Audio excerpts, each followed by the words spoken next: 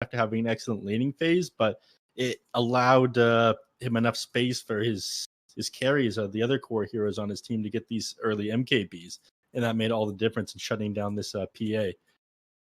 So very impressive game by Infamous, and I thought this would be a pretty easy series here for Cat Jammers. I'm gonna be honest with you, you were betting on the Cat Jammers here. The other I'm on his team to get big Cat fan, as you can see by the shirt. And that made all the difference in shutting down this PA.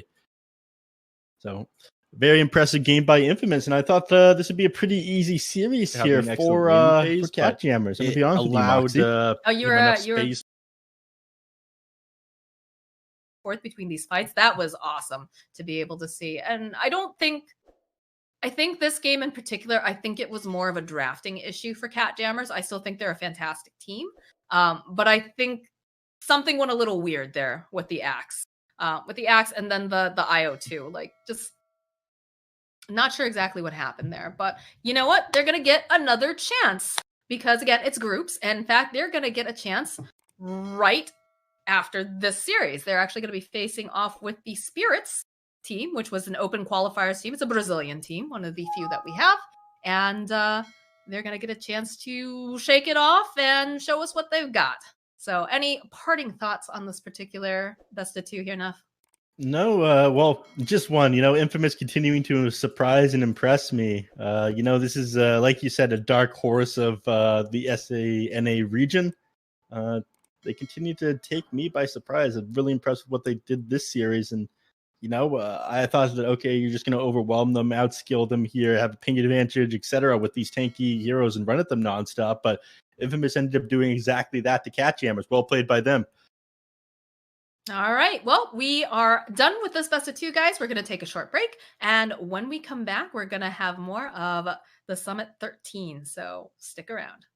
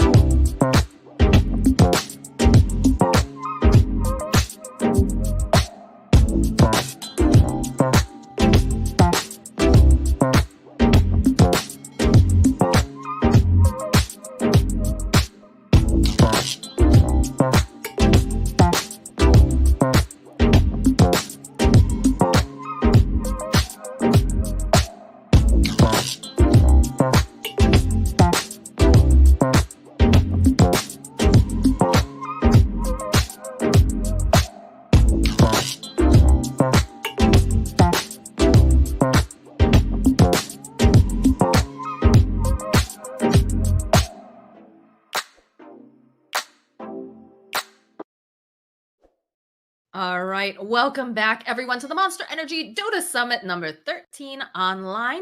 We've got round 2 for the Cat Jammers. They had a bit of a difficult start today in their first games here in groups, but now they've got another moment here to pick themselves back up again and show us what they're made out of as they face off with Team Spirits, which is actually one of our open qualifier teams. They're from Brazil, and I'm excited to see, what they're going to be able to do here. I'm joined with the wonderful Neff Sensei, and of course, Sakai is running our production. What up, Neff? What do you think we're going to see out of these guys? I don't know, but open qualifier teams, they always do the run through the gauntlet. These are the truly strong teams that have really pulled themselves up by their bootstraps, so to speak. It could be absolutely anything for them. I'm familiar with Benny. The rest of the team, not so much. Unfortunately, I was busy the day that they were doing open qualifiers in SA.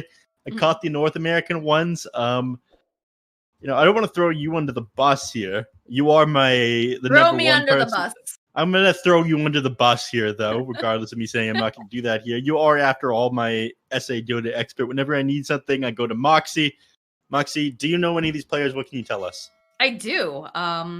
It's funny because they've been on a couple different iterations of teams. You can actually see one of them was on Kaxoro a while back, which was, I believe, the Vira Lata Caramelo lineup. So you've got Nuages, who is the position 5. You've got Ma, who has been playing on and off for, I think, a couple different teams as position 4. I'm not super familiar with Hain. I remember casting a lot of qualifiers with him in it. Mini is the mid player. A little bit of a tilter, that one, but a lot of mid players are. And of course, troll in the lobby. Yeah, he was definitely trolling you, and you bought it hook, line, and sinker. So, way to be the grandpa of the group there, friend. Whatever. But then what's really kind of neat is that Benny is one of the few Argentinian players. We don't see a lot of those. Usually it's only Papita. So kind of neat to see a little bit more representation going on with this particular team. But it's definitely going to be an uphill battle for them. Like Cat Jammers, yeah, they didn't give the best showing in the first 2 games, but I definitely would say that Cat Jammers is more the favorites here, and Spirits is going to have to really bring their A game. We'll see about that. Infamous brought their A game last time, and they really took it to Cat Jammers there. This game, they start off with Magnus. Didn't have an amazing showing with it the other game on Kazu, but we'll see if they can change things around in Spirits. Taking one of the most contested first phase heroes in Tiny. So able to burst people down, can be flexed in multiple positions. Just all around pretty solid hero. Of course, came into popularity back in, we switched over to 7.27 and they moved the Formuloli for the kill golden XP around. Just became worth it to rotate and get What kills. Did you call that? The Formuloli, ravioli. Give me the kill. That's not how you pronounce that, but give me the kill Formuloli. That's definitely not the word for it. That is simply what people chant when the new patches come. Okay. They want to know how the kill formula goes. Right. But yeah, no, it's redemption time for Kzu. He saw him play the Magnus earlier, and he was basically just an empower. He had a lot of difficulty landing the RPs, and when he did finally land the RPs, it ended up being a bit of an issue because of the fact that they had no damage to follow it up with. At that point, they had already initiated on HFN. He's too low, he can't fight. And then Bryle was on a Kunkka, and there's only so much, or not the Kunkka that game. What was he on for that one? Which game, 1 or 2? Game 1, because that's when we saw the Magnus. That was he was on the Ember Spirit. It's on the Ember Spirit. He just couldn't do a whole heck of a lot. So redemption time. Everybody loves a good comeback story. There's a hero I haven't seen a lot of recently. Yeah, but people like underdog stories even more. Spirit's definitely underdogs here. Leshrak, amazing hero. There's a couple people that play him. We see they play him on Quincy Crew a little bit. And what was the other team out of NASA that played him? East Coast will play it on Whisper or Chris Luck. Yeah. So Spirits taking a page out of their book. I feel like this is here that's undervalued. We could be played in either position 1 or 2 when you have some other hero that can fill that right clicker role. Again, being able to do that huge burst damage under the effects of just being a caster at the same time. But Tusk and Magnus aren't really the heroes you want to be playing this against. Leshrak is pretty good against melee heroes, yeah, but you want to be playing against, I don't know, maybe I feel like people who are a little bit weaker for Leshrak and Tiny be able to blow up. So gonna have trouble getting through these guys. Although, of course, I said that last game, Cat Jammers picked up those was it the Wisp, Slardar, and Axe, the first 3 heroes. Yeah. Yeah, and they ended up just tearing through them anyways. Second. Yeah. And they ended up tearing through those heroes regardless of them being the tanky frontline strength hero. So Spirits might do the same thing here, but we'll see if Cat Jammers learn from their past mistakes. Maybe get a little bit more damage under their belts. Tusk is an okay start. If you can combo that tag team up with something, you can make a lot of early kills happen, especially the low armor heroes like Tiny. Leshrac has a surprisingly high agility growth rate, though. Gets a lot of armor pretty quickly. Mm-hmm. I guess my question is that Csgo really had a difficult time in the last 2 games, especially during his laning phase. And granted, you know, he was paired up with an IO, so there's not much that an IO can really do, right, to keep you alive in that particularly aggressive lane of Alina versus, what was it, Lina Lifestealer lane. Yep. It's pretty difficult. So perhaps that's why they opted to pick up the Tusk to just try to, you know, do more zoning. But I feel like they could have maybe picked something up that was a little bit more I won't say impactful, but who's gonna like shore up the lane just a little bit more. I don't know. What do you think? Yeah, something. I don't know. I really like things like the Enchantress. They feel like they have a lot more of an impact in the laning phase. You can do a lot more damage with it. You have a lot of versatility with the creeps you can pick up. It makes a lot more sense in IO to me. I don't know if you agree with that necessarily, though. It was just a weird draft. Like I said, I was fairly certain that the IO was going to be in the bottom lane. But with the Axe pickup, I think they thought maybe it would work better if they ran him as the 5. But these things happen. It's a fresh new, you know, best of 2 series. Trying different things, trying some new stuff. We'll see what they grab here. I've gone through a lot of reserve time on Cat Jammers. They banned out the Ricky. I agree with that one. I think having him jump on top of you with that silence is a huge tool, and I think they'll probably go for something that wants to hide on the back line again this game. I wouldn't be surprised if they picked the Lina up for Moon Meander again. It combos up decently with the Magnus. It's okay with the Tusk. You are kind of susceptible to being gone on by Tiny, but I think it's pretty good against a Leshrac as well. So cracking myself open a monster, give myself a little bit more analytical power for this game. Excellent. Which one do you got there? Which flavor? Default. Default monster. Nice, dude. Oh no, I hate this hero. I love this hero. This thing has been coming into popularity so much more. People have been running it in the core roles again. Offlane silencer. It is amazing. Excellent against melee heroes as well. Whenever you want to get close to the lane, you just get zoned out by the Glaives of Wisdom. Those Glaives are like too strong now. It is actually like pretty ridiculous to think of where Silencer was and like the constant small buffs that he got to get him to where he is now, where Seb's playing it in the off lane. I admit, it's a good hero. I just hate him. Yeah, who was it that was playing it in the offlane on stream a lot, though? Was it someone from the Europe or SEA? Someone playing it in position 3 offlane. It wasn't Seb. It was somebody else. No, I don't know. I forget who it was who started doing that more than anyone else. Chat will correct me. They're very smart and nice. Smile. Let's Nature's Prophet picked up next year. It's okay against Silencer. He's not able to harass out with the Glaive quite the same way, just because you're able to fall back on those treants. Help you trade with them pretty well. I'm surprised you have such a distaste of Silencer, though. You're a position 5 player yourself a lot of the time, aren't you? Yes, I am. You know why I hate him? Why? Because Dota is a magical, wonderful game full of all these cool abilities and spells that I would love to be able to use, and I would like to press buttons and see amazing things happen. You know what Silencer does? Silencer says, screw you and all of the, you know, things you want to do. I'm going to make this game not fun. I'm going to hit R, and you're not going to be able to do anything. Isn't Dota fun? I hate you, Silencer. My ability is that you can't use your abilities. Yeah, what the hell is that? No, I hate Silencer. You know what I do like is the Sven pickup, though. Sven, once he picks up that Ags, is going to be flying places, and he's going to be doing a lot of damage. And I feel like with this particular lineup that they've got going on right now, it's going to be able to make a lot of space for Sven to get that opportunity. Although I'm a little worried because they do have a Magnus, right? Magnus is going to be able to help elevate his course farm and also his own farm. Yep. And it's somebody who never really falls off either. If you have a Sven in the game, you always... All right, that's a decent count to it. But even then, it's not amazing. Sven just pumps out so much damage that it barely even matters what Lifestealer is doing.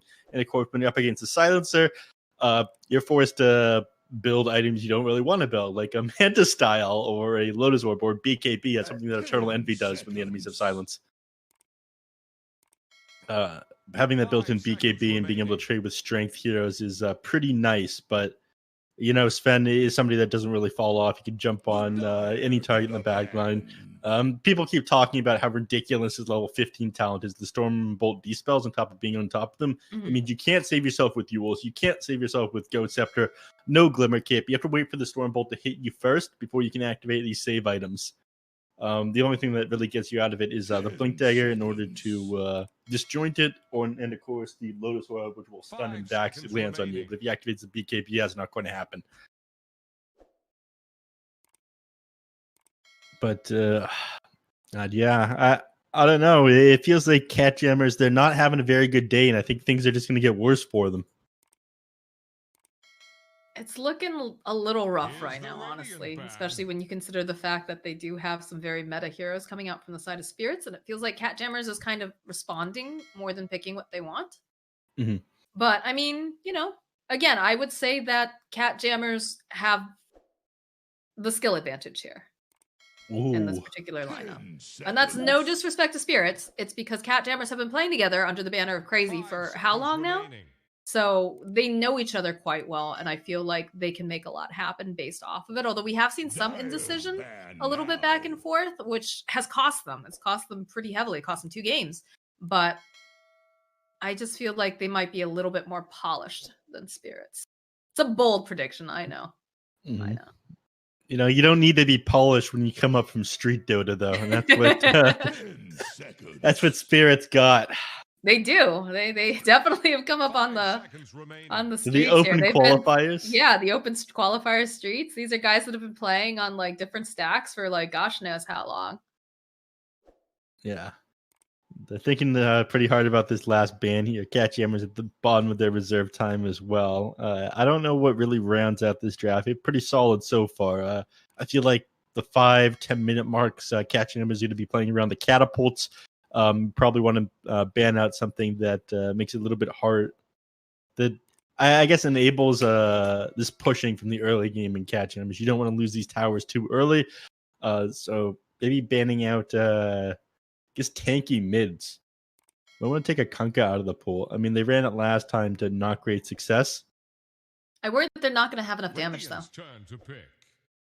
Oh. Interesting. They ban out so the Witch think Doctor. The Prophet is going mid, perhaps? The Prophet of the Magnus, yeah. That's an interesting one, banning out that Witch Doctor. I mean, it does give them sustain for their push in the form of Voodoo Restoration. It can keep the Lifestealer in the lane. Of course, we see a lot of this out of Team Secret, where Puppy would play like this Warlock, Witch Doctor, spam Clarities on himself and keep his carries like Lifestealer and Anti-Mage topped up, and they didn't have tons of kill potential in lane, just make sure the enemies couldn't zone them out. Take the Underlords, tanky frontliner hero, able to sit in front of towers, stop the enemy team from taking your own, and help take these early fights. You have a lot of melee. Having the Sven and the Tiny, the Underlord, is pretty good against it. That Pit is going to do a lot of work in these team fights as well. 10 seconds. So what's the... So what are we thinking? Obviously, a 1 Lifestealer, 3 Underlord, 2 Magnus. Choose your hero. Yeah, that's a... Oh, yeah, that it just makes sense. You pick up the Timber Saw. Just makes sense. And if I remember correctly, Hayden plays a very good Timber Saw. Ooh. It's been a while. But, so mid-Brile Underlord. Okay. I was wondering how they were going to set this up. Aui's playing the Magnus, so it is a position 5 Magnus this time. They're going to give Csgo the Nature's Prophet. So they're trying to really empower HFN and make sure that he can get this farm very, very quickly. But this lineup from Spirits, this is a nice draft, I have to say. Yeah, it feels like Cat Jammers, they didn't really do their homework for this tournament. Where's your stuns, is my question. Yeah, how stuns. Do you slow these boys down? You've got an don't. RP, you've got maybe shards, a little mini kind of stun with the Walrus Punch. Snowball, kind of. It's just not a hard lockdown, though. Yeah, I imagine Csgo will rush an Orchid, but like you said, not a hard lockdown, and especially when you're up against his Timber Saw, he's going to have the game of his life. You're just not going to have the damage in order to zone him out. Yeah. Tusk is going to have to do a lot of work at level 1 to stop Hayden from popping off in this early game too much. Meanwhile, it's going to be very easy for the Tiny, the Silencer to sit in other lanes. The Tiny just roam around the map. He doesn't necessarily need to sit in lane with the Timber Saw. which will allow him to get a lot of early levels, get an advantage early on. I'm excited for Spirits, you know, underdogs. I want teams that aren't supposed to do well, and I'm excited to see them win here. It is really nice to see, you know, some of these guys that have been playing in these qualifiers for so long, like different stacks, to be able to see if they're going to be able to find, you know, some sort of success and victory. So definitely going to keep an eye on them. This Timbersaw should have a great game, but at the same time, you know, Cat Jammers, there have been so many times where they've come in like second place in NA. You know, Quincy Crew's still firmly holding on to that crown over there, but you know, the Jammers are nothing to sneeze at. Well, they're jamming. They're jamming. Moomeander at the very start of the game pings exactly where he wants the ward and rushes up in the top lane. Unfortunately, Benny is here with the check. This guy plays basketball. They don't catch it out, all right? He managed to get the ward up before the Tusk got there. This guy's got some moves. We'll look elsewhere now. They're scouting out the map with the treants. What some people do with the treants when they're playing Nature's Prophet is they scout out for wards by just putting them in certain locations where the tower wouldn't be able to see, but you're still in attack range of it. It looks like he's not opting to do that here. So they're not going to be able to scout out that mid ward. You're just trying to get some information, it looks like, in general. It's like HFN's having a little bit of difficulty right now with his internet. I believe he is playing from Brazil. Getting called out on jinxing people right now. What? I mean, they're also playing from Brazil, but I don't know what HFN's connection is like right now. I'm Brazil's cursing a very teams. large country. Why are you cursing teams? I'm not trying to curse teams. I'm just being told that I'm cursing teams. Oh, yeah, he does that. It's like the witch cursor of Dota. The Witcher? No, you're not the Witcher of Dota, no. The Henry Cavill of Dota? No, that's definitely not what I said, dude. Oh, no. Oh, God. What have I done? Now he's going to be strutting around calling himself the Henry Cavill of Dota.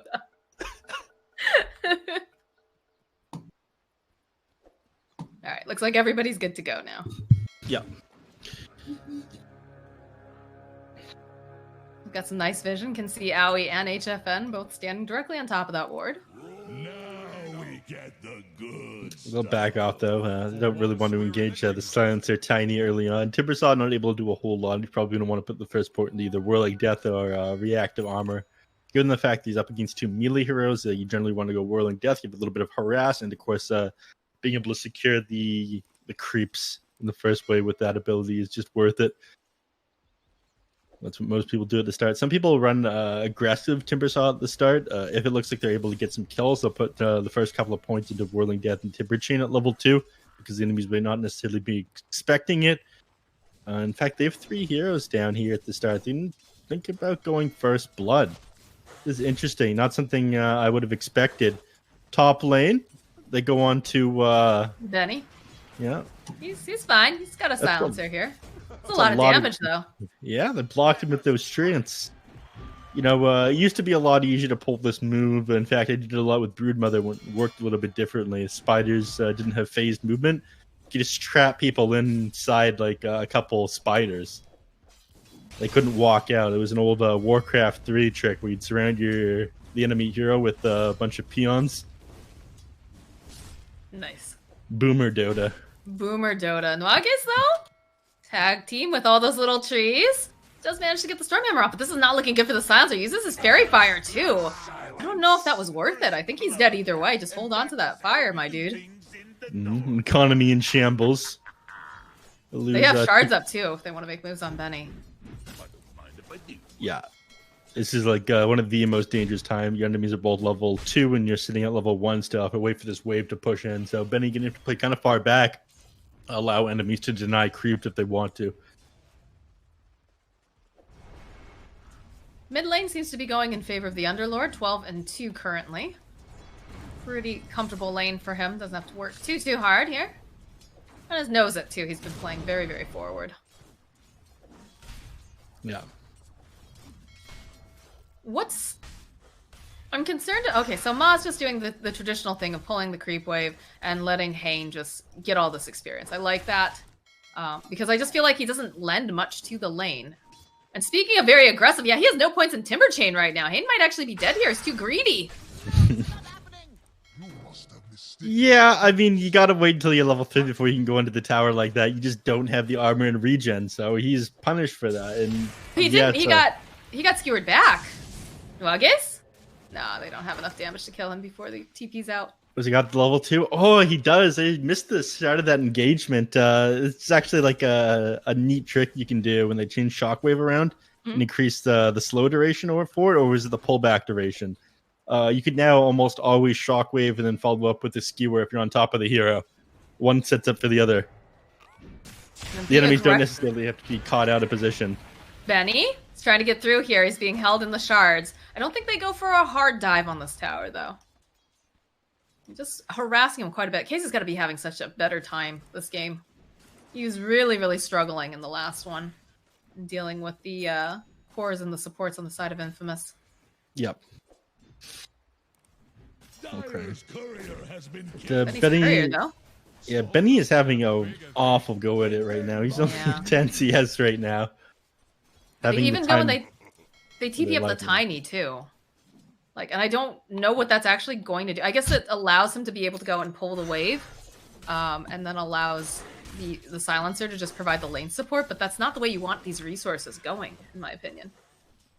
I mean, there's nowhere else to really put the Tiny right now. He's not going to be able to rotate mid onto Bryal. You just don't have the damage to bring down a hero like that with the Tiny, and Timbersaw needs all the XP he can get right now.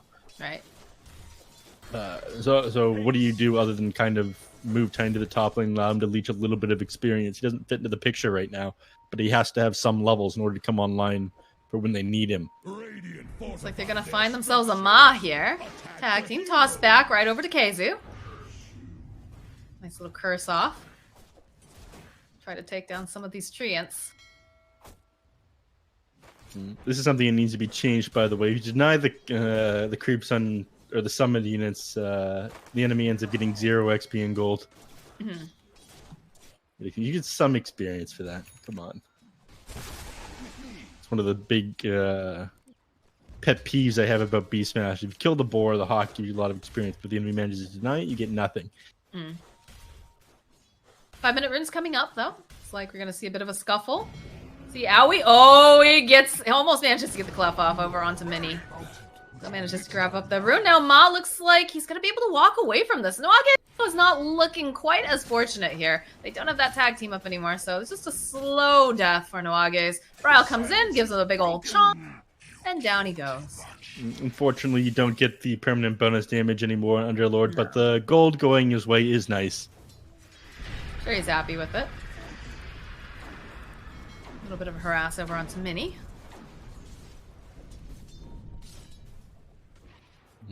Bottle filled up. Water boy silencer.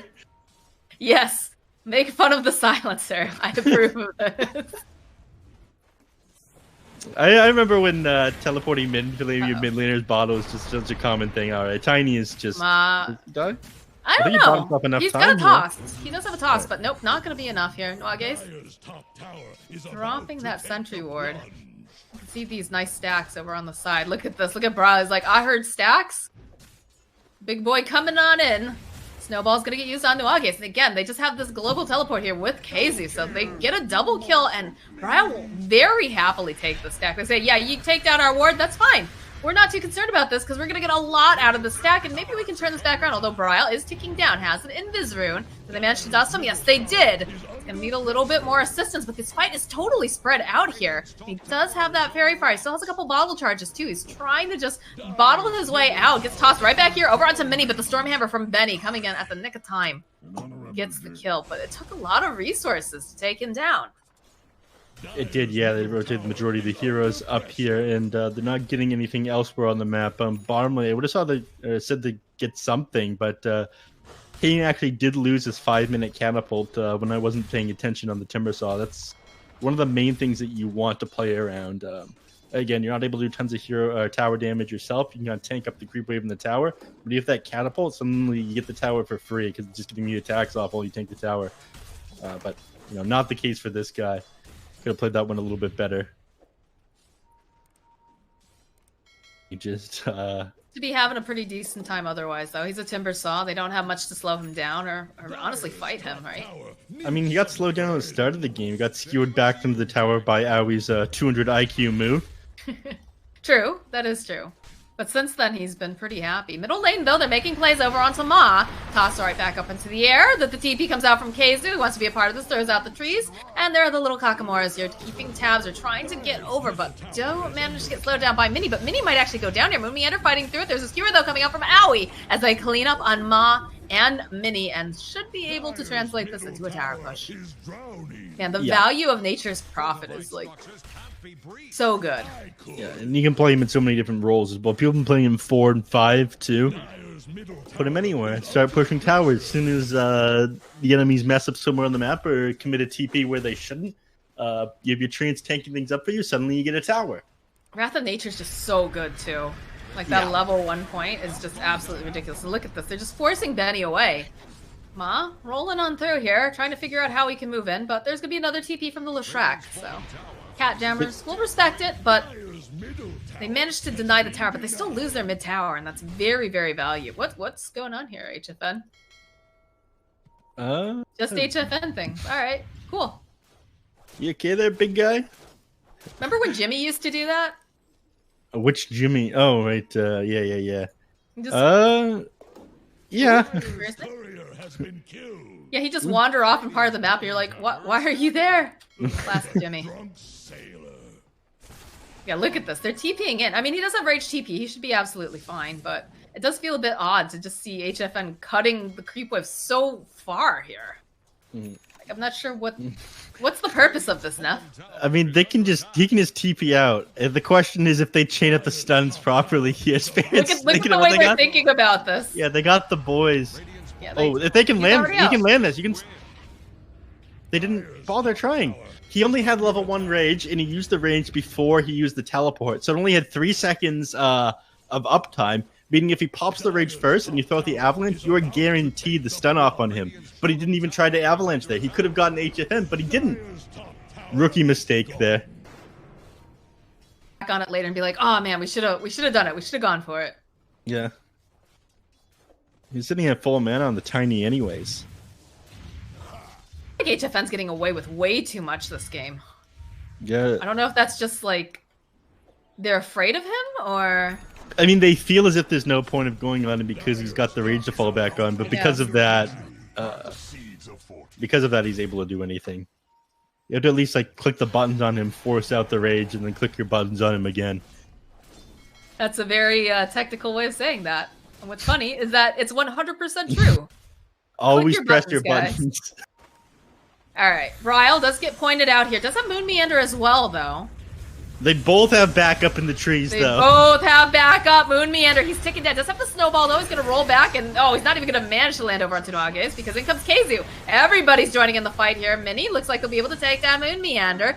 Mini ticking down here. They'll be able to fall thanks to that urn charge, and only Hane looks like he's going to be able to walk away. So going in favor of the side of Cat Jammers here. It's still not quite over yet, but I don't know. This Timber Saw at this point, I'm not sure if they're going to be able to do a whole heck of a lot to him. No, not when he's got 4 points in reactive armor. You need to commit a lot in order to bring him down. Or blow him up before he gets too many stacks. Commit a lot of people bottom. They see that Spirits wants to take this bottom tier 1 tower. Well, it's more space for HFN, right? At the end of the day, as long as they don't all die, it's okay. Yeah. As long as they don't all die, it's okay. And they're doing exactly what they should be doing with Bryle. They put this big strength hero in front of the tower. He's able to spam out the creep waves with his Firestorm as well. It just becomes too difficult for them to rotate. Moon Meander? Moon Meander, my friend, I think you got a little bit too crazy here. He saw Nuages. He must hate Silencer as much as I do because he is going to pop. HFN, though, joining in the fight here. See him try to make some moves over onto Mini. They've already lost Bryle as Hane just chonking away on everyone. So... it's a little bit too murderous here coming out from the side of Cat Jammers. I don't know about that. I open the scoreboard. I do see Moon Meander with that kill on Nuages. Moon always gets his guy. Yeah, but at what cost when you lose a Brile? Looks like they're trying to debate Benny a little bit, but he does have a haste rune going on here. Yep. He just doots away. Yeah, Skeets out. Bottom lane, Khezu pushing back now. One moment you think that the Dire team is going to push this bottom tower here, but too many reactions means they're not able to do a whole lot. And now, Khezu's doing the exact same thing. Tons of value out of this Nature's Prophet. Yeah, they're systematically just taking down each tower one by one. And that's one of the things that I think shows the difference between, you know, Cat Jammers and Spirits is that the way that Cat Jammers, when they want to play, when they're focused and minds in the game, they're very methodical. They see, you know, okay, we just took this fight. This is what we need to do next. This is our next objective. And I feel like they're starting to finally get back into the groove right now. Nuage's here, though, not looking so great. Again, Moon Meander, he sees his target. HFN will continue it up, but now Benny TP's on in. He's got the God Strength. Good shards from Moon Meander. He's going to get taken down by the tower. So, space there, but Brile finding a kill on Ma in the meanwhile. Just people dying left and right here.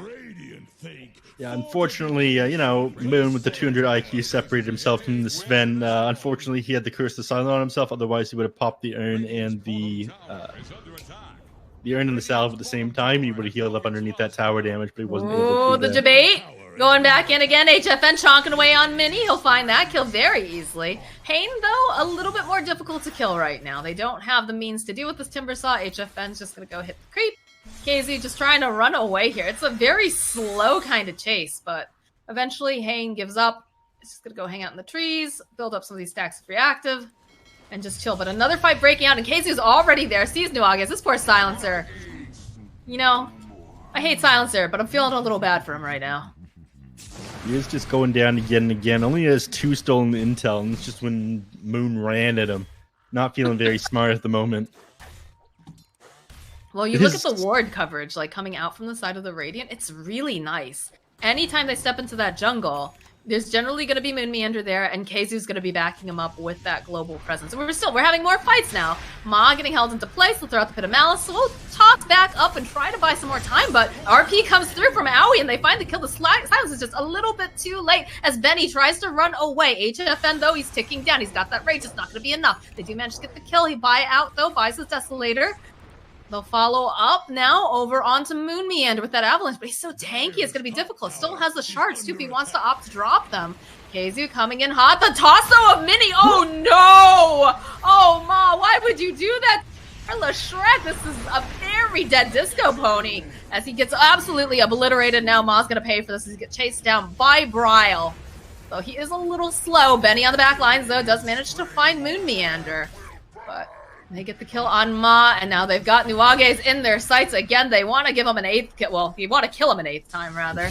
But looks like Brile's going to back off. Doesn't have a whole heck of a lot of mana. Does have that 8th toastone line. Does have a bottle, but this is not looking great for him. It's just a little too much damage, and the rest of the team wasn't there anymore. Brile finished off and managed to heal back up. Didn't have to go to base. Sitting at very low HP for a pretty long time there on Benny. Ooh, HFN just playing very far forward.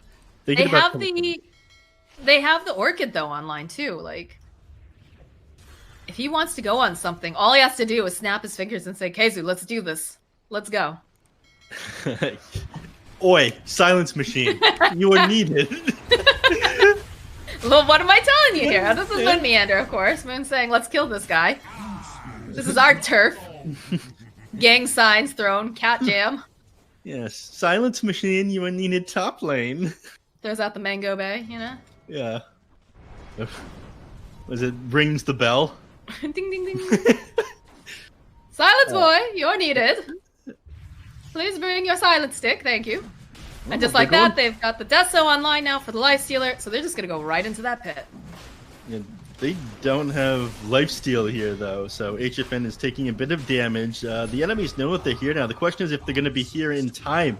They need to move fast, but, you know, with Sven dead, I'm not sure they're able to take the fight. They have huge AoE damage with Silencer.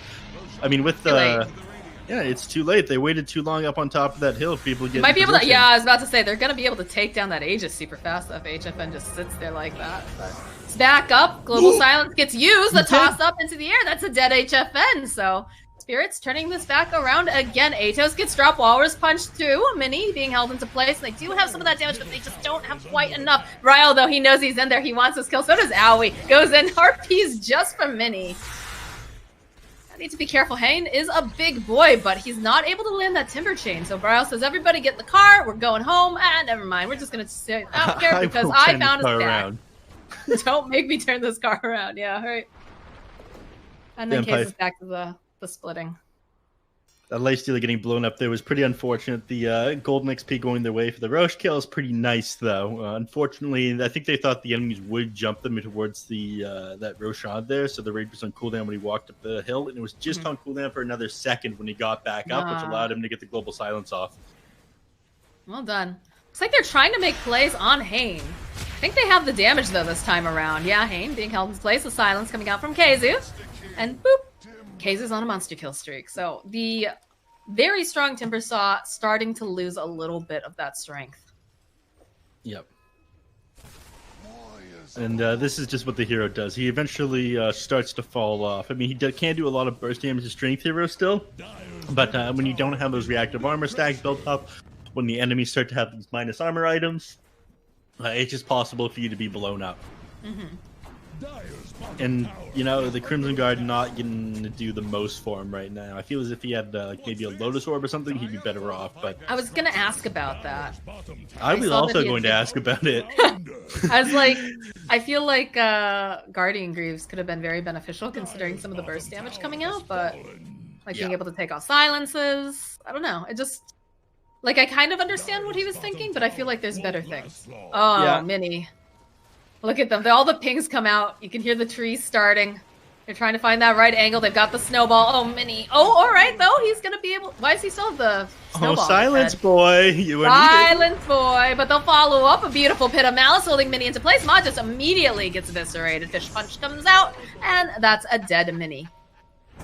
Gaze being held into place. He does have that Shadow Amulet, but they don't care. Hane going forward, and again, he's not invincible anymore, Neff. I'm not sure if this is the right play here for him. He's trying to just buy a little bit more time, but he will fall. And next up is Nuages, who has died a plentiful amount of times. He's just gonna get beat down by Bryle.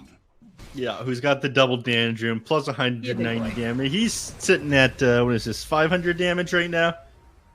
The absolute unit over here. The dump truck over here. He's a big boy.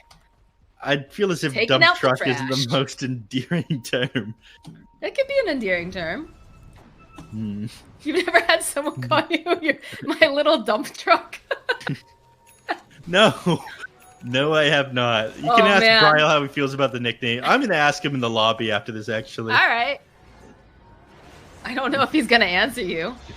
They might be able to get a pick off here, but I don't think they realize that so much of the team was also here. Nice save here coming out from Moon Meander. Global Silence gets used. It's a little bit late, though. The BKB being used over here by Kzu. So they'll turn right back around again. And Benny, he just can't stand toe-to-toe. Ma now being silenced up. He's going to be the next one to fall, despite... Oh, no, if they do... No, it doesn't matter. He doesn't have it anymore.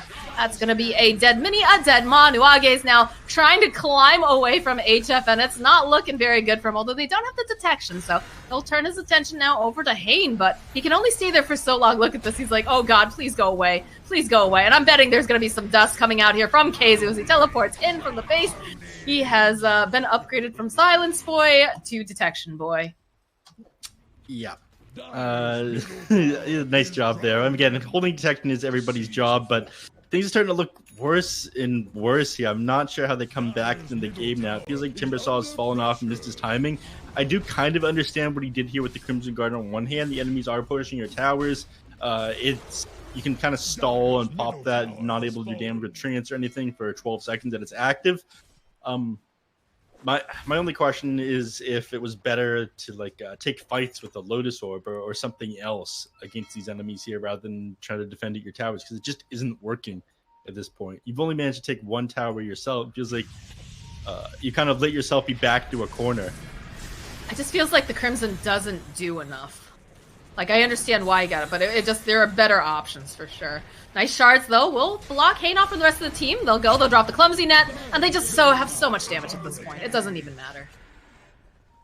Yeah, Hane is just blown up again and again now. And he's not having time to build up these reactive armor stacks. And, you know, even if he does, this is the Deso and whatnot online. Going for Nullifier now, the Nature's Prophet. That is going to make things so rough. Owie considering going in for that RP. It's not necessary, though, at all. Bryle's unstoppable. When they're still hunting, they see Nuages. Poor Nuages. Please, no. Please leave me alone. I don't want it. HFN considering giving... Alright, HFN showing some mercy here. Like, you're just a silencer. No, that wasn't it. He had the Shadow Amulet. Shadow Amuleted himself. Did it fade at that time? Yeah, he faded out. 1.25 second fade time. Kezu's not happy about that one. Detection. Her Silence Boy wasn't carrying detection that time. I'll get you next time, Gadget. HFN, though, no fear at all. There's the Global Silence, though. Push back. Good Force Staff will prevent them from having Mog to connect that Avalanche. Turn back around. Get a couple hits off over here onto Hane.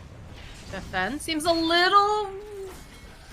not ready to go in on this. They'll turn right back around again, though. He does have the rage. They'll go through, use the RP on Hane. They know that he's the big boy, but they'll follow up again with that Avalanche. Benny being held into place here with that Atos. They're still just not finding these kills. Benny, though, going in. Walrus Punch, though, throws him up into the air. Rest of the side of Cat Jammers are backing off, except for Csgo, who's really not going to be able to do it. They don't have anything to kind of block him out of the way, but Benny, the BKB is down. They'll go right back in again, and they'll finally be able to take down Csgo. But now, Hane left in the weeds here, all alone, trying to fight with Moon Meander and HFN. He's not going to be able to, as Bryle finds a kill on Mini. I don't even know where the heck that happened. And look at HFN. He says, you know, you got past me last time. All right, HFN, calm down there, buddy. Glimmer Cape is completed. He wants it so bad. They've got the detection, and he says, I'm not letting you go ever again there, baby. You know, when you're the one, you're the one. They've had him around for 9 deaths. They just made it a 10. It's a very special time for Nuages right now. HFN back into the jungle, farming up, waiting for the creeps to push through here. Unfortunately, they do not have the damage to go through backdoor protection. That is the only thing keeping their bigs up right now. They're up 20k net worth. He's finally managed to grab Csgo in that last team fight, but it feels like at this point they're all out of options. Fen, that was his BKB reveal in the last team fight, and still, with the 10-second BKB, he struggled to get one hero. It only gets worse from here, I feel. He's so far away from his Aghanim Scepter. I'm not sure. Yeah, top lane, they do manage to get Owie. That's something. Gives him a little bit of breathing room, but here comes they just the go boys. Second, charge. They're charging like hell at Ma. Ma'll be the first to fall, and they'll be able to turn this right back around again. That's going to be a dead Mini. Timbersaw is teleporting in. I'm not sure. Yeah, you cancel that TP. I don't think you want to be here, my friend. Nuages, so drops a ward off to the side. Wants to keep tabs on everyone on the high ground. And they'll just posture. And while this is going down, Lifestealer Bomb jumping on Hane. Benny nearby, though, does have the BKB, does have God Strength if he wants to try to make something happen, but I think he wants to wait for the rest of the team. The team is on their way, but Moon Meander also is here, and they just punch him to death. Oh, the shards almost land on Nuages. Not quite, though. Finished off with that one there, and Bryle cutting the creep waves to the top lane there, getting ready to push through multiple lanes here. They do have Fortify available. They're going to want to use it here. The Catapult wave is at your tower. The question is, can you keep it up? Radiant fortifies to keep the Catapult alive. All right, this is what I like to see. But they leave it. They let it die. I love Cardi. R.I.P. Good old Cardi B. Yeah. They're using the top lane. Bryle is a boy who knows to keep his Catapult safe. Holds it very close in his heart. Yeah. I mean, this is what this is what Secret's doing more than anyone else. Is they play, they rotate to the bounty runes at like 5 minutes, and then that's the same time the catapult spawn. By the time the catapults, I'm gonna stop myself short. This team fight breaking out. Jump on Bryle, but he's a big tanky boy, and the rest of the team is gonna follow up here. Benny, look at this. Even with the BKB, he can't stand toe to toe with HFN. He just gets chonked down. There's gonna be the snowball. They call GG. They've had enough. They realize that's a 24k net worth lead, 39-12, and they just don't have the damage. They're just gonna kill Nuages one more time just for funsies. Cat Jammers, you know, just moving around the map non-stop, taking the fight to the enemy heroes here. It feels like they did not have a moment to breathe on Team Spirits. A lot of this, I feel as if, could have been improved by the Timbersaw going for different items. It feels like they kind of played reactionary Dota to what Cat Jammers wanted to do, and they need to set their own pace for the game.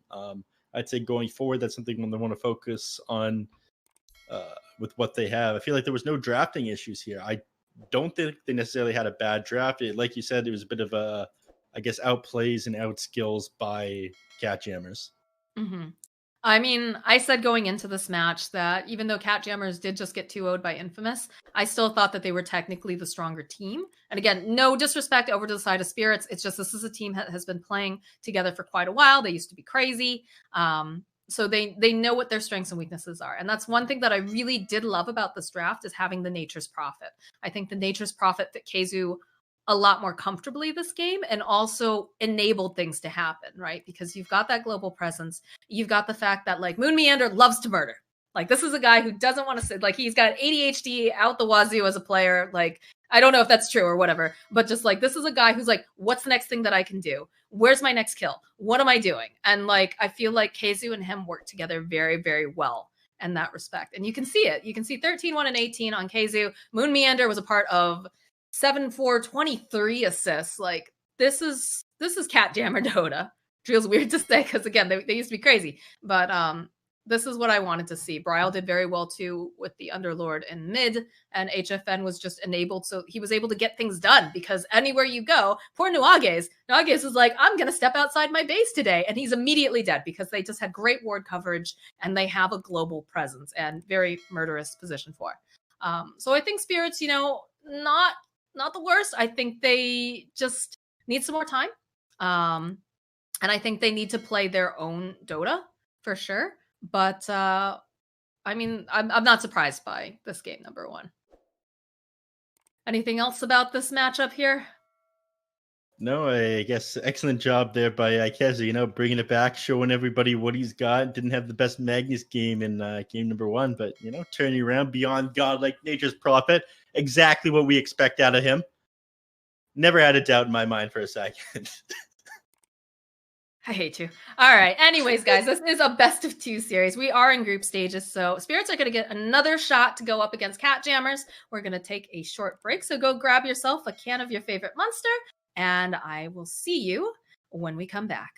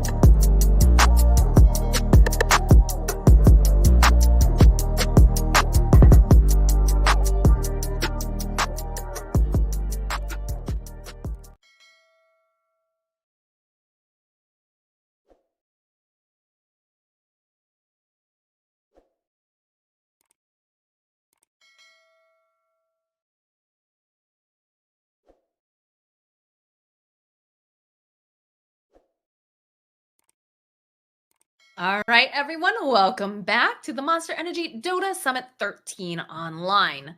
This is the second match between these two teams, Spirits versus Catjammers, formerly known as Team Crazy. And we saw Crazy play, well, not Crazy anymore, sorry. Catjammers jamming real well in that last game. We saw some really nice plays coming out from Csgo, and we just saw that synergy that we've known the Catjammers to have. So pretty fun game if you're a Catjammers fan. Not so good if you're a Spirits fan. It felt like they just kind of didn't gel together the way that they wanted to. But I'm joined here with Nef Sensei as my co-broadcaster, and of course we've got Sakai running production. So I'm excited to see what they bring this game. I think that Spirits are going to try to play their own game this time around and not respond so much to Catjammers. But I still do believe that Catjammers is the technical better team. They got a lot of heart on Spirits, but it's fighting words. I like it though. Let's cause drama between these two teams. I want to see them really go at each other. Kind of like we're going to see Beast Coast and Thunder Predator do later today. Those guys hate each other. Yeah. Spirits and Catjammers, though. Last game, I really like Spirits draft. Again, I feel like they didn't play aggressive enough. You need to play fast-paced Dota. You need to run at the enemies and kind of throw them off. And, you know, they did that very well on Infamous in the first series. Managed to take the series 2-0. This one, you know, a little bit harder. It was one of the invited teams. Like you said, Catjammers are the favorites coming into this. I like this opening, though, them taking the Bloodseeker. It's a more aggressive hero, but it feels like it's fallen off a little bit win rate wise since it's started to be picked up in Omega League. At first, it was absolutely amazing. People were always landing the blood rights. The Rupture was doing tons of work, but then people started playing very well against it. I feel like they started picking up boots right away in the laning phase, which wasn't really being done as much, and picking up counters to kind of dodge the blood right. Tusk has come back into popularity as well, and playing him against the Bloodseeker is great too, because he just dodges blood right with the snowball, or stall for 4 seconds when he uses Rupture on somebody. So we'll see what Catjammers does to react to that. They opened the draft with the Witch Doctor, though. I talked about this a little bit in the last game. They banned it out towards the end by Spirit. You're just able to keep your safe lane carry topped up on HP. It's pretty good for some aggressive moves as well. I feel like it's one of the more versatile position 5s. I wouldn't really consider it first pick material, though. Perhaps they want to hold their cards close to their chest because they don't know about the Bloodseeker, right? A Bloodseeker, typically in the past, we've seen him in the off lane. He did a disgusting amount of damage, but it might just be, again, it's an open qualifier team. They're feeling like maybe they need a comfort pick. Maybe this is something that, you know, their core player really enjoys playing, or their mid player. Maybe Mini wants to play this. It would be weird to see it picked up that early, but again, it's a flex pick depending on what they want to do with it. So maybe that's why they opted to grab the Witch Doctor. Perhaps they have a very specific idea in mind for their draft. Comfort pick. The chocolate ice cream of heroes, if you would. The Witch Doctor. What? Why is he chocolate ice cream? It's a comfort pick. I feel like chocolate ice cream is a comfort food. Oh, no? Okay. All right. I feel like vanilla is like more commonly like the comfort, like the chat's gonna rip you apart in 5 minutes. Hey, I like chocolate. I'm a big chocolate fan, but I feel like people think of vanilla as being very like comfortable, very unassuming, not gonna surprise you. You eat chocolate sometimes, and sometimes it's not chocolate, or sometimes it's like Mexican hot chocolate. It's got spiciness to it. I don't know. This is a dumb conversation. Why are we having this conversation now? This is important, and chat's gonna rip you apart in 5 minutes. We'll see. All right, whatever. Ban out the Faceless Void on one side, Magnus Storm Spirit on the other. Being able to stop them from getting that extra farming speed with the Empower, I feel like is a big move there. I'd like the Lifestealer pickup, especially against the Bloodseeker. It shuts down a lot of what he's able to do. And again, it's one of the things that Blood Ray won't work on. You just pop that rage, something that's not affecting you. If he uses Rupture on you, you just hop into a creep and then you walk away. The Rupture's not even real. You're just out of there and you heal up as you go. So Lifestealer has a lot of options, and they start banning out these agility heroes that are very good against the Lifestealer. So they take out Faceless Void, who's just able to throw a Chronosphere. They take out Terrorblade, who is just like way better at taking like these man fights than Lifestealer, and that's something that he likes doing. And they'll probably take out What are you thinking to take out next? Probably another agility carry against a lifestealer. Like Drow, perhaps? Drow's still available. No, I mean, lifestealer likes running at the Drow Ranger, so that's not really a problem. Just thinking that she's very strong right now. And with the right pairing up, it can be potentially very problematic. Ursa. Yeah, I mean, we have seen more Ursa coming out recently, too. PA, maybe? You could take out PA.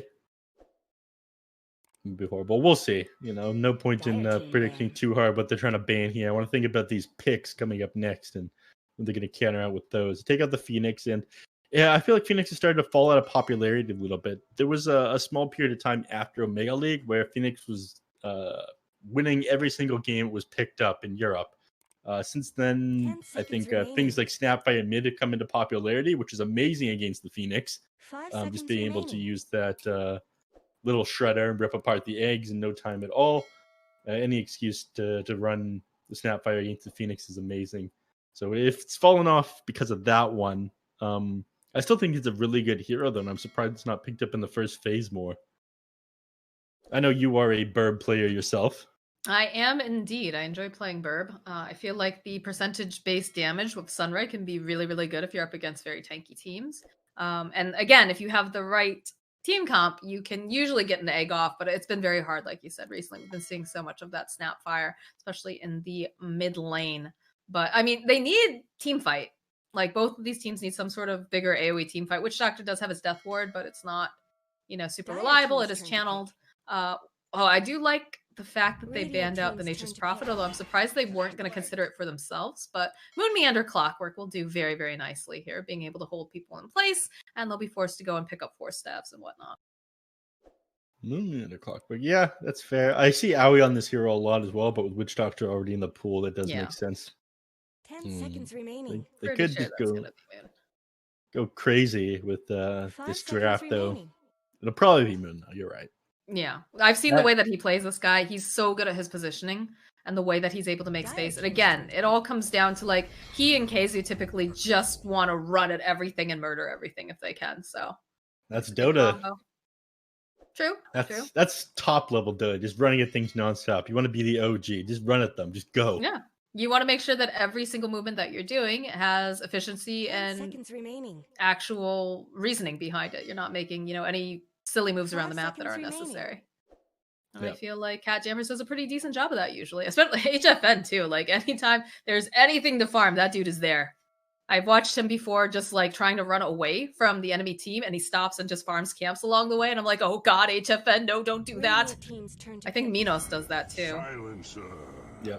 There's a silencer again. You know, she's on the other foot this game. I still think it's an amazing hero. We'll see where they decide to run it.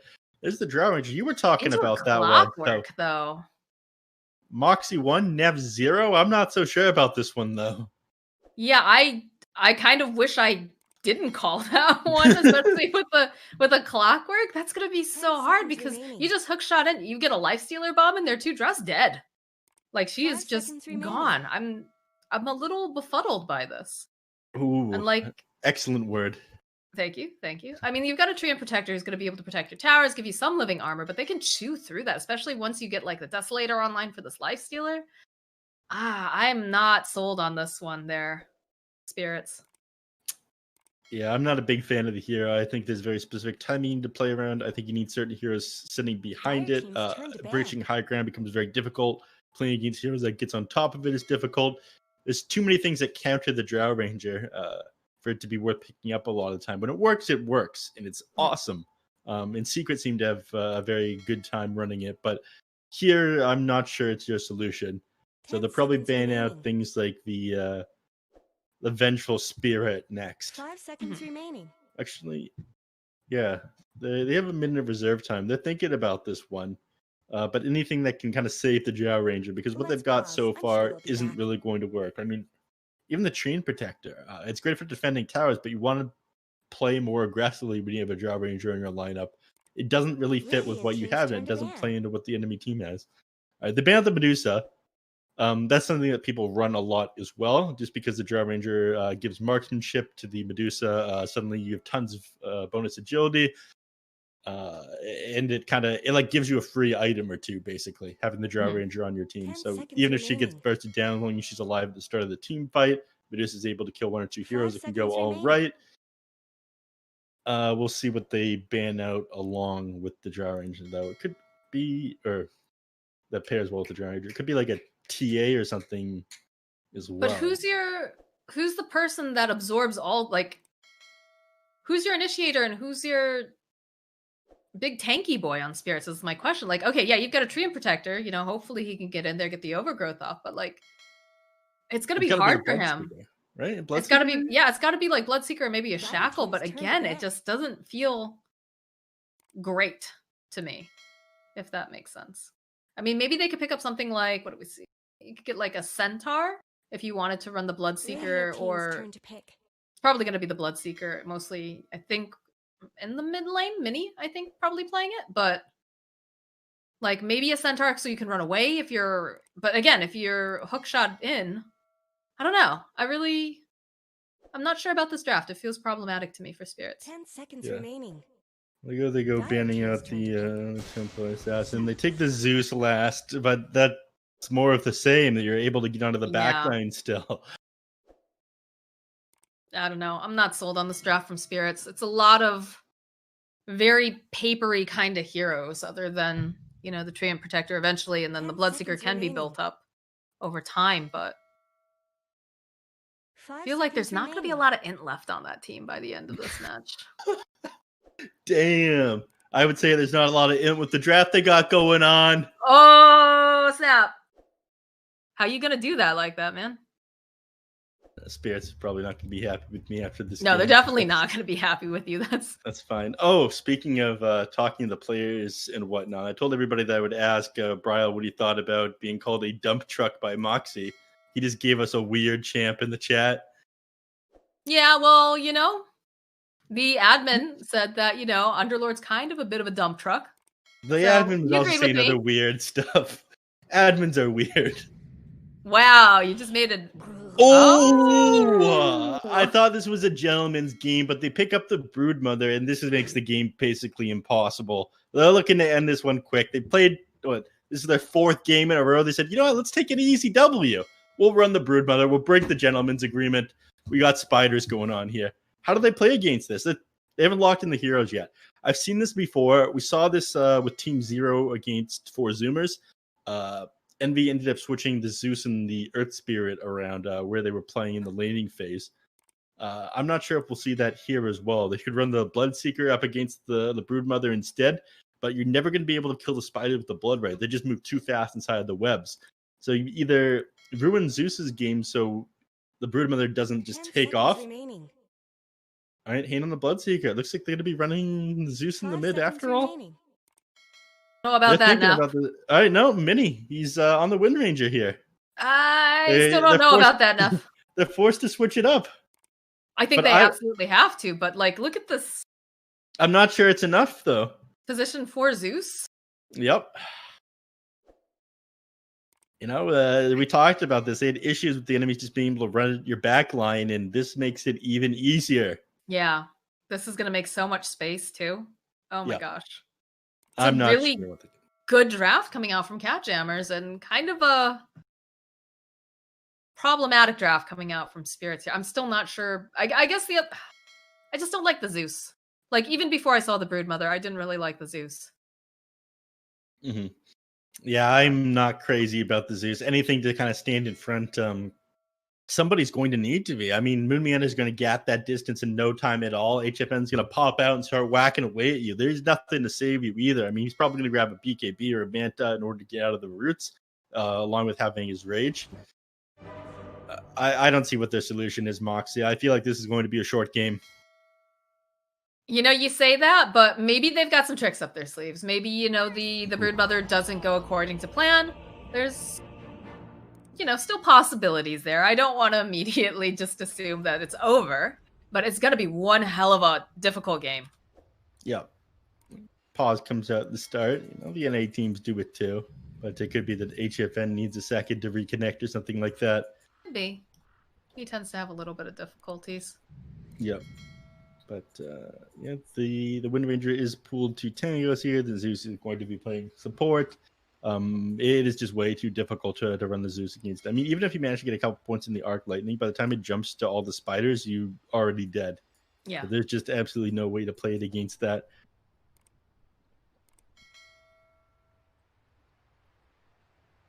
Good luck, Drake. Brood. Oh, yeah, see? Look at them. Can you translate for me? Oh, Bora. Oh, well, I think that's supposed to be Bora's go. Need food. But yeah, I just see the Brood at the start. So one team trying to be friendly, the other one being like, "Don't talk to me." You pick Brood Mother. Yeah, right. Get out of here. We're not friends anymore. But we got the game underway finally. The BTS, or sorry, the Summit 13 pause brought to you by Monster Energy. Monster Energy keeping us fueled and hyped up for all of these matches. I was going to say keeping us paused, but I'm not sure that's the kind of brand. No, that's not it. No. You got to work on your shilling skills here, Nuff. I don't think this is many. Don't give up, says Benny. Thank you, too. PMA gamers here. Brood Mother, Are they going to aggro try here? This is a move we've not seen in a while. I mean, people they could just be thirsting for blood too, right? You know, trying to get that first blood bottom. But it seems weird that HFN would also be here. So perhaps just trying to find out what the lane matchups are. Yep. I mean, this is something that they run a lot of the time. They just put somebody with Moon. They let Moon get the first blood, then he buys quick boots. And of course, always at 4 minutes, like clockwork. See what I did there? He rotates to the power rune. Every single game, he's got that out for his mid laner. Yeah, it is hit with the clockwork. And I like how they've decided to run this. They know that they're playing the lifesteal. They don't have tons of kill potential in their lane. Instead, they're going to have to deal with harass. So they run it with the Witch Doctor. Keep his HP topped up. 2 for 2, though. Not a whole lot of action just yet. But, you know, once Brood Mother hits level 3 or 5, you see a couple points and spawn spiderlings. Just able to run at mini, force out that wind run, and then just continue to run her down. We're going to see a lot of stuff happen then. Of course, Power Shot deals with the spiderlings okay, but the damage reduced by 20% after each unit it goes through. So once you have enough of a stack of spiderlings, your Power Shot's really just not doing a whole lot of damage. Some harass coming out here. You have that Orb of Venom on Nuages, and of course the Frost Arrows coming out from Benny does make it very difficult for Aoi. In fact, Aoi himself just having to use that Voodoo Restoration already. And they'll turn it back around though over here on Nuages. And just chonking away at him. This is not the way that they were hoping that this would go. In fact, they're just feeding off him right now. One more hit, HFN gets the first blood. It seems the tree is on the other foot. That's not a thing. We'll make it a thing. But he's getting punished for playing so far forward. You know, you're playing at like 280 movement speed hero. You have the Orb of Venom try and click the enemies down, but once they turn on you, you can lose HP pretty fast. Speaking of people who are going down pretty fast, HFN sitting in half HP. He's only got 2 Tango in his inventory. He's gonna need a doctor. He is, and thank God he has a Witch Doctor who is trying to get this pull off over here and trying to not let the Treant interrupt it too much. This Brood Mother is just having the time of her life in this mid lane. Poor Minnie. 10 and 3 on Brood Mother, 5 and 2 on Wind Ranger, about what we expected, and it's only gonna get worse. Level 3 now online for her. Look at these spiderlings. Just get on top of her.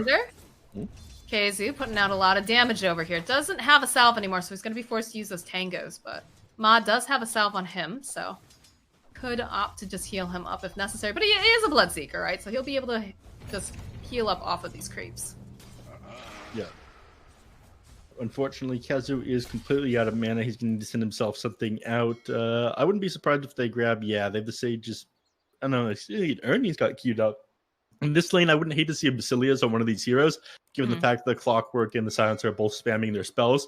Having the 1.4 mana regen provided to both the heroes is pretty value here.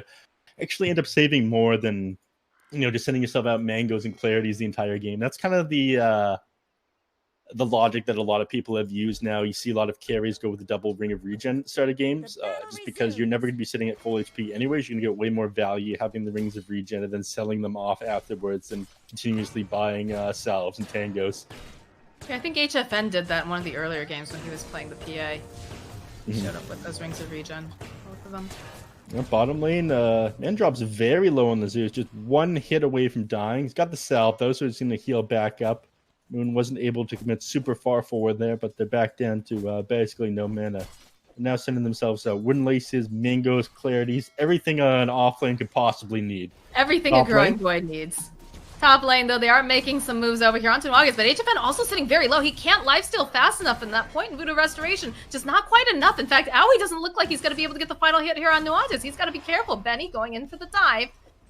It's like Nuages, though, cancels out the salve. Aoi's still alive, but he needed just a little bit more damage there.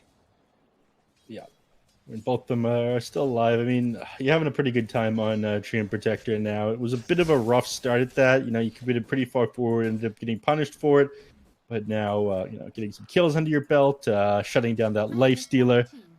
Speaking of, that guy's going to need his phase boots pretty quickly in order to deal with this Treant Protector and Drow Rider, because they have a lot of physical damage. Your armor isn't that high either for a melee hero. Your agility growth rate isn't crazy either. Just so much slow, too. Nature's Grass. We getting a little nervous here. He throws out the cast, wants to make sure that he can finish with the creeps, too. But as this goes down, Kz finds a kill on Ma, and they've all been sitting so low. Like, generally speaking, when you have a Bloodseeker on your team, you want to make sure that the enemies are sitting low, so he gets that little extra boost, but oh my god, Mini just getting chonked away here in the mid lane. And he's forced to run super far back whenever he wind runs. And Wind Rangers, what they prefer to do with that ability is either like chase the enemies down to stand their ground, but if he does that, the Bryle's just going to continue to run at him. Like we're going to see here, it's off of cooldown. He's forced to pop it, runs away, but it's only a matter of time until Bryle has enough webs to fall back on where he can just continue to chase this guy. Look at this army, too. There's just so many spiderlings. They just go right back in again. Chonk, chonk, chonk away over here on Mini. He does have the wind run up. He's going to be forced to use it again. And look how low he gets brought by that. Yep. Hashtag Bryle Army. He's a real... no, never mind. You call him a dump truck again? It's going to be, he's a real dump truck. And in a very affectionate way. Nuages, though, getting chonked away here by HFN, so he is forced to just TP out. Benny already grabbing up that rune, but he is going to take a lot of damage here with that malediction. Does only have 1 point in it, though, so I'm not sure if it's going to be enough. No, he's sitting so low that he's definitely going to pop. HFN, though, he wants the final hit, but it's still going to be Aoi who gets it. And he's going to have to get healed back up again by Aoi. Thankfully, Aoi is a doctor. Back up. Yep. Clarity's him as well. So you love to see it. He's got raindrops as well. I like the way that he's playing this one. It's going to eventually come into use against the Zeus, but for now it's just providing the 0.8 mana regen. Excellent item. Against the Zeus. Like it. Like the wordplay. They'll grab up Hane, though, over here on the side. He drops the Blood Right, but they're doing so much damage here. This is not looking super great. As Benny, though, TP's on in, and they'll find that kill. Rather... Chasing down Kzu here. Kzu doesn't have any way to really survive this. He's already used those wand charges. I'm surprised they didn't go for the dive. Figured they'd do that. In the top lane, though, they're trying to make moves over onto Nuages. They know that he's all alone, so he will pop again. And that's another kill here for Aoi. As Bryle just continues to do whatever the heck he wants in this mid lane. There's just nothing that Mini can do. Yep, and he's playing especially far forward right now because we're at, again, the 6-minute mark. This was the time that the catapult was in. You were too busy, I guess, diving heroes into the bottom tower. The Bloodseeker wasn't able to rotate in, spam out the blood right onto the catapult. So your mid tower goes down, and that opens up things even more for Bryle. It makes it easier to dive the Wind Ranger. So already things going the way of cat jammers. In top lane, they've got the catapult here as well. And you played very far forward on HFN. Moon Meander in position here. Power Shot comes out, but they're going to open up with the battery something. Look at all of these babies. Oh my word. Let's hold Mini in place, and she explodes into a bunch of little spiderlings. That's disgusting. It's a beautiful circle of life. It's horrifying. When you die, you become spiders. It's not even that you die, you just explode. Nuage's here. Oh, Bryle says, I could go for a little salad. Sends the babies after him. We'll slow down just a little bit. Back off to the triangle, but they're firmly in control of this whole area. This is not looking great for Spirits, as now Hane's gonna get run at. Moon Meander's here with the battery assault to slow him down. They do have the living armor, but it's just probably not going to be enough here as they go. They're on the cogs, they're trapped here with HFN. Throws down the blood right, just hoping maybe he can get some of these last hits. Just managed to heal up quite a bit though. So eventually he is gonna get taken down, but they're gonna have to work for it. Just chasing him. Minnie finds the kill on Owie 2000. This chase is still going on here with Hane, though. And they just don't have it. There's also a haste rune over here as well. But Bryle finds the kill on Nuage's while all this is going down. And there's double damage. This is so sad. The haste rune disappeared at 8 minutes. Moon Meander was going to pick it up and then chase the Bloodseeker, and the Dire team was going to rejoice. But the DD spawned in 8 minutes. Oh, no. I'm so sorry, Moon. Well, you gotta feel happy for Hane here, because that should have been a kill, but he managed to outlive this. And look at what this guy gets to do. That was a super big brain play by him, though. He sits underneath the enemy creep camp, being Bloodseeker, distributing the battery assault onto the creeps, and then, of course, he last hits the creeps to heal up, and he gets away because of it. You know, he's running the numbers in his head as he was trying to survive there. Smart. Very smart. Just as much help as bottom. Now we coming bottom. We'll open up with the cask over on Saman. They have so much damage. This should be a very dead Zeus. We have 2 points now into it.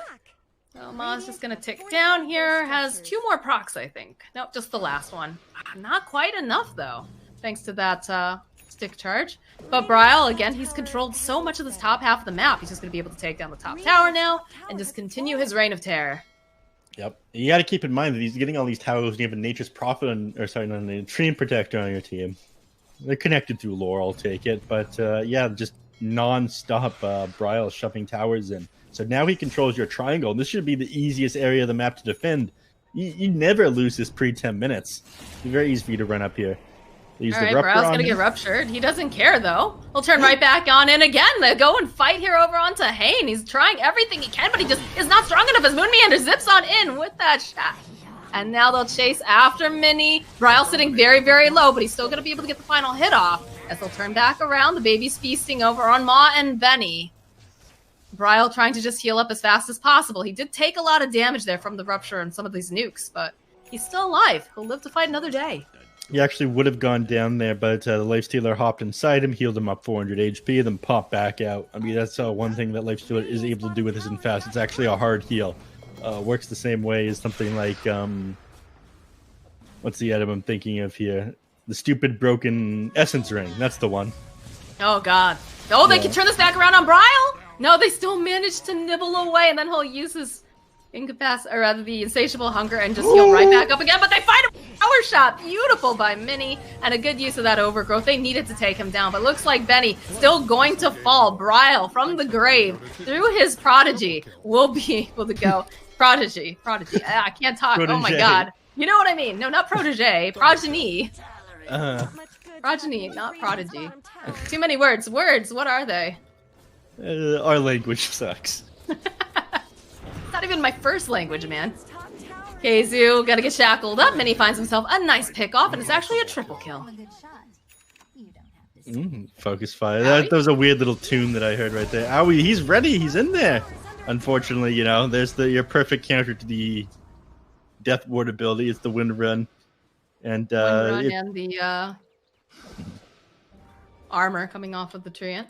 Yeah, that'll negate a lot of that maledict damage from initially bursting him down there. So Wind Ranger is the one here that you're not really going to be able to do anything to there, unfortunately. Bryle's back at it, but that was a very important kill they got on him earlier. Anything to shut his game down, and the fact that the gold did go over too many, 143, almost 500 gold going his way. He got a lot of experience for that too. Set him up, but they're just forced to run away now. Even with the javelin, you don't want to try to chase this guy with that Wind Run focus fire. That feels pretty bad. 2 heroes behind you as well. They're having a very rough go at it. You just look at the way that they're playing, right? You've got Moon Meander up standing on the high ground, Bryle just continuously, you know, farming multiple camps. And it feels like Spirits is kind of doing a whole lot of nothing right now. Like, they're trying to farm, but it's very difficult for them. And look at this Bryle. He sees Benny.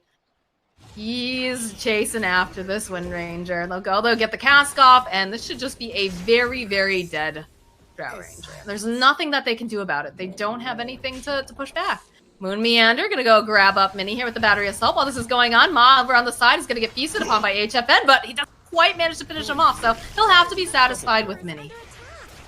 Yeah, tried to pop in and then pop out, but I think the Zeus had gotten TP out before he was able to blow up with the Infast, so he just opted to ball him off there. But, you know, they don't get the hero, but they are going to, I think, get this tier 2 tower. This living armor is actually helping quite a bit, though. It's a good thing that they have it, honestly, or else they'd be losing a lot more. That rage coming out, though, from HFN will protect him against the Thunder God's Wrath. Still needs to be careful, though. Sitting very low. Actually, Ops, I was going to say he opted not to use open wounds on that big creep there, which is kind of surprising to me. I think he's trying to save mana, decided his HP was just sitting too low, and then used on the small one. Not the most efficiency, but, you know, you pay for your mistakes. You do. And you learn from them, hopefully. Yep. There's a tree here. I'll open up with the cast. Moon Meander getting into position. They even go for the Death Ward. They just want to take him off the map. They don't want to have to deal with this pesky living armor. Pain coming in. Global Silence is going to get used. Do they go in on this, though? They don't have Bryle here. They have HFN sort of nearby, but everyone's really split up. This feels a bit odd. I guess maybe if Hayne keeps coming forward, yeah, HFN spots him out. Considers going for the open one, so going for the hook shot instead and just slowly chonk away. Nice Force Staff, though. We'll be able to keep Hayne alive. Oh, this is not looking super great for him, though. Can he heal up off of the creep wing fast enough? He just gets barely enough, but he's still ticking down. Oh, he still falls to that urn charge. That was the Curse the Silent, I think, because he popped the blood rate after he was cursed, and so it lingered on him for longer. He healed up, but he also took extra damage because you're damned if you do, you're damned if you don't scenario there for him.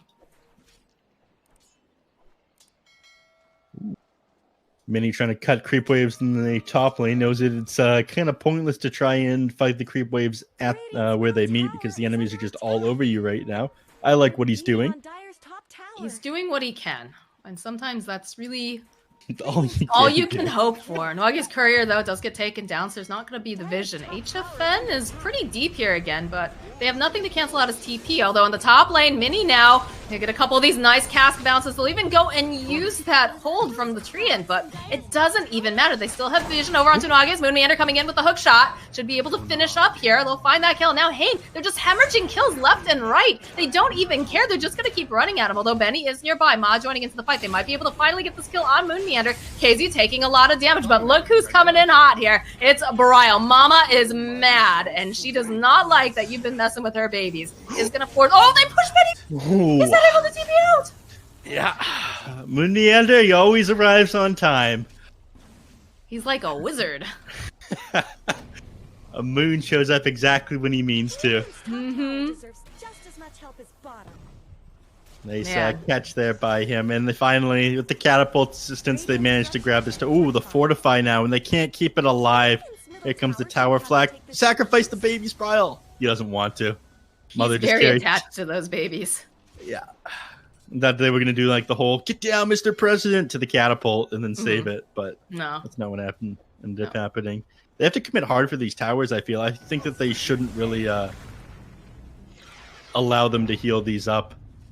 I mean, that is the saving grace right now coming out for Spirits, is that they do have the living armor, and they do, you know, force them to have to really hard commit, which it feels like they've been flirting with it a little bit, although Bryle with all these spider babies, it's going to make it a little different. And then, again, the diffusable blade, though, going right back in with the global silence, just chonking away over here at Hayne. This Bryle is just ruptured, but he doesn't seem to care very much because he's able to heal back up. HFN, though, is going to get held up over here onto the trees, but they'll go with the overgrowth, holding them into place. But again, they'll follow up with this Witch Doctor. He's doing so much damage now to Mini. They have the diffusal blade. He's just slowly ticking down here, and he should pop any moment. Down goes Mini, and while this is going on, there's a whole other fight going on. Moon Meander just climbing towards Benny, saying, "Come here, I want this kill," and he finds it. He manages to finish him off. Nuages is left behind here. He's in the trees. He's among his people, but they're not going to be able to protect him. He's got the Force Staff forward, but he is toast. Yep. I mean, they have all the right tools in their kit, but, you know, this Broodmother is just tearing them apart from from what is it, like the 6-minute mark, he's been playing in your jungle and in your triangle. You've just had no space to farm on this map. And you're in the bottom lane, Drow's trying to do what you can, but moves on top of you. The position 4 is ripping apart your team. Bryle's killed your Zeus again underneath the tier 2 tower. Treant Protector's dead for another 5 seconds. Your Fortify is on cooldown. Your backs are against the wall here. Radiant's top tower has fallen. There goes, I would say that they're forced through the wall at this point. This is so rough. Like, again, the last pick Brood really was the nail in the coffin for these guys. You know, they're doing the best they can, but I mean, you look at the items that they've got, and they don't really have items now. I like the Force Staff on the Bloodseeker. That feels very necessary. You need to be able to juke either for yourself or for your allies from the Broodmother, from the Lifestealer, but, you know, you can only continue to run so far. They've taken all of your outer towers. You're stuck in your base right now, but the enemies are capped. You just farm up the map. I mean, 16k net worth at 18 minutes. Now they're taking Roshan. You're not got a gonna be double able to do damage on anything. HFN. You don't go anywhere near that pit. You are out of your mind. Yeah. In fact, HFN says, all right, Brian, I'll leave this to you. I'm going to go fight. Got the rage. Nwage's just immediately evaporates. They do manage to rupture HFN, so he's like, all right, guys, I'm a little bit too far. I'm a little scared. Somebody hold me. But they'll turn right back around again. They'll get the kill on Mini. They've managed to get the kill on Ally, but that's the position 5. Hayne now trying to run away, and he just cannot as the Lifestealer pops back out, and they'll go right back on into the Roche pit. Easy peasy. Only 800 HP, and They they call GG GG. out. That's it. They call 18 GG. It's, and I don't blame them. I mean, at this point, there's nothing you can do. This draft was not made to sit inside the base. You don't have anyone who can sit in front of the towers to tank up against this aggressive lineup. We talked about this at the start. It felt like they needed somebody to sit in front, and then they ended up last picking the Zeus, and they made the issue even worse for the enemy team by grabbing that Broodmother who cat jammers. It was just too good not to take there. Yeah, I mean, they played that perfectly on the side of Cat Jammers. Bryle did everything right. You know, he was just pushing every lane. He was taking with the triangle. There was just no breathing room. And I think a lot of it was a drafting issue coming out from Spirits here. I think that there wasn't much that they could do once that got picked up. And I also feel like it's just too many... I don't want to say too many heroes of doing, like, the same thing. But, like, they're just too squishy when you have a Drow Ranger. Like, you need to have someone who's going to be a very forceful initiator. You need to have someone who's going to be able to kind of back her up as well. I don't know. I'm not sure what to say, really, aside from that. I would say, you know, bring game where we saw Bryle on that on the Underlord. I mean, he sat in front of towers. He's too hard to bring down. He could spam Firestorm in front of the tower and onto the creep wave, and that's how they could deal with these aggressive pushings. But again, at 6 minutes in the game, Broodmother was in your triangle, in your jungle. There was nothing anybody on your team could do. No. I mean, they did manage to get 1 kill on her, but it took so many resources, and it really took Bryle to be kind of out of position, like pretty hardcore there to be able to get that kill. So they got 1 gimme. You got 1 kill on Bryle, but he made sure that never happened again. Or he at least had, you know, the backup coming out from the rest of his team. So, yeah, Cat Jammers, you know, had a rough start today. They went 2-0 against, or rather 0-2 against Infamous, but they'll bounce back now with a 2-0 against Spirits. So they've got to be feeling a little bit better now. And again, Spirits is the open qualifier team coming out from SA. But we do have more group stage games coming up here, enough. Tell us what's coming next, Moxie. What's coming up next is, I got to look at it real quick. It's Team Brazil versus the Lukey team, Plasma. Ooh. All right. I'm excited. I can't wait to see this. That's another open qualifier team that made it through the NA side. I know you're a big Plasma fan there. Oh yeah. The manager for Plasma, that guy has some big energy. I love that man. Have you seen his Arteezy diss track? I have not. I'll send You'll you a have to link send it to me later. Yeah. All right, guys. Well, we are going to take a short Monster Energy break. Go grab your favorite monster. And when we come back, we're going to be shifting gears over towards the NA versus Brazil side of things.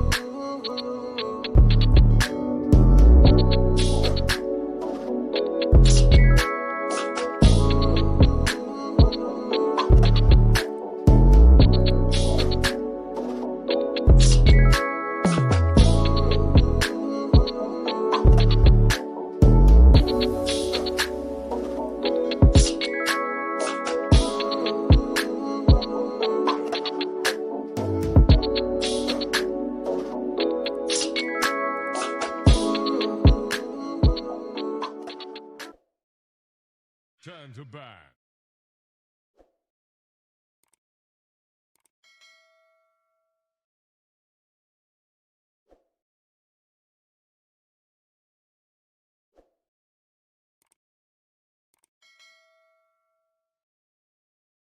Welcome back, everyone, to the Monster Energy Dota Summit 13 online. We have an NA team versus a Brazilian team, if you haven't guessed already. And we have a great best of two already ahead of you. I'm already seeing a Night Stalker over here on the Luki team, Plasma. That is, of course, one of the signature heroes for this guy. We're in for a great match. I'm here with Neff Sensei and Sakai's running production. I don't think any of us are surprised to see that Night Stalker. Right, Neff? No, you know, it is a Luki team. The first thing that Team Brazil did, the absolute first thing they did was ban out the Pangolin. It's a respect ban. You got to get rid of that against these guys. And they take out the Techie second, which is a little bit weird to me. Maybe Plasma's been running Techies in some of these scrims, and Team Brazil knows that. I haven't seen them with it yet myself, but Dota is just a whole different game when you're playing against that hero. So it's better just take it out of the pool. We want to play the real video game. That is some, you know, off-brand Dota 2 that you play. What does an off-brand Dota 2 look like? A lot like the stick figures that were being drawn earlier. That you Whoa! Huh? What are you talking about my stick figures for, man? That was art. All right, I don't care what Purge says. I'm not drawing toes on my stick figures. He does have. It is a weird thing that he did. I imagine it is a feat thing. But okay, let's talk drafts. These are two heroes that make a lot of things happen. Earth Spirit and Night Stalker. I saw you were also watching this. I think both of us were following on our own Twitch channels the open qualifiers for the Summit 13. Night Stalker and Earth Spirit is something they ran against Team Throne, which was the stack of DNM, PPD, Boris. God, who were the last two again? It was oh, I know this. Why can't I think of it? Hold on. And Fillers. Esk. Wow, yeah. Fillers. Esk, the position Dyan. 2 player from Zottel, yes. Mm-hmm. And who's the last one? Sorry, Dyan. DYUN. I'm not actually familiar with DYUN super well. I'm sure that a lot of these guys have played though against them in the pubs. Mm-hmm. Anyways, they ran the Night Stalker and Earth Spirit against them as well to pretty great effect. I love Earth Spirit. He's my favorite hero. He's tons of fun to watch. He plays very fast as well. So I'm excited to see what Plasma or how Plasma plays this one. I actually got a message from Team Brazil's coach/manager Mags. Some of you may know him. He recently released that drafting tool to the public for people to use. He says, we're playing NA versus SA. Unfortunately for Plasma, the ping is only 200 for the players on Team Brazil instead of the 1,000 that Plasma would need to take a game off of them. He says, "Oh shit." Them's fighting words. Yeah, I like it. I like some spicy Dota 2 going on here. The players themselves are being much more friendly with each other in the lobby. But... They were being very friendly. But man, all right. Well, let's see if Team Brazil can back it up or back up Mags his bluff here. But these are very talented players. They've been around for a while. Costabile, 40R Adriano, King RD, Flea, and then of course KJ. So like this is not an unbloodied squad. These guys have seen a lot of international play in the past. Some of them on various different teams, but I think they have a good shot here against Plasma. And Plasma's got a lot of some of the NA favorites, some of the streamers. We've got Stars, you've got Licky Licky, obviously, Pingu. You've got Lies, who you said was an excellent core player. I think Lies is the best player on Plasma. From what I saw in the open qualifier, I thought he was the best player in the open qualifier. Just curious. To be honest with you. Wow. Yeah, I mean, there was a lot of very good players on Throne. Actually, the post-game interview with some of the people on Plasma in the open qualifier on my own Twitch channel, they said I think a lot of the reasons why they managed to beat Throne is, I guess, nervousness of talking with PPD and the lack of scrimming. You need to be a well-coordinated team, and that hadn't happened. But this team, I think, like overall, Plasma, the Lies guy is one of the best, if not the best person in the open qualifiers. That's awesome. That's like really, really high praise. So I definitely am going to be expecting a lot from it. And you can see that there is some respect coming out from the side of Team Brazil too. They ban out the Morphling and they ban out the PA, both heroes that are, strong, especially the PA right now. We've seen quite a bit of her, but Morphling not as much. So that to me indicates kind of a targeted ban there. Yeah. I think so as well. There's another here that plays kind of fast and jumps on top of the enemies as well. When they already have the Night Stalker and the Earth Spirit who are doing that, I think dealing with even more of that, it becomes very scary. It also deals pretty well with the Life Stealer. So Team Brazil adopting that popular style of drafting that I think a lot of people started to fall into during Omega League is they take second pick, they pick their carry in the first phase, and then they use the next 3 bans to counter out heroes that are very good against their carry, which is the Morphling, the Phantom Assassin, and of course the Terrorblade. Terrorblade, yeah. 10 seconds. I will say this is a very aggressive opening coming out from Plasma. So I'm going to be very interested to see how Brazil kind of responds to this because the Enchantress, it does have the sprites, but it's still not a crazy strong save by any means. So I might like to see something that can try to protect us a little bit better or has better survivability. But I'm not sure what Brazil's going to pull out here, I guess is the issue. What would you like to see? I think they need to just play heroes that can fight into the Night Stalker and the Earth Spirit more than anything else because they're going to jump on top of them regardless of who they have. They need a mid laner who's going to be able to tank ganks from the Earth Spirit. That goes without saying. So they might pick up something like a like a Kanka in the mid lane, or I guess maybe an Ember Spirit, but even then you get run up by the Night Stalker and you can't use a lot of these solutions that you'd otherwise have in the form of like Yule Scepter. That's one thing that Night Stalker is very, very good with. The fact that he can just go on top of people. Then there's no way to dispel it. You just have to sort of weigh out the crippling fear, or you need to buy a BKB in order to get rid of it. You take Winter Wyvern now. And I think this is something I saw them running as well. Every time that they needed to take a fight, or every time the fight looked kind of bad for them, they reset it with Winter Wyvern to qualifiers. This is something that they practice a lot as well with on Plasma. So I'm worried for Team Brazil here. Plasma picking up a lot of things that they have been successful with. But on the flip side of things too, you run into the issue of if you use the same things over and over, people are going to know what your game plan is. They're going to realize, if they do their homework, and I don't know if Brazil has taken the time to do their homework and really pay attention to this team, because to be honest, a lot of the times the teams are like, oh, open qualifier teams, whatever. It's like not a big deal until you get further on into the tournament. You sound like you speak from experience there, but no, it's one of those things that they do it becomes more telegraphed. You start seeing the patterns that they're doing, the things that they like to do. And in response, you can change around the way that you want to play to make it so they have to play into you.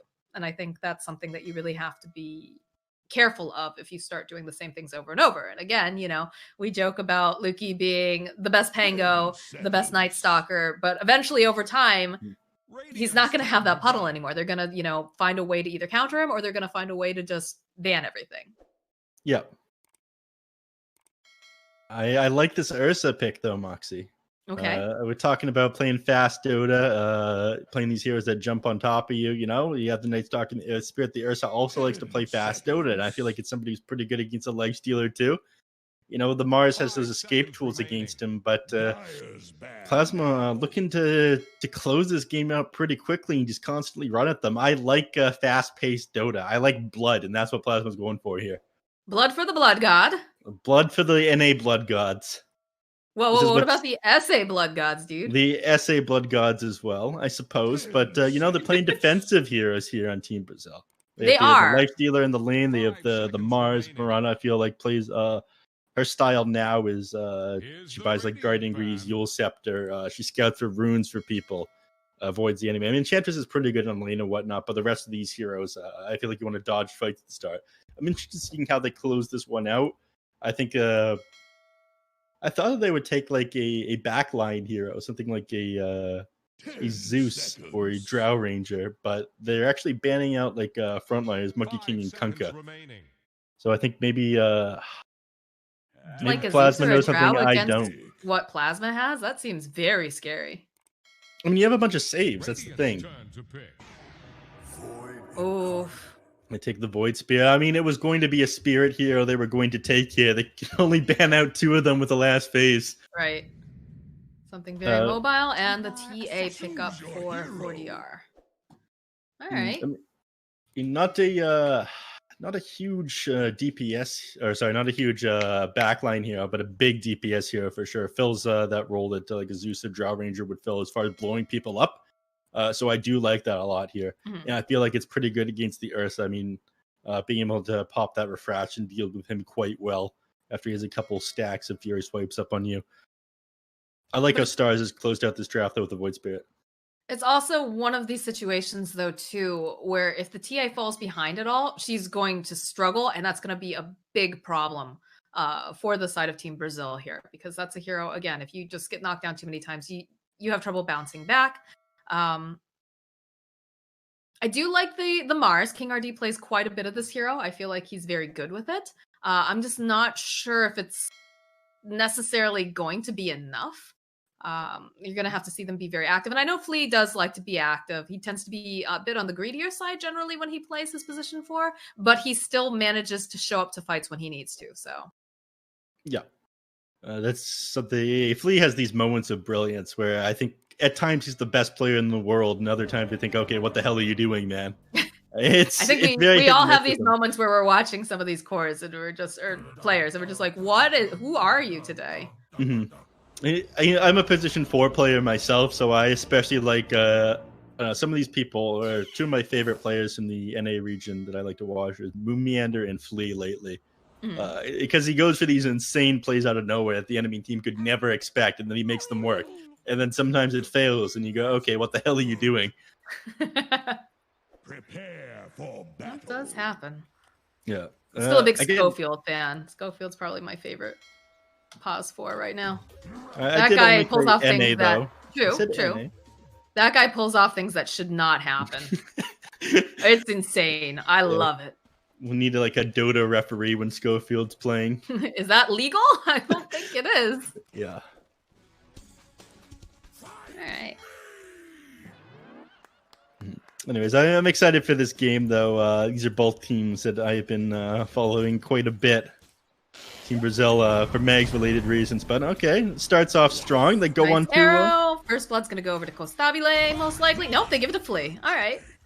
I'm sure they just want to secure that ping. Francis. Yeah. Francis, you rascal. You rascal. Well, they will realize, though, with all those heroes down in that bot lane, they can posture up very forward here. Lai should be able to get this rune with some help from Pingu. Where's his courier? He's moving it just a second ago. It still says that he's moving it. I'm crazy. Oh, there it is. He's got the Wraith Band coming out for it. I'm not crazy about that one. I like what Moon does is they give up first blood to him, and then he grabs Boots of Speed, and then he just roams around the map, does Moon things. Getting a Wraith Band at the start doesn't feel amazing to me when you're on your position 4 hero. We'll see. A lot of drawing on the map here to get started with.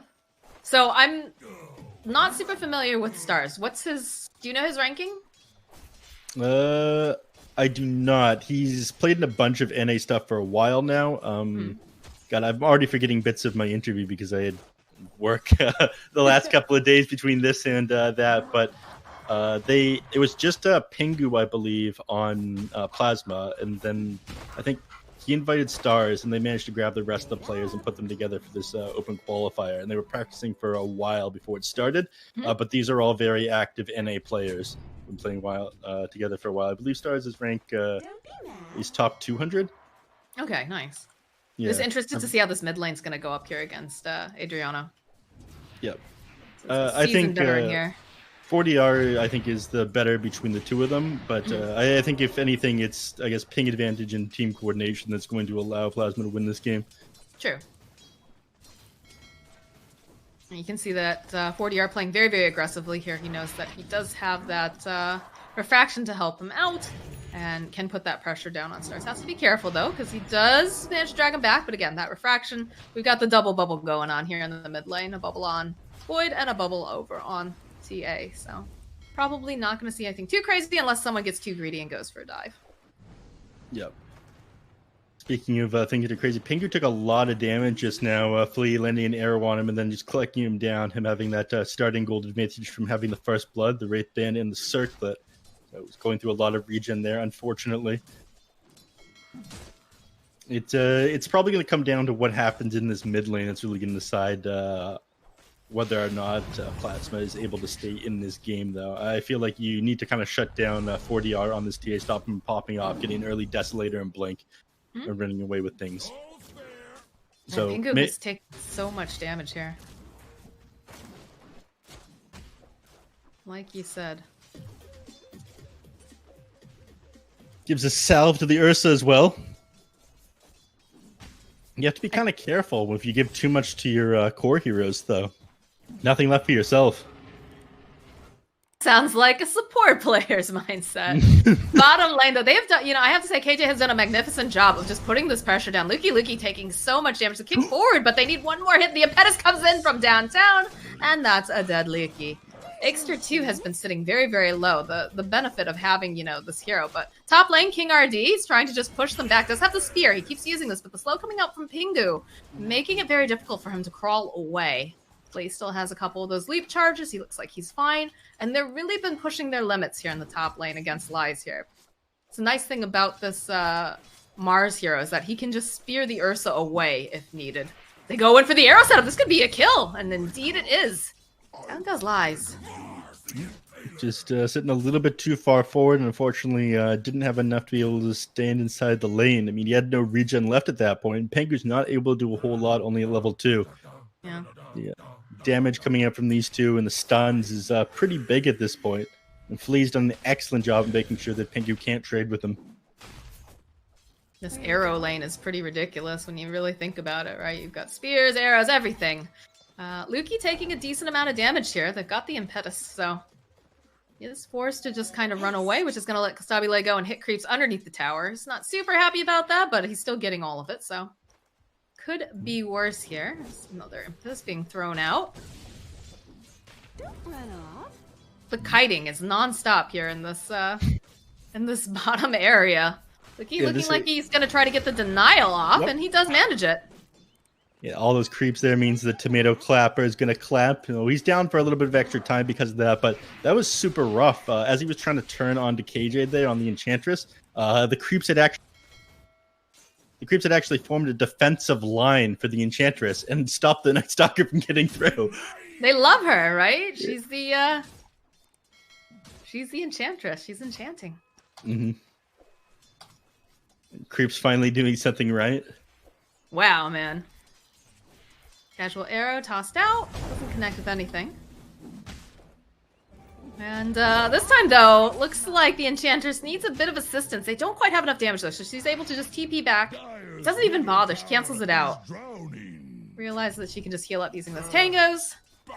And she'll stick around. So first nighttime is up and running here. And it still feels pretty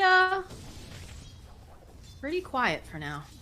Yeah, unfortunately only level 3 on the Night Stalker, so even though it is night, you have to sit under this tower, wait for these 4 range creeps to die, so you have a little bit of XP. You'll probably get a full level off of this. If Lake doesn't deny them all. It's the power of this Enchantress. Like, it really has just been KJ just running at the Night Stalker and running at this Earth Spirit the entire time and just pushing him away, so very well done. Definitely a value pickup here. Yongsters. Looks like he's hunting, wants to maybe try to deny this rune, but it's not there. It's actually in the top spot. It looks like 40Rs thinks that he really wants this. Doesn't quite have enough damage, though. And he rages up. I think he's going to go down anyway. Throws out, yeah. There you go. The Aether Remnant finishes off Kostabile there. They were playing very far forward because they had the catapult under the tower, and this is what a lot of teams are doing right now. They're playing around the 5-minute catapult. They want to take a tower every time this is up. But Stars saw they were trying to do that in the bottom and took advantage of that opportunity of the Lifestealer diving there. Double damage and made it even easier for him, in fact. Definitely a nice pickup. I got very confused. You said top. I looked up. I'm like, nobody's injured. And I was like, oh, he meant bottom. He meant the opposite of what he just said. The opposite of top. Got it. Ooh, that's a big... Your mistake. I forgive you. Oh my god. Do you have the Arena of Blood up and running now over on Mars? So could see some movement coming out here. Nice arrow, though, coming out from Flea. They'll push Flies right back in. Throw it in again. And there's nothing that these two supports can do. They just have to watch it happen. You hate to see it. I mean, you pick up this Ursa and you think he's going to have an amazing early game and your team is going to rejoice. You're playing all these fast-paced heroes, but Team Brazil are playing them at almost every opportunity. Pingu? And is he going to survive? No, he's not going to survive this. In comes King RD. They're trying to go and just get Yongsters off of Flea, and they managed to do it, although Stars TP's up to the top lane here. So they should be able to find themselves some sort of a revenge kill. They have that Aether Remnant. No, they don't have any more Astral Steps. King RD looks like he's going to be a survivor here. The roll, nope, still going to connect. 2 seconds. Still just trying to get out here. Another slow comes out. In comes 40R. He's going to try to keep him alive, and he manages to do it. King RD turns back around, and he will fall, but he manages to go and get himself a kill during all of this. But in comes Lies. He's trying to just help out Stars, push him off of his mid laner. Oh, but look at that juicy regen rune over here. Like Flea, no bottle on Flea, but it's just gonna throw out the arrow in case they decide to try to make it. As Lies, nope. Realizes that that's coming in hot. Yeah, 40 yard. What's going on Meanwhile, bottom? wants to sit in the mid lane so he doesn't take the regen rune. Bottom lane, he goes to B lane, trying to play onto that tower. He sees how low it is, wants to get a little bit more map control gold for his team, but TP reactions coming in, they're not able to grab it. Instead, you know, they'll pressure up the mid lane. So Team Brazil, you know, not letting up an inch at the moment. They lose He this wants tower. it so bad, almost manages to land it over onto Yongsters. Just got knocked down. Yongsters? Ikester. We can ask him. Yeah, we can. We can definitely do that. Dyer's top tower is about to take the Bottom lane, tower sitting very low. I imagine the heroes on the side of Radiant will rotate down here soon. I mean, bottom lane isn't a priority. This tower doesn't give you tons of map control. Roll forward. Tabi, he can just jump, just keeps doing this, you know, jumps into a creep, walks away, still has the, oh, it catches him though! I don't think he, oh my goodness. I No, did when you're- not expect that. I thought that he'd be able to get away. Very nicely done. Looks like they're trying to make some more plays over here onto Lies and Pingu. But King RD not quite successful here. Still has Flea nearby. They've got the Aether Remnant. He tries to juke around Flea. Trying to find an opening here. He goes for the Moonlight Shadow. It's too late for King RD though. Tries to turn around and throw Ursa back with the spear, but by the time he turns around, he is hit by the overpower. No more throwing spears out of your butt or whatever it was. That was a thing, right? That was a thing, yeah. Brax was doing a lot of it actually for a while, throwing spears out of his butt. It's a Big ridiculous mechanic. Indeed. Indeed. 4K net worth lead going over here at 10 minutes in. Runes are up. Dyer's top tower is under attack. Still just kind of a quiet game for the most part here. Although we are seeing more movement coming down to this tier 1. King RD is here as well. Looks like they're going to try to make moves on Constabulate, but they see that King RD is here. So they might back off, although there is stars coming in hot. But if they make a move, they need to do it now. I mean... yeah, they're taking a long time because King RD is going to be able to jump right back in, throw out a spear. He doesn't have the Arena of Blood at least, so... yeah. They've got that going for them. But while they're doing this, they're making sure that they're putting some damage on the top tower. This Astral step forward here. King RD will shield dash. They still have their eyes over here onto Constabule. And he's going to go down. It's just a little bit too late for them to TP in like this. But it is daytime now. They're going to chase after stars. He's got an Invis rune, though. They don't have it. Lukey sitting very, very low. He needs one more hit to get this kill. And they're going to try to use the trap to slow him down. They'll be able to find it. The roll coming out now from Yongsters. He's trying to roll away. Kicks one of the creeps back, but it looks like Pingu's next to fall to King RD as he manages to go and get the Arena of Blood off. Now Yongsters trying to juke around the corner, but Flea, he's relentless. He finds him. And them just taking too long to really commit to going on Team Brazil there. I feel like... Oh? Ooh. Oh my gosh, following 40R, he wanted it. Not going to be able to get enough damage off in time, though. Yeah, he missed that that meld strike hit. Might have been able to get him with that -5 armor, but Stars, he does get out of that one. It feels like he is the one saving grace for his team right now. He's 3-0-2, has made basically every kill so far in this game happen. But, you know, they're just playing super well on Team Brazil, and they're playing fast. I mean, at the 5-minute mark, as we saw, they start to pressure the tower. The 10-minute mark, they pressure both the bottom and the mid at the same time. Yes, he managed to get one revenge kill during one of those pushes, but they're definitely controlling the tempo of this game. Yeah, they're looking really good. You know, I see, you know, what they've got lined up over on the side of Plasma, and in theory, it looks like it should work really, really well, right? You've got these heroes that are very aggressive very early on, but it just feels like Team Brazil's moving a lot better as a unit. And they're finding, like, I'll have to say, you know, that the first Arena of Blood I thought was really sick because of the way that, you know, Flea, hit the arrow, setting it up nicely, but the way that King RD then positioned the arena right around it so that way he immediately gets hit with the wall and pushes him forward. Like, that was some nice moves there coming out from them. They just ping-pong back and forth. Bottom tower in denial range here. Looks like gonna try to go back in for it. Try to time it just right. Looks like Lukey will be able to get it.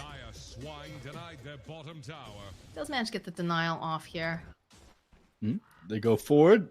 They silence the lifestealer. It's gonna buy them a little bit of time, but he can just rage and walk away. Unfortunately, they didn't manage to land that initial rolling boulder that they needed to. It'll change probably once he's level 10. He has a little bit more reach with that. get the enemies from outside of vision. But for now, it's a bit difficult.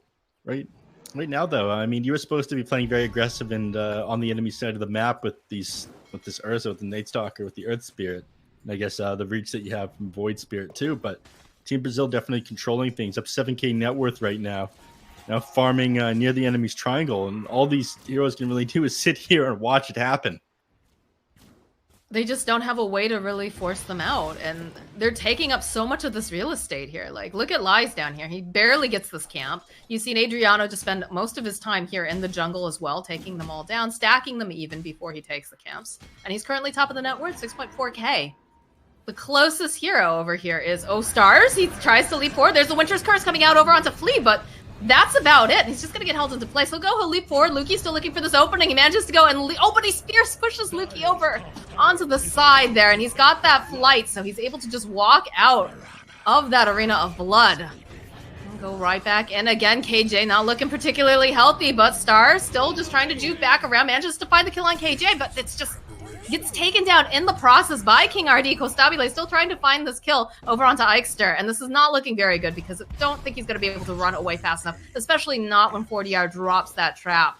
And it feels like King RD still looking for some sort of hunt here, but he's going to be found wanting, not going to be able to find it. Yeah, but I think they saw him coming towards them with the Observer Ward there as well. So Lies does know that he's coming. Oh, Lies is still here. Yeah, Flea's here, King RD's here. They're just going to set it up for a nice arrow. Easy peasy. This is a dead bear.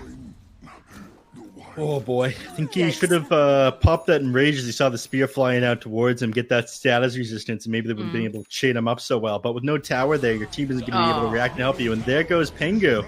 That feels so bad. He managed to go and get the side blade off on a creep to get the final hit on Pingu. Yeah, and right now they feel it's so much stronger either. that They've got the Yules, follow up into an arrow, and just ping pong ball him around. That's a dead Stars. They have a Lifestealer bomb in 40R as well. He's got the Blink Dagger if he wants to. He could make a move here, but nope. It's boosting up that health a little bit. Yeah. It's pretty rough for them right now. No, still a little bit of gold away from the Desolator. Things are only going to feel worse once Templar Assassin has that completed. Could opted to go for this Blink Dagger first to make some plays happen with the team, you know, responding to the aggressive lineup of Plasma, but just playing very aggressive themselves. You know, the funny thing about it is that it's an aggressive lineup, but they're not playing aggressively. I feel like it's switched around a little bit here. A little bit of a scuffle here between Luki and KJ, but 40R's here, and look at that Meld Strike. It does so much damage. Just blinks forward, and Adriano is dominating. 300 gold. Like King RD setting up over here, throws out the spear into the tree. They've got the stomp to follow up with a nice arrow, and it lands over onto Stars. Lai's still alive, but they managed to follow up with a beautiful just arena of blood, but the curse holding him in place. King RD actually will fall to Stabile. Adriana says, no, you're not getting out of here alive, though. He's going to go pick off Pingu. Might turn his attention now over to Yongsters. There's a Stars there, too, if he wants to go and get this kill. And Stabile is actually still alive. It's a triple kill now for 40R. That rage at the very end there managed to save him. I mean, Ursa stayed alive for a very long time inside that arena, but it's just taking them way too long to bring down any of these heroes. They don't have the burst if Ursa's not able to get on top of these heroes and blow them up right now. Everybody else, they don't have it. And, you know, I think Team Brazil sees that. They jump on Ursa at the very start. They don't care that he is enraged. They just initiate onto him and try to take him out of these fights, and it's working so well. This guy's having an awful game at 1-4-1. Is just absolutely terrifying. She's level 16. She's got a blink and a deso. She's got her treads, and she's going KB. They're not going to be able to KR. No. The only saving grace that you have right now is magic damage. I mean, some of these things that the Void Spirit's able to do. So. And it's not going to matter soon when she finishes up this BKB. She's going to have an Aegis soon, too. Like, everything's just looking real good right now for this Templar Assassin. Yeah, they got Meld, they've got Deso, they've got Medallion, and they take down Roche in no time at all. Thank you very much for the Aegis, and, you know, halfway to your BKB already. Must be nice to be a TA in this game. Yep. Bottom lane tower's getting pushed, but I don't think the players on Team Brazil care. They say, okay, you can have our tier 1. Whenever, we'll just go for your tier 2. we'll take that shrine at 20 minutes as well. Thank you very much. Neutral items are up too. You can see everybody's off into the jungle, trying to make sure that they collect, get that little bit of advantage. Dire's middle tower is under pressure. 40R just laughing in the face of this fortification right now, though they do end up losing the creeps. Isn't able to get that tier 2 just yet then. Turn their attention to the other tier 2. Yeah, they've got catapult up here. Oh, Cardi. And there's no fortification anymore too, so they just played right into their hand. Battle Fury completed now for the Ursa, but he's still quite a ways off from where he'd like to be. And the outpost is taken, so they'll probably be able to hold that, set some wards up around here. KJ is carrying a couple. I don't think the enemies are going to be able to get that back before the 20-minute mark. Silence gets thrown out over onto Flea. They'll follow up though and spear him right over into the wall. Oh, stars. An arrow from Flea. Yeah. Down he goes. So, Flea's having the game of his life. Right? Well, not game of his life. He's having a very good time, though. He gets to do whatever he wants. He's only died once. Adriano, I would say, is having a fantastic game. 7-0 and 5. The world is his oyster. I'm not sure where that phrase comes from, actually, come to think of it. But I'll look it up later. Thank you. Yep. Educational stream. Mm-hmm. Just doing my part to educate. Tier 2 towers down the middle. Oh, stars! Okay. Jumping forward over onto Constabile almost immediately in that silence, but he's still going to be able to stay alive a little bit longer. He's ticking down, though, to the Magnetize. Lukey, following up, will be able to find the kill. Now, the rest of the team here at 40R does have that big old meld strike. Throws out a decent amount of damage over onto Lukey, but they'll turn attention now over to Pingu. They don't want to have to worry about... Oh, they already used the Winter's Curse, so a little bit spread out here. Not sure where they want to go. They still have the Aegis online here for 40R. He's ticking down pretty fast. Has that refraction up in 1 second, but the silence. Lukey, all right, they'll follow up again with that arena. They're going to try to keep the Enchantress alive, but it's just spread out all over the place here. Flea just not finding the angle that he wants. King RD trying to run away. They'll drop down the Aether Remnant. 40R and Flea kind of watching King RD, trying to see if they have that opportunity to throw out an arrow, but it's down for another 6 seconds. And they feel like they kind of want to go back in again. Yeah, look at Flea. Thinking about that arrow. Pingu being held up over here on the high ground. Arrow gets tossed out, but it's the Meld Strike from 40R that will take him down. They have one more leap charge forward here. Not leap charge, but the Astral Step. As King RD is looking for an opening over here on the side, trying to bounce anyone back. It's kicked by the Earth Spear. Look at that big old Meld Strike. Oh my god! Have mercy, Adriano. Another spear into the tree. That's a triple kill. Oh my god, that was so much damage on that Meld Strike. I think it did like 600 HP, maybe a little bit more than that. That was wild. That was big. Big numbers. Yeah. I mean, that fight did go sort of well at the very start for Plasma. They managed to get the lifesteal at the start, which was the ideal target. They changed up the silences perfectly. He was silenced by the Orchid. Just before that ended, he got stunned by the Earth Spirit, then he got silenced up by the Geomatic Grip, and he went down before he was able to get the Rage and Infest off. And of course, him not being the one who was holding the Aegis made that especially rough. But that was a best case scenario for them, and it still didn't go amazing. This next fight now, Templar Assassin sending out the BKB. How do they take this guy down when he has magic immunity? I feel like it's just too hard now. You don't. Unless this game goes very, very late. And you manage to get like an Abyssal Blade or something, but that's not happening. Not the way that Team Brazil's playing here. There's just so many people crammed into such a small area. Plasma's really struggling. Yeah. Outposts were controlled by the Radiant there as well, so no XP going Plasma's way. Yep. It looks like they managed to find themselves an Enchantress, but do they have any sort of detection? They do, but she just TPs away because they have no way of canceling out TPs. Some pressure being placed here on top. Flea, they've got the dust. There's going to be the arena toss back here over onto Lies as he's just taking so much damage here. Pingu trying to save them up. Does manage to go get the Winter's Curse up, but it just holds Adriano into place. They still managed to get the kill on Pingu. Look at the spill damage coming out. Oh my god, Adriano, he wanted that kill on Lies. He's going to have to settle for Lukey, though. One more hit. Flea gets himself a double kill. And as soon as the Street Wave arrives, I have a feeling they're going to be taking down these buildings. Yeah, not a whole lot they're going to be able to defend from this one. I mean, Night Stalker did for another 20 seconds here. His ultimate's on cooldown. He's not going to be able to commit that much to the fight, even once he does get back up. He ended up committing it to try and grab that Enchantress down there in the bottom. But she wasn't even that important. The arrow lands. Oh, it's a good setup. Very nicely done. There's no Winter's Curse here over on Pingu. They just got to watch these buildings go down. No buyback available on Void Spirit either, and this is the only hero that's been able to do anything in this game. 5, 5, and 5. I mean, he's been involved in every kill on their team. I don't know what you do to recover from here. I feel like Plasma, they might need to just call it to put together a plan for the next game here. I don't see them coming back from this, Moxie.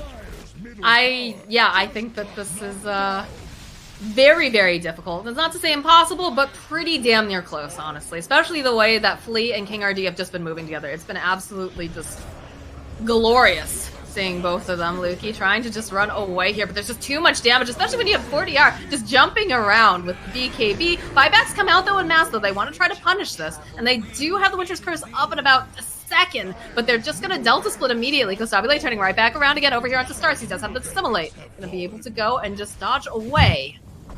And they've got the Infest Bomb and Flee. They could honestly just turn right back around again. Look at 40R just waiting patiently. That's a big old Meld Strike coming out over here onto Eggster, and there's going to be the Infest pop back out. This is not looking great for Flea, though. Pingu managing to get that Winter's Curse off, so he is going to fall, but they go right back in again. They know that Lukey just got back, and they're going to try to punish him for it. Pingu as well. Lukey will go down.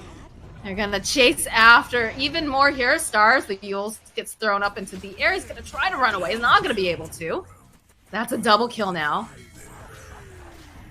And there it is. They called the GG. There's a GG. 25k net worth lead at 23 minutes in. Brazil played well-coordinated Dota, completely tore Plasma apart. They got a lot of the heroes that they'd like to play on Plasma as well. I feel like they need to... Maybe we need more time between matches to discuss how exactly that happened. But Team Brazil, they just felt like they were playing on another level that game. Amazing movements around the map, hit timings, took fights around them. The only thing that looked a little bit questionable was that one fight in the enemy triangle just before the TA finished the BKB where Lifestealer went down. But other than that, that was just clean Dota. That was, and you love to see it. You love to see really clean Dota. All the objectives are very well laid out. You see a kill happen, they immediately take a tower. Plasma, you know, like you said, they got the heroes that they want, but at the same time, if you're consistently playing the same things over and over, they're gonna figure you out. They're gonna realize, okay, this is a team that likes to play super aggressive. So what we need to do is just play even more aggressive. We'll get our timings right. We'll make sure that, you know, we saw the Marana and we were kind of like, not sure about it, but with King RD, just throwing out those spears, followed up with the arrow, it was a kill every single time. Like, that's actually ridiculous to think about. So, you know, Plasma, open qualifier team, it is just the beginning of groups, though, right? This is such a good opportunity for these guys to be able to play up against some of these other teams that are a little bit more polished, that have been here for a while. And it's a good learning experience. So they can definitely bounce back from this. They can definitely, you know, readjust and get themselves back into this. Yeah.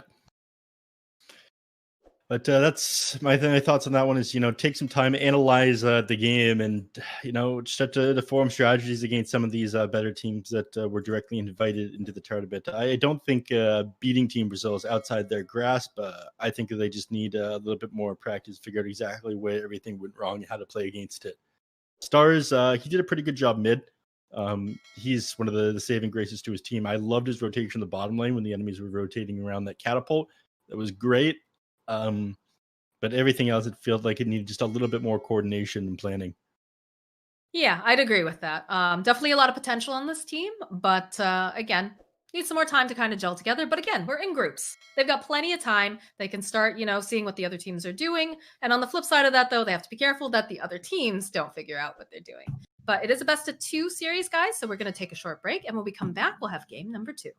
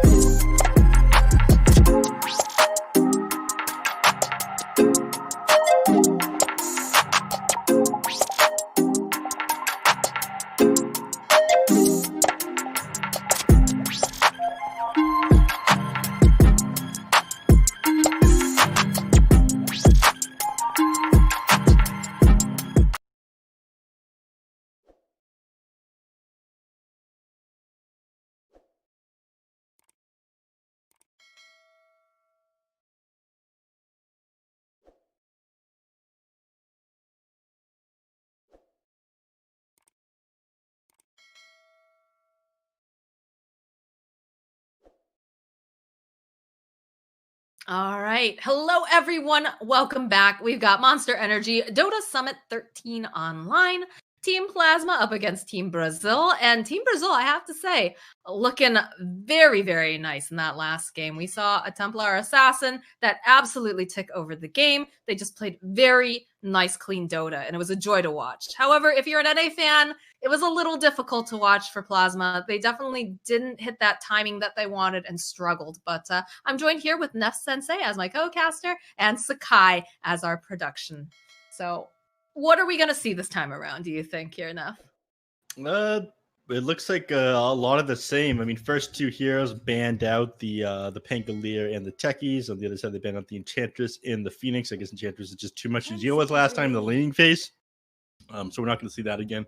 Crystal Maiden is a hero that we don't see a whole lot of. It depends on the teams, honestly. I know Owie still likes to pick it up. Yeah, and I agree with Owie. I mean, I'm not going to doubt the Lord and Savior of NA Dota, you know, the real reason EG brought TI home. Before tragedy occurred. But before the calamity. Yeah. Before the incident. Yeah, he got... Don't worry, buddy. Someday we'll get back there. Mm-hmm. Chaos Knight. Picked All up right. That's a Costabile special. But seeing that in the offlane occasionally too. Have you been seeing that as well? Yes. There's actually a trick that people have started running with Chaos Knight. I'm not sure if you've seen it. Are you familiar with the Aghanim Scepter on Chaos Knight? Yes, I am. That it dispels everyone on your team, basic dispel. It creates illusion of every hero. And Chaos Knight controls them all, right? So how your W works, the reality rift, is it pulls every illusion that you control onto the hero that you target. Well, if you have an Elder Titan on your team, it pulls the Elder Titan illusion onto the target you're jumping on as well. And they get the natural order debuff applying to the enemy. So it will just melt through people. Team ban. So that's something that's come into prominence. I think someone said they saw it on Gorg C's stream or something, and then somebody posted something on a website that I don't participate in and will not even name on stream. Yeah, so we'll see if they decide to run that or it's just a casual Chaos Knight. Either way, it pairs decently with the Crystal Maiden. Again, you have tons of nukes between these two heroes. Being able to provide the Chaos Knight with extra mana is great. And it, of course, pairs well with a lot of different mid laners. The only issue is that it doesn't move around the map that well just due to its low movement speed, and it's pretty susceptible to getting jumped and blown up. Right. Again, this could be a bit of a flex, like we talked about. It could be going in the 3 position. It could be going in the 1 position. I do know that Costabile really likes this hero, though.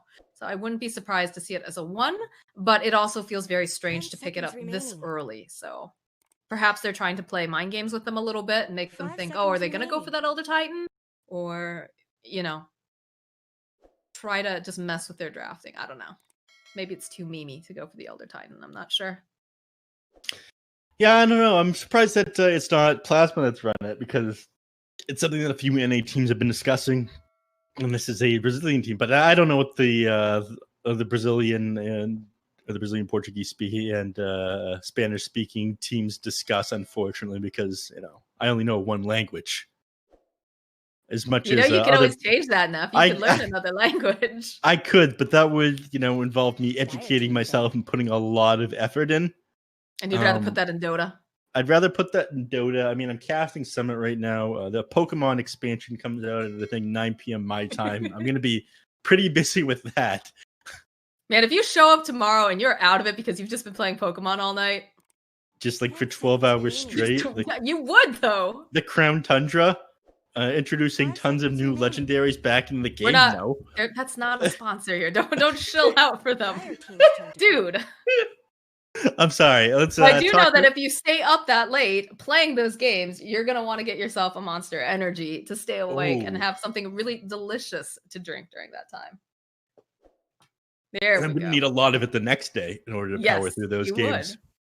You would. 10 There was a seconds time when you were remaining. doing one of the other tournaments where I'm pretty sure you were powered by nothing but Monster. 5 seconds remaining. That was, I think, the last one. It's I just think like, that was Pro Series. yeah, I You was were going, Monster in your veins. I was People were casting, then I would concerned.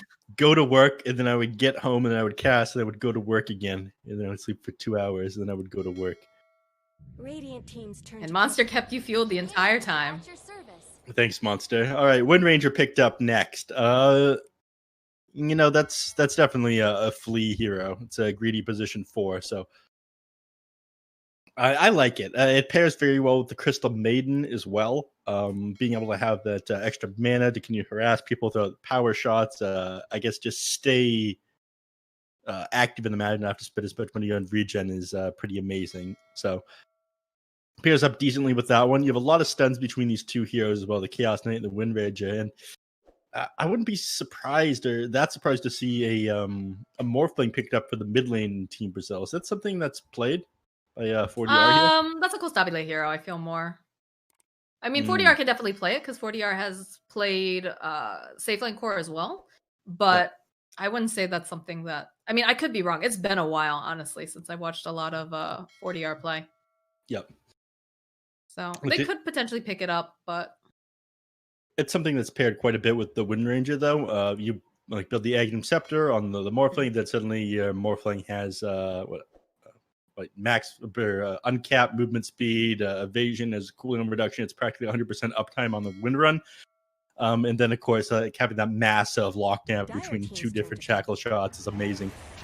Hero picked up next on Plasma. Pretty good defense, spams out towers. I feel like it couples very nicely with the Night Stalker, the Tiny. Both these heroes give a pretty good setup for both the Macro, Pyre, and Ice Paths. I don't mind it. I think they're going to run into the same issue last game where Flea's just going to click you on Pingu. Like you're playing Winter Wyvern last game, you're playing Jakiro this game. Last game he's able to click you with the Marana. This game he's going to click you with the Wind Ranger. You're not going to be able to assist your support in the lane. Let's see who picked up next here. Well, I have a question for you. So, right, they managed to pick up the Night Stalker in the former game for Luki, and he didn't really get a chance to escalate. What do they need to do on the side of Plasma to make sure that they can enable him so he can also make space for Lies? Because Stars did everything that he could possible, and he did a great job, but it just got to the point where there was only so much that a Void Spirit could do. So what do you think they need to do to kind of ensure this lane for Night Stalker?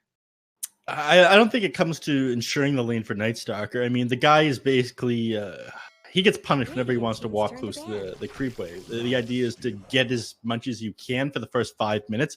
You kind of accept that you're going to have a bit of a rough laning phase at the very start. Mm-hmm.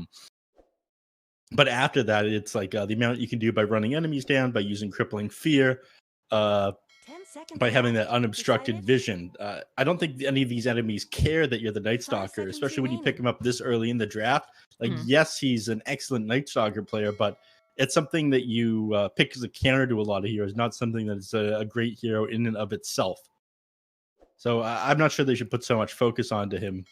And I think, like, in these competitive games, then maybe they need to think about picking expanding the hero pool a little bit, regardless of how good he is with Night Stalker. That's something you probably want to pick up third.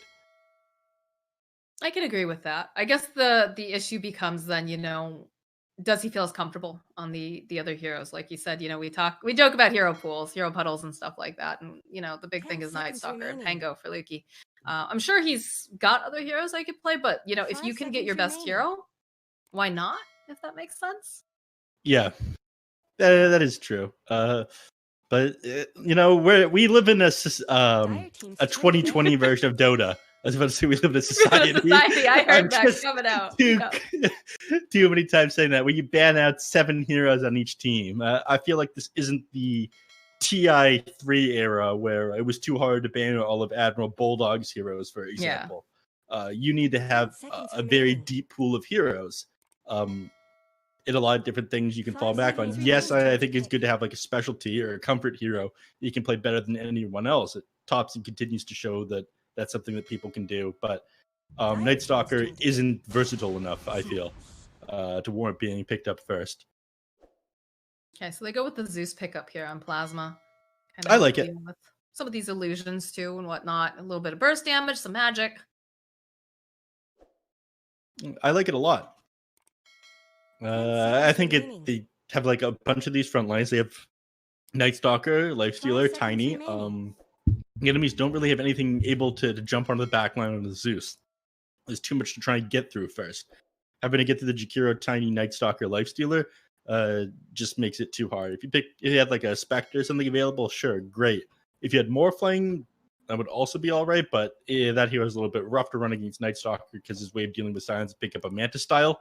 Not something you can run against a Night Stalker with the Crippling Fear. We'll see how they close this one out, though. They're in need of a mid still. Actually, they could still run that Morphling mid. I want to see it. That's what this is gonna be. With a Chaos Knight, you think that they should go with a Morphling? I don't like it. Make it happen.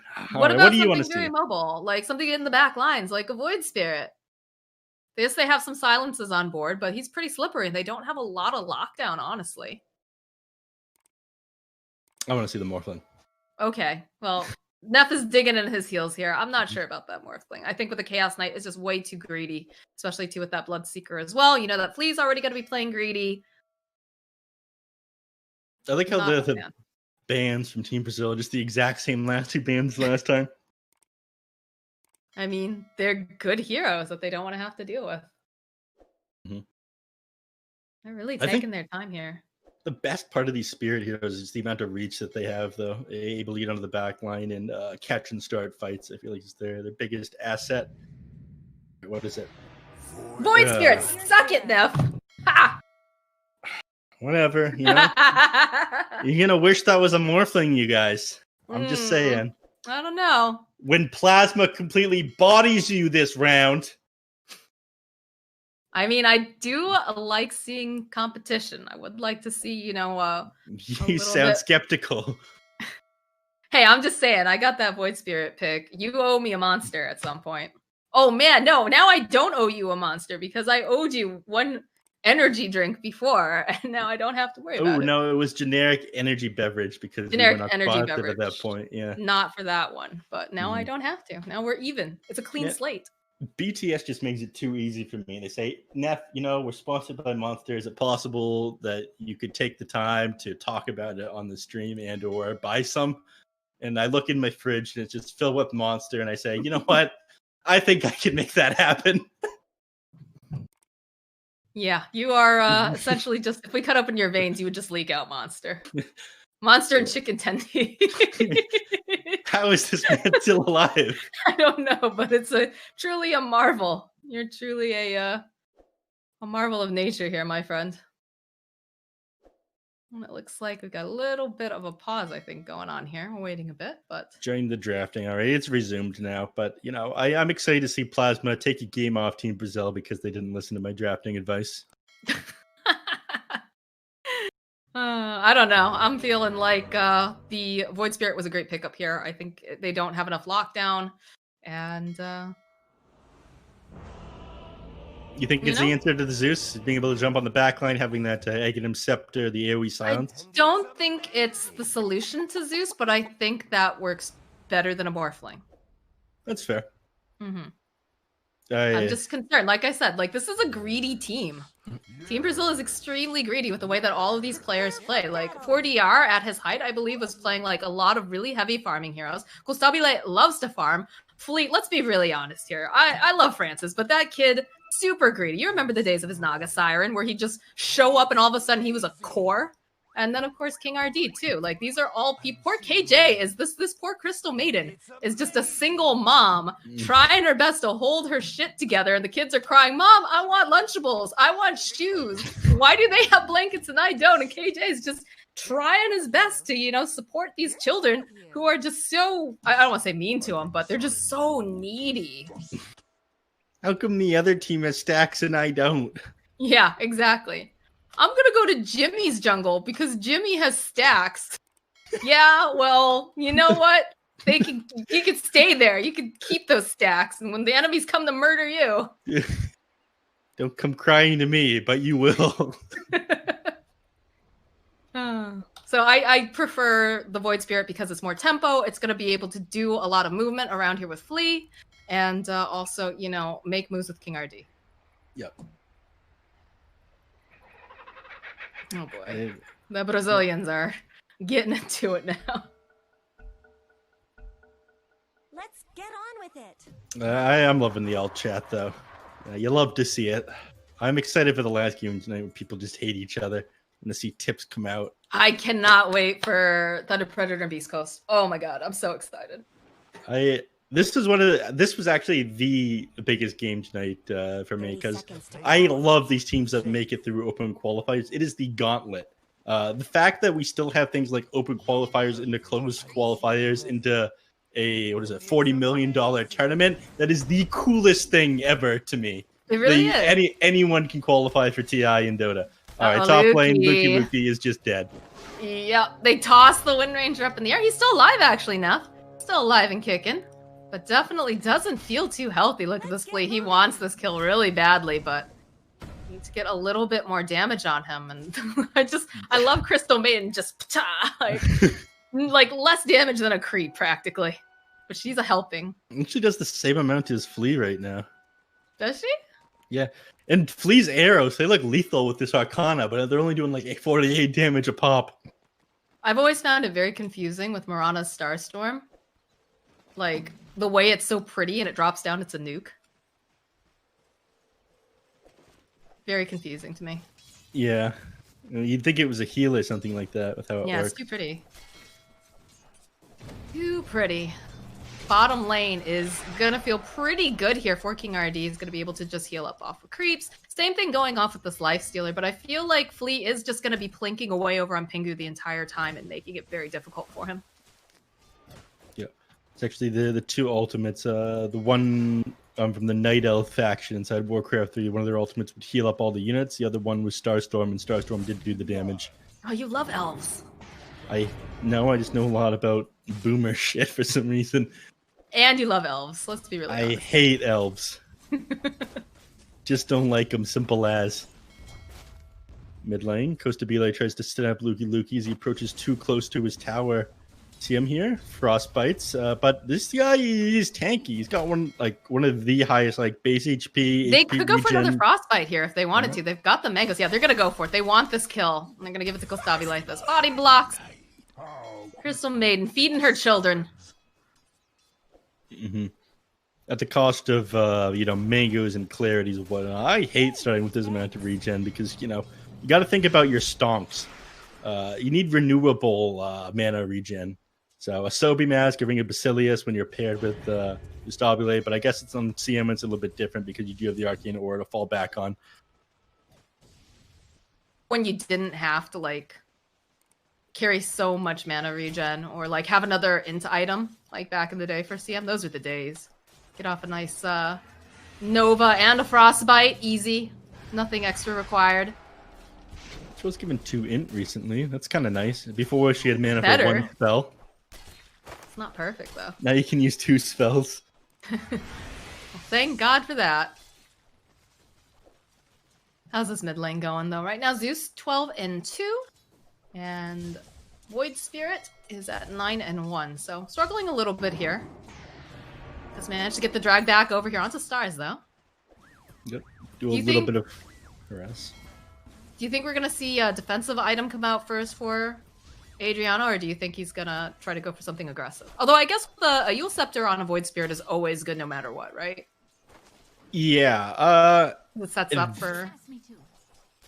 It's difficult to say because the Yule's doesn't save you against what Night Stalker does. That's one of the great things about Crippling Fear. It just sits around you. There's no dispelling it. That's true.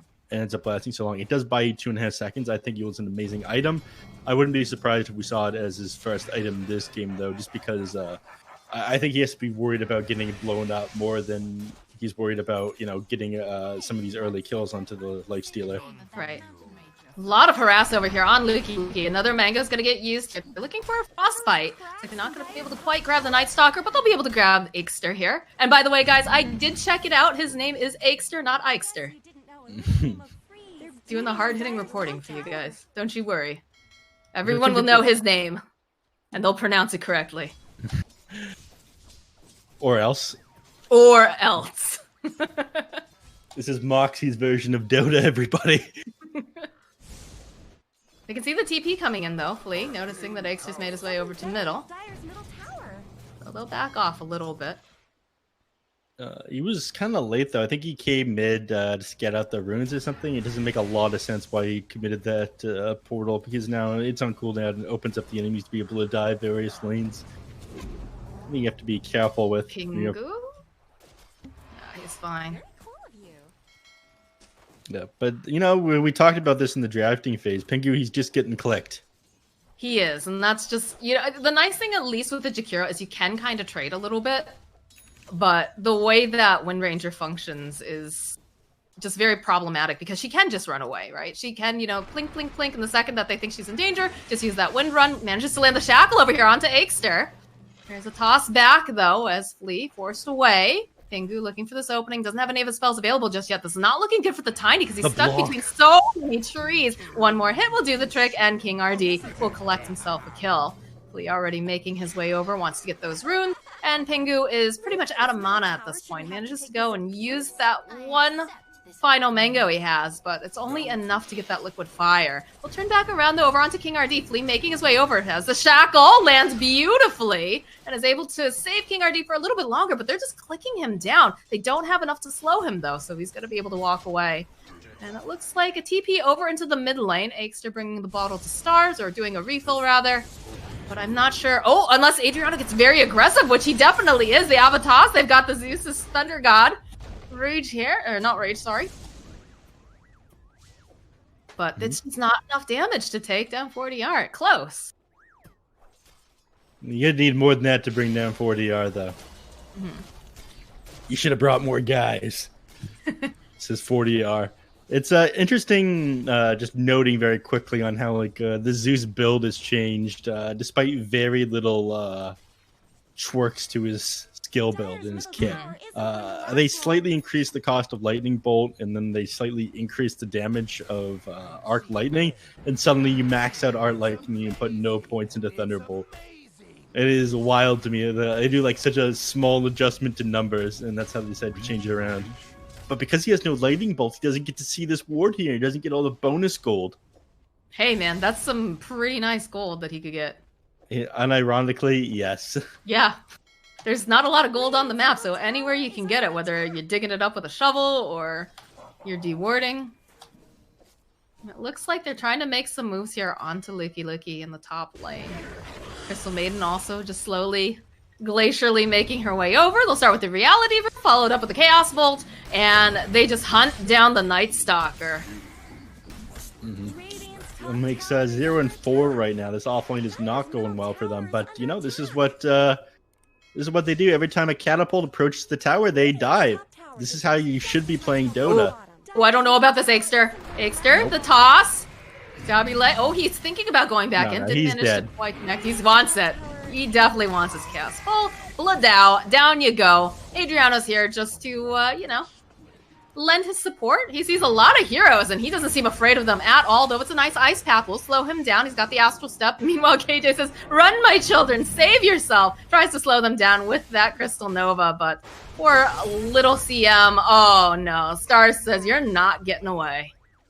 Not this time. Not this time. KJ, the first casualty, they continue to chase 40R here, but, Night Stalker doesn't want to dive too far onto this tower, and you do still have Astral Steps to fall back on. He actually goes forward, off the mark with that Aether Remnant. The aggression is real. Double damage rune does get picked up by Stars, though, so we'll be able to refill the bottle. Have fortified their structures. Oh, no. I think, he wanted to get that double damage rune. No, that was definitely 40R's fault. KJ's the single mom, doing the best he can. I told you to pack your lunchbox in advance. I can't remember to put everything in all the time. I've got 3 other children I need to pay attention to. It was a nice shackle over on Lies, but I don't think you go for that dive.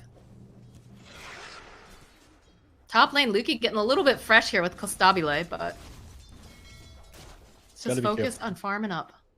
Got 17-1 charges, so he's very scary in his own right, but he has not had a good start to his game. He's got a poor man shield now. I think he's had that for a little bit, which will make him hard to blow up. Again, taking Night Stalker is wonderful. Bottom lane, Coming on to Pingu here. Bottom lane, they're trying to chase after Pingu. This is looking like a very dead Jakiro, although they haven't quite managed to get the final hit off here. He's still alive. King RD will fall. Oh, so close. If Lee had landed that power shot, that would be a very dead Jakiro, but is forced to win run away from Luki. And just like that, the engagement's over. I'd like to say that Pingu, he ran the numbers there. He's calculated his head. My allies will be here in approximately 3.6 seconds. The enemy Bloodseeker will not be able to gap that distance underneath my slow. Oh, look at the Power Ranger team piece. They want to protect 40R here. Luki maybe diving a little bit too far. They need to find some way to grab him, though. And he's so fast at night now. Look at him go. 2 points into that Hunter in the Night. He's got boots of speed as well. He's just long gone. And of course, no Rupture available from the Bloodseeker just yet. He now has hit level 6 after getting some XP near the tower. So we might want to chase over here because this fight's breaking out in the enemy triangle. The 10-minute mark's approaching, and probably see Team Brazil make a move to a lane around this catapult. So, step 1, take the bounty runes, and then step 2, relocate from the bounty runes into the lane that you want to push with the catapult. And they go mid. That's gonna be mid. Stars is trying to keep him alive, but can't do a whole heck of a lot against that right now. There's just too many heroes in the vicinity. Look how coordinated they are. This is Dota 2. My god. They're too good. Under Meg's tutelage. Gotta go to the Dota school of Mike Meggs. Megs. No, they're looking great. They're making all the right moves. And they're really putting the pressure down over here. It's the jump over onto the Tiny. It's forcing them away. Managed to go and drop that Aether Remnant. No, but from the other side, Constabule shows up. He uses the Phantasm. Needs a little bit more damage, though, to take down Licky Licky. Gonna be Thunder God's Wrath. And Crystal Maiden, she realizes all she can do is let it go. So it's gonna get taken down by Stars. King RD now forced to run away with Flea. There's the Avalanche, though. Toss doesn't quite land, but they do have that Infest Bomb. Or DR? Are they going to be able to grab King RD here? It's not looking really great for them now. They need just a little bit more damage. They go, they drag back over onto Stars, and they'll go, and again, they drop down that beautiful Blood Right as they take down Stars. Luki's hunting. He wants King RD so badly, and he is ruptured, but King RD, he's still alive. He's not going to be able to get taken down. He sidesteps this Avalanche, and now Hexter trying to run away is going to get dragged right back in again. There it is. Yeah. So heroes start to drop like flies as they go too far forward. I was going to say, this game, it looks so much better for them. They reacted to that way better than they did game number 1 when Team Brazil did these 5 and 10 minute rotations. But they pursued too far up, and Zeus, he can't be the one walking up the hill here. It's got to be somebody in front of him. He's got to let Luki lead. Because the moment that the enemy see that he's in front, they're just going to turn around. They've got so much disabled in order to do so. Oh, Pingu. Luki's here, though. I should be able to stun him up. He has the Astral Step in 1 second, but no, it's too much burst damage. Stars will collect the kill. You know, all Pingu needs is boots, and he can outplay the enemy. You know, for tricks him into going forward onto him. His brain's just too large. Big brain player over here. I will say it's interesting because we talked about, Luki has to be the one who leads in, but they definitely initiated on a Luki last time. And it just didn't seem to really matter. Like, they weren't able to kill him right away, but RD using that Rupture on Pingu. Pingu seems perfectly fine with this, though. He's just going to keep pushing out the wave. Maybe he needs to go and get a denial on this tower, though, soon. One more. They want Luki now. They know his ult's on cooldown. It's not nighttime. There is nothing you're going to be able to do. No, look at that shackle. What is that nonsense? Even use the Crystal Maiden ultimate. Get out of here.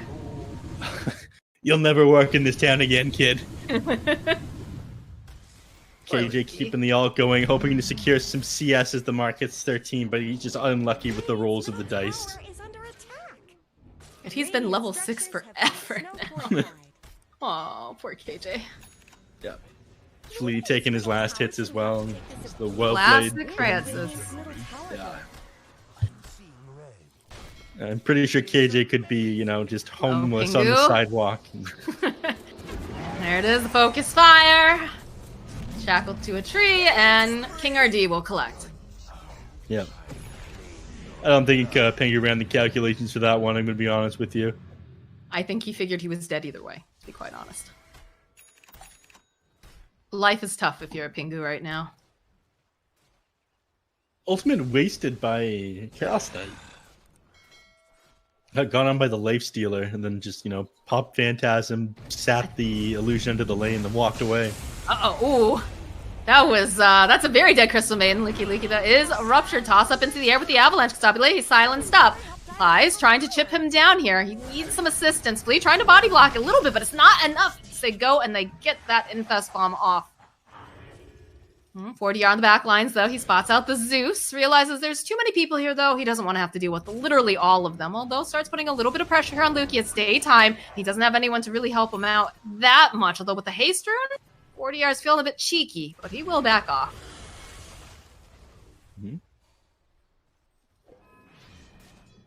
Is it? Oh, it's the other caster. My bad. That was that was Chaos Phoenix. Yeah, thanks, Chaos Phoenix. But it's nice that they got a couple kills under their belt. Very nice play there by Lukey. Lukey just playing around the vision. If the enemies had... I guess you knew the enemies wouldn't have vision up there because you have the Zeus bolting around.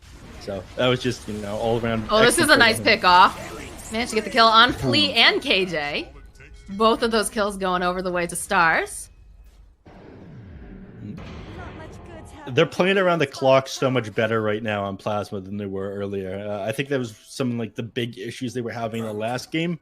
Again, Team Brazil, they're playing like clockwork. You're able to telegraph the moves. It's bounty runes into the mid tower, into the bounty runes again at 5 minutes. That's where they just caught those two supports.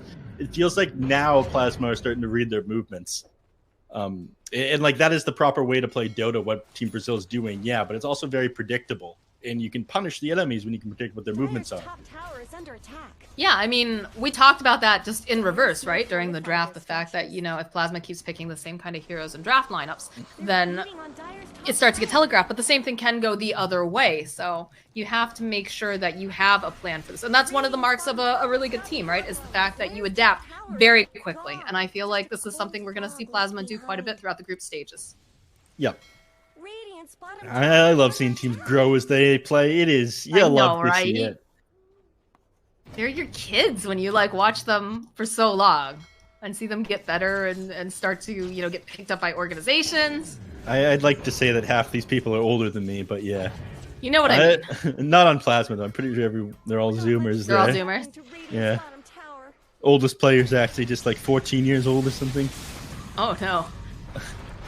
Flea is not looking too healthy here. Looks like he's going to be able to win run away, though. Managed to get the shackle off. They'll get the kill on King RD, though, in the back lines.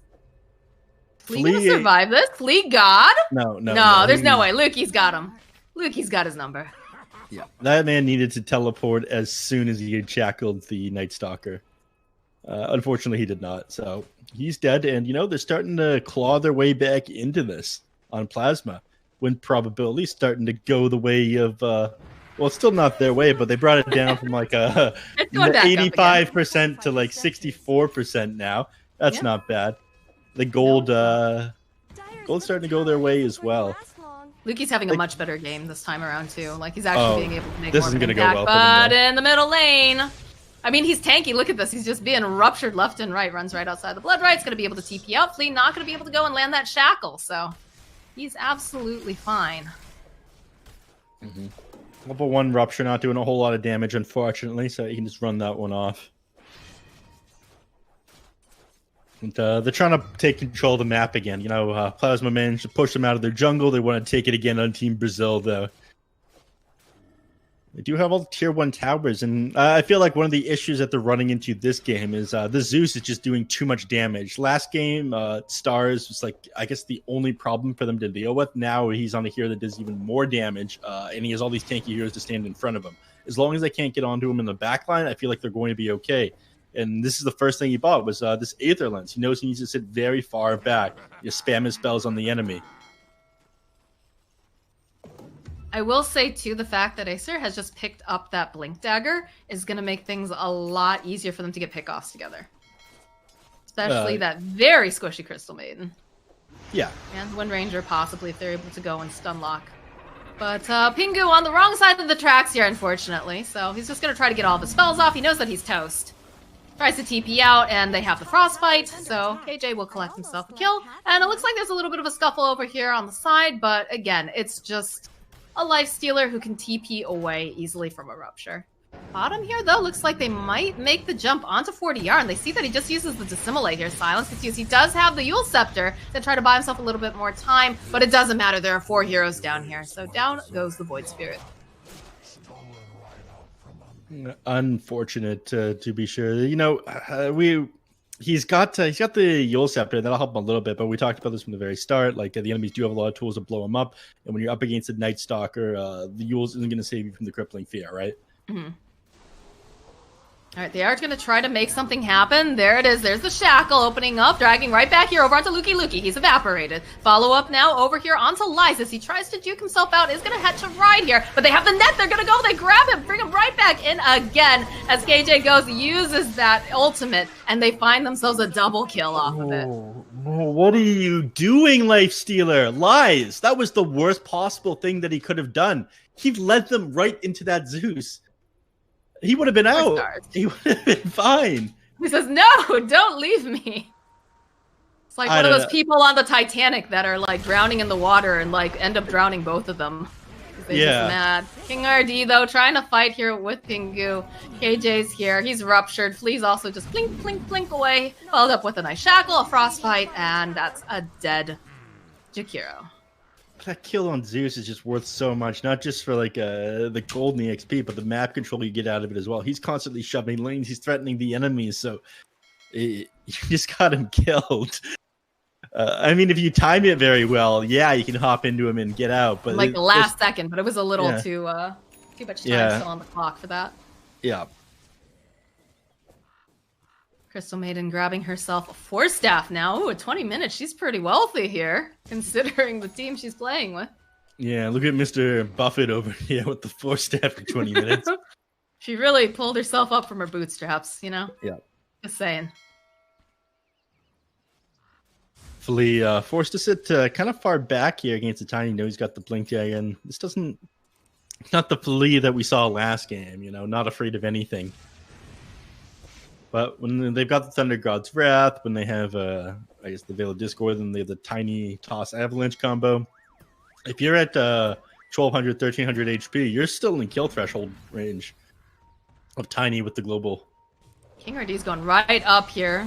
Clumsy net. And immediately, though, he's going to sidestep. Has his eyes on Pingu, but he's ticking down. There's a BKB, though, getting popped over here in Kostabile. He wants to just take down the Tiny. He's going to be able to find it. Turn right back around again. Reality Rift over here onto Lies. The buyback comes out now from the Tiny, though. KJ's courier gets taken down while all this goes on. But the only one who falls is King RD.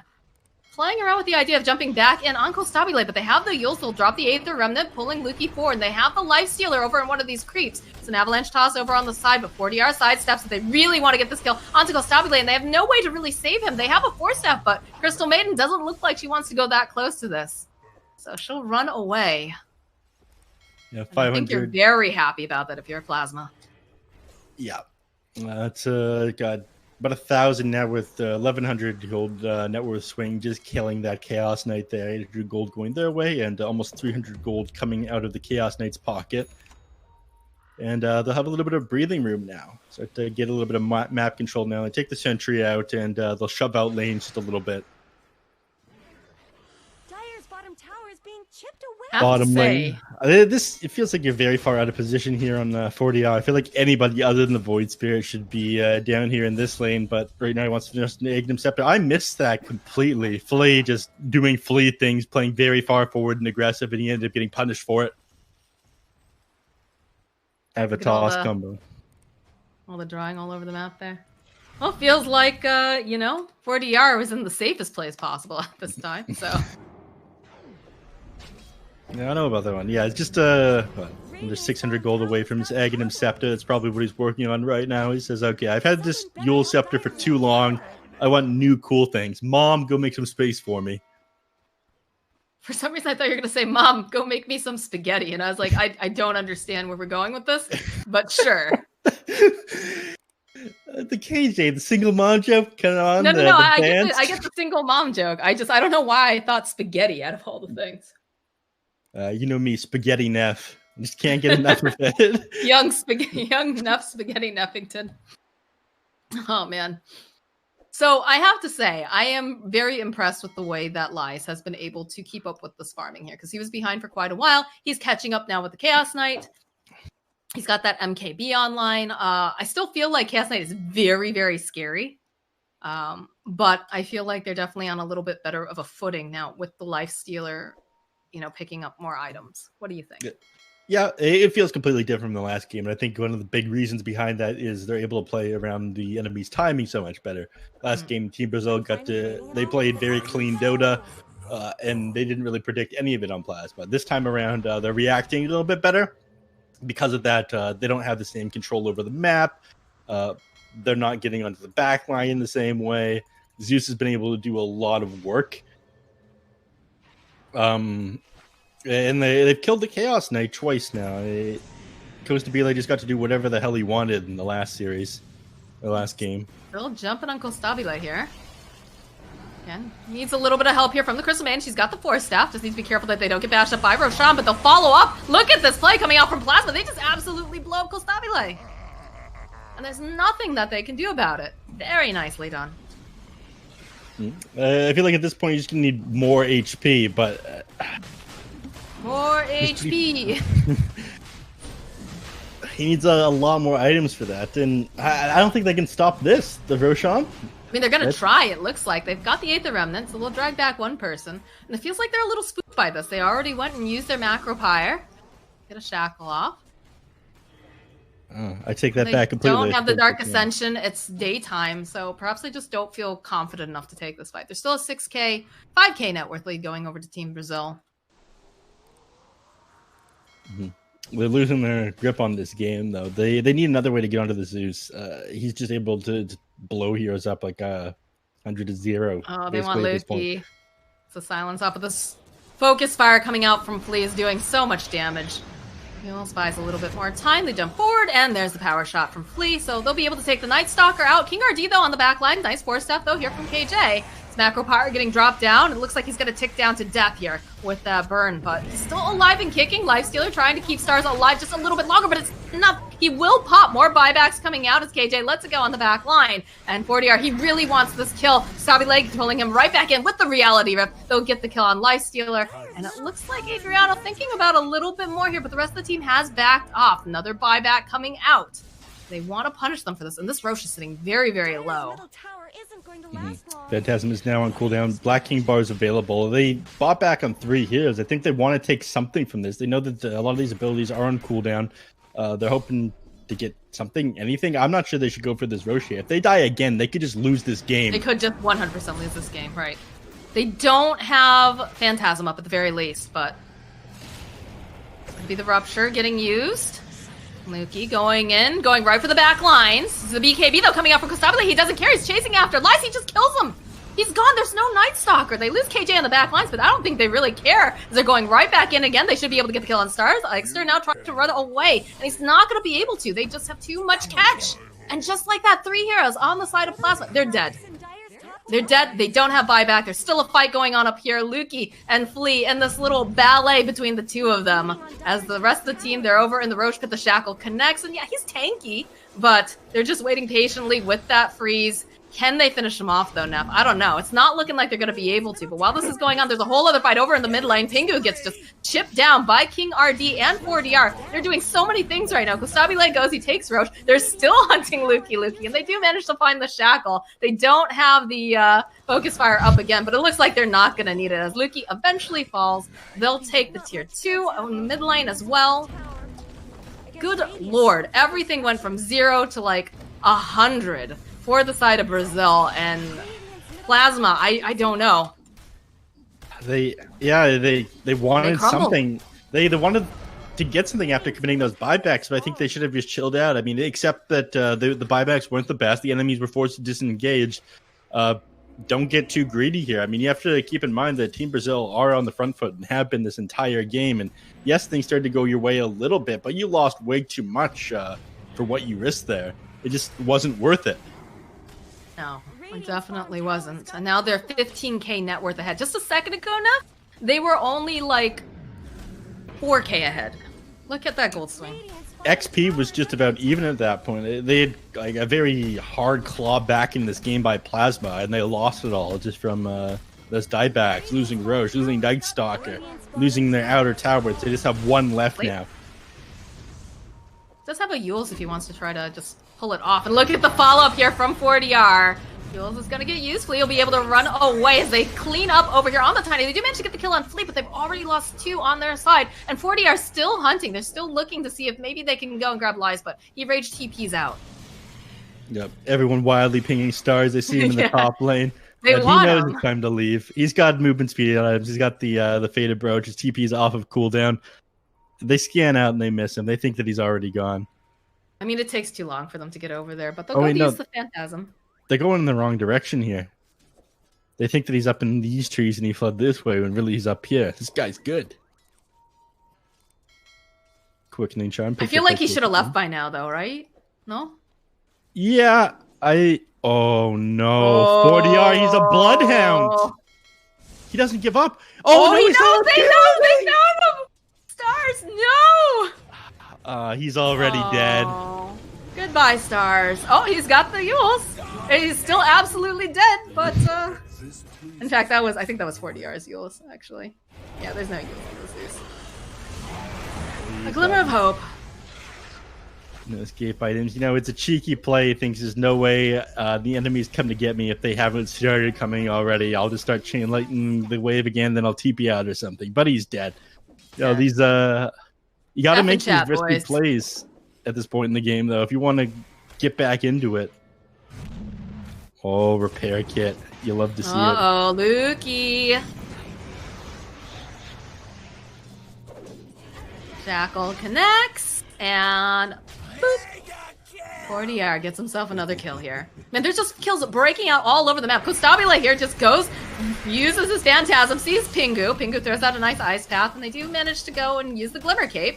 But Lies here trying to man fight Kostabile. Does have some backup, though, as Tiny jumps in. Are they going to be able to get this kill? Yes, that's going to be the Aegis. Again, just the Aegis, though, as KJ says, oh, God, please, I need some help. And he does manage to get the kill on Lies. Oh, my God. Thanks to now shackled up to a tree. This is not looking great for him. Tosses up, but are they going to be able to find this kill? Indeed, they are. Pingu will go down. King RD is just zooming across the map. Double damager and available outside of that Roche pit. Luckily, it doesn't look like Team Brazil sees it. Oh, never mind. They found it. 4DR picks it up, and they're going right on into the space. But nothing to stop them either. A lot of these buybacks are still on cooldown. Actually, now they just came off. No, Lifestealer, another 3 minutes here. Zeus, I believe, if he goes down, he's down for at least 2 minutes and 30 seconds. Well, I mean, his buyback's on cooldown for 2 minutes and 30 seconds, but here it goes. Ultimate out from Lukey. Yeah, he's jumping off immediately over the back lines, but it just obliterates Stars. He has no buyback on the Zeus. This BKB just makes Kostabile unstoppable when it comes to this right now. Another Rupture tossed out. They just can't get close. It's too scary, especially with this double damage now over on 4DR. And these fights have been so split up a lot of the time, too. It's very difficult for them to just focus on one target, it seems. Blink forward here, coming out from Flea. He's bloodthirsty. Daytime, they'll just finish up over on this Rax. And it looks like they're going to make their way down to the bottom one. I think Philly tried to blink forward and Yules the Night Stalker than Yules himself. That's embarrassing. Don't point it out. His wife's in chat, dude. Don't point it out. Don't embarrass him in front of his wife. There, Flea. It's okay. There it is. There's a nice shackle. Beautiful. Lies and Pingu. They'll follow up. And Bladao, both of them eviscerated by 4DR. And a very nice move. They're going to just keep on hunting. Lukey's next down. They do manage to get the toss back on King RD. So they'll find that kill, but Xtro get taken out as well. And they do call GG. Team Brazil. And they drop KJ. Oh. Runs right back in. You know, amazing game number 1 by Team Brazil, just playing clean Dota. Game number 2, I feel like Plasma played a little bit better, but Brazil just showing to be the stronger team between the two. My biggest gripe, I suppose, is just the draft. I feel like at the very start of this, the Night Stalker was having too rough of a time. That's just the nature of the hero. It has a pretty bad lane, but I don't think it countered out anything on the enemy team hard enough to be warrant to first pick. I think Lukey's an amazing player. I think the Night Stalker as a hero should be picked up maybe like 3rd on your side. Is a pick is like a counter to a lot of what the enemies have. If they can diversify their hero pool a little bit more, I think they do better. But they definitely played much better in game number 2. I'm looking forward to seeing how they perform further on in this tournament. Yeah, it is just early in the group stages. This is an open qualifier team, so I think we're going to see them adapt because things like this, especially within the, the regional stuff, they really start to build their own metas. You really start to realize, okay, this team really likes this in particular. This is how we're going to approach it in the future. So again, I feel like, Plasma, they do have good players. They just need to kind of go back to the drawing board, look at their drafts a little bit more, maybe expand that pool, or maybe don't take, the Night Stalker in that first phase. Like you said, maybe try to save it a little bit later. Honestly, I'd love to just see a bigger hero puddle. Because if they know that you've got, 3 heroes, then it's just so difficult. And you really need to win that offlane right now in this patch. You need to win the offlane for your team. You need to be able to pair up with your tempo playing mid. Stars, I thought, did the best job that he possibly could during these 2 games. It was just too difficult. And then just the way that Adriano and flamie moved the entire time. It was just so fast. So yeah, definitely looked better in game number 2. But of course, this is just a best of 2 series. This is groups. So Team Brazil's going to win it 2-0. And we're going to see more Plasma as the group goes further. But we are going to start to shift gears, guys. This is like the match of the night for me, personally.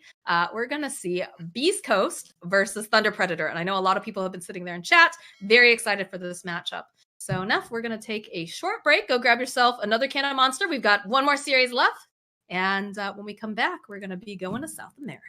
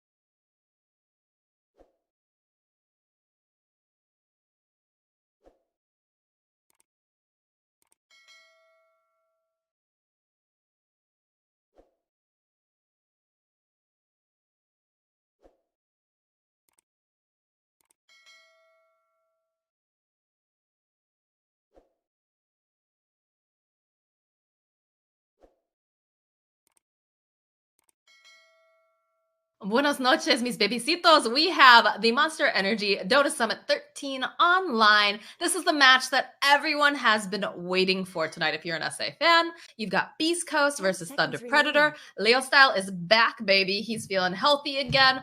I cannot wait to see this match. We've also got Moose playing over on the side of Beast Coast. So no Stinger today, but definitely a great player to see over on this roster. And I'm joined with Neff Sensei as my co-broadcaster, and the wonderful Sakai, of course, is running production for us. Neff, I'm so excited for this match. I cannot wait to see what they're going to do here. I am very excited as well. I talk about this every time these two teams are on, but this is real Dota 2 Moxie, not like all these other matches, you know, people playing for money or people playing because they have to. These guys hate each other so much. You know, every game is TI finals to them. Nothing is more important than being able to shit talk your opponents after the games are over. That's exactly what these people are going to do. You know, I'm also happy to see Leo Style better. I was talking to him a little bit while I was doing some other stuff on like Big Ops Chal and whatnot prior to the Summit 13 here.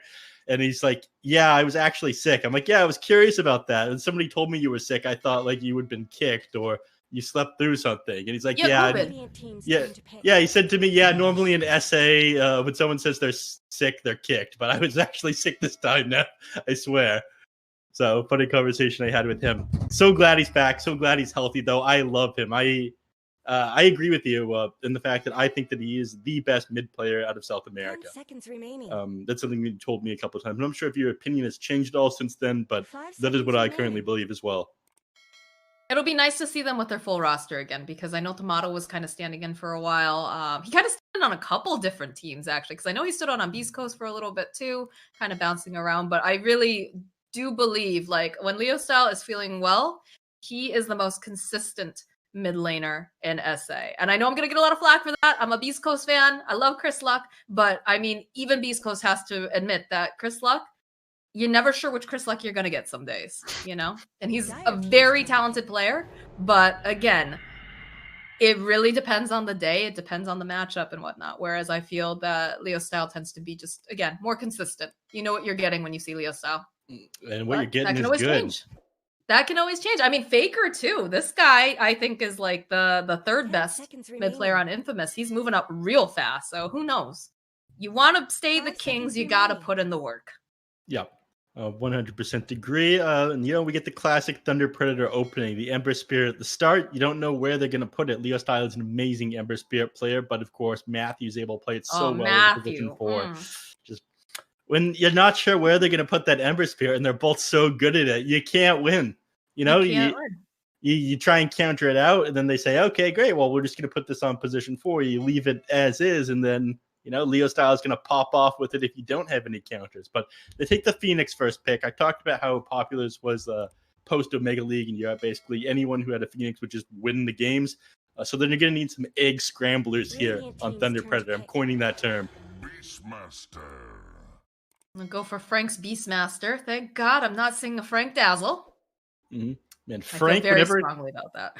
The offlane, it's not something you need to do anymore. You need a position 3. Well, somebody please tell Thunder Predator that, because they definitely ran Frank Dazzle very recently, and I was like, no.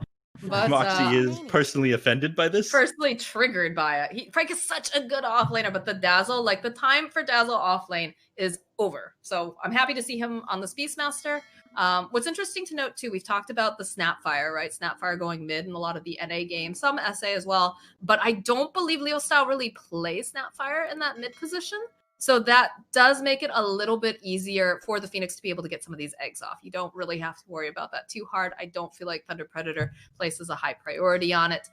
Whereas the flip side, you know, I watched Moose play an amazing Snapfire in position 4, and Beast Coast always likes to do something a little weird, a little different. And I'm sure Chris Luck probably has tried his hand at it as well. Actually, I have some inside information over from Beast Coast. I was talking to Mr. Coast himself. He says that Moose. Please, Mr. Coast is his father. Yeah, just call him Beast. I was talking to Beast, and he said that Moose ate an entire cow before this game to give him the brain power for this draft. He's going to have to poop real bad later. That is a lot of protein. I'm excited to see what he's going to do with it. He's going to get the meat sweats with it, is what it sounds like. He's got Ken picked up here, the animal controller. There's your counter to the Beastmaster, as you were discussing. But just take the Boris, easy. What is yours is now mine. I made this. Not I made this boar. Look at him, he's beautiful. He is my son. Never talk to me or my son again. So I'm interested then with the Phoenix. With the Chen pickup, I'm guessing that's most likely going to be Whisper playing Phoenix in the off lane. Could, again, still be running it as a support, but I kind of doubt that at this particular moment. 10 seconds remaining. What do you think? Yeah, 5 seconds remaining. I doubt it as well. I think in 5 Chen 4 Phoenix. Right? I'm thinking that, perhaps, but we'll have to see. Looks like Beast Coast is taking their time thinking about what they want to ban. They'll take out the Drow Ranger. I don't want to have to deal with that sort of nonsense. She's very, very strong right now. That pairs decently with what they've got going on as well. With the Beastmaster, they can do a lot of tower damage. Just marksmanship aura on top of the Inner Beast. Just rip through towers very quickly. It's pretty good against the Phoenix as well. And of course, will blow up creeps pretty fast. Chen tries to make an army. So a lot of solutions there. They ban out Kunkka. They ban out Bristleback. I think they're just worried about tanky heroes being able to sit on the front line right now for Thunder Predator. They want to just be able to rip through this game, it looks like. 5 seconds Play some fast-paced Dota. This is what they're banning out. It makes me wonder, I heard that Hector has been playing some different heroes recently. I'm wondering if that's something that he had been running in like scrims or pubs. Because it is kind of a weird thing to ban out, right? Is the Beastmaster?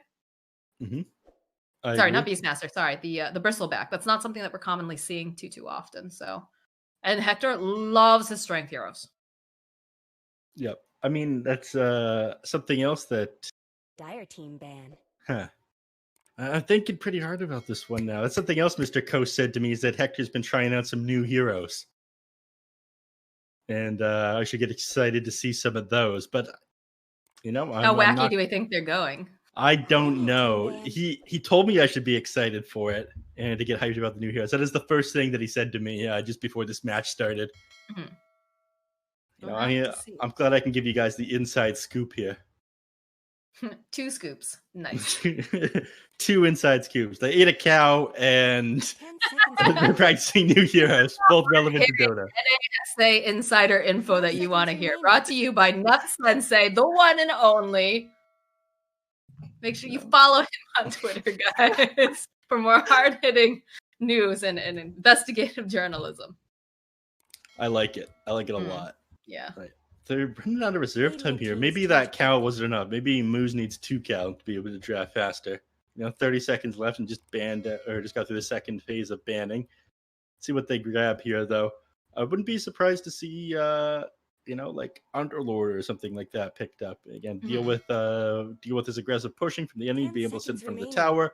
It's very difficult, of course, to deal with the root, both from Beastmaster and Ember Spirit, being able to catch out a lot of his the boars, being able to catch out Beastmaster himself, slow down the push by sitting in front of the tower. A lot of tools in his kit to do that. Well, really, I'm gonna have to question the quality of the cow that Moose ate, because he's running very low on reserve time right now. 10 seconds left now. It's kind of funny that his name is Moose and he ate an entire cow.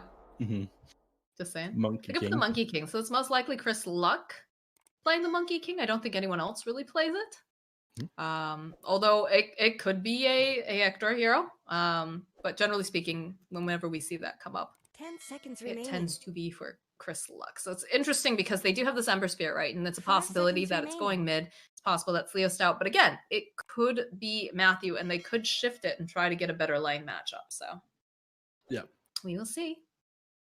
But that's something that deals a lot better with early aggression. The extra armor that he has early on, the Jingu stacks, having those. But when you're not sure what you're playing against with the Monkey King, it doesn't feel great, does it? Definitely doesn't.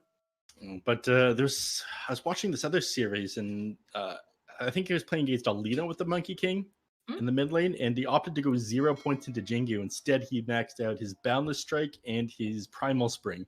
So we just farmed creeps fast with the Primal Spring. It was interesting to see. worked very well as well. I think, yeah, Monkey King team definitely won that game. I thought it was like off the back of the Monkey King. Well, Warlord picked up for Thunder Predator. So Mino's favorite right there. So we need to see some halberds or something picked up so that way they can kind of waste some time when he's in his ultimate. Wouldn't be surprised to see that then. There was a lot of mixed opinions on how good Troll Warlord is. I'm in the camp that I think it is an awful hero and that nobody should pick it ever. Why is it awful? I mean, you disable yourself when you press the ultimate. His entire kit is countered out by a Heaven's Halberd, and it's an amazing item that you're basically happy building a lot of strength heroes anyways. Phoenix is going to build it. Abaddon, I feel like, is going to build it. It's not horrible as part of Monkey King's kit. 10 seconds remaining. He counters himself and feels like it's pretty good with Beastmaster. You have a lot of pushing power there between having the inner beast and troll whacking away at towers alongside with like boars and whatnot. It's pretty good when you get extra vision with the hawk, but I'm not crazy about this hero. That's fair. I mean, you mentioned a lot of things that definitely make sense about why he's not so great, but I happen to think that Minos really likes this hero. He's very powerful. So, okay, that answers our question. It looks like I think the Bloodseeker most likely going to be going mid, and Matthew will be playing the Ember. I don't think they run a Bloodseeker 4, but it is possible. 10 seconds remaining. No, they could just go like the 5 core draft. They could. There was a time when Thunder, this was a different iteration of Thunder Predator, but they literally would just pick nothing but off lanes. All off laners. It was like this big tank. It was like when J. Marie was still on the team. And I think Atun was on the team too. Like they just picked Bristleback, Beastmaster, Lone Druid, like just big, beefy, tanky boys. And it looked ridiculous. It was during TI qualifiers one year. But they just didn't have enough damage to deal with them. Like, it wasn't even a matter of them having too much damage. It was just that the enemy team was, like, chonking away at them, and they just wouldn't die. They just kept slapping them in the teeth, like, why won't you die? And they couldn't do it. It was ridiculous. It was pretty ridiculous. I get the ban out there by the of the Timbersaw makes a lot of sense, but it makes you think if they plan on picking a strength hero last over here. They ban out the Conquer for themselves, and you know, as much as you want to be running the Bloodseeker in the mid lane right now, probably I'm not sure what they grab, but they're probably going to pick like a strength melee hero at this point. They're banning all out the Timbersaw and the Magnus. They're all melee on Thunder Predator. I don't know, but the Magnus and the Timbersaw bans feel very odd to me. Maybe they'll rant it out with a support or something like that. But this draft is incredibly unconventional. Oh. God. 5 seconds remaining. Come on, analysts. Analyze this. I'm analyzing. Why we're paying for the Dolaires. Shadow Demon? Undying. They go all... Oh my god. All melee. All right, Thunder Predator. They did take the melee, I guess. I mean, they do have a pretty... Nope, it's all melee. Yep. 10 seconds remaining. Interesting. Very interesting. I'm guessing MJZ on the Undying. I'd say Matthew on the Ember, Frank on the Beastmaster, MNZ on Troll, and then Leo Style on Bloodseeker. So then is this a core Abaddon again on the side of East Coast? It's got to be a pause one Abaddon. It's going to be Hector Abaddon. And a Spirit Breaker. Unless it's Hector Spirit Breaker. Hector Spirit Breaker. No, it's Hector. Oh, no, it's Hector Abaddon. I'm not that impressed, Mr. Coast, if you're watching this right now. I'll have you know that, you know, this is already a Hector special, the position 1 Abaddon. You know, you're going to have to give me a better inside scoop next time. Is that a dog that Chen is riding? Yes, it is. Ooh, tonight is a real treat. I have to say, usually when I see the Hector Abaddon, unless it's a very specific circumstance, I'm not a huge fan of it. I'm interested to see what he's going to be able to do with this, though. But generally speaking, I'm not a huge fan of it. What do you think? I haven't seen it lose a game that I've been watching yet. So I think that it's amazing personally. I'm just more so confused at this 5 melee lineup of Thunder Holy guacamole, Leo Styles playing Beastmaster. I just realized that. Oh. Mid Beastmaster. Right. Okay, all right. I see you, Leo Style. I see you feeling better, wanting to show off, wanting to style a bit. I love this man, Leo Style. Very nice guy, you know, and he's spicing things up for us. And then Frank in the offlane Bloodseeker. Interesting. A lot of people have been running Undying though. It's really good against like I guess melee strength heroes in the safe lane. So it's going to do wonders against K1. But it does mean that K1 is going to be able to pick up a magic stick and do damage back to Undying. Because he's spamming that decay. But, you know, both teams kind of unconventional. I'm preferring Thunder Predator here. Really? You're going with the very unconventional? I want to see what's in Leo Styles' head. I want to see what he's got planned with his pause to this mid Beastmaster. His team hasn't pulled him tangos. Oh, it's MNZ. He's going mid. Leo Styles going to be heading elsewhere. All right, they're mixing things up. You liking it? You want to talk to me about wacky drafts, Beast Coast? You know, taking notes from Thunder Predator, okay? Ooh. These guys are doing it. Orb of Venom on the Undying. You love to see it. These guys are out for blood right now, Moxie.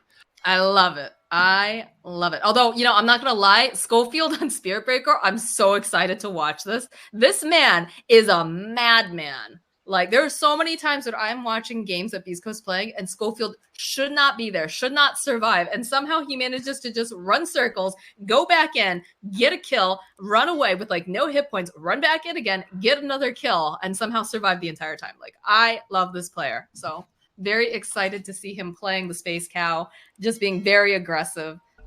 But again, these guys they're not really squishy at all coming out from the side of Thunder Predator. So be interesting to see. Oh god, he's got the naked Greevil. Ugh, I hate that Greevil so much. Not as bad as the Speed Demon. The Speed Demon one freaks me out more when it's in walking form, but I mean, any form that it's in is kind of ugly. I just love the cat. That is a very adorable courier, for sure. They got one over here. It's sitting very close in the base. This is something that I do only when I play with this one tryhard friend of mine, is I move my courier outside the fountain. That's good. The rest of the time, I just don't do it. Easy 33 gold here for Chris Luck. God, this thing's so hideous. It's got no eyes. Oh, it's terrifying. I don't like it. I don't like how he walks either. I like the Halloween spirit. I'm going to be honest. It's a very Halloween-themed courier. It's just terrifying looking. Yeah. To be quite honest, but he's got little arms too. What's wrong with little arms? His arms barely function as arms, I feel. Tyrannosaurus Rex have little arms. I don't know what they're for though. Arms? Tiny. The T-Rex arms are very tiny. I feel like he could use his teeth as arms. I don't know about that. Matthew, between a monkey and a space cow. Nice boundless here. Yeah, but they're not going to be able to do anything. I mean, they're going to level the boundless level 1 anyways. Not that big of a deal. But Chris Luck is actually taking quite a bit of damage. In fact, he could go down. No. He's going to take a bunch. But he has pooled tangos. He's not going to be able to go super, super close here. Now he loses this laning phase. Oh, he misses the whirling axes. That's 50 damage that you could... No, 75 damage that you could have done. My guy, you got to be more careful, man. Z. This is why Leo Style is the mid laner on your team. Let's see how Leo Styles doing top. This is one fairly big issue that they're going to need to deal with at some point, and I'm not sure how well it's going to go for them on Thunder Predator, is the fact they only have melee heroes up against this Phoenix. That is a bit sus. Schofield doing Schofield things, just dragging the creep wave, forcing MJZ to come pay attention to him. They'll be able to go and get some experience and a little bit of gold. Bottom lane, Hector just forcing Frank back here. Yep. They're going to have a hard time laning against the Abaddon with the Bloodseeker, though, because, you know, the solution to playing against the Bloodseeker and lane is not getting hit by Blood Right, you know? Just walk away. And with 325 base movement speed, it's pretty easy to walk out of it. Easy peasy. Top lane, Leo Style doing a pretty good job of controlling this wave here, but no range creep right now. Means the lane is going to shove in, so. Schofield pulling it back. See if MJZ is able to stop it. Yeah. No, he's just too good. Look at him go. A little bit of harass, though, being pushed out here by Whisper.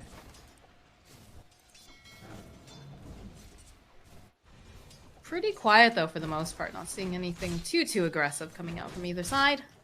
Well, it'll change, I think, maybe 5 minutes in the game, when heroes have a couple levels under their belt and they start to rotate around these catapults. That's just something every team has been doing, practicing coming into this.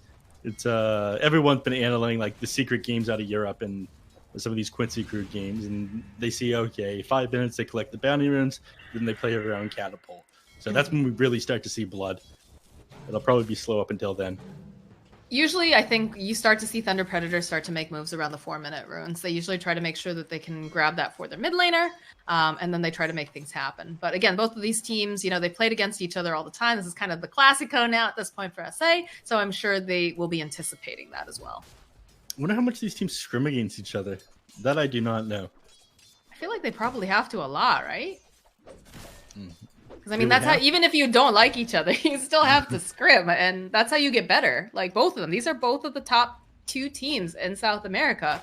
If they want to get better, they've got to be constantly pushing themselves. Maybe they just both scrim against Quincy Crew, but not against each other, and that's why Quincy Crew just keeps getting stronger. Maybe. They're just absorbing all of their nonsense. Yeah. That would make a lot of sense, actually. I'm sure we could ask them at some point.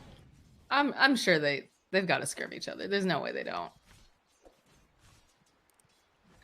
Schofield getting a little bit of their attention here. How's this mid lane going? It's like Chris Luck sitting at 20-3. MNZ 17-6. Schofield just stopping a little short here. Waves hello. 4-minute runes are coming up though, like I said. This is usually about the time that they try to solidify up these runes. And it is an invis rune. So, could opt to go pick that up. There's no bottle, though, on Chris Luck, obviously, and MNZ's not going to be picking one up. So maybe not as high of a priority, but it could be really nice for Matthew to go snap up. Yeah, neither of these heroes right now, MNZ or the Monkey King, really want to leave lane in order to grab that invis. If it's illusions or double damage, sure, maybe, but you know they'd rather just hit creeps than take the time to go and grab that. Right. We are getting close to the 5-minute mark, which people are going to rotate for those runes because they're the money ones. That's the important. Gotta get that money. Stack that paper. Make that bread. And Jay-Z reminds everybody that it's time as well. He gets gone on. Yes, he does. And he's fairly tanky, though. He doesn't have... Oh, he does have a little bit of mana if he wants to try to use it. But the Sunrise just burning him down to a crit.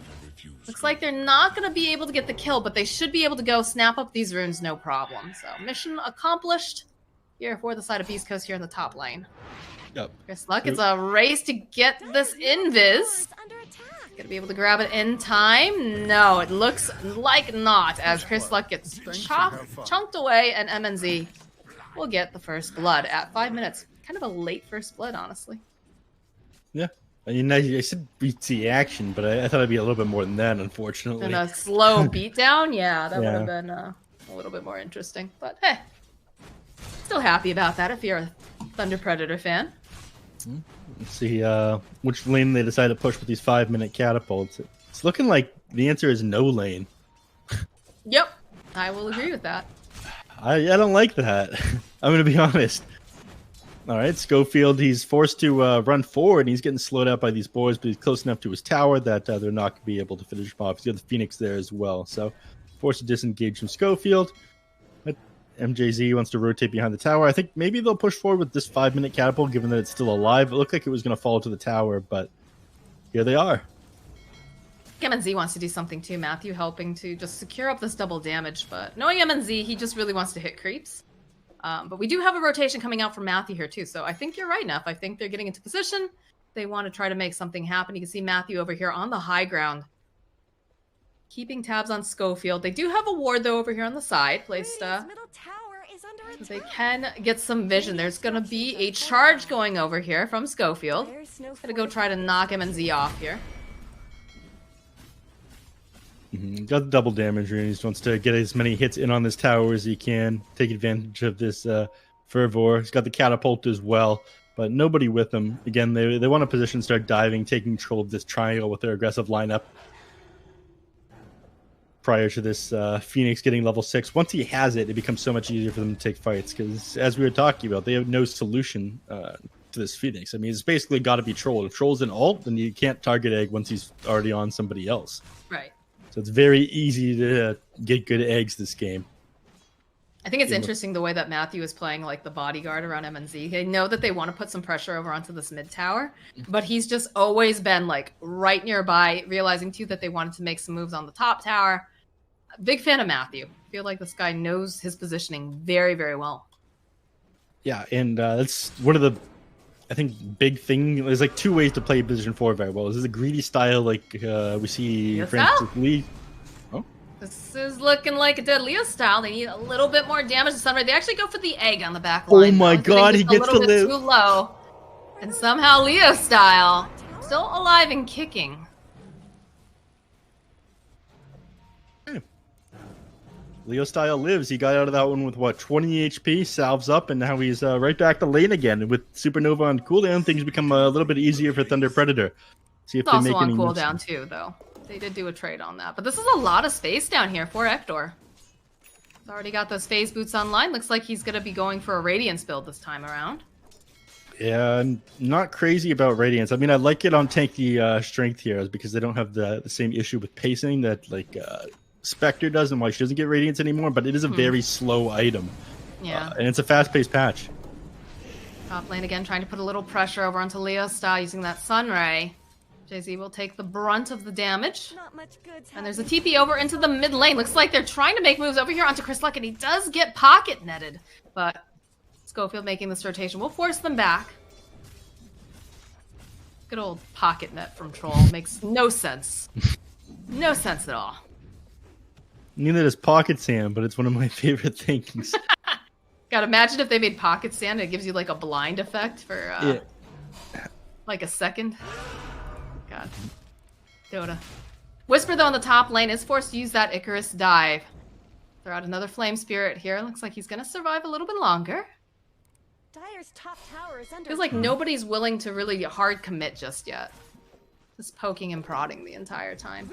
10-minute runes are going to be coming up soon in about 30 seconds, so Schofield already headed over there, but he definitely has a couple of the Thunder Predator guys hot on his tail. They'll hold him into place. Does have the charge if he needs to, so they'll force that out. He's going to go right back over here to this mid lane, but that means Matthew's going to be able to grab the bounty rune. Top tower is under attack. But it looks like Chen also in the position here. Moose should be able to snap some up too. Yeah, I think he might just deny this one or hold it for as long as he can until he sees enemies approach. If he can get both, wonderful. If he can't, well, not the end of the world. Radiant's middle tower shouldn't have to take this abuse. Beerburger charging MNZ, picks up a double damage rune as well. He's just trying to keep him off this tower for as long as possible. It's been pretty difficult, though. He's been pushing out the wave, and he's had Matthew just behind him, like, the entire time. So they're able to, like, if they see any sort of opening, if they see that, you know, one of these heroes has rotated up to the other lane, and they'll hold that thought. Matthew sliding away. No problem. Easy peasy. But while this goes down, looks like Whisper finds himself a kill on MJZ. Using that egg, and then TPing out to join up with the rest of the fight. Frank taking a lot of damage here. He dropped the blood right already. Moose has the mech online. He's gonna go heal himself back up again. Schofield looking for this opening here, trying to figure out who he wants to go on, but again, nobody wants to really hard commit. Give me blood! Neff is that one drunk guy at the Roman Colosseum who's just screaming. Yeah, but the Emperor hired me to be drunk at the Roman Colosseum. Bottom lane, Matthew is going to go down. They heard it. They saw. Hector gets himself a kill with a little help from Schofield. There's your blood now. Yes, very good. Yes.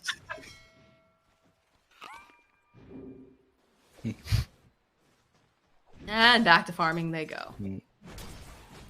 Yes, it seems K1 is the man I need to bring under my tutelage. I'm not so sure about that, friend, but getting very close to that sacred relic. It's had a lot of just free space, like 5.7k net worth right now on the Sabaton. 5k over on the Troll, so fairly close, but I mean, once he gets this Radiance, it is going to become a lot bigger of a discrepancy. Yep. Top lane feels like Chris Luck wants to make some moves over onto MJZ. Starts winding up. Doesn't quite land it, but does manage to land the pounce over here. And he'll go try to heal himself up, but they've got the stacks of Jingu, and that's just a dead undying. So, Slug having a good game today. He absolutely, and you know, while he's spending so much time outside of mid lane, they've been able to hold it very nicely with the rest of his team. I mean, Troll is constantly here trying to shove it in, but he hasn't been able to get it for 12 minutes now. He's sat in the mid lane and gotten basically nothing out of it. He's really expecting having take the tower by now. Matthew comes forward, tries to jump on, prevent the push from Moose and Whisper, but he doesn't have the hero for it. Chris Luck. Oh, there's just so. Oh, the Hand of God comes out though. Is it going to be enough so we can TP out? No, not quite enough. They still have a charge though coming out here on Leostar, but they need to take down this tombstone. Schofield goes right in, takes down the tombstone, just TPs out. They realize, okay, we don't want to fight this anymore. We've already lost Chris Luck. Hector just wants to go back and farm. He's got that relic online. Let's just chill, but does have to be careful because they do have a couple people in the vicinity. Not much good's happening to Radiant's bottom tower. Yep, let's get Abaddon with his skill build, of course, wasn't able to help out Chris Luck there. No, 4 points of Aphotic Shield, 4 points Curse, and then into Strength as well. You don't have movement speed to gap the distance. Just, you know, no cares team. No cares. He is the protagonist of Beast Coast this game, though, so he gets to be greedy.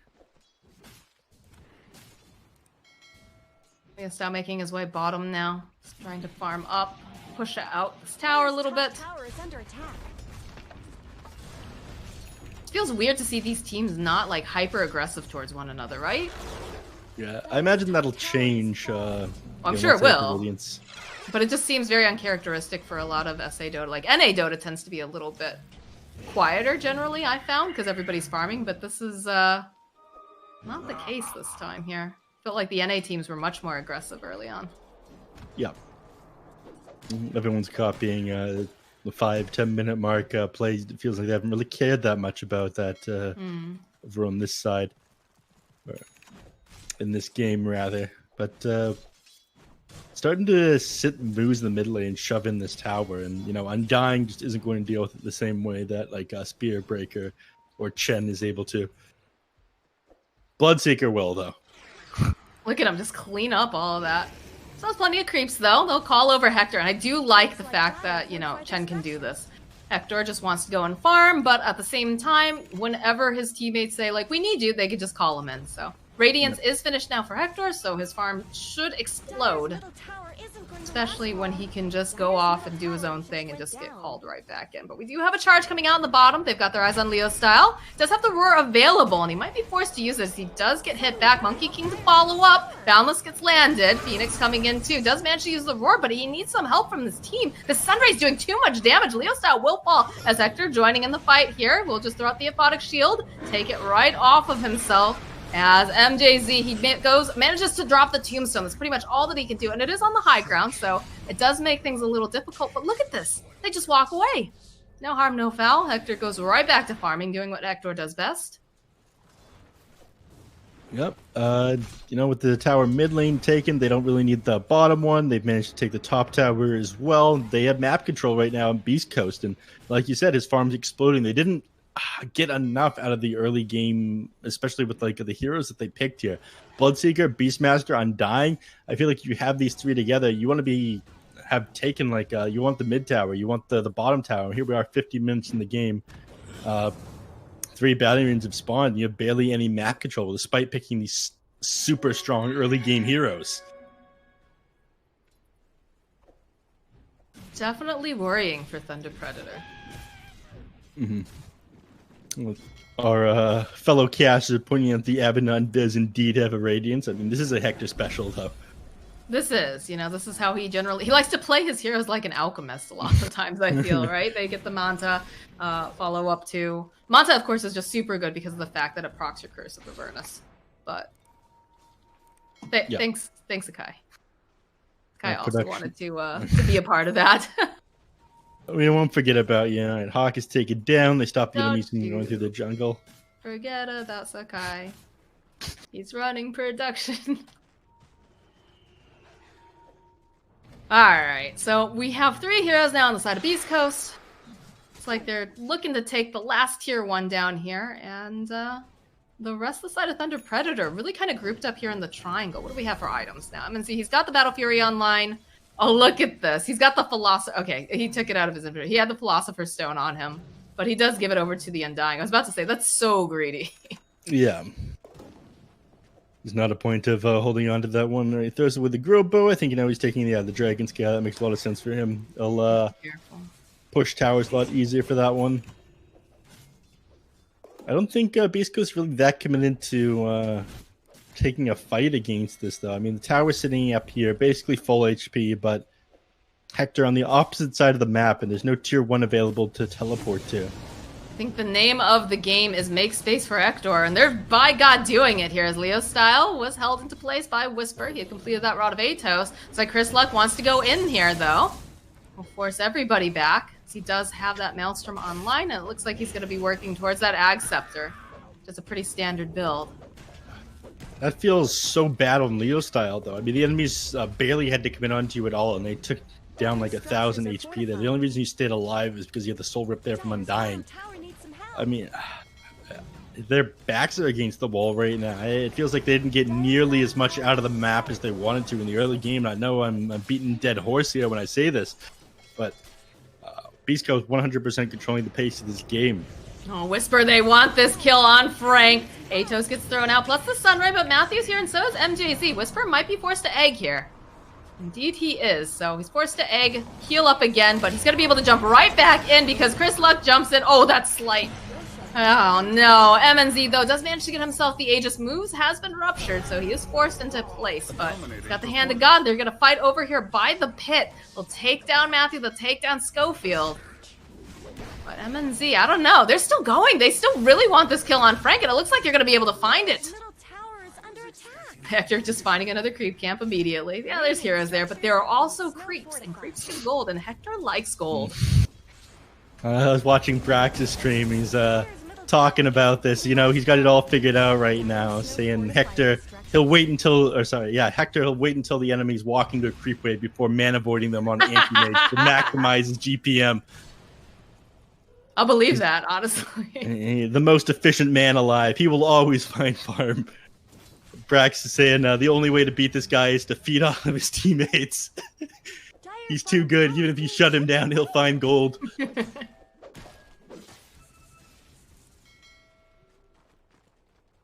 He's really staying true to that right now. I mean, you got a battle fury on the Troll Warlord, but despite that, you're still 500 gold ahead of him on Abaddon, for God's sake. It is wild. It's a Hector special, like we said, and it's really working out for them this time around. I've seen some games where they've gone for the Abaddon and it just kind of has fallen flat, but in this case, they had so much space for him. Like, you've got the Monkey King. Chris Luck had a great game. And I don't know if part of that is because he was up against MNZ, who doesn't typically play mid, so it was a little bit easier for him, and everyone else kind of felt like they were tied to their lanes. Generally, I feel like Chris Luck gets jumped on constantly, right? Early on during the laning phase, they do everything they can to shut him down, but he got a lot of breathing room, and because of that breathing room, it also made it really easy, so that way Hector could get what he needed. All right, there's gonna be initiation. Whisper, the roar comes out though from Leo style, but the zip in coming out from Matthew. They go and they drop the Wukongs, but it's just not enough as both of those heroes are immediately obliterated. MNZ managing to take that tower, and they're gonna follow up now. They're chasing after Moose, Hector, and Schofield, but Moose looks like he's gonna be the one who gets left behind. Hector, it doesn't seem like he's too afraid here. He's very, very tanky. He still has that ultimate up and running, but he is forced away. You've lost your tier 3 now. Everyone is up on your high ground. You can't force them back right now. You lose this. All right, this is terrifying. Come back. All right, never mind. They managed to get them back just barely. If that fight had gone just a little bit worse for Beast Coast, they would have lost their tier 3. I jumped the gun a little bit there, but my God, they turned that around so fast, and that was just perfect timing between the roar, that blood right hitting, Phoenix not being able to get this ult off. Things looked probably so good for a second there, but the chain stuns for Thunder Predator were just too good. And when you lose a little, you lose a lot. Things just come apart at the seams for Beast Coast. I thought Schofield was still gonna go for that there. Relax, Schofield. It's over. The fight's over. He wants blood. Now. Blood for the blood god now. Oh God, he's gonna go. He's thinking about it. Look at Hector. He's just chasing after MNZ right now. And he's a big tanky boy, but there's a lot of follow-up here. A beautiful just Sunray coming through. MNZ taking down all that burn damage. Chris Luck from downtown here. They managed to go. They pop the Aegis. MNZ is coming right back up again, but do they have it? The charge comes out, and they want Leo Star. They're just going to chase him all the way into the back as Chris Luck manages to go, jumps down. Hector being held into place here does have that ultimate. He's taking a lot of damage here, and on the back lines, they manage to get the egg off. They're able to take it down. Matthew going to be able to go slide away. MNZ being kited left and right. There's the ultimate as Chris Luck gets held into place. He's trying to dodge some of that damage. We cannot do it as Schofield now going to get held with that pocket net, and that's a double kill now for MNZ. And they're still looking. Matthew is hoping that maybe he can grab moves up here, and it's looking like they're going to be able to find themselves yet another kill. Tries to run that creeper wave. Looks like they're not too interested in the Centaur, even though it gives a decent chunk of gold, because they're going to go and take an objective instead. I'd like to see a replay on how close that egg was to getting off. That fight would have been very different there. Yeah. I thought the Beast Coast, it was hard to say. I didn't want them to fight into it, but they just about slowed the team down enough to get that egg off. But that's one of the other issue with the draft. Sure, you're playing into a bunch of melee heroes, but you also don't have anything to really protect the egg. The only thing you really have is like these stuns coming up from the Spear Breaker. Other than that, all you can sort of do is pray. All right, MJZ is dead. I'm not sure you're going to be able to... Oh! Okay, you missed the chains. MNZ running for his life now. Hector, they see that they start to TP over. Again, gonna hold him in place, but again, this is bad. He just wants to stand here. He wants to man fight you. He's gonna go proc his ultimate here. Let's turn around, take down the boar. Chris Luck is hungry. He's on the hunt, the boundless. There's gonna be the charge again back over here onto Leo style. Hector needs to be careful. Doesn't have the ultimate any longer. Rupture's gonna get used over here on Chris Luck, so he's gonna be held into place. But Matthew with that Atos, not looking super great right now, does manage to go and zip away though, just in the nick of time. He is a slippery one, that Matthew Ember Spirit. Yeah, it was surprising to see him miss that chains. I think he just could have popped it without having to slide first. Ended up hitting him. Was it a bunch of Chen creeps there? That's what it looked like to me. But possibly, you know, these fights, I feel like they're turning on their heads a lot more than they should. The Beast Coast are just slightly off with some of these things that they feel like they want to take. And it was really looking like the Beast Coast game, but you know, Thunder Predator, they're starting to turn it here. They're neck and neck. Less than 1k net worth difference between the two teams, both 10 kills. We are losing, you know, some of the buildings are missing over on the side of the raid, but they still have that tier 1 too at the top lane, so still have a little bit of that Roche advantage going on, so I can TP over there, but another charge. Gonna go poke at MNZ, see if you can bait him into something. Although the rest of the team is nearby, so we'll see. Here in Atos again. Matthew looking on this back lines. MJZ is pretty tanky, but not tanky enough. So he's gonna get taken down by that Sunray. And Hector just wailing away on him. Another charge coming in now from Schofield. They really want to just poke away at MNZ, see if they can force anything out again. He still has that BKB over on the top, though. Frankie's not looking great here as he just gets beaten down.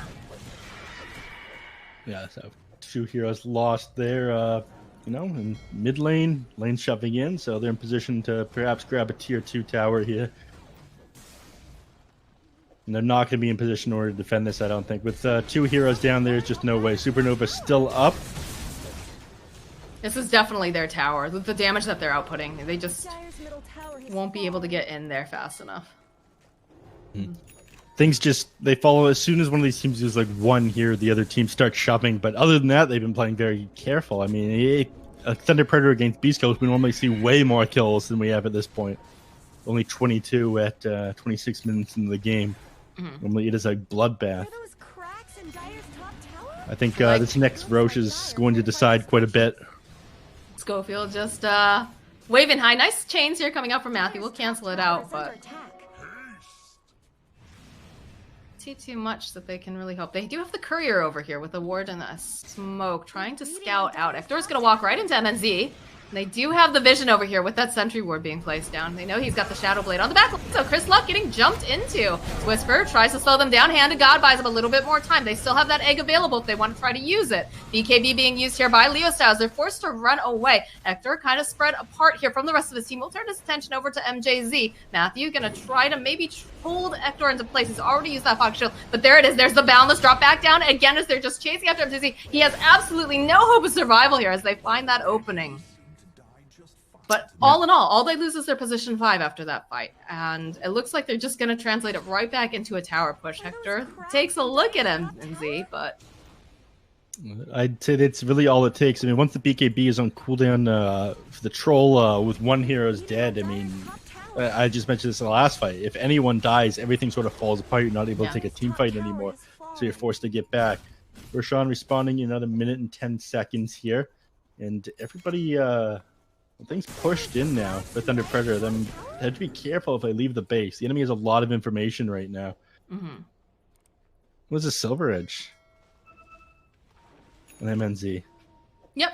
Trolls had the Shadow Blade for a while, and they've been scouting it out. They have Sentry Wards that they've been placing down every time they push. Although this is not looking super great here for Moose. Does have the Ghost Scepter, though, so will be able to keep himself alive a little bit longer. Has a mech as well. There's going to be the Remnant getting placed down by Matthew. As Hector joining right back into this fight. Just man-fighting MNZ over here on the side. Frank also kind of struggling to get away, but the bash back coming out from Schofield. Everybody's just sitting so tightly in this beautiful Wukong. This is not looking good for them. Frank will be next to fall. They do end up finally taking down Schofield. But again, he's the main initiator here. BKB coming out here from Chris Luck. Looks like he is ruptured, so he does have to be careful, but they're just managing to kite left and right as they go right back in on MNZ. He still has his ultimate available if he wants to try to use it, but the silence has got a proc coming out now from Hector, turning his attention now over to MJZ. One more hit should be able to do the trick, and MNZ now, he's got his BKB popped. He doesn't want to go in for that ultimate, but he does have it now. Schofield forced to run away. Looks like he is going to get taken down here. Hector doesn't mind man-fighting this, though. He knows that troll just can't help himself, and he's going to be next to fall, as now Matthew, held into place, does have one of those remnants up, and he goes backwards,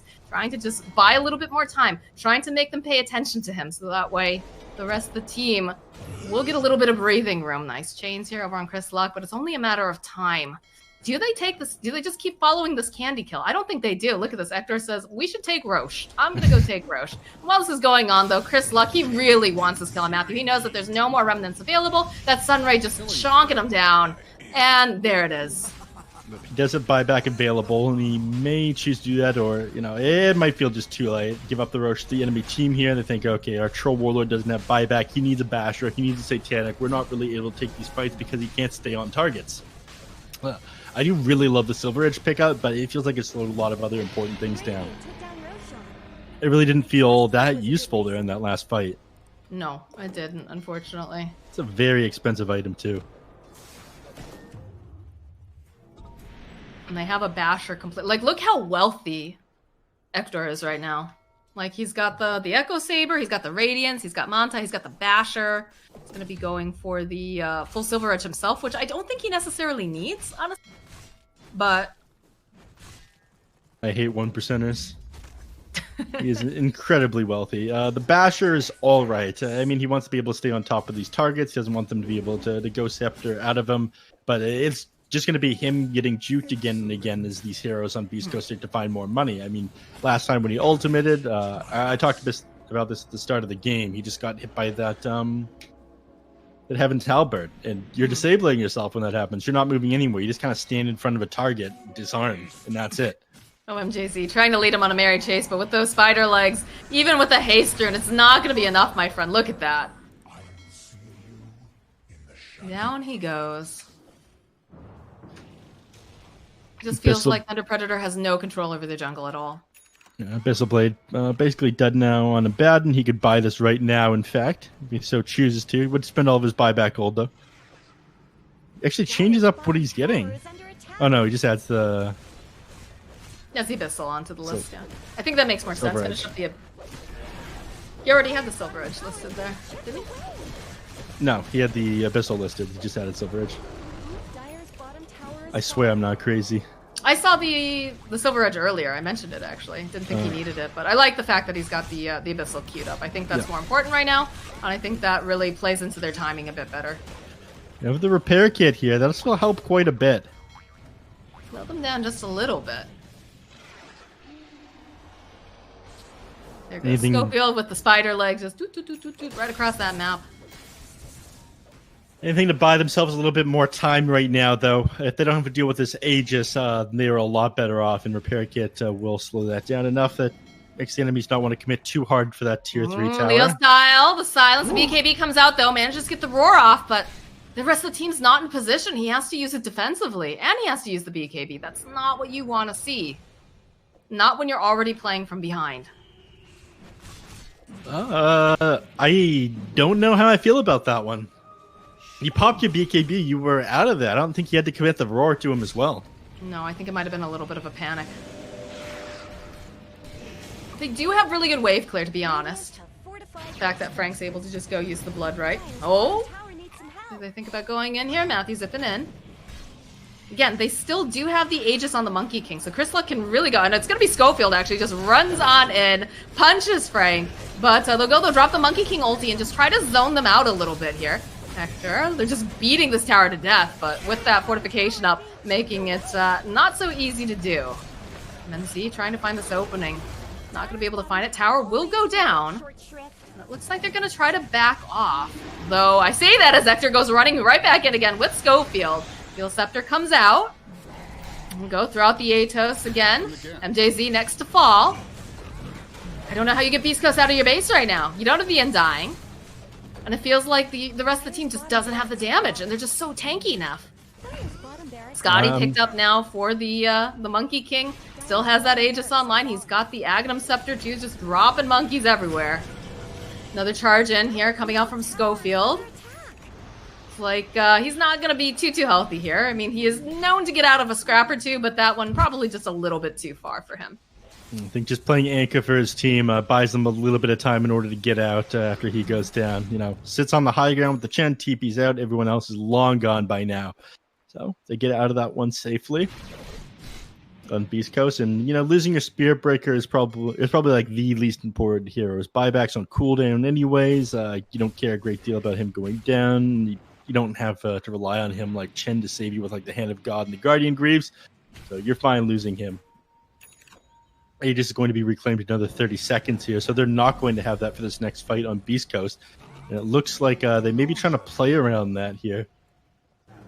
They're definitely invading the bottom half of this jungle for sure, so not sure if they're going to be able to make something happen because the way that Beast Coast is playing is pretty tight right now. Although I say that as Schofield just goes charging in down here, but he'll back off, just wants to clear up this creep wave. And there it is. There's the Aegis reclaimed. Smoke comes out, though. They still want to fight. They know that they're very, very strong right now. 11k net worth lead at about 35 minutes in. It's getting hard to blow up these heroes at this point. If the Scotty finished on Monkey, he's 3100 HP. And you were talking about... smoke on smoke action. Chonky lad he is. The chonky lad. All right, the roar. They find Chris Luck. There's the Sunray, though, trying to keep him alive. Hand of God. And again, Schofield just running on in. Chris Luck dropping that Wukong's command. MNZ popping his own BKB, trying to run away as they do manage to get the egg off over onto the back lines. MNZ, he's just obliterated. He's not able to stay alive any longer. And they'll follow up now over onto MJZ. The leap down coming out from Chris Luck. They'll play with their food a little bit, and eventually Hector will find the kill. This is going to easily open up another tower and racks, and perhaps a little bit more, because MNZ does not have buyback. I think and neither does Matthew. I think that's just it. I'm going to be honest with you. They no buyback, and they're just ripping through these buildings in no time at all. Look at this. They have Chen. They have, oh my god, look at Abaddon's attack speed. Yeah, he is. Once he has that buff. He's got the Abyssal Blade competed as well. They're a 5-man wrecking crew at this point. You cannot get them off your buildings. Yeah, there's, you know, mega creeps are down. They're not GGing out, though. Oh, Leo style, though. There they go. Hector gets himself another kill. There's the megas. The buyback comes out from Leo style, though. He wants to do whatever he can. This is definitely feeling like it's over, though. You still don't have MNC up for another 27 seconds, so this is feeling like this game is belonging to Beast Coast. They'll drop that repair kit over on their ancient, but they're just doing too much damage here. Now, Chris Luck, though, gets a little hungry for some blood. Is going to run right over here after Frank. And he does manage to get stunned up, but while this is all going down, it's defense of the Ancients, and your Ancient no longer defended here. Thunder Predator Beast Coast will take this first game. Yeah, well played by Beast Coast. You know, both teams going with these unconventional drafts, but even though it went very well when you managed to take these team fights on Thunder Predator this game, I feel as if they were lacking in damage or whatnot as things went on. I mean, at the very end, we saw exactly what happened. They tried to come in out of the Monkey King. He's got 3,100 HP. He's got a Chen behind him with God's Strength, or with Hand of God, with Guardian Greaves, a Phoenix with Sunray available, and they couldn't bring him down. And like, yes, you push extremely quickly when you are able to get this, but you didn't get enough in the early game to snowball the way that you wanted to with this draft, I feel. I feel like a lot of this too comes down to the fact that, and again, I'm not trying to flame anyone here, but Leostel was not playing mid. MNZ was playing mid, and I think that alleviated a lot of pressure on Chris Luck, because I feel like generally when they meet up in mid, Leostel tends to get a little bit more of an edge. It really depends on the hero matchup, obviously, but also the way that their lanes went on Thunder Predator. Generally, they try to make life really, really difficult for Chris Luck. Like, that seems to be like one of the big plans to shut down Beast Coast is you make Chris Luck's life absolutely miserable. He has a really difficult time trying to recover. The rest of the team tries to help him recover, and then Hector's just kind of like, where am I going to find farm? Where do I go here? So I think putting Leostel maybe back in that mid lane and giving him something that's a little more, I don't want to say traditional, but something a little bit more comfortable will make a big difference, personally speaking. But Beast Coast, they look good. I mean, they made so much space for Hector. Like, you cannot let that man have space. 13-0-6 here. He's all kitted out. That wasn't like a super, long match either. We're looking at what? How long was that? It was a 36-minute game. And like, look at his items. Has 733 GPM. This guy, you can't let him have that breathing room. Yeah, you just can't. 14 minutes 35 seconds. He had the Radiance on him. That is very fast. I feel like if you're not able to get that mid tower on the Troll Warlord, despite committing so much there, you need something else on the map. And if you're not getting your own objectives and you're not shutting down the enemies and you're doing something wrong, you need to rethink that. All right, guys. Well, this is a best of 2 series because we are in group stage. So Thunder Predator is going to get another chance to bounce back and show their worth. But we are going to take a quick break. I know it's a bit late. Thank you so much for sticking with us. And, special thanks goes out to Monster Energy, who are keeping us nice and fueled during all of these casts. Make sure that you go and check them out. But we're going to take a quick break. And when we come back, we'll have the final game of the night.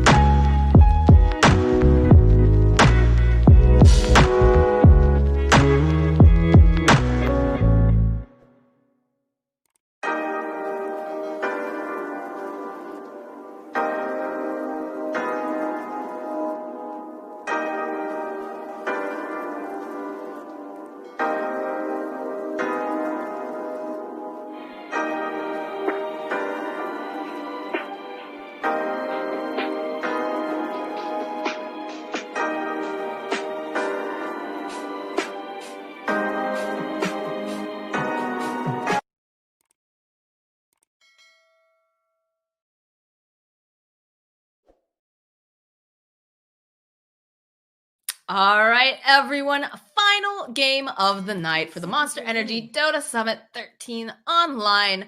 Beast Coast versus Thunder Predator. We watched Beast Coast play one hell of a game in that first match here. And now it's time to see if Thunder Predator, they can bring the thunder. You've got Leo Style. He's back. He did not play the mid lane in that last game. So I think maybe that might have tipped the scales just a little bit, but also you've got Moose playing over on Beast Coast. Man apparently ate an entire cow before the game started. He's fueled by protein right now. So I'm interested to see how this final match of the night is going to go. I'm joined with the wonderful Neff Sensei, and Sakai is running our production. Neff, I know you're excited. I see that Earth Spirit, and I know a man who loves Earth Spirit, and that is you.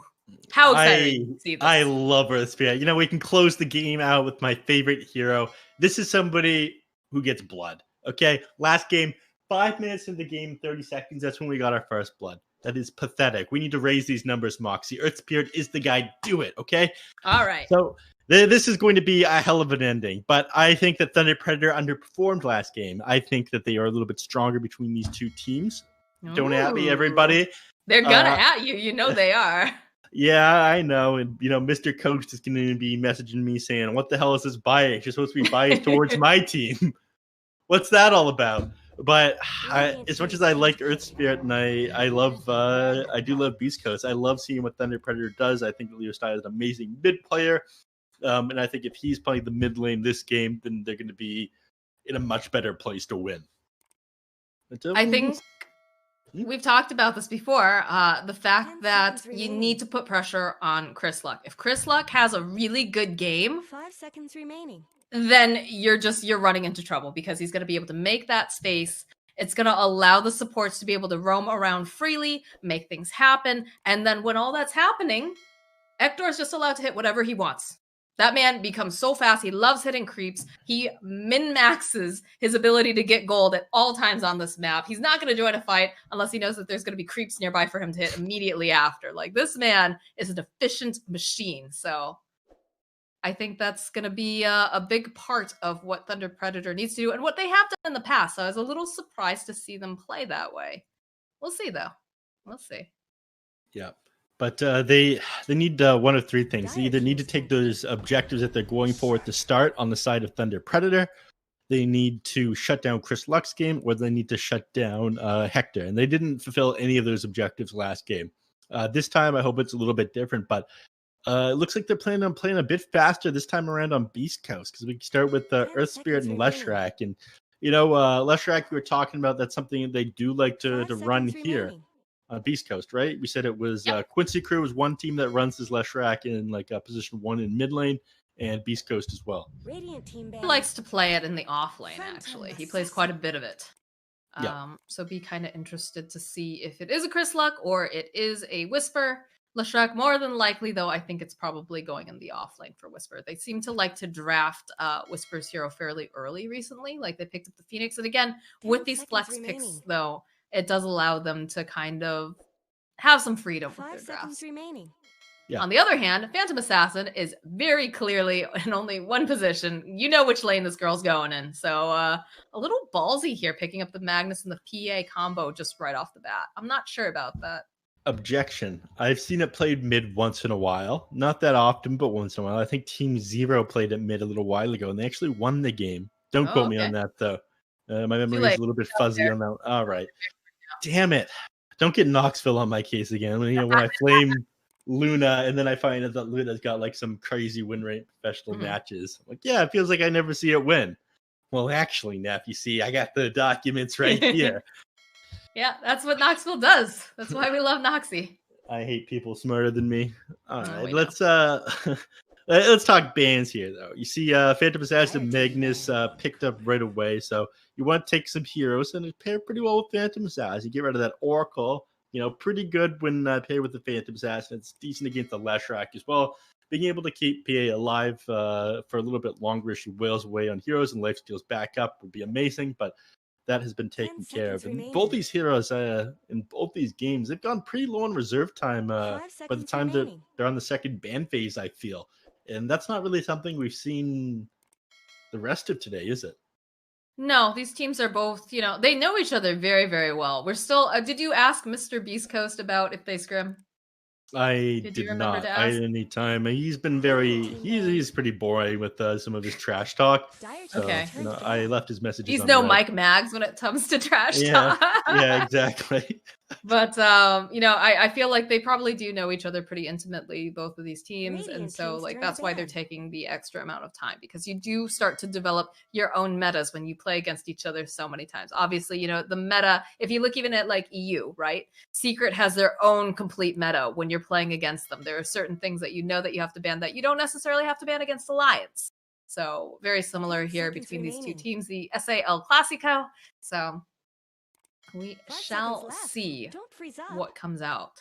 So I do like the fact that, you know, they do have a very clear plan on the side of Thunder Predator, because before it was just a lot of melee heroes and I wasn't 100% sure what they were going with. Both of us were a little mystified early on, but well, the PA and the Magnus is a nice start for sure, but nothing to stop them from going on melee heroes this time around either. Dire team ban. They're already well on their way to going all melee heroes. They are, but it's only the first two, and that makes sense. The two of those together. Yeah. There'll be a lot of burst damage though coming out from the Shrek in terms of magic. PA is going to have to get that BKB online fairly quickly. Oracle would have solved some of those problems, just like being able to negate some heavy burst over a brief period of time with the Fate's Edict, but no longer an option. That's fine. Thunder Predator has other ways of dealing with this one. Getting an early BKB. In fact, it wouldn't be awful to get a first item BKB against this sort of lineup, because you have the first or second item. They might want to grab a Desolator first in order to blow people up, but it depends on what they're going to grab going forward here. With Magnus on your team, though, suddenly you have this damage and farming tool that you normally need to spend like 4,000 gold on and get your Battle Fury.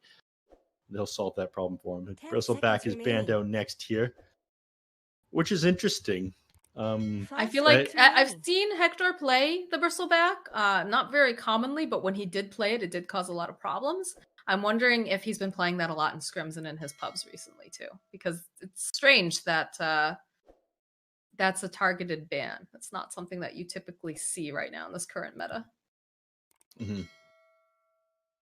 Yeah, because this is 2 games in a row now they banned out that bristleback. Maybe they're thinking about just picking strength carry heroes for Hector. They could. Maybe That would be that's the crazy. plan all along. I mean, he could take any one of his builds, his alchemist builds, and just tag it onto another strength here. core. Yeah. I do like the ogre pickup here. Again, we're going there. Oh man. All right. Yeah. So Is you've this got 3 too wild? melee and you've got an axe on the side of Beast Coast. I like the idea of the ogre just because I feel like this patch is very much, you know, buff up your core. Get like a solar crest on them, put some power on them, put some bloodlust, you know, maybe even if you get a little wild, you want to go full whole hog here, you go and you pick up an invoker and you put alacrity. But with all of these, okay, there's a non-melee hero. I think that's good, but if Axe picks up a blade mail, it's still going to cause a lot of problems. They go for the Spectre. Interesting. PA versus herself. Dire team's turn to ban. That's not confirmed. The heavily big brain implied. gamers know that it's to be true. I wouldn't call Slacks a big brain gamer. I'd call him big. Oh shit. Jeez, dude. Oh my gosh. Somebody's put that sentence into Slacks. Oh no. I love that You'll man. never though. work in this town again, kid. Radiant team's turn to ban. Like I'll call him big brain when he stops picking techies, all right? You'll never stop. Can't stop, won't stop. Mm. That man is one with the techies. It's hard to be on the side of you know, a pub terrorist. Dire team's turn to ban. Oh man. Dazzle Final yep. I don't think you need to worry about that so much, but especially when you consider that there is an axe on your team, but it is something. Here's the interesting thing about that one. The Dazzle's actually pretty good against the axe in the laning phase. Just because his main goal is to aggro the entire creep wave onto himself and get spins off of it. And when you do that, you're basically setting up the Dazzle to heal bomb you. So it does a lot of damage to him. That's true. I don't know. I feel like every time I see Frank play Dazzle in the offlane on Thunder Predator, if they win, it's in spite of it. Well, give it to anyone other than Frank. It only does so much, you know? But at this point, you know, you've already got the Ogre picked up. I'm pretty sure Wind Ranger's probably going to be a 4. It could be a Magnus 4 too. I like this Pugna pickup. I actually really like this. Very undervalued hero in my opinion. I think it is incredibly strong. It has huge amount to save. The downtime on Decrepify is so low. If you're pushing tools and in other words, just an amazing team fight ability. 10 seconds remaining. What's the final pickup here for Thunder Predator? 5 seconds. I'm trying to figure out the lanes. I feel like it's an Ogre 5, Wind Ranger 4, or Magnus 4. It's got to be someone with some reach. A Spirit? Okay, no, so they're going to put Hero. Frank on the Tide Hunter, and they're going to put Leo Style on the Mid Magnus? You know, I'm not sold on this one, Moxie. I'm going to be honest with you. I don't like the Tide Hunter close out this draft. I think he's going to have mana issues because the Pugna Ward. I think his Anchor Smash isn't going to be amazing. I mean, he's playing against a Lashrak here. He's going to take it down by that. If he's up against a bunch of strength melee heroes, great. Your Tide Hunter is going to do tons of work, but I feel like it's going to be underwhelming. And I feel like they're going to struggle to catch and take fights against Beast Coast. They're just going to run circles around them. Yeah, I'm not sold on it either. 10 seconds remaining. Like, I understand what they want to do, but I feel like they also just picked up that Magnus PA just a little too early, personally. It'll be interesting, though, to see Moose playing the Leshrek, because he is going to be playing it in the 5 position, which you don't see a lot of that, honestly. But the draft coming out from Beast Coast just makes a lot of sense. Like, Whisper's going to be super active, Chris Luck. They don't have, like, the best heroes here because, you know, MNZ, he needs to be babysat. You need to keep a support in that lane. Maybe Matthew makes his way over, but again, it's a Pugna. Like, I don't know. I feel like Chris Luck is still going to have a very good game, especially with Schofield on that Earth Spirit. He's a fantastic Earth Spirit. He's going to make things happen. He's going to make plays. And it's just going to be a lot of space again coming out for Hector. So Yeah. I like these drafts a lot better than last game. I think there's going to be way more action though. I should hope so. We got our first blood at like 5 minutes, and it wasn't even like exciting. It was just a very slow, like, yup. There's no way he gets out of this one. Just boop, boop, dead. That is a very fancy Pugna. It is quite the hat. You know, that's from the Immortal Treasure 3, I think. And if you noticed, every single hat from the Immortal Treasure 3 is actually just the Bruno hat from that one time. You know the one I'm talking about. I do remember that. Oh man, good memories. I miss those days of fortune teller Bruno. I miss lands. Guys, remember in my day, we had something called lands, where players would all travel and there'd be a big crowd, and you could go and like get a picture with the players and feel that energy and meet friends. Those were the days now. How'd they afford that? Couldn't they have had to fly all the players out and then... Well, you know, there was support. There was support for the scenes. They actually would spend the money to fly these guys out and get them hotels. And not only the players, but also they got managers out there. They got their support staff. It was a wonderful time. There was something called the DPC as well. And boy, was that a beautiful moment in Dota's history. What does DPC stand for? I'm glad you asked that, Neff. It's the Dota Pro Circuit. I'm not convinced. This doesn't sound real. It was a truly magical time for those of us who were big Dota fans. It's marvelous.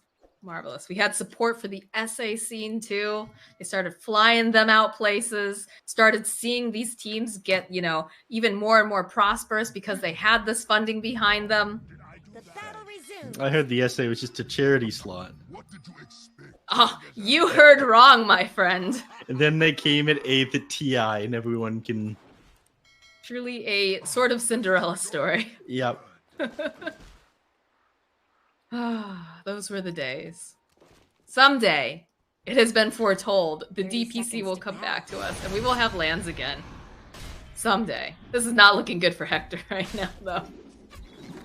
That shackle, couple more boops here, and yep, dead.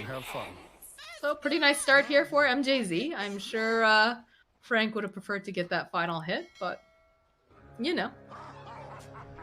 What do you spend all that money on? Let's take a look.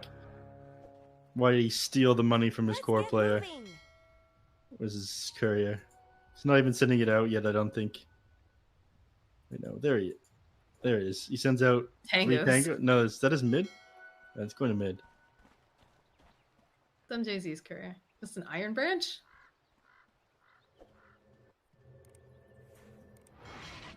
Three mangoes and a little snack. Ah. 3 mangoes and that's what you get with your carry stealing blood money. 3 mangoes. You know? No. An ogre's gotta eat, man. I'm not big on that. I feel like you buy Sobe mask or something. Well, you're not the one getting it. Oh, nice shackle from Matthew. Just holds Hector into place, but again, they'll need a little bit more damage, so MJZ rejoining top here with MNZ. Just gonna be a big beefy boy and try to bully Schofield here. I want to watch his mid lane though. Pugna's a lot worse of a laner than he used to be. A couple patches ago, they nerfed his other abilities. His Nether Ward and his Decrepify used to be a lot stronger. It would have more cast range and I guess a bigger duration on the Nether Ward at early levels. Now he doesn't have as many options in the laning phase, so he's going to have to get close to the creep wave every time he wants to Decrepify the Magnus, and that of course means he's going to take a couple attacks from power, and he's susceptible to getting hit by Shockwave as well. As the Decrepify, like we said. So, again, I'm happy to see Leo Sao back in this mid lane. I feel like he could be on a better hero, but it makes sense with what they want to do with their draft. The thing that I'm actually really concerned about is Whisper is going to be a huge thorn in their sides here. Although I say that, and does take a decent amount of damage. But I feel like this is a hero that's going to come online very quickly. He's going to be able to pair up with Pugna and just make a lot happen. Nice snipe here from Schofield as he takes down MNZ's courier. That's going to hurt a little bit here from him. I'm not sure what was on it. Me either. I mean, this is what you want to be doing on Earth Spirit, though. When you play him in the position 4, you can't really sit him inside the lane. He doesn't really do that much. Instead, you kind of play with the creep aggro. You block the enemies from trying to pull. You be a nuisance for the enemy. Get your level 2, then start to rotate and get kills. But oh, he might just he's MJZ. Yeah, look at this. He's baiting. What? He's baiting? I don't think that's baiting. I think he just gave up on life there. He had 3 stick charges. He could have lived there. He could have just clicked them. Just press the button or kick him away. It was off a cooldown. I think maybe he thought it was better to die there. Maybe. That is so bizarre to me. 2 kills underneath MJZ's belt now. But he only spending it on his food. Avocado toast. It's ruining the economy of Dota. Kids with their mango toast. Yeah. That's fine. I want to look elsewhere. This Ogre Magi has angered me. You're making me sad. Yeah, back towards the mid lane, 16-6 on the puck. I mean, I guess that's what he's going to be doing with his Decrepify, having a much better time against Magnus every time he wants to go in for a last hit. Instead, he just gets decrept and then... Ooh, Hector! Going for that splitter. It does manage to go and land it. Just trading back with Matthew, but Hector's going to be so careful the way that he's playing. Yeah. Looks like we have a rotation over here on the mid lane from Schofield. Smoked up, Decrepify, push back underneath the tower though. The roll in coming out from Schofield. Trying to keep Chris Luck alive just a little bit longer. Does have that bottle, so he's going to be able to go right back in again. And he'll get salved up as well. Leostow now sitting pretty low. Doesn't have that bottle online just yet. Schofield just trying to put that pressure down. Let Chris Luck have this breathing room.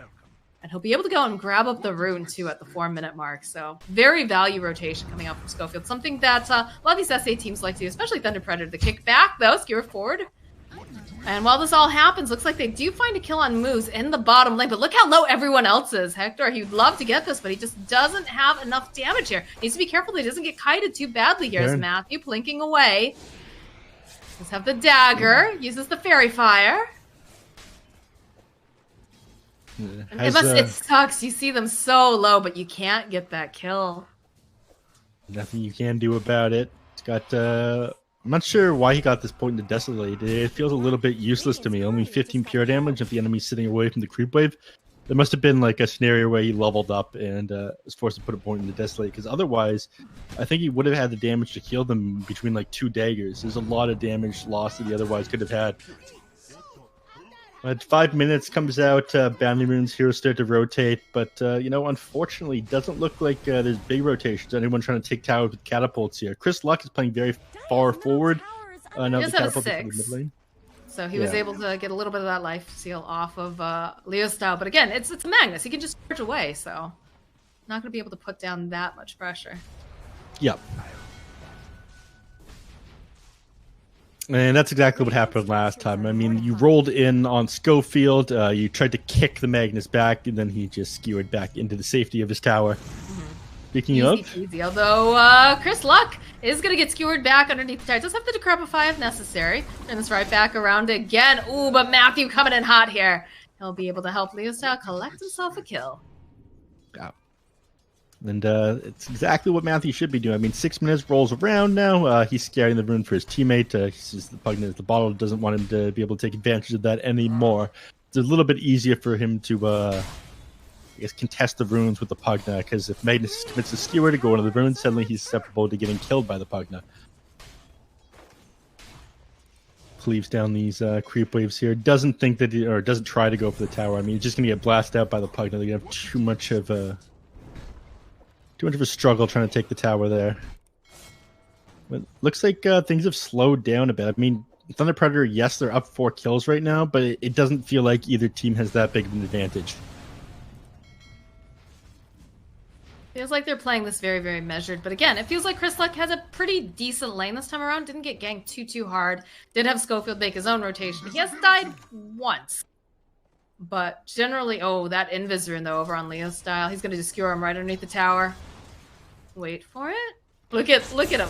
They use the RP. They skewer him back, looking for that beautiful shackle shot. And he'll turn it right back around again, though. Leo style. krslock still alive. The kick back. He wants this kill. Is he going to be able to find it, though? Turns around. Gets a couple of these clicks off over onto Matthew. One more hit. Should do the trick. He's got the lifesteal, though. And he'll suck him dry. MJZ now trying to run away. The roll forward coming out from Schofield. He wants this kill, but they do have the fire blast. And more TPs are coming out. This PA, she wants to be a part of this. She wants to kill on Schofield. And it looks like they'll be able to find it. It's going to go over to the side of Leo style now. Moves is a little bit too deep over here. Sitting at level 3. He's not going to be able to survive this. This is going to be a dead position 5. Ooh, we get a pause here. It's the BM pause. That probably what do you is. do? What are you doing so far forward? Oh, no, sorry. I need a second, everybody. Hey, would not be surprised. But they take a moment here. Pugna just blast away at the tower. He stopped the chase once, they got in between the tier 1 and 2. Decided he had enough, Focus on objectives. I don't need to be playing this game with everybody else. To also point out that this is a lot of breathing room, again, for Spectre. And it's a lot of rotations over here. Whisper sitting at 7, working on that Blink Dagger. So again, yes, you're losing some of these supports, but it's a lot of space being made on the map when you consider how many people teleported in. Dire's top tower is under attack. Yeah. Okay. I mean, you got a kill on MNZ because of it, but he also gets chased off by the axe now. I'm surprised I haven't seen either of these SA teams try to commit that hard for a tower at the 5-minute mark. Even the 10-minute mark either in the last game. I mean, Thunder Predator has been going for a lot more kills this game, yes, but nothing really has been coming of it. I mean, yes, they have more wards up. Like, their coverage, I feel like, is a little bit better, but other than the ward coverage, Thunder Predator aren't really getting much from these kills. I wonder if they're waiting, because they just get the haunt up now on Spectre. I was going to say, perhaps they wanted to allow Spectre to be a part of these fights, but it goes right back down. Hector, he says, I want to hit creeps now, so he haunts back to the Tidehunter here. Dire's top tower And is just under goes attack. back to doing what Hector does best. Dire has He will lost find their gold. forces. He will find it. He's like a niffler. Whisper, though, still trying to put the pressure onto MNZ. They've got moves here, too, so they'll be able to take this tower pretty quickly. As the rest of the team is making their own rotations. MJZ over here gets spotted out by Schofield. Put the Fire Blast out, but oh man, the damage coming out from krslock. The body blocks to boot here. They're just going to try to let krslock get the final hit. Needs to be careful, though. He's trying to get Roche to deny him. Decrepify comes out, and it doesn't matter. Your body belongs to krslock. But they'll follow up with a really nice RP, so krslock is very, very dead. Now Schofield kicks back the PA. He's looking to try to get out of this pit, but it's looking too difficult. Roshan not going to help a brother out as Schofield gets taken down. Double kill. It took him so long to just kill that Ogre Magi. The Pugna kept hesitating on just using Life Drain on him because he figured, all right, the moment I use Life Drain, the Ogre Magi is going to commit the Fire Blast. I'm going to have an awful time, and I'm just going to waste mana. But because of that, they ended up waiting so long before killing him. And MNZ, he just takes advantage of that opportunity and manages to get 2 kills on it because of the RP. And, Magnus comes towards him because of it as well and gives him an excuse to give him power and start farming up creep camps. It's just making it too easy for Thunder Predator with some of these decisions. 10-minute runes are up and running, though, so see Schofield managing to snap up one. Matthew trying to find that perfect positioning, though. Does get kicked back by Schofield. And I'm sure they're waiting to find that perfect shackle. There it is. Frank is here. In comes MJZ. He's helping, and Frank collects the kill. They set their eyes here on this the bottom tower. They have the Carity with them now. Or at least I hope that they set their eyes on the bottom tower. I want to see more blood. I mean, we've had a pretty good showing so far, but surprised they aren't playing more around these 10-minute marks. It feels like Thunder Predator, again, we do have 9 kills on the board, but it just feels like they should be playing even more aggressive, considering that it is a Spectre on the enemy team. Whisper has just been allowed to just farm up. In fact, he just finishes that Blink Dagger. That's actually massive. He's going to teleport over into the mid lane, hoping to maybe get the jump here on Leo Stout, which he does indeed. Look at these Power Ranger TPs coming out. The Grapify comes out. Frank followed up. Does not have enough mana just yet for the Ravage, although now he does, so looks like they'll respect it, and they'll back off a little bit. Spectre, having haunt up in about 10 seconds. Doesn't matter though, Leo style will fall to Chris Luck. Dire snow fortified their structures. Too slow on that Ogre Magic getting off that Fire Blast. Radiant's bottom tower is A little bit, but now they don't have to worry about the Magnus. The call comes forward again. The blink from Whispers. They drag back on this poor Ogre Magi. And Chris Luck getting a little greedy here. He wants this final kill over onto MJZ. It's going to be Hector, though. He just happens to be nearby, and they're going to put some pressure on the mid tower. Unfortunately, Frank is not there to defend it either. Town Portal Scrolls on cooldown. Be careful with using your Town Portal Scrolls, everyone, especially when you're using them to just farm. He definitely could have been there to save that tower with Ravage up. Radiant's bottom Well, he's tower definitely one of the threats, right? The threat of an early Ravage is something that you have to be very, very careful about. And if you know that he's not going to be able to join that fight, it makes it so much easier for the side of East Coast. Mm-hmm. They probably saw that, die, or he got bottom very fast after being somewhere else, and they say, okay, Frank's Town Portal Scroll on cooldown, let's take this mid tower, get a little bit of map control now. So, despite kills being pretty heavy the way with Thunder Predator, East Coast are the first ones to get that mid tier 1. Still is anybody's game, though. We're about less than 1k difference. And they do manage to take down the tier 1 over here with MNZ and Frank, but the entire time, you still got Hector. He's just farming. Is a little bit lower on the net worth, though. He's only sitting at 5.4k, whereas this PA, because of the fact that she does have the Magnus, she's got that Empower, is pretty big. MNZ right now sitting at 7.4k. Oh, they're setting up on her. Whispers here. He's got his blinking. Oh, no. Nope. They make the wrong choice. Over in the mid lane, though, the jump over onto Chris Luck with 4 heroes will pay off. You chose poorly in the bottom lane. However, you chose very well in the mid lane. Yes, you did. So now you don't have this Pugna for this defense of the mid tower. I don't think you want to take this fight without him. Man, that was such a sick usage of Blur. I thought PA would just be farming inside the creep wave with the Blur, but instead they walked away. And of course, that roll ends up being wasted. And without Pugna here, whenever these people lose their mid laners, they're just able to spam out the wave. They try to shove forward. But everyone other than Spectre is sitting in mid, ready to take a fight. And of course, we actually didn't have the mana to go and take that fight with Spectre, but they don't know that. He's just using his mana to farm with Spectral Dagger. This is, the classic K1. Min-maxing. Yep. He's got that Relic online, though. And we do have the Dessa, though, completed for the PA. So that is actually really, really scary for this Pugna if he can't get the Crepify off fast enough. He's just going to be slicing to ribbons. Yeah. Oh, Moose, soften these up for me, maybe. He doesn't. That's wild. I'm actually surprised that he didn't soften those up for him.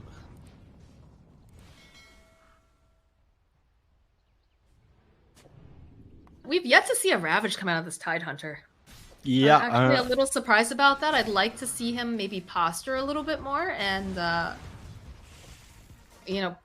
I guess they're really not pushing towers too much at this point. The only tier 1 left is in the bottom lane for the Dire, right? So perhaps that is the tower that he will throw his body at them. But it's kind of the lowest value tower in the game as well, so...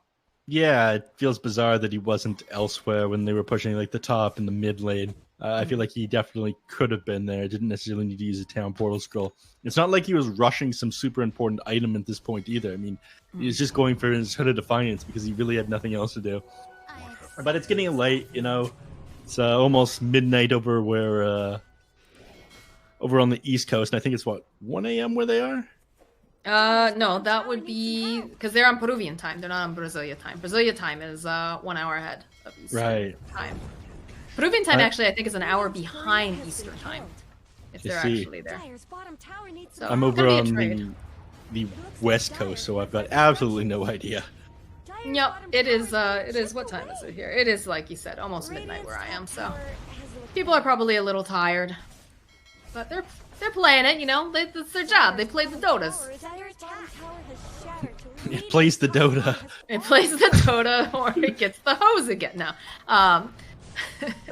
We do have the Radiance completed now for the Spectre, so some of these squishier heroes are going to be a little bit nervous every time she goes in for this haunt now. And I wouldn't be surprised if we see some movement happening here because Whisper has just finished up that blade mail. He's got the blink dagger and he is running around with the smoke of deceit. So they could make something happen here. Roll forward here, trying to check out, make sure that PA is not in that pit. Leo style though on the high ground, Matthew and MNZ, they're going to be able to spot out Hector immediately. There it is. There's going to be the haunt. He just dodges it immediately, zipping around like a madman. Moose coming in here, trying to find this opening. Whisper looking as well, does have that blink dagger, trying to get within range, manages to go, and he grabs up.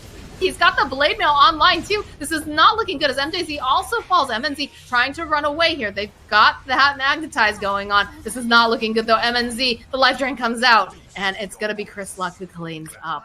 Matthew also falling during that engagement. What fast fingers coming out from Hector. That is so wild. I mean, they're on top of him one moment. All this guy has is the Radiance. There's nothing else on him. And he manages to dodge the RP and take that fight because of it. That is insane. Making up for the, what I guess a lot of people would call an outdated build or like questionable choice here with just, you know, fast reaction time. I mean, we are on the Pro servers. He does have, well, I guess every team here, there's no real advantage. But he is able to react fast because of that. But that is insane, being able to get the haunt off and then just jump to the correct hero at the right time before he can get that RP off. Ooh, boy, that Hector, he sure pushes them buttons good. And he pressed the hell out of that button, that's for sure. Yeah, that was cool. That was definitely good reflexes coming out from him. So now they don't have to worry about RP. Not for a little while now. And well, I say that and it's 5 seconds until RP is up because it's level 1. But you know. I just find it so surprising that he's gone so unpunished for such a greedy build.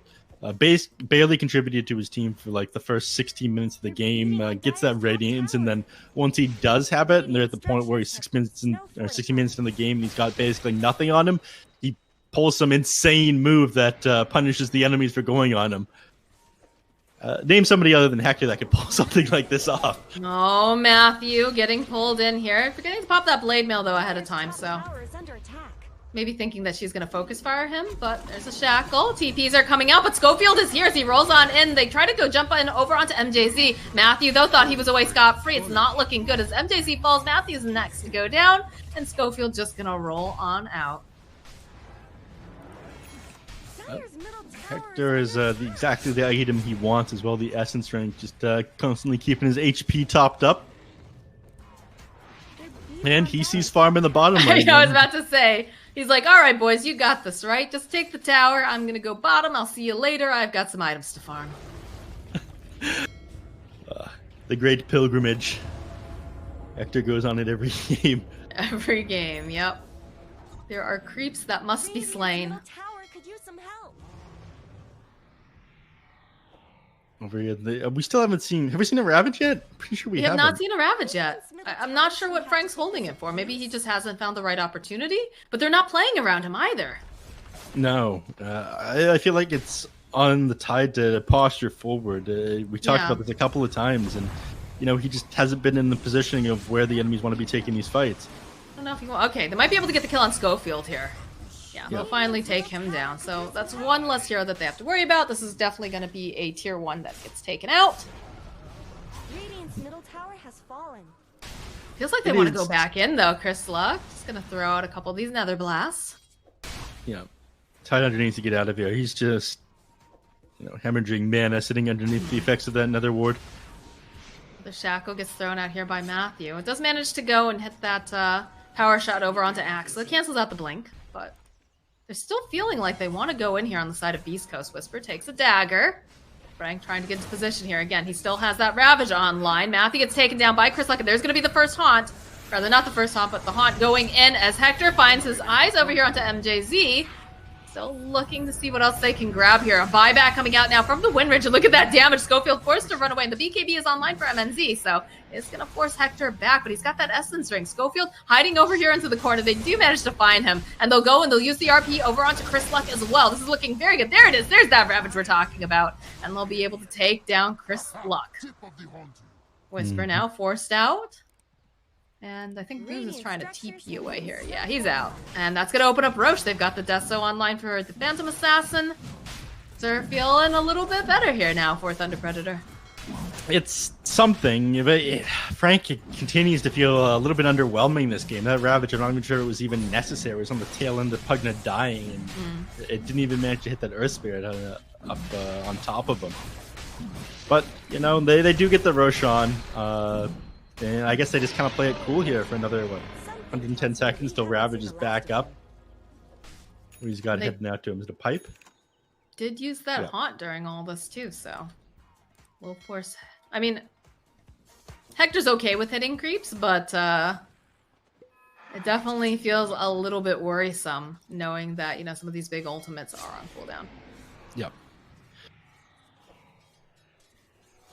There's a bounty rune. 50 minutes, or well, no, that was just sitting there for a little while. 21 minutes in the game. They haven't. Neither team has really had time to head down here yet. But they'll take it slow for a little while now. Both Frank and Schofield this game have felt kind of lost. Not really sure what they want to do, it feels. Yeah, I'm a little surprised about that. Especially with Schofield, because he's normally very on point when he's playing Earth Spirit, but he just hasn't seemed to find the right setups, it feels. Yeah. Another thing that's very, very odd is in both of these games, in such a fast-paced patch, Hector here has gotten away with just like farming as much as he wants. Yeah, that does feel a bit odd. They've gotten the tier 1 towers first on the side of Beast Coast both games as well. Like, regardless of them playing 4v5 Dota for the start of it, it's just them getting towers. Got a little bit of a fight breaking out here. Schofield throws his body into the enemy team. They will happily take that, and then they have a creep wave on the way, so they'll go and take themselves a tier 2 down here. That one little creep. Protect it. He's your ticket into getting this tier 2. Fortify is still not up as well, so they can turn their eyes to the mid lane. They don't even bother trying to grab that shrine, though. We're only sitting 23 minutes into the game. It's still a little while till it grants them XP. Instead, they're just making a beeline. Because this is the RP and the Ravage timing we just talked about. Up.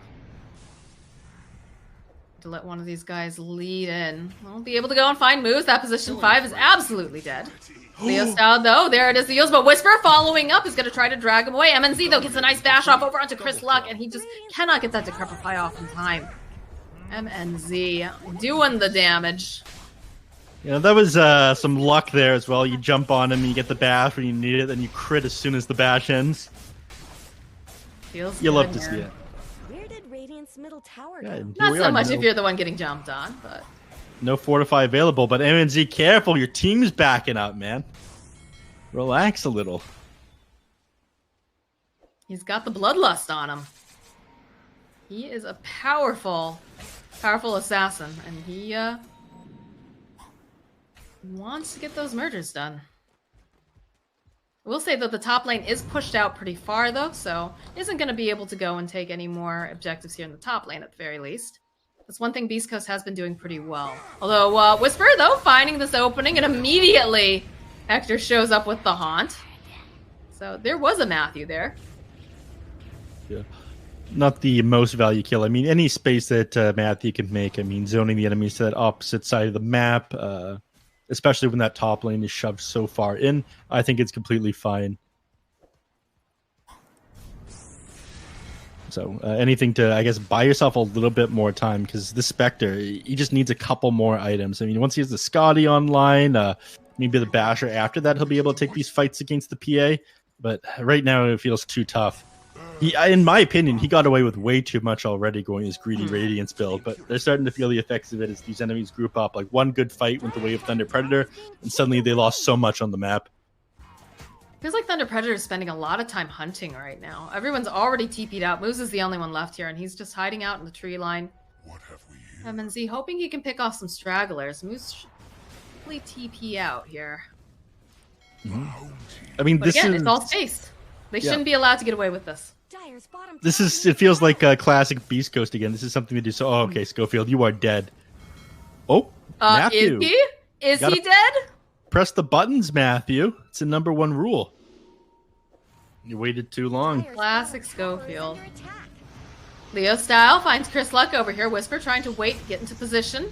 He needs to follow up with a call. Shackle will land over onto Chris Luck, and they do have that Glimmer Cape on him, but it doesn't matter. MNZ just sees him and murders him. Yep. This is so annoying. This is so Schofield. It's going to continue to shove in because they have 2 range creeps to the one. But this everything's damaged here. But it will continue to shove in. They need to move a hero up there. And then when they do that, they'll move back to the jungle on Beast Coast. And they'll continue to shove the lane and make space for Hector to farm. This guy will find money. And that's that. He'll tell his team where to go, where to be, and how to best help him farm. Hello, have I talked to you about me, Hector, and how you can help me? The Church of Hector? Yeah.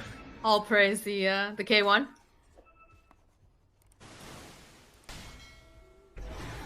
They are losing a little bit of this map, at the very least here. It's like Thunder Predator is putting forward a lot of aggression, trying to just push the lanes out again. But look at Schofield, just constantly trying to be a thorn in their side. And he jumps forward, hoping for something here, but just gets kicked away. So you do have that Ghost Scepter here, so tries to make something happen. But they know where the PA is now, and they do have themselves a smoke. To jump forward again, they have the Haunt. They'll be able to take down Leo style. No RP this time around, but they're really split up over here on the side. It's like they tried to make the moves over onto MNZ. They'll try to go. Oh my god, look at those crits. That's so much damage. Schofield, though, throws out the stick, and again, he's got the BKB, though. Chris Luck forced to go and use his own to Decrepify. Trying to save himself. The roll from Schofield just not enough, but there is a fight going on over here in the middle lane. Looks like they will back off, though. Yeah, Beast Coast, they need to be able to take these scrappy fights. If they can get the Magnus at the start, wonderful. Suddenly they don't have that empower on the P. Oh, you know, when things are bad, you know, you just manage to find the Paladin sword for the Phantom Assassin. That's just how games go sometimes. Somebody who prayed to Ice Frog this morning. Yeah. Greater Fairy Fire as well. Take that and definitely takes the Paladin sword, right?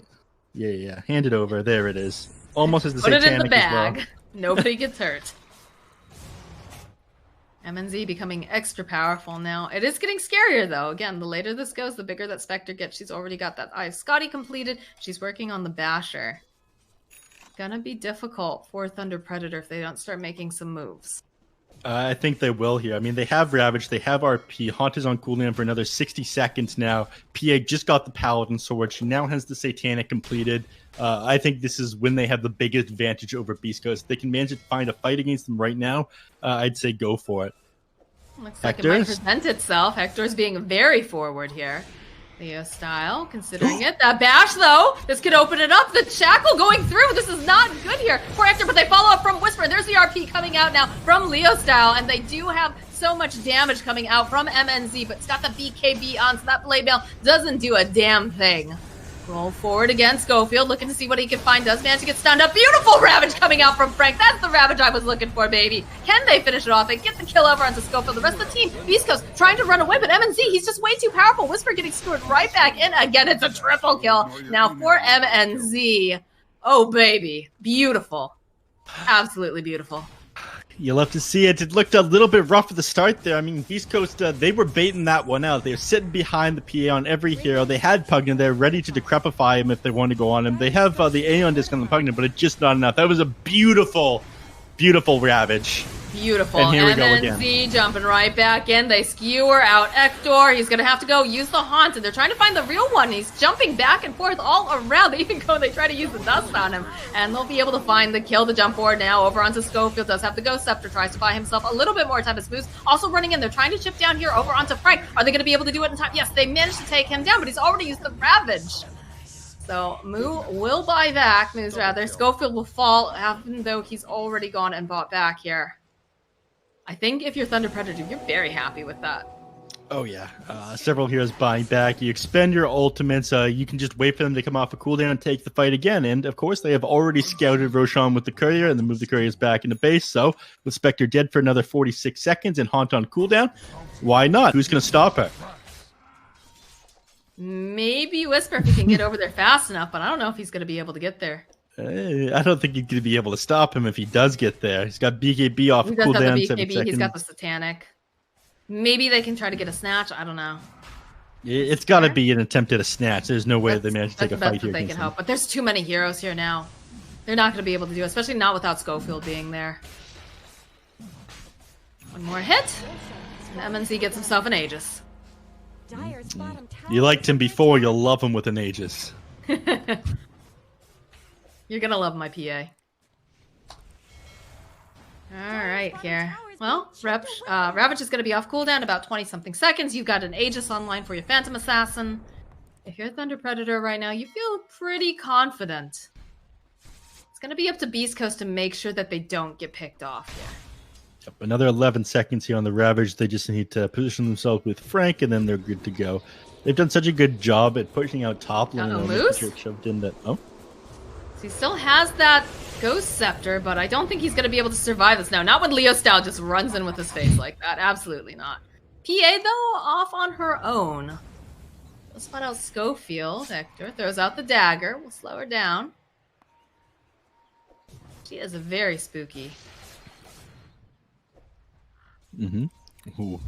Big crits out of the neutral camps. Big crits. And they are going to find the double damager into. Look at this. Minaw's just running on over. Leo Style has the bottle. I'm sure he's going to drop it. And that way he can bottle it and save it for later. Mana's not as high as it could be on the PA. Let's see if she'll do anything about that now. Just shove in the mid lane. You know, I have all the tools I need. The only thing she's lacking right now is buyback, and I imagine she'll get a kill before she goes down this next fight. I think they might just go for ending it. I don't know what they're doing up in the top lane trying to slow down Hector. It is... they don't need to do that. I thought that they were just going to accept that there was no way they can do anything about this top lane, just deal with the bottom and the mid. East Coast, I feel like a lot of other teams at this point would have just lost the game here if they continue to make space on the map. They do. I mean, that's one thing that Schofield does incredibly well, right? He is just absolutely super annoying. Forces them to respond to him. Is pretty difficult to kill, too. Throws out a stone. He's attracted the attention of Leo Style and Matthew, and look at him. Just rolls on out. Forces them to chase him. Ooh, cancels the rolling. So much space. Alright, they'll be able to follow up with the Shackle Shot. This is going to be a kill, and they do use a Haunt during all of this. They have the Ghost Scepter. Again, look at the space this man is making.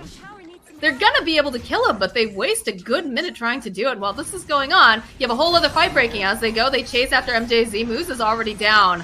I don't know. Do they still go in on this? Looks like they really want to see if they can get this kill onto MNZ. And he goes. He uses that Abyssal Blade Whisper, though, forced to run away. Hector just trying to kind of fight him a little bit. Gets a nice bash off. Does have that little battery down here in the form of Chris Luck. But MNZ gonna jump forward again. That Aeon just keeping Chris Luck alive a little bit longer, but this is not looking great for the GG branch gets landed here from Matthew. It's so nice to see it. You love to see it. But the RP followed up here from Leo Style will cancel out any of their plans. Hector doing so much damage on this backline over onto Leo Style, forces him to eat that cheese. Chris Luck, though, will fall during all this. And the Glimmer Cave buys a little bit more time for Leo Style. Whisper trying to get as much damage as possible. He just doesn't have it, though, as he's going to get taken down by MNZ. Shackle comes out. They do finally manage to take down Leo Style. They want to get MNZ, but again, he still has this Aegis. He's too powerful. Goes right back in again, tries to just man fight, though. The buybacks are coming out en masse. They get the dunk off. Whisper now waiting patiently, does have the call up again, and they should be able to finally take MNZ down for good. There it is. Yeah, that entire fight, everything going so right there was off the back of what Schofield was doing in the top lane. He managed to get 2 heroes to head up there. Was it the Magnus and the Wind Ranger, and they are so important in these fights. You need to be able to deal with the Pugna on the back line. And when you're losing these big stuns, you lose Frank at the start of the team fight, then PA is not able to do anything by yourself because you have so much room for juking and out playing with these Decrepifiers. We talked about them struggling to catch some of these heroes on Beast Coast at the start of the game. We just saw it right there. I think the RP didn't land on anyone there. The Pugna ended up dodging with the Yules, didn't he? He did. He did. Yeah, the itemization coming out from the side of East Coast is looking so good. Like, they definitely felt like they're a little bit on the back foot here, but these Ghost Scepters have been paying off. The Blade Mail obviously doing quite a bit as well. They just got a telescope picked up too. I don't know. It definitely felt like they needed to be worried with this PA being as big as she was, but Hector is just rapidly becoming this huge problem that they don't have a solution to. Frank's still holding on to that Ravage. He has it if he wants to try to go in, but they go put the Battle Hunger on him, so he's not going to be able to blink. He's going to have to walk in slowly. Hector, again, he's got this little battery in the form of a Pugna, but he does get skewered very, very far back here. Uses the Haunt, though, just going to juke away. Goes, uses the Nonsa style again. As they do get a roll forward over here on the side, they can see that Matthew's here. Call's going to be coming out from... Yeah, there it is. Whisper finds a kill on Matthew. There is no Wind Ranger that's going to be able to help them out unless they decide to buy back, but... Seems like they're satisfied with that, and the rest of the team just gonna walk away now and let them deal with these creeps in their base. Yeah, I mean, some of the I felt like Frank could have or popped the Ravage right there. I was gonna say RP. You know, when after the PA got skewered back into the tower, it felt like a great opportunity to stun the enemy, stop him being able to save. You stun her underneath the tier 4 towers. I felt like it could have been great, but I guess he hesitated, waiting for Phantom Assassin to come back up. But they need to stick together at this point. They can't keep letting Schofield and Beast Coast take these scrappy fights and separate them. That's exactly what they want to do. That's what Schofield keeps forcing them to do. He's just constantly pushing out these waves, making them respond. They need to just go in for the end. This is like just some undisciplined Dota from Thunder Predator. I feel like they don't have... they just don't feel on the ball, so to speak. They don't have Aegis anymore either. They don't have Aegis, they don't have Cheese. You've got an Abyssal Blade completed now for Hector. It becomes a lot scarier now. Witless Shaco does get found, though. Probably give that to the Ogre, if I had to guess. Yeah, him picking that one up. I mean, he's not going to have to deal... Well, he might just hold on... All right, never mind. He's got the courier flying at him. No, he didn't get in. What's he got? Courier? He's sending himself out for staff or something like that. He's just going to hold on to this Philosopher's Stone. They might give the Witless Shaco to the Magnus, to the Tide Hunter. Frank too. Yeah, Frank wouldn't be bad with it. Just tank him up even a little bit more. He doesn't have much mana left at that point, if that's what he does, though. He's only sitting on 800 right now. He'd be down to 400 max That's mana. True. That is a bit problematic. You can Ravage and then... It's past midnight. That's okay. All right, there's another double damager in here for MNZ. So, like you said, it might be time to try to just close it out if you're Thunder Predator, because the later this goes, the scarier this becomes. And they do have all their ultimates back up on both sides here. E-Blade now almost down on the Spectre, and that is huge for stopping the PA. That's terrifying. All right, there's going to be the call. They've got the Haunt as they're jumping in. Nice Ravage, though, coming out from Frank, but where's the rest of the team? Where's the damage? MNZ jumping in. Oh, that's a big crit on Whisper. There is no Axe now available, followed up with the RP over here onto Hector. Chrisluck trying to get in there. Hector's so very, very tanky. Moose try. Oh, my God. MNZ just slices Moose in half. Roll forward again, trying to just take out Frank. He's very, very tanky. There it is, the Decrepify. I'm not sure if that was the right play, though, here, Chris Luck, as it looks like Hector, he wants to hit people. Chris Luck gonna go down here. Triple kill now coming out for MNZ, and he is just murdering everyone. Is this guy gonna be getting a rampage now? Because it's feeling like it's gonna be the case. Hector, he's so tanky. He's been held up here against the tree. Multicast comes out. They're just trying to do everything left and right. Do they have the damage, though? It's a big crit. There it is. There's the rampage for MNZ. Like you said, Thunder Predator, they just needed to fight. And by God, that's what they just did. No buyback on any of these heroes on the side of Beast Coast. They're going on in, they're taking buildings. I wouldn't be surprised if they try to go and just try to take some tier 4s as well. I mean, they're doing an excellent job on kiting this PA on the side of Beast Coast, but you can only stall for so long. Once you have to fight underneath that Ravage, underneath the RP, PA is just going to pick off your backline one by one while Spectre's just chasing people. So just like that, she manages to rip your team apart, and without the Pugna alive, that's your #1 tool of juking her and just trying to play around that. So, Pugna dead becomes easy. Yeah, I guess on the bright side, they are going for Megas. They're not going straight for the finish. Is somebody going to finish that? Thank you, MJZ, for realizing that they did not finish their work. Real team player over there. Yeah. No one gets to farm until you finish these Raxes. But, I feel like it's more of a K1 punishment than right. anyone else. Just like that, that's Megas. This is, I feel as if they could have ended the game right there, though. They could have. I believe they definitely could. They took 3 Raxes during that time. They definitely could have just finished the game. Because there was no buyback, but perhaps they didn't know that. And that's why they played it a little bit safe here. Oh, interesting. We get the Ag Scepter on the Phantom Assassin, too. I hope they don't pay for that one. Gold for me. I mean, Minos likes to throw. I can hear Mr. Avo Plus just, oh god, please, Minos, no. Dios mío. Let's hope that's not the case, though. All right. You hope so. If you're a Thunder Predator fan, you don't want that to happen. Immediately, the Haunt gets used over here onto Leo style, and they're just going to remove him from the game for 115 seconds. And they're still looking to fight over here. Hector going into the Haunt. Needs some help. There's going to be the Ravage coming out from Frank. And again, very, very taken. Oh my god, the damage, though, coming out from MNZ. Chris Luck forced to be that little battery, trying to keep Hector alive a little bit longer here. They'll just slice through. This is not looking good for Hector. He's going to try to get over to this high ground here, but there are plenty of other heroes on the other side. MNZ, though, getting kited left and right. He's going to try to get the jump over here to Chris Luck. He's going to be able to find it. He's already used the Satanic. He's used pretty much everything in his kit. He goes for the double kill now. Chases down Whisper, gets himself yet another kill. They can just go and finish this game right here, right now. GG, well played, gets called. Split 1-1 here. Beast Coast and Thunder Predator. No, Beast Coast, looks like they almost had him a couple of times there, but Thunder Predator, all they need to do is group up and take these fights. Schofield doing an amazing job at splitting the heroes and Thunder Predator up. But, you know, once you were grouped up like that, there was nothing that Beast Coast could do. This PA had so much damage at that point. They did an amazing job kiting and whatnot, but too much damage by the end of the game. And she's just jumping around from target to target with the Abyssal Blade, with the triple stifling daggers hitting everybody. The Phantom Strikes with the Aghanim Scepter. There's just no stopping her. So, you know, hats off to Schofield. He really was making a lot of the right moves, trying to just make them pay attention to him, trying to buy enough time for Hector. But I mean, God, MNZ, what a beast! 23-2-7. Again, we did kind of run into that issue where it felt like they were just unable to really hard commit, especially after, what was that, like the second Aegis or whatnot. But once they committed, my God, that man, he got a rampage in this game, and he deserved every moment of it. He just looked so good. He had a GPM of 841. Like, that's wild. That's actually wild. And again, he is empowered by the Magnus. It was nice to see Leo style back in that mid lane too. I definitely think that helped him quite a bit.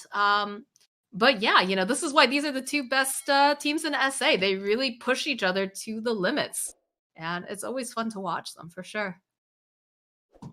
100%. I'm struggling to pull up my post game right now. I want to look at these stats. I think here we are. I'll just have to pull it up on. No, it still says it's live. It doesn't say it's finished. This is, you know, sometimes I can't get what I want, Moxie, but you can't always get what you want, enough. Yeah, I'd say just like Schofield, it looked like he didn't really know where to be at the start of that game, but once again, towards the end, just amazing plays by him. Frank as well. He got some very sick ravages off towards the end, despite the fact that he as well, I felt like he could have contributed to the earlier fights a little bit better, sat in front of the towers.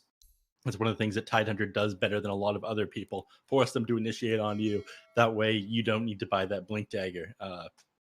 You just take these fights in like key positions either you want to take or the enemies want to take. Agreed. I will say that that Ravage in the mid lane, though, oh my God, it was beautiful. It was so good. Definitely made up for the fact that he wasn't present in some of those earlier fights. But, you know, all the pieces eventually came together for the side of Thunder Predator and Beast Coast. It just took a little too long, I think. And like you said, there was a lot of kind of wandering around where they weren't sure where they wanted to go. So, but yeah, guys, it is quite late here. It's like 12:30 a.m. where I am. So we are going to call it a night. That was our last series of the day. It's now into the next day, actually. But we will have more of the Summit 13 sponsored by Monster Energy coming up tomorrow. I believe the first match of the day is Cat Jammers versus 4 Zoomers. So Cat Jammers, if you're not aware, is the crazy squad. They just no longer have an organization. So you can show up and see plenty of your favorites like Kzu and Owie 2000 and, you know, the 4 Zoomers, who are one of my favorite NA teams, honestly. I really love the way that they've been playing and drafting, but we'll have to see if they've adapted a little bit more to the patch. But that is going to be the first match for tomorrow. Thank you so much for watching with us tonight, for sticking with us. Had a great time casting with you, Neff. We're going to be seeing quite a bit of each other in the next couple days. And shout out to Sakai for running the stream for us. But that's it from us tonight, guys. And we will hopefully see you tomorrow.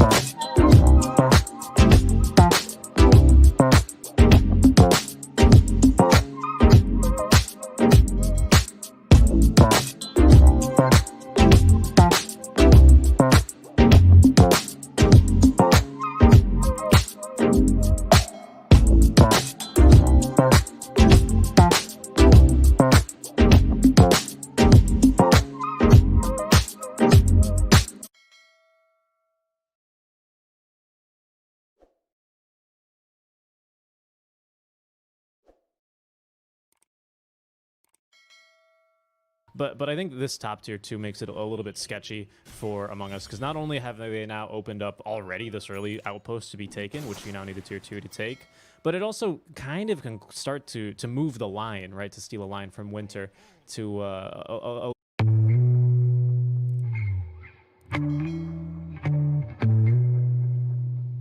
counter initiate. Can they catch any stragglers here? Bit with the ghost ship, predicts this perfectly. This is nice, thanks to that ward placed behind them. Now they're stuck in the supernova. Mosun is gonna fall first. The troll manages to get away. They lose the dust, but it's a bit too late. Lance just wants some space. Lance wants to fight again, but it's against 5. Lance, what are you doing? The madman went back in again, thinking they could bait him further, but this is the wrong play. Lance might just die here. X wants a spot to set up for this. There's battle trance, but he can't use it in time. And unfortunately, the carry's gonna fall. Yes, they kill 2 couriers, but they kill no heroes. DDZ needs to wait 5 more seconds for that blink dagger to come up. In your dream seems to be his target. 2 more seconds for the blink dagger. DDZ wants to go for it, but they're a bit too far away. The guys at Among Us calculate this perfectly to make sure they don't get caught with their pants down. He tries to use the high ground to his advantage, but look at In Your Dream. He knew this was going to happen. He knew the tiny blink was coming. They did pick off the Phoenix there. DDZ was only able to get him. Although now the arrow onto March. Are they going to keep going here?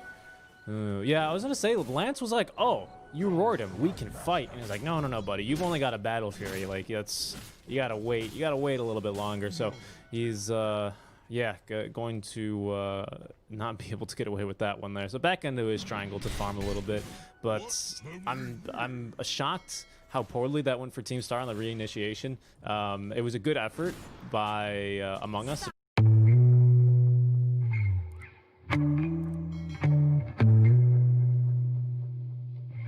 He's still working on his way towards the Asha, as the rest of the team will gather behind the tier 2 mid lane. They're going to smoke up, see what they can find.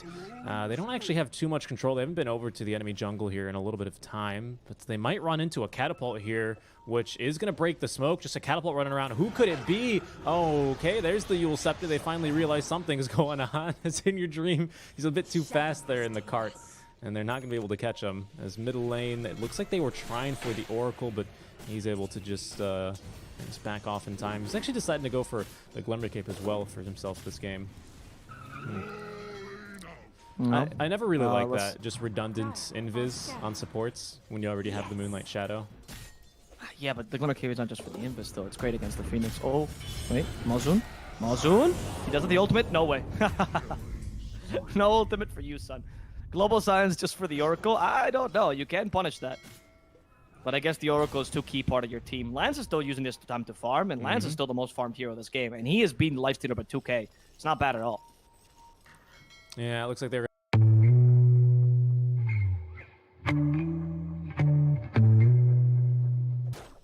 Yeah, that was a beautiful blink in there. That was just such a good blink in by Centaur. He actually catches 2, maybe even 3, and then Abed is easily able to land a beautiful torrent. They're just kind of CC'd, Supernova on top. DDZ, he's insane though. He doesn't even care. He's like, we're losing the team fight. I'm going to blink in. It went very well for them there on Among Us. And hey, you know, like you said, ease of execution, right? So if they can get that first step done, if you can find that initial AoE stun, you've got plenty of follow-up for it and plenty of damage to pack on, and they did exactly that. Very nicely done. I think it was better played by Among Us, to be honest, particularly by Abed, who did a great initiation there with the Torrent Go ship. I do believe that Lance was quite smart about his positioning. He didn't really overcommit, but I didn't understand the DZ going in. Because you can calculate when the egg explodes, right? It's a pretty obvious calculation because it's always the same 5 seconds. Yep. So you should be able to prepare for that. Just a... Cuckoo was more justified, because Cuckoo sacrificed himself. Indeed. Just a little bit of housekeeping here as we might see March get blown up. Actually, there's no toss available, so he's A-okay. But a little bit of housekeeping. If you're watching on BTS 2, we are now live on Beyond the Summit Regular. Seems like the stream feed is a little bit cleaner over there, as the BTS 2 is...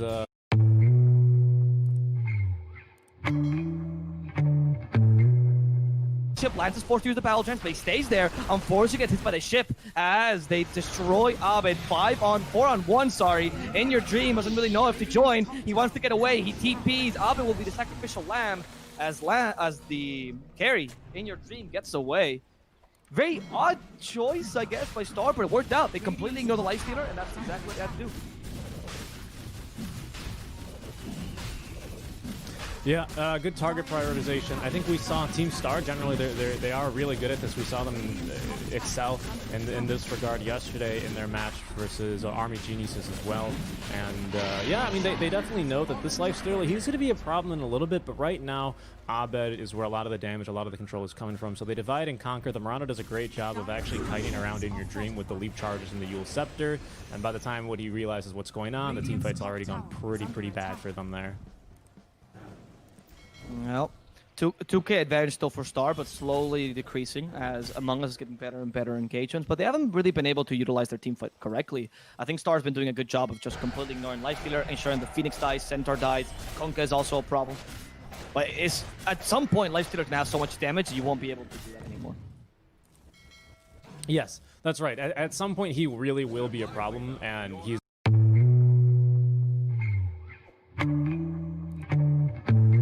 Fight this if you want, Yamate. He starts DP. I don't think he's gonna be successful. Oh, yes! Mirana is the true tank. Even Yule's back in the base so she can dispel the fire spirits, so she doesn't die in that base. I'm loving it. Well played, Yamate. all right. A little bit more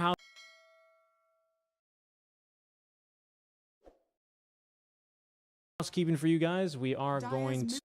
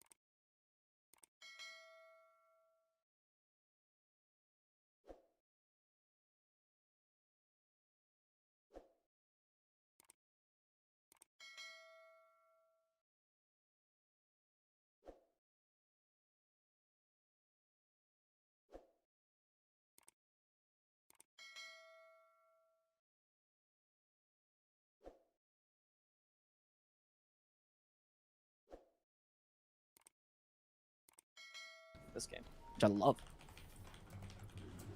Amplifies his healing, amplifies the healing, of course, of the Sun Ray to your teammates. You can even use the Holy Locket to actually heal one of your teammates, which can be particularly useful with heroes like Silencer, which they're usually going on. So a very interesting pickup here on the Holy Locket. Yep, this is an item that got added into the game, and I immediately loved it. And then, and then they buffed it some more. They buffed it some more. It's got very, very, very minor buffs to make it, like you're saying, a situational item at best here. But I think this is definitely one of those games. You can actually now cast it on your allies. That was one of the suggestions, and I think back in the spring cleaning patch that Reddit kept suggesting, and it was a pretty good one. So if you see someone pop a mega wand, that is going to be out from the Phoenix. There's DDZ, the Mad Lad. He sees a support, he's going to kill a support. Okay, not bad. I mean, getting rid of Silencer essentially enables your team fight for the next like 30 seconds, or at least pushing, because they can't really contest without Silencer. Candy Loom, though, is a bit crazy. I don't know if Centaur's a target you want to go for. No. Yeah, you force him to pipe. I guess that's fine. you force the pipe out. You kind of scared him. I don't know. I don't think Centaur should ever be the target. But to be honest, both Centaur and Kunkka are quite tanky. So I don't know how you play these team fights anymore, because obviously killing Silencer and Phoenix is a priority, but you gotta at some point man fight the Layzer. Radiant's top tower is under attack. Radiant's top tower is falling. Yes, indeed. Mirana actually nearly with a BKB here, so she's actually going to be able to be very, very effective in kiting around plenty of heroes here, actually forcing plenty of utility onto Abed, plenty of utility up in your Dream, as again. Oh, nice march. They go further though. Easy. He's invisible right now, but they see him with the dust, so I don't know what your plan was. Yes, great. March is dead, but you're behind a tier 2, dude. What do you think? Among Us is blind and they're not going to help their teammate? I know he's a support, but he still matters to them. Oh. DDZ, he just can't stop himself, you know. He's like a recovering addict. He's like, I don't know, dude. I just see a support on Tiny and I have Blink Echo Saber. I kill him. I just have to. Yeah, it's essentially, what is it? See kill, get kill, right? It's just that. It's not much complexity to his playstyle, but it's been kind of working out this game because the amount of space he's been given to a troll has been kind of ridiculous. Yes, Lance has played well in terms of decision making. Oh, they're pausing so we can fix the production. That's so nice. So Lance says, don't DC abandon. March will take no blame if you do it.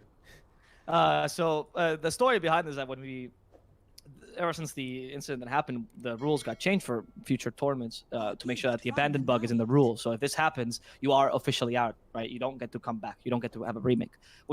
Before it was a bit hazy, because of course it was a bug on Dota TV. So we tried, BTS and other tournament organizers try to make as much lenience as possible, because it's unfair if you get kicked by a bug, right? But now this tournament, we're like, all right, we can't have remakes because it's really difficult to tell when the bug happened or when a player is just being dishonest, which of course we assume they're never being dishonest, but you have to be fair. And now the bugs include this DC bug. But March was not aware of this. So when March came into the lobby, he was informed about this DC bug. And he's like, what DC bug? What happens? How do I prevent it? And he was so scared. Like, I want to make sure this doesn't happen. And he was just asking of all the possibilities. How do you fix it and everything? So he's been one of the biggest supporters of not DCing by accident. Yeah. I mean, you can tell why. I mean, he's got what is it? He's got a lot of respect for his craft, you know? He says, hey, win or lose, I want this game to be finished, you know? I like that. For sure. I'm into it. I think the guy has always been known for having quite a lot of sportsmanship. Ever since we saw him stream, he's been quite a lovely member of our community. And for those of you who don't know, this DC bug is actually a reality. It wasn't something that players made up. What happens essentially is that sometimes when you DC and you try to close Dota, the Dota will abandon for you. Or alternatively, if you DC and you click twice or 3 times, it will abandon automatically. So there's a lot of ways to DC by accident. It's actually happened to me before. It really sucks. Oh, they will be catching Yamata here. Oh, he's BKB! All right. Bad kitty. Hit him with a spray bottle. When you're trying to discipline your cat, but the cat BKBs and runs away. Yeah. What is the equivalent of a BKB for a cat when he starts dropping your kitchen utensils on the floor? Yeah, when it starts eating everything. When he off breaks the your rice cooker top. All right, yeah. Oh, goodness gracious me. But they will be TPing people in here. Yeah, by a cat. They want to defend here. I think they AC freshly up here. It's with the BKB on cooldown. BKB for the Tiny, but that's a good way to start the fight. Not if you get Global Silence. DDZ, though, nice BKB timing, as he will now toss back in your dream back towards the kitty cat. Intercepted up, though. She's going to be able to kite him out a little bit longer. He's going to be enraged, and now Lance popping his own BKB, going for Mark, but there's the Stampede. They've held onto it for this long, and it's done well for the counter initiation, as in they go. Cuckoo with the stomp onto DDZ. No more BKB. The toss, as he might be able to save his own life a little bit now. The false promise out from Mosen to keep himself alive. With Lance, he's being kited out. There's the ult, but he's not going to be into the boat up with the Eul Scepter, and he will be nuked down. Finally, the first kill in this engagement. Very nice back and forth that we're seeing, and it's not quite over yet, as I think the stragglers will now be picked off. Poor DDZ, kind of left all by his lonesome, is not going to be able to live much longer. I would say that was quite a mistake by Mosen, how he decided to play that fight, because you false promise. First of all, Kevin was not there halfway through, but you clearly decided to disengage at one point, but they left the troll behind. So the Tiny shouldn't have received the false promise and then kept fighting. Once you false promise the Tiny, is because you want to completely leave. He has no sustained damage. So if you false promise him right after he's used the combo, which was exactly the case this game, you are actually completely losing your false promise. For 9 seconds, Tiny does nothing. So what's the point? You just saved it. Useless. You need to false promise the troll and face the Tiny if you want to continue fighting. And if you false promise the Tiny to save him, you need to disengage immediately, because troll requires the Oracle to save in this game. Yep. So I don't think that was the cleanest execution from Team Star, to be honest. Yep. No, I think that makes sense, right? Because that's like, I mean, we neglect to mention it, but it's one of the classic quote unquote cheese, right? Dazzle troll, Oracle troll, you know. Troll Oracle much better than Dazzle troll. You know, now you don't care about the staying alive. Oracle is just a more buffed up version of Dazzle, really, of Dazzle support, mind you. Yeah.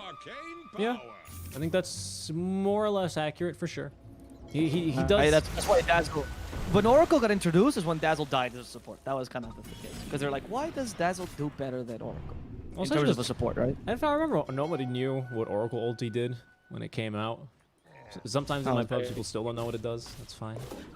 Oh, here's a little story. So back in Dota 1, when Oracle got introduced, he was the last hero to get introduced together with Earth Spirit, right, in Dota 1, and because it was still being updated while Dota 2 was existing, so he actually got introduced while Dota 2 was existing, right? So a bunch of the people that played Dota 1 were just a bunch of the people that just love that game, right? So they were much more experimental about it, and less standard like Dota 2 is. And when he came out, one of the biggest things people concentrated on was that Oracle actually has one of the lowest BATs in the game. I think it's 1.45. And they're like, oh, low BAT means attack speed is great on him. And so everyone in Dota 1, at least for like a week or two after his release, just built Maelstrom on him and played him as a carry because of the low BAT. And that's all they did. And then they would be like, yeah, Maelstrom, Mjolnir, MKB, the guy hits so fast, it's incredible. We're taking advantage of parts we've never seen before. And of course it was trash. And then when it came to Dota 2, I was like, oh, I'm afraid of what's going to happen here. Is it going to be Oracle carrying my pubs for a week? But it wasn't. You know, when I was learning how to play the hero, in all the guides, it was like, Oracle has a great BAT, so make sure you harass a lot in lane. Like, that's funny that you say that. It was a big deal. Yeah, it was. Apparently, he's got good range too, so it's a shame his damage is pretty piss poor in the lane. But what I was going to say though is, I think right now it's kind of, look how they massacred my poor boy. You know, this ulti. The Aghanims upgrade, rather, for Oracle, I think, is probably now one of the worst in the game. I don't know when you would ever want to pick it up. Maybe this game, actually, is one of the very few scenarios so you can get a long-range initiation stun and then follow up with the EDZ or something like that. But oh, yes, true. But sure, they're I forgot that they changed it. Yeah, because actually, the older X was okay. Yeah, the older X was fun. It was like Purifying Flames. You could just spam that. But, you know... But you listen to some Papa Roach when you're doing it. But now it's just... Don't talk about Roach. It's awful. I mean, it's super situational at best. I really don't know. I don't like the change, unfortunately. Even if the old eggs was maybe just never purchased, but who knows? This one could be fun. It's now on Fortune's End. It turns it into a stun for, I believe, half of the duration. It's so dumb, though. Why would I want... Oh, I bought a 4,200 gold item to get 1 second of stun. I agree with you, and then also, I think it's even worse, because if you want the Axe to be good, you realistically also have to take the level 10 talent of Fortune's End duration, which means you're losing on that 12 int, which is a fair bit of mana, right? It's 240 mana, I believe. And then you're also yeah, and then you also have to take the 25 talent of the Fortune's End Max Duration. But there they go. Now team fight. Oh my goodness, deleted. Oracle is gone now. Lance though, he's not gonna be able to use the ulti if he's silenced up. BKB'd now as he runs away, but he's a bit too fast for them. Abed continuing underneath the tier 2. Might try and go for the re-engage here. Nice arrow, stopping In Your Dream from going in. That was about to be Oracle dead. Cuckoo still tries. Oracle's for now surviving. Mosun, he's really holding on to the false promise. He understands the importance of it. Look, DDZ's just coming back. He's like, hey guys, where you been? I was trying to kill their backliners. Don't mind me. Is it bro? Just create havoc. Oh, nice. They broke the tree, so now they have vision of Life Stealer as he's farming the Ancients. Konka, headbutting the arrow. No follow-up, Do you want to be... This Konka looks like a really... He would make a great Mexican soccer player. Why do you say that? Because they're good at taking corner kicks, but then they always crush my hopes and dreams when they get out of group stage, but then lose in the first round of playoffs. I was gonna say that because he has a beard and he headbutts things. Yeah, sure. Oh, that was the French player, wasn't it? Who headbutt the guy and got a red card in like the 2008 Oh World yes. Cup? Yes, I meant usually headbutting balls, which is a thing in football, not when you're violent. Yeah, but you know, it's whatever. Alright, BKB's available on land. Not afraid of Abed. Yeah, he's gonna get. Oh, they actually missed the combo though. Okay.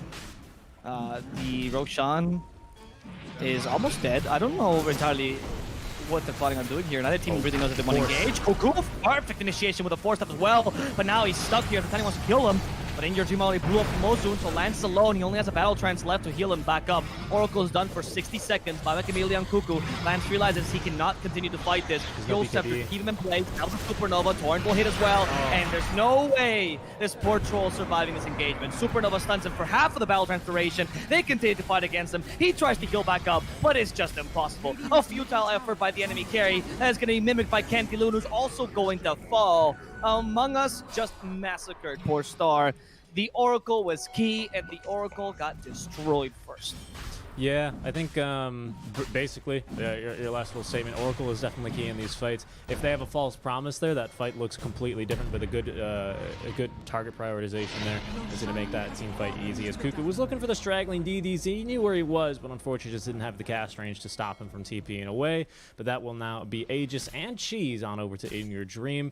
5k net worth lead here, 36 minutes into the game now, and Among Us, they're looking like they're pretty good here in this game. And now we've got a Basher as well coming to the way here on In Your Dream. He's actually gone for a Lincoln Sphere on himself too, which is a fantastic item for him in this game. But yeah, he's going to be pretty unkillable here pretty soon once he gets that Abyssal up. Radiant's middle tower is under Yeah, let's see if this is another tower. DDZ, Open Wounds is spelled. Yeah, I don't think that you're getting away from this. In Your Dream. Okay, never mind, he was forced to BKB. Yeah, that was... I guess BKB So better than your Yamate? life, but now you can't really defend it. Okay, Yamate's like, I'm getting in there, guys. Let's go. I BKB'd. Short little arrow onto Kunkka. DDZ blinking in without his BKB onto the Life Stealer, but In Your Dream, focusing onto the towers, onto the things that matters. There's the Lincoln Sphere that gets popped, but immediately onto the barracks they go, and my goodness, 4 structure armors, all they can get going there. And Cuckoo with the Life Stealer infested.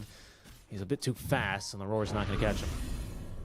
Yeah, it feels a bit bad when you're playing in this situation because you lost the early, or you won the early game, but then they start to make a comeback because they have much better team fight than you. And now when it comes to the late game, it's much more difficult for you to come back. In fact, if Among Us was losing at this point, they would still come back. But in the case of Star, because you lack the superior team fight Among Us brings, it's not great. Also, Tiny is such an awkward spot right now. He's trying to transition from being an initiator to a carry, and he's unsuccessfully doing so because. I mean, that's what Tiny Mid is. That's one of the issues with Tiny Mid. Yeah, the transition period really sucks. It's fun for the first 10 minutes after you get your Blink and Echo Saber. Yeah, that's why he was killing March as many times as he could, because now it's very difficult. We saw in that last team fight, well, actually, we didn't see him attacking very much whenever Echo Saber was on cooldown, because that's the hero, you know? He's got 2 agility, literally. Yeah, I mean, you go, and I don't even know where he's getting. Yeah, that's a good point. Where is he? Oh, it's from the Bracer. Yeah, he goes. The point of a Tiny that initiates is just going in and out of the fight, right? But when fights become quicker and you need more sustained damage rather than the going in and out, and you can't kite the enemy as easily, then he becomes much more useless as an initiator.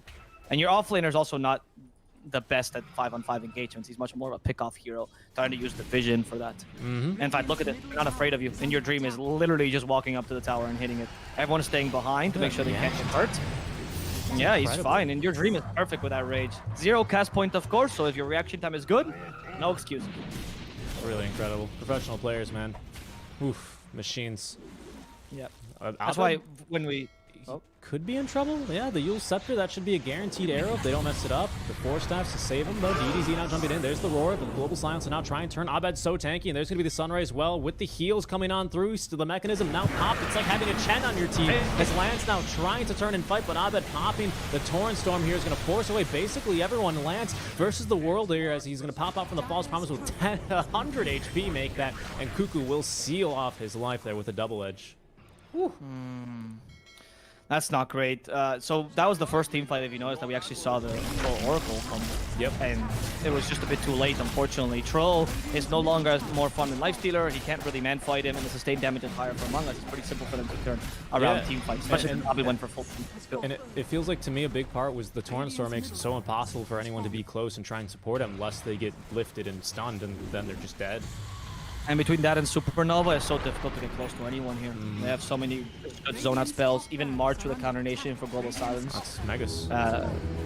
Yep, and your Dream gets the Megas here, and that's probably game. I don't know if you can really come back from Megas, to be honest, Star. I mean, they could probably hold on for a while, right? You do have at least a Battle Fury and a Troll Warlord, who's going to be basically the only person that can clear Creepway without DDZ committing and have a toss. But yeah, it seems like it is a little... It's probably going to be GG soon. But of course, they're going to give it their all here. They don't want to give up any games for free, that's for sure. But yeah, it's so difficult. It feels like... Oh, hold that thought. Yamata is going to die. Didn't get the chance to get anything off. DDZ again going for the backliner. So now March with 4 staffs a bit too survivable. He's going to be forced to BKB just to escape. Just kidding. He's going right back again for March. This guy doesn't care. 3 seconds and he's blinking in, Alvaro. Here it comes. Yep. Let's see if they can take the towers as well. I don't know if you can really stop this, honestly. They're just looking at them like bystanders. This feels so impotent. Lance. Oh, okay. They at least missed the torrent.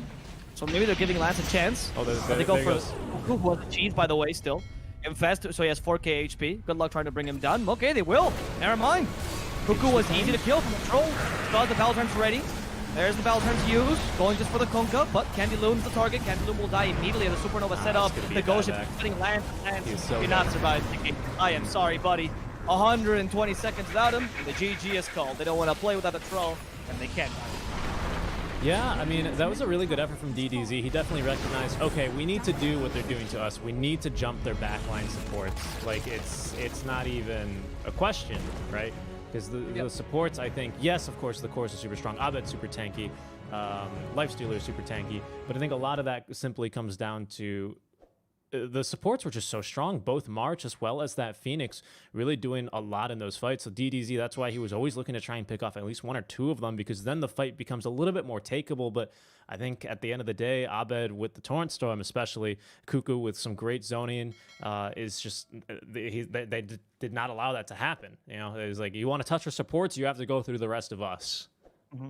I think that there's 2 factors here. First of all, there was a much easier to quote-unquote execute draft on Among Us. They had many more options, much more variability, and especially as this went on long, because of course that's the meta. You know, matches just go longer. That's just what it is. The team got stronger and stronger, whereas Star got weaker and weaker. So it became easier and easier. You saw the futile efforts by Star to try to win team fights. But on top of that, Among Us executed incredibly well.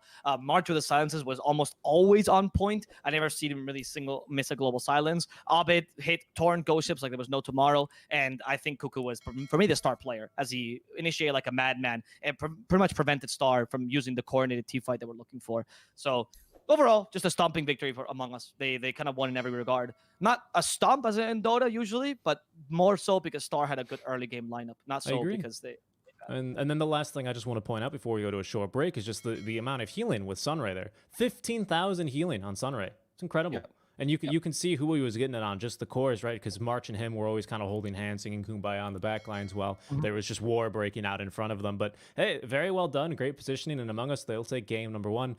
You guys are watching the Monster Energy Dota Summit 13 online with Seek and Strike and Avo Plus. We are going to be going to a short break, guys, but do stick around. Game number 2 with a smooth screen this time, coming back in just a bit. We'll see you then.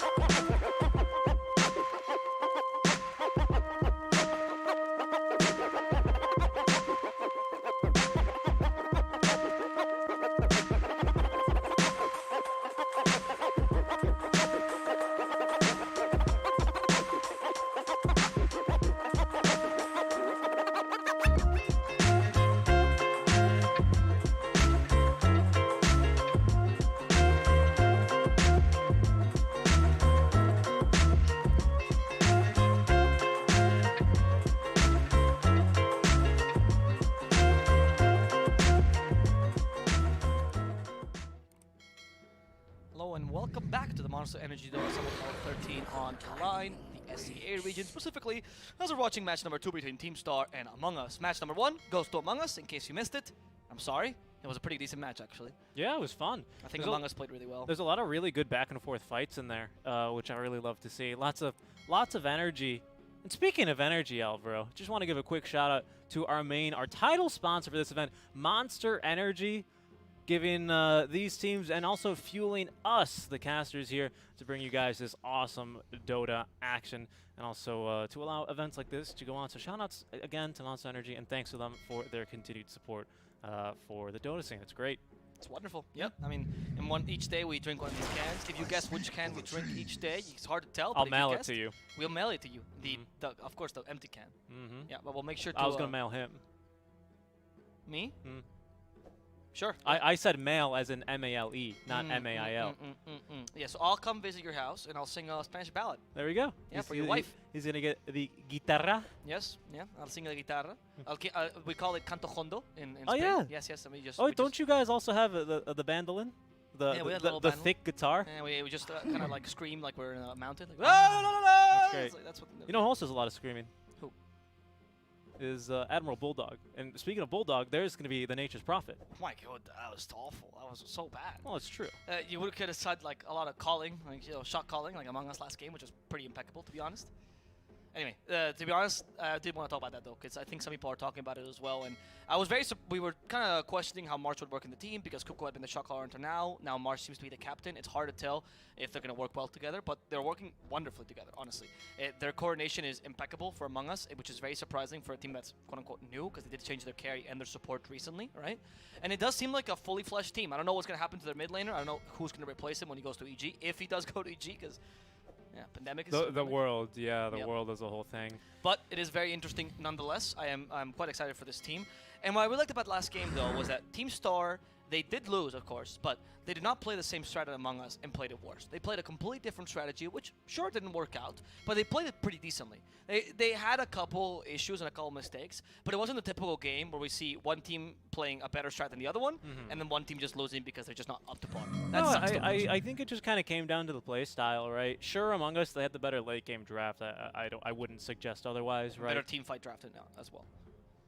Yeah, like yeah, 5-on-5 that is definitely true. Yeah, that's definitely true, right? Because Team Star, once you go with Oracle and Troll, you inherently don't have amazing team fight. Especially when you combine it with a Beastmaster off lane or a tiny, right? This is a single target. Even your Mirana was single target, right? Yeah, you could have mitigated it with a 4 that was like an Earthshaker or something, but you chose not to. But it really did come down to just like how did they react in this team fight. I remember that a really fun fight actually was, and hopefully we get to see it, was that tier 2 fight down bottom when it was DDZ running in with the BKB and then Global Silence, so they ran back, and then like and then DDZ's like, I'm gonna jump in, I'm crazy, you know, and then they stampeded away, and then In Your Dream finally came back, and then they ended up taking the fight. It was like 3 back and forth, just trying to see who was gonna come out on top, and stuff like that is really good to see. The only complaint out about Team Star's draft is that they defined tiny mid a bit. I mean, they defined it towards the end, yes, but they defined it. And I think the beauty of Tiny Flex is that, yes, you can play it as a mid, but ideally don't, because a 4 is much stronger as Tiny. And don't love the Tiny mid unless you're very confident you're going to win early, and it's just really difficult. He has a very similar tempo to TA mid, and we've seen the TA mid struggle, except that Tiny is actually an earlier tempo even than TA mid as your win condition, so I think it works. Among Us draft for now, though, a bit different than last time. They are concentrating on team fight still, but a bit more early than last time, though. I like this a lot better, though. I like the Sand King much more than the Centaur. Even though the Cuckoo played fantastic on the Centaur, is a crazy good Centaur. I can't fault him on that, but I think just because of the limitation of the hero, it inherently makes your playstyle a lot different, right? So with the Sand King now, he can, especially if he goes for eggs or whatever, it allows you to be much more aggressive, play a much better initiation role, especially early on, because I think undeniably we saw that one team fight where he stampeded and then just ate an arrow, and then I was like, well, there goes the initiation. Luckily, March was there to save the day with a fantastic sentry, right? But without that, that's it. Yep. Yeah, sentry ward, yes. But so I like this a lot better because I think it gives you a lot more options to fight earlier.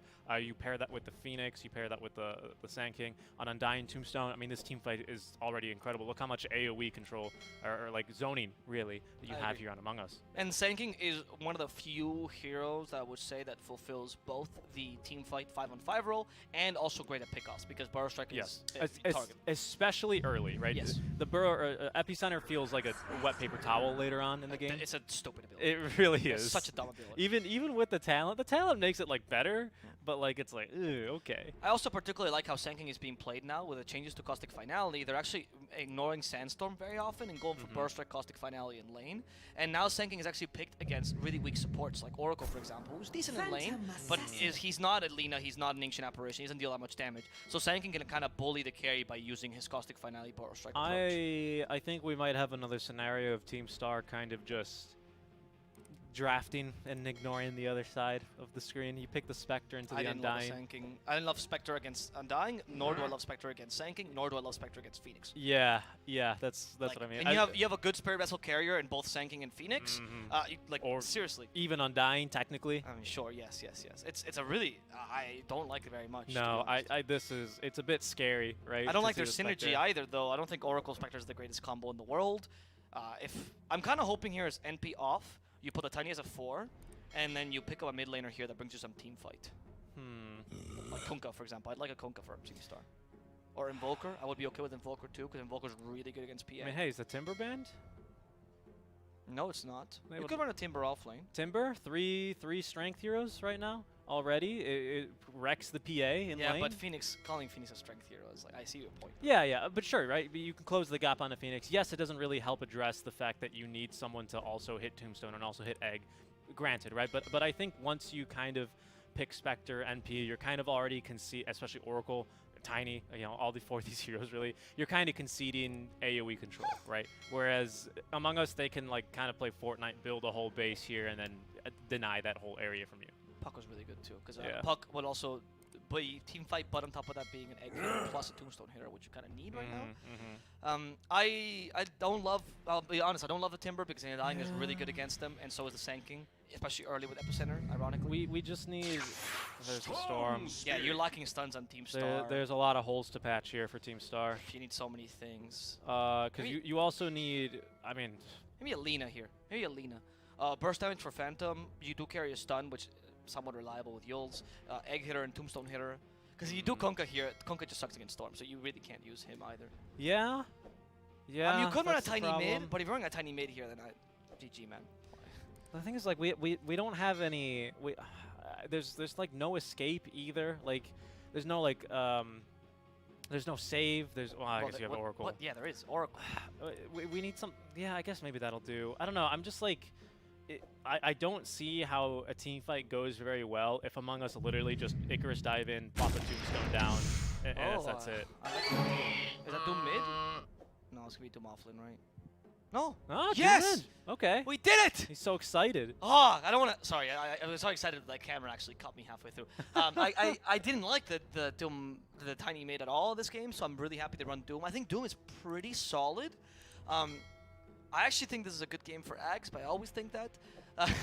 The Doom, it deals with your Storm because, of course, the Doom. He carries a fair amount of magical damage. He's a pseudo tank. He has a good lane as well against the Storm. He farms decently quickly, but it's not slow because of a Devour creating gold in the game. And you can also give a lot of space to Spectre. I don't think this fixes your draft. That would still benefit Among Us slightly. But I like this by Team Star. I actually think this is a pretty decent pickup here. It fixes a lot of the holes that you were missing in your draft. And his strong laning presence is nice. The biggest issue with Team Star is that you really only have one person to deal with the Tombstone and the Egg, because obviously Oracle is not going to put himself in the middle of the fight to deal with those things, and that's Nature's Prophet. So there's a lot riding in Nature's Prophet's shoulders in terms of eliminating the two supports, and Spectre pick, unfortunately not too great against two relatively tanky supports that have a pseudo escape, in the case of of course Supernova, or the healing from the Undying. So still pretty favoring Among Us, though I think this pick of Doom is a really smart pick. I'm hoping to see what Team Star could do, because this time it's kind of inverted. Their late game, slightly better than Among Us, at least just because of the virtue of the Spectre. Yeah, I think the Spectre, the Doom, you've got great late game here as well. I'm still a little bit concerned. Yes, the classic Doom to just counter all of the Spirit Brothers because, I mean, it does in theory, but it's going to be a little bit hard to catch him here. Yamada, if he can get his hands on the Storm Spirit, maybe that could lead to some kills here. Other than that, the Furion maybe, if he can get a good Orchid, but again, I don't know. I'm not really loving the support duo either out from Team Star. So maybe that is going to be what ends up being the biggest difference maker here between the two teams. So who are you favoring in the draft overall? Among Us. Yeah, okay. Likewise. Though I do like the Doom very much. I'm very much a fan of the Doom.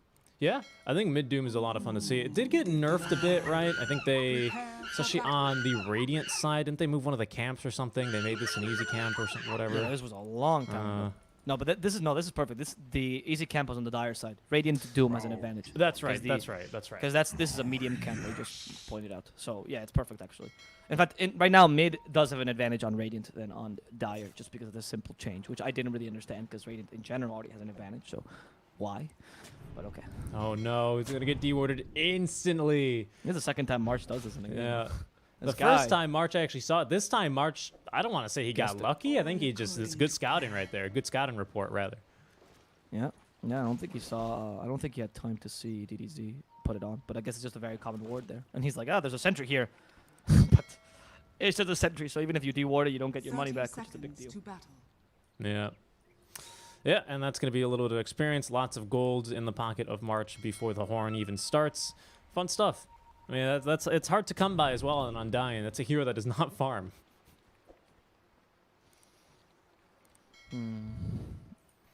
We'll see, though. They're already having 4 heroes down here to pressure Lance, which, I mean, they're going to be probably hoping for a first blood or something or another. But either way, I think with these 3 heroes down here, the Spectre is going to have just an awful time in lane.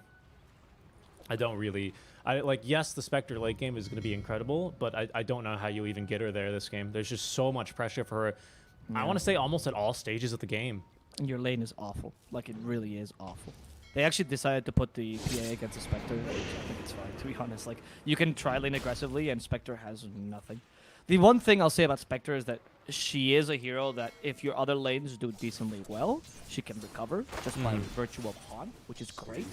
But of course, that's a tall order, right? Like, if you already start with your carry needing to recover using kills, it's not going to be great.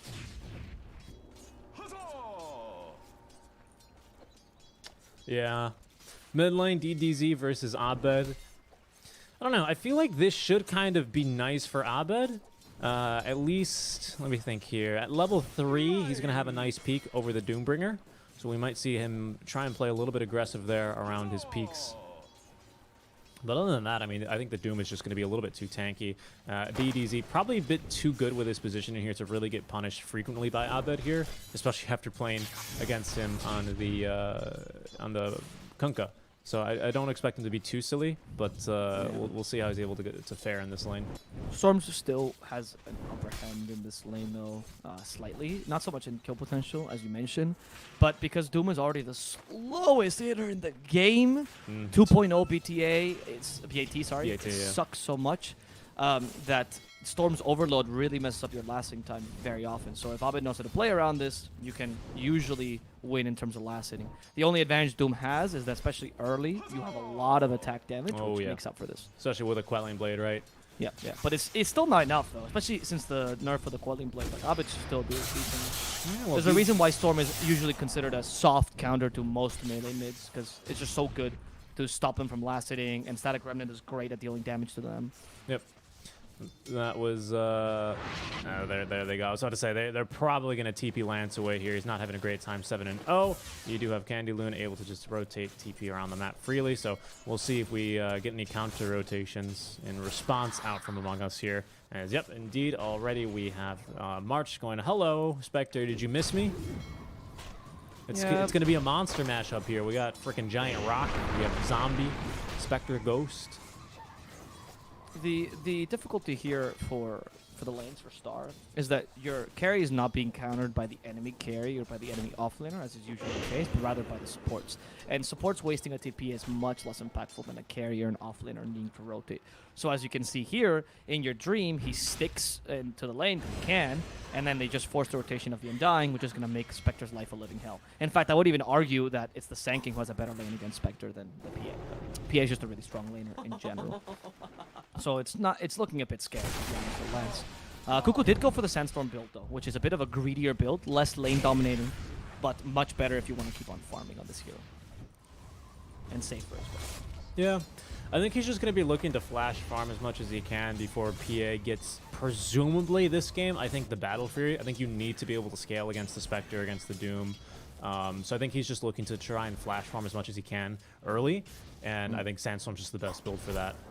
Yeah, exactly. I mean, you can set up a lot of stacks in Sandstorm with them. Though I have seen Caustic Finale builds being really, really effective in that sense. But I'm also assuming that since Cuckoo started the lane against Nature's Prophet, he's like, well, if I go Caustic Finale at the beginning of the lane and they don't swap, I'm pretty much foregoing my lane, right? And NP can carry this. I mean, Candy Loon could opt to go for a much more of an aggressive secondary carry build, let the Doom take the aura, which is perfectly viable in this game. DDZ in trouble as Abed's looking for a kill here. Rotations are coming up, but nice job by Mozun blocking this Phoenix rotation as the 4-minute rune was coming in. All the supports were actually coming here for the 4-minute rune. They still try to kill Mozun, but Zephyr acknowledges he needs a bit more damage to accomplish that. Yeah, I think he was... Maybe, I don't know if they actually scouted that Sal, but healing self canceled by DDZ. That's going to make him take the long walk of shame back home. So Abed coming out on top here early on, especially because we're about to hit the 5-minute mark. So Abed will be able to refill his bottle, and he is in a very, very good time. Well, let's see. Candy Loon down bottom is not doing the... I mean, he's getting lacets, but of course he's also a potential threat. In your dream can always kill him, as he's doing right now. You're going to slow him down, and there's not much escape for Nature's Prophet. Luckily, the hero's tanky enough to survive his first onslaught. But without a support, he's very vulnerable. If the Oracle decides to keep staying mid, it's going to be a tough lane for NP to farm up and be that second core. DDZ is going to get a free wave here of experience, at least while Abed's refilling his bottle. Lucky that Abed's not 6 yet, though, but he has stacked for himself, so he's about to get it. But he's going to choose... I mean, he can't really kill the Doom. 1060 HP with 3% magic resist. Yeah, good luck, right? At least at level 6 on a Storm Spirit, you need a +1, if not +2 with that one. So he's just going to continue farming. But Storm Spirit level 6 here quite soon. So maybe at the 6-minute rune, depending on what he finds for his bottle, he might be able to turn that into the gank. So that's what I would be looking out for here. And I think that's going to be quite impactful on if he can A, get the rune, B, what rune he gets, and then if what he decides to do with it. Yeah. We'll Tier 1 mid laners. Do they use runes? They want to kill the Nature's Prophet in your dream. No, never mind. It's another attempt at really pushing him out of the lane, but not quite enough, to really kill him. And Abed, as we mentioned, the soft counter is kind of working here, slightly above the Doom. Not quite destroying him in terms of net worth, though, because of course the Devour is a thing. And DDZ did go for an early point in Infernal Blade, which I love. It's a regen. That's a regen rune. That's great for the Storm. This is also, for a Storm, actually, is the farming rune, because we just go from camp to camp and farm every stack in the world. Yeah, this is really good. Do they have stacks going? We do, actually. We've got a few stacks that Yamate is going to go, oh, hello. This is lovely. Thank you, March. Yeah. I don't know if Yamate is going to take them, but Finland's Avalanche toss, literally, like the first level of each. That's not enough to do anything. That's not enough to take any stack. I mean, yes, you triple the damage of Avalanche, so you have Avalanche that deals 225 damage. That's not enough to kill creeps. Not even for a small camp, dude. Yamate needs more HP. Or more. Here goes Abed. It's the farming rune, like you said. He's going to farm the stack of the easy camps. He's going to walk over, probably zip-zap a little bit. Nice job using that Centaur stomp to their advantage. Very smart from them. Or maybe just very dumb by Cuckoo thinking he could farm that in the guise of the enemy team, as they had 2 sentries around to make sure Cuckoo cannot take any stack here. Bottom lane, though, Candy Loon also in trouble. Wrath of Nature is available if he wants to TP and help. Or the support's coming in. They're not. Candy Loon's left alone, and because he's left alone, he's also going to die alone.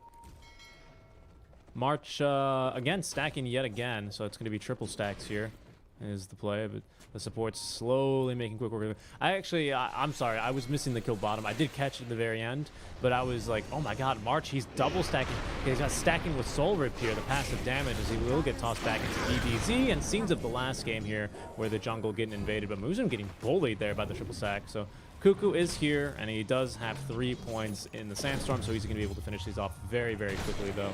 So it's not going to be as bad as it was last game where DDZ picked up quite a few stacks. Here comes the Storm as well, trying to find Yamate. Right, a couple of Phoenix, Yamate, most likely gonna die. Oh, maybe not. Still burning. The Doom are trying to get in on Abed. They do. And now as the counter initiation by DZ, as even Lance joins in, trying to get the kill on Abed. He's not gonna find either kill, but he does help out and gets the assist gold. Yeah, not ideal. Honestly, when you haunt, you want to get the kills for the Spectre. If the Storm is doomed, he's not gonna go anywhere, so you might as well let him have the last hit, but fine. Yeah, DZ gets it, it's okay. I think that's totally fine, to be honest, right? Because it's space for the space maker right now. A little bit of extra farm for him. That's not going to end up hurting your team. March is likely going to die here, though, unfortunately for him. So he will now get his life consumed by the Mana Void. And Lance as well, he does get to stick around and actually farms a stack. So it's not like he just came over and didn't really get anything out of it. But I totally get your point as well. But I think Lance is not too upset with how that one went. No, getting double kill here, and now participating in the third one up top, or Cuckoo. He has the TP, and oh yeah, you avalanche toss. Yep. Of course, I'm gonna TP on you. Yeah, I don't know. That combo doesn't deal that much damage. I don't know if you really should just wait, but I guess you weren't gonna kill him otherwise. I think he got a little bit inspired of DDZ's plays last game, right? Where he saw him blowing up supports. He's like, I wanna. That's me. I'm on the tiny, you know. But no, sorry, buddy. Nah, you're support tiny, brother. Yeah, you might have the same name, but your positions are different. It's like after you watch like a clip of NoTail playing Meepo, and you're like, wow, that's incredible. I'm going to play Meepo now. And then you go 0-15 and you cry. Yeah, pretty much. Then you get counterpicked 5 times. Well, because they make it look easy. They make it look like these things just happen naturally to them. And yeah, that's, you realize. Yeah, that's the thing, right? And then you realize, oh, these guys are actually really mechanically skilled. Yep, and you are a 2K player. That's why I have been Cuckoo. Here's the dust. Trying again. Avalanche toss, but again, they should be able to TP. Oh, this time you can't actually. The Oracle's nearby. Well played, Mozun.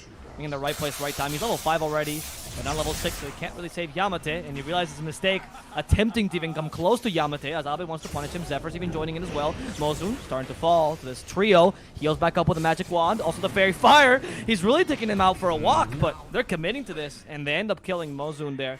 And now Abed says, well, let's go further. Let's go invade the enemy triangle. Lance trying to farm to the last second, but they have a ward here, so they see exactly where he is. And Lance, who played a bit too greedy and might get punished for it. There's no haunt. He tries to go for the Bantoon, does get it, He's a gamer. but at the expense of his own life. Yeah, that's a bit unfortunate for how quickly that unravels for Team Star. Yeah, they definitely had to commit for the kill. I feel like, oh, hold that thought. They're going to drop the Tombstone. DDZ going to get slowed a bit by this, as maybe March going to try and get himself the Knight's Erosion. We'll get that one perfectly. My goodness. Yeah. I mean, he got. I think it was a bash though hit from Roche, so it's not really. I know. Yeah, that was incredible. I mean, he timed that perfectly. The zombies take 2 hits for Roche to cleave, and then the third one was just for March. It's my turn, and he gets 1 hit. I think, unfortunately for them, had Oracle actually died relatively quicker, you know, if he didn't actually run them to the tier 1 tower, Spectre might have lived there. But then it's so natural to just continue running so aggressively, right? Whereas if you stop where he died is now compared to underneath the tier 1 tower, maybe the Spectre is left alone, but actually probably not with the ward there. No, because they saw it and they had the advantage. Yeah. The mistake there was that you saw them running towards your area from Lance, obviously, because they kept running, right? It was pretty obvious, and you kept running. That was a bit of a mistake by Lance. You didn't have to do that. I mean, yes, you have to maximize your farm this game, but not to the degree that you're going to risk your life. Okay, smoke up top, by the way. DDZ, Mozun, and Yamate. Level 6 on Yamate, level 6 on Mozun as well. Doom's available. Yeah, I think they can kill pretty much anything they find with just with the Doom and the Tiny combo. If they can find Abed, that'll be ideal. They have drums, but they don't have Blink Dagger, so it's a bit difficult to engage on them. And look at this, they're really biding their time. They more or less know where Abed has gone to, but they're not expecting this weird route. He's going to cut the lane, and now, okay, they can definitely go on him now. Fortune's End, charging it up, very well done. This route will give you enough time to doom him, or should, with the toss. There we go. Doom, Abed, balling into the high ground. They don't have vision there? They do. Okay, so that TP was very hopeful. I thought Abed did a master play, but instead, he's just going to be running around the enemy base, hopeless, hoping that he doesn't get the kill to the Doom, trying to kill himself to Dire. Report Abed. My mid is running down mid. Literally dying in the enemy fountain. I mean, I really thought that Abed had found a place where he had no vision up in the high ground, because there is a place, I think, where you don't have vision. But no, not until you start losing structures. Oh, really? You're thinking of where there's no true sight. There's no true sight there from the tower. They're fighting underneath the tier 1 tower. Yamade, he's going to get caught by the stun. DDZ a little bit too aggressive here. And Dream, Easy can be fighting quite a bit. They do have the ulti for him, for DDZ. That's going to allow him to turn and fight onto March, but he's certainly going to die at the end of this one. In your Dream, I think he recognizes that. Wow, okay, never mind. Doom's strong. Not strong enough. He eventually will die to the crit, but my goodness. That's not good at all, mate. Doom's strong my ass. He just died for support. What was that? Well, Plus a tiny kill? well, I'm saying Doom's strong because he lived through the false promise. Yes, I guess, but like it's still not that great for him dying. Giving the kill to the PA as well, who almost got Battle Fury. Very similar timing to last game's Troll. And okay, they try to kill her. Candy Loon are just committing suicide. Nah, Blade Mail surprise. Yep. He's at that Blade Mail since he got that tier 1 top lane, so he's going to come over here and defend it very nicely. Cuckoo, no point in the epicenter yet, which is fine. Now that you've maxed actually Burrow Strike, you might consider putting a point into it here once he gets level 11.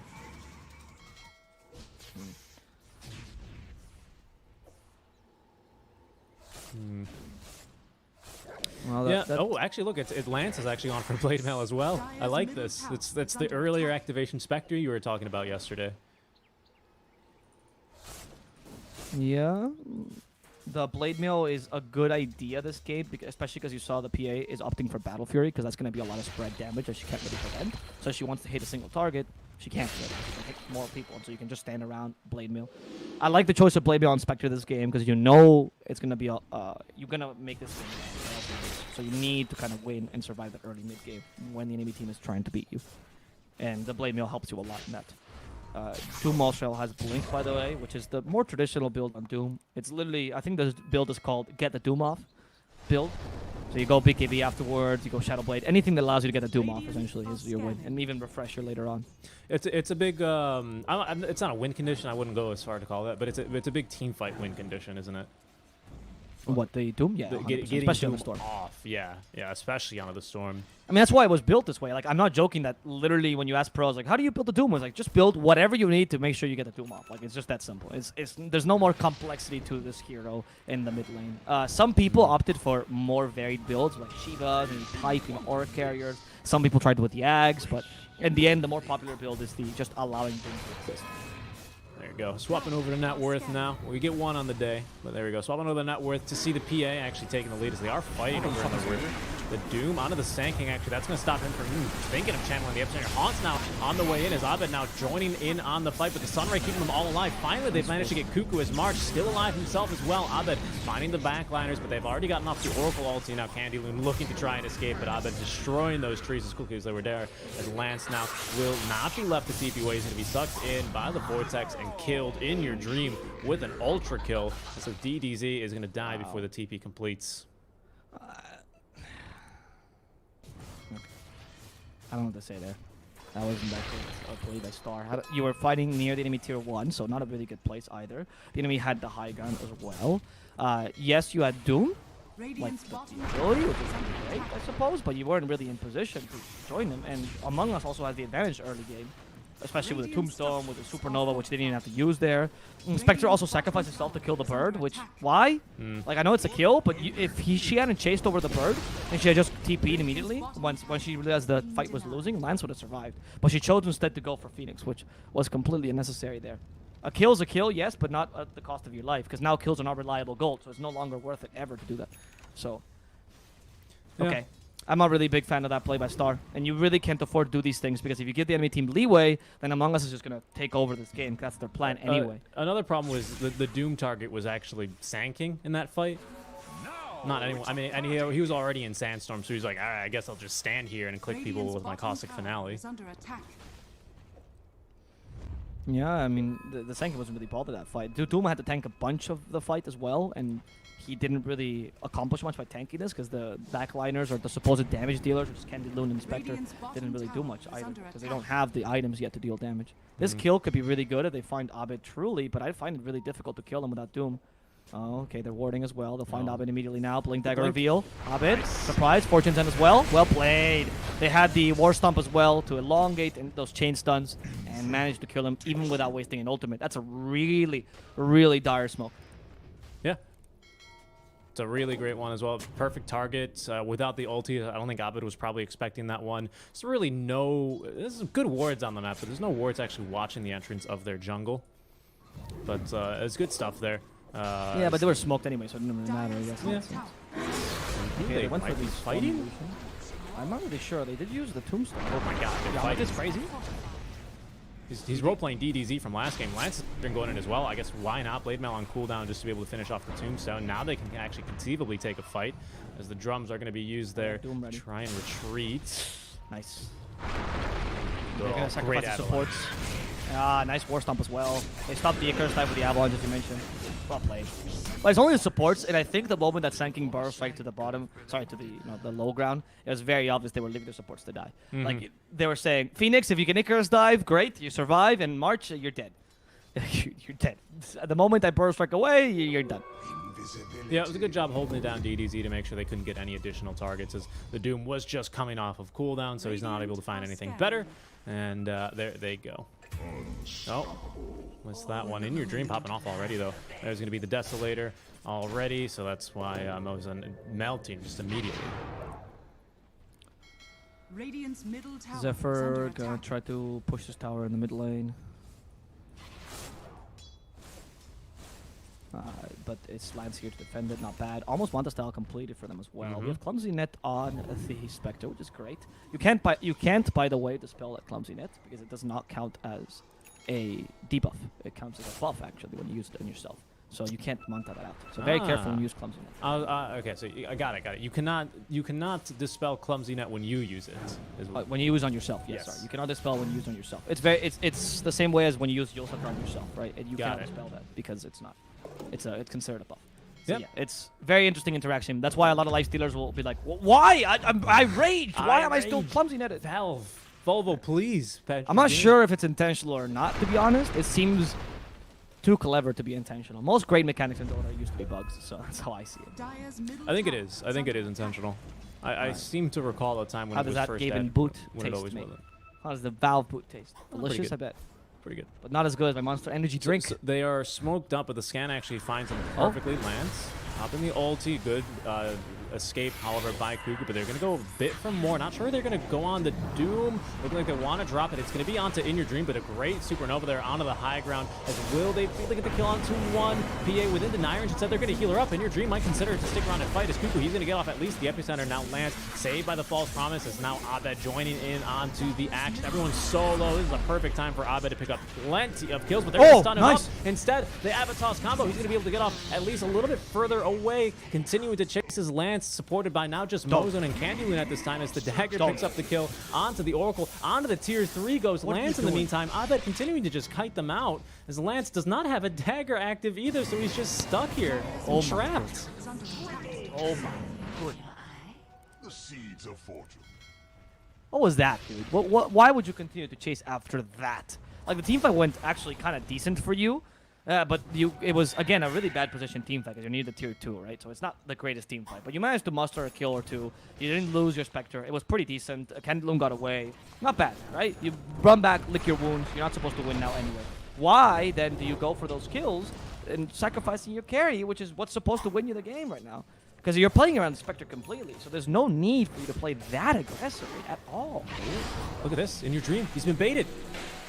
Okay, so he's trying to roleplay Lance, but he's gonna survive this. Yeah, he's got too much healing. You're a PA though. You're much. Oh, never mind. Zephyr does die to the wrath of nature, but they didn't have vision over In Your Dream more. He's gone for the Holy Locket again. Oh, he has. It's really working out. Yeah.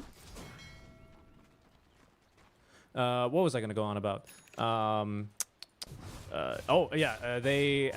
actually got really unlucky. He jumped the Phoenix, and Phoenix survived, I think, on like 30 HP or something. Barely gets the Icarus dive away after that. And, well, eventually they find that bird at the very end, so that's what matters. And we see the smoke here. Let's see what we're going to find. Bolt Lightning. Nope. Hurricane by the Oracle. Oh. Great. Find the Storm. Candyloon. We have the mech. We have the Blade Mail as well. And DDZ joins in. Burst strikes stopping him. We don't have any Doom for 10 seconds. DDZ, why'd you go in without a Doom? Trying to save Candyloon. In fact, Candyloon might also die because of this. Yama taking him some space. Not bad, but doesn't kill March in the process. Yamate might be the sacrificial lamb here, as DA just tears him to shreds. And it's similar for Candy Loon, who cannot survive those crits. It's the second ult kill. A really clean kill. I don't know. I think I guess they've lost the plot, is what you like to say a lot, right? Radiant's middle tower has fallen. Because they're just they're going in when the spells aren't ready. They're kind of, I don't want to say, they've got like save your buddy syndrome as well as I must carry the game syndrome, you know? Like they've got both of them, it almost seems like. Now, they seem to be losing the plot quite a lot in terms of where they're taking the fights. Their positioning for the fights have been not really great this whole match. Like the fights, the way they're playing the fights seems fine for the most part, but first of all, as you mentioned, save your buddy, there's not much priority. They seem to be treating all cores equally, which is not the case in Dota. Dota is definitely not an equal game. The cores are definitely much more important some than others, so you shouldn't be sacrificing Doom for the NP, and especially if MP went for this Aura build, which clearly means less impact on this hero. But let's say that DDZ seems to be less important than NP. That's fine then, but you've still been taking 2 or 3 fights near the enemy towers, which are completely unnecessary, and you didn't need to do whatsoever. And now Among Us has the complete domination of the game. Because yeah, 2K lead doesn't seem like much, but it's 2K lead against a guy that creates his own farm, which is Doom. So it's a big deal. Especially because Doom went mid. That is funny. Yeah, Abed now with the Bloodstone, he's actually already got 2 charges, and he's going for the Agnum Scepter. Great item from this game. I mean, they just already have so much team fight control, and with that alone, they're going to be able to absolutely run these guys over. It's starting to look pretty bad for them here at this point. Let's take a look here. Our Spectre going next into that Basher is going to help.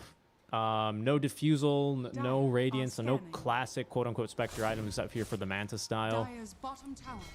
DDZ is close to the BKB at the very least, so that's going to help a lot against the Storm until he's got that Agnum Scepter rocking.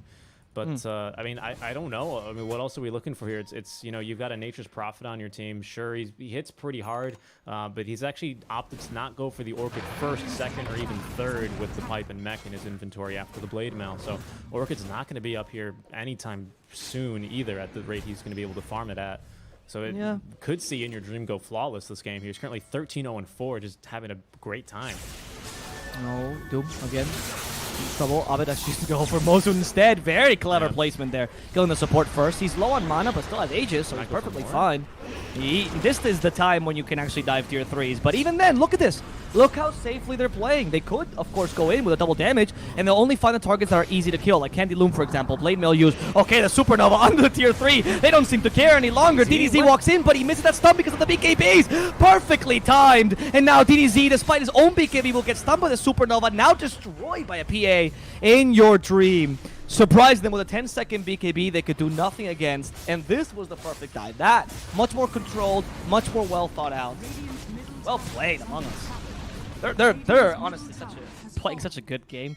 Both games. I was honestly expecting Among Us to do much worse ever since the roster changes, because not because the replacements are worse, but because, you know, new team takes a while to adjust to them. But you know what's fascinating is not only do we have 1 Holy Locket, we actually have 2 Holy Lockets here, with March actually deciding to build one up on the Undying. So I'd be curious to take a look at his healing stats here at the end of the game. So remind me if I forget, because I don't know if that's really as effective as he thinks it might be. It is a second wand to use on your allies, though, for the additional burst healing. So there is that to look forward to, but I'm not convinced that there are not more efficient items. But he is March. He always likes to play. He goes, well, I'm position 5. I can get about 2k farm. I can afford 1 2k gold item 20 minutes into the game. So he always decides to get whatever the best item is. He was a really big fan of usually Medallion. So it's interesting to see him go for something completely different. But on the Undying, I think it's not bad. March is from the EE school of thought that if you think an item is OP, you build it on anything, anyone, ever, right? And that's kind of the idea. And I've seen March do this a lot, where he'll go for quote-unquote weird builds with current heroes just because he thinks an item is really strong. Yep. Abed just needed to zip over a little bit further, does not walk around the trees, he zips through them, and it looks like he's held alive a little bit longer now with the False Promise especially, but they're going to cancel his TP now as Melza. Like once you drop a DDZ looking to try and turn this, they have lined it down to In Your Dream as well, but look at this, there's too much healing. Fine, they're going to be forced off the edge, because everyone's actually kind of just melting here to Lance with the Blade Mail activated now, but the Supernova, no one actually laid a single hit onto it, and Kuku lands a 3-man Burrow Strike. In the meantime, Candy Loom plus Yamada onto the backlines, trying to do anything they can here, but In Your Dream, I think he's still too strong. He's going to be able to turn this one around still. Oh my god, Cuckoo. Really well played. Beautiful. Yeah, you're starting to get into your own as Star. Like, they're actually starting to get a network to actually be able to fight. But In Your Dream is so far ahead. It's very difficult to match. And still the team fight coordination by Among Us is so well played. Like, I said earlier when I was looking at the drafts that I think team fight drafts are quote-unquote easier to execute. But to the degree that they're executing this Among Us, it's not really that easy. Like, they're very, very coordinated with their stuns. Cuckoo particularly. Yeah, that was incredible. Like, Cuckoo is so good, dude. Like, last match in the Centaur, he bedazzled us, and now again, he's doing the same. Yeah, no, I completely agree with you. And look at this healing. Look at this healing. Yeah, that Holy Locket, dude. Zephyr is also a player that ever since I saw him on Geek Fam, which is where, I mean, he used to play mid actually when he was on RRQ, and I actually remember him very fondly. But then when he went to support on Geek Fam, which is when he started to become much more well known. Okay, I'm sorry to cut you off, Alvaro, and I want you to continue this after, but they're memeing us now. Abed is now queued up a Holy Locket. I was gonna talk about how great the idea was because Zephyr's so creative. But I'm gonna save you. He's just a very creative player. I've seen him play on really weird fours that work out. He was the famous Ember 4 that always played in SCA because he's so good on it. He has often odd builds, but that work out for him. I think this guy experiments a lot with the game. He reminds me a lot of the 4 Zoomers guys, where he just constantly thinks about things. Cuckoo has a Holy Locket too. Okay, I'm done. What is this? I'm just trying to praise you. Why? We have 4. They're just memeing about the Locket. They heard us the last cast, and they're all building Locket. They're like, hey, that Seeker Strike guy really loves Lockets. Let's build plenty of them to show us how much we love them. But look at this, the team fight breaking out of Abo. I think this might just be the last one. Beautiful stuff there from Abed with the Aghanim Scepter. Vortex locking and 2 is In Your Dream. Is going to be now beyond godlike 18-0-7. Lucky that they only stop at the tiny there as they're going to turn around and then shop the mid lane to Barracks. But the GG will be called. We will not get to see 5 Holy Lockets. It's a very sad day for Dust and Dota 2. Sad it turned into a meme. I thought it was a legit strat. I was so excited when I seen the strat. It was just a meme. Storm Holy Locket guy, or what is it? No, Sanking Holy Locket. New meta. Yeah, new meta. I don't know about that. That one was pretty great. That was a good match. I mean, that one was, I think, definitely way easier for Among Us here. It felt like last game we definitely had a little bit of back and forth. Team Star sometimes had the kind of had the reins of the game, maybe not quite completely right. They weren't always in the driver's seats, but this one it felt like Among Us. They always had 2 hands on the wheels, positioned at 10 and 3, and they were checking their mirrors. They were just doing everything they needed to do this game. Again, we see March quote unquote feeding on the Undying. That's just really space created now, isn't it? Yep.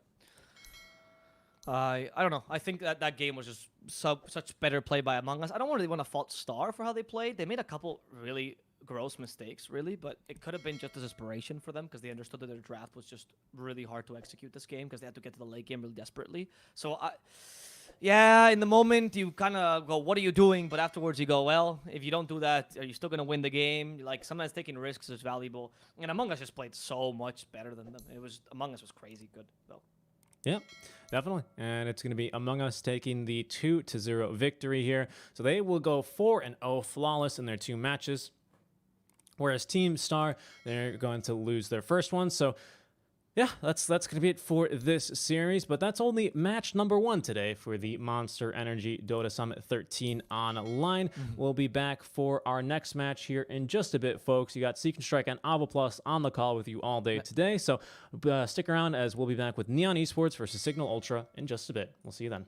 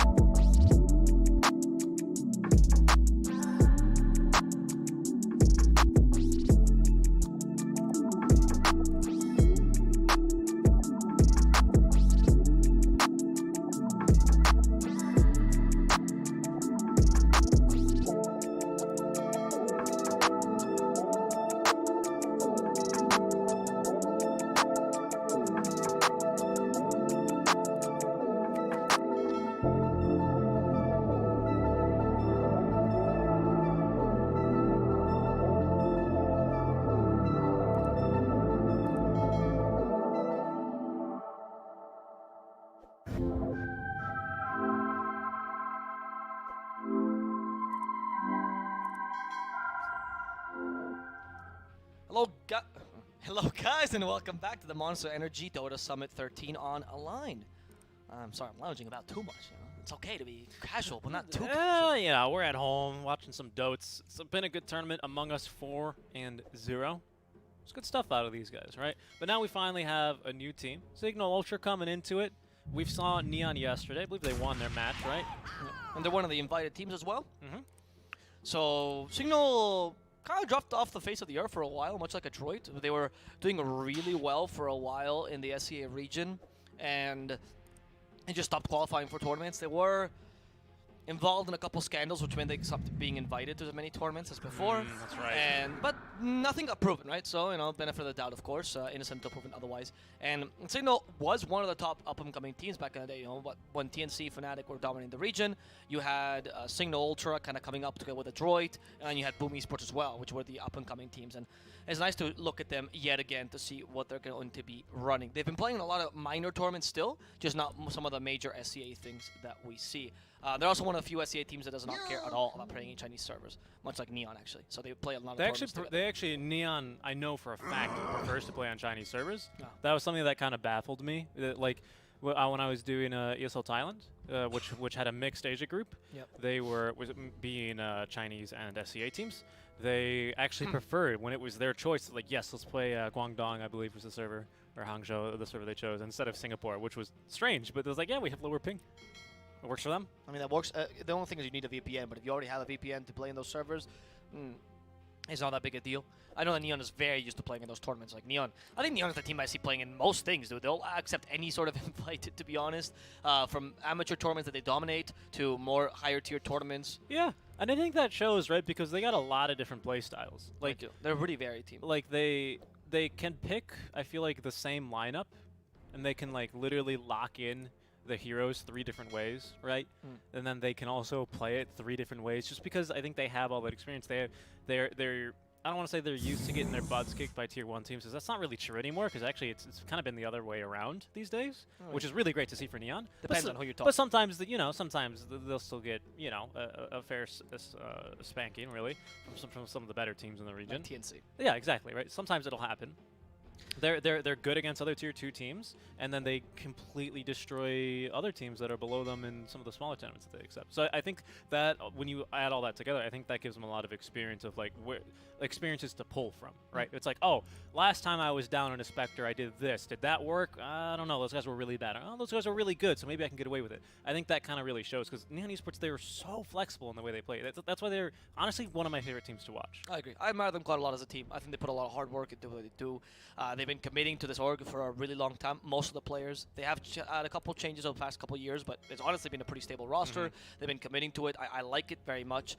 And they've been facing a lot of issues, mostly on the hardware side, right? They've had a lot of tournaments where they had to forfeit due to internet issues, which sucks to see. Signal actually, ironically, because they're sponsored by an internet sponsor. Yeah, that's a IP company, ISP company rather, I believe in the Philippines. I think so, yeah. And they also had a lot of issues as well, which is not a great marketing for their brand. Well, But I like these teams, right, that they stay together, that they find their style. I see way too often, especially I think this is more common in Europe, where tier 2 stacks just happen to be a mix of players that are pretty good, right?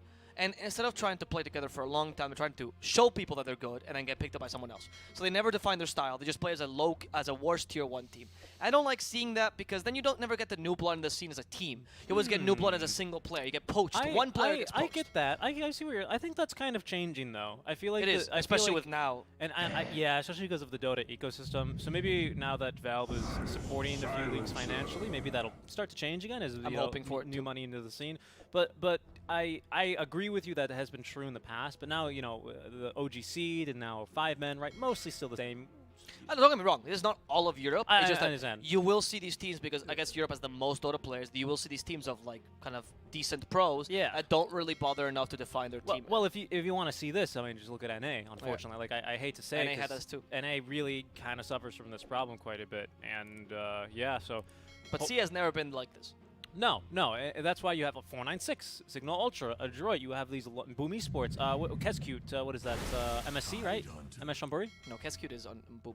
Boom, yes, of course. But MS Chamburi is another team. Another team that's just Motivate is a Thai team. Motivate Trust. Yeah, a lot of these teams that are kind of the same. And we've ignored the draft, by the way. Uniquely, yeah, I mean, at this point, right? Uniquely as well, which is cool, is a lot of them are built around national identities. Even some of the bigger ones, like TNC for a while, was mostly Filipino. Sometimes the language barrier helps, not gonna lie, because you help to develop your scene, because you're forced to play with people from your scene. Yeah. And then you find real untapped talent, as opposed to just being able to go and boost yourself to the best team. Talking about this draft, I just want to point out some things, particularly about Signal Ultra. Yeah, well, now that we're 8 deeps. So Signal Ultra, one of the few teams that still play like Tide off lane quite consistently. Is one of their favorite picks still. It's usually Bat Rider or Tide, sometimes Magnus as well, which they like a lot, and Mars. And since all the other heroes are banned, Tide is the pick to be shown. They play him pretty effectively as a strong laner, but then play more of an aura hero with I like this a lot, that they actually have the caveat that they always go for the 250 damage, and sometimes in the late game he'll become like a secondary carry, which is quite interesting to see, in longer games of course. They rather go for longer games, hence the anti-mage pick, but it's going to be an interesting game though, because the anti-mage Spectre is one of the more classic matchups. Yeah. Real quick, I always love how you say caveat. Caveat? Caveat? That's what it is, no? Yeah, well, maybe. I don't know. Let's say it with that American caveat. Anyway, either You way. steal from the French, you pronounce like the French. A big caveat of this one is that Abad I think, he really likes the AM. I think it's one of his better heroes as well. They like long games. They play really well on the carry, so the meta suits Signal in general. I don't think they're one of the faster SCA teams. Neon quite the opposite. Certainly not. Well, Neon, they can adjust. They can adjust. I agree with you that they can definitely. They prefer aggression, but they can I play agree. both. Yes, that's perfect. Yes. They can kind of do it all, but they definitely excel when they're nice and fast. So we'll see how they decide to build the Spectre here. No, Excel is the Peruvian player. He's an infamous. Ja. You laugh like a true Spaniard. Signal Ultra, they need one last pick. The mid, they have been playing Snapfire mid a fair amount, so it could still be that, but you also have a lot of the consistent mid laners picked up. Oh, okay. They actually are banning, interesting, they're banning the off laner, so I think Tide is going to be a support. Do mid again? I'm looking like it. I don't know if it's Snap mid and Doom offlane and we're being fooled and Tide is a support. I've seen Tidehunter mid once from an SEA team. It might have been Signal Ultra. It might have been 496. It was one of these tier 2 SEA teams, and I think it like got counterpicked by a Viper or something, and it was the saddest thing I've ever seen. So hopefully that's not the case Actually, here. a Viper's pretty good here for Neon. That's kind of what regardless I was of if as it's Doom, Snapfire, Tidehunter, they're all beaten by Viper. Yep. And you're pretty decent against us anti-mage, especially late when you get the silence, which is quite nice. Oh yeah, no, the toxin. Yep, silencer. Not to mention, of course, you have the silencer, so that's another thing. Because you got lots of heroes. You force him to walk around your poison, which means that he actually takes extra damage with spells. And it's a lot of heroes that want to jump in and save people, or want to jump in and cast a spell, right? AM wants to jump in and cast his Abyssal Blade. Viper's banned, we're stupid. Ah, okay. They got rid of the flying pickle. What are some good picks here though for Neon? You could opt for the it depends on how safe you want to be. Now you see the Doom, heroes like DK for example become kind of okay for you. What if you go like the Monkey King? What if you go for something a little safe like a Queen of Pain? Queen of Pain's fine. I don't love the Queen of Pain against anti-mage though, because you're always a walking bomb. Who is a walking bomb? The Queen of Pain. How do you mean that? Well, because you lose all your mana, and you're like, well, you lose most of your mana. I see. I see. And then you explode. Yes. That's. I didn't know you did the voice acting for all of Dota 2. Actually. Yeah, they actually. You think they paid for sound effects, but no, it was just me. It was just him. It was just him. It's quite accurate. I like more the tankier heroes. I would like to see like a Monkey DK. Thinking about heroes that Yopaj but like not an int hero though. No, not an int hero, because both Doom and Anti-Mage counter that, so you would be just falling into both. If you play like Kunkka, DK, Monkey, whatever it is that can deal with not using spells too much and doesn't need mana too much, it's great against both of them. So that's why. The Monkey particularly I love, assuming that Doom is mid. But if it's that Snapfire though, that's what sucks a bit, because she does counter most of these heroes. I also wouldn't mind someone with a break, which is really just Viper though. Who else likes building silver? Magnus? Yeah, Magnus is also banned though. Shoot. Yeah, that's why Monkey King can build a Silver Edge. Kunkka can build a Silver Edge. I would even suggest the Tiny, because I know Yopaj loves playing it, but it's also banned. So they banned all the heroes that Neon usually styles here. Yeah, it's really coming down to it here. Yeah, they're really thinking. They don't know what to do, because they don't know what position Signal is playing. Because, yeah, I mentioned they like playing Tide, but Tide is a flex for them. Both is 4 and 3. Doom is a flex for them, 4-3-2, and Snap is a flex for them. So it's kind of hard to guess. Even Venge could be a flex. Yeah, they went with my idea of like, you know, don't give him an int hero, don't get a caster, right? Get something that's like. Yeah, I agree. I just think Riki. I agree with you on principle, but I should have said Riki. But I don't like the Riki pick only because he is a little bit more spell dependent, right? On a lot of his mobility, because his mobility comes from his spells, right? He doesn't build mobility; he buys it. Oh, they're playing the off. It's innate. Off silencer. Ooh, taking one page away from Beast Coast book, playing that off silencer. Very interesting. Okay, so yeah, the Riki I like very much in this game, not gonna lie. I actually should have mentioned that I like him more than the Monkey King, because Riki against Snapfire, if that happens to be the lane, is whatever. Doesn't really matter, but if, of course, when you were considering where they were going to go, now you know. But the Riki against Tide is fantastic, because you cannot dispel its smokescreen. Riki against Anti-Mage is brutal as well, because you're only physical damage, and he cannot really walk away from the smokescreen either. Riki against Doom, he has really low armor, so Riki can actually burst him relatively easily. And getting doomed on Riki, it's a hassle, but you can avoid it by just kind of playing around with the Blink Strike and Tricks of the Trade. And if Doom is trying to doom you first, it's going to suck a lot, because he's wasting a bunch of time just trying to get to you. I think Riki's the perfect pick. I'm gonna go with Neon's draft a bit more. I really like this Riki pick. I think it makes it all come together, and he's a great space creator. Yeah, I mean, I'm not like against the Riki pick. I just I don't know. We got a lot of great Doom targets here as well. You can go buy the Aghanim Scepter on Jamesy if we find the farm to deal with the Spectre quite easily on top of that. So I think it's going to be a bit scary. In terms of team fight, though, I think Neon Esports, they probably have this one in the bag if they can have someone be a little bit tanky and annoying. So it's going to be up to Schem to try and be a little bit tankier. But you can't expect a Spectre to show up too early in a fight, though, at least in your Dota games. So we'll see actually how they decide to play this one out. So we will get into our first game here of our best of 2 series. I don't Oh goodness, and so many voice lines here. Okay, so we're gonna have what is going mid Doom, right?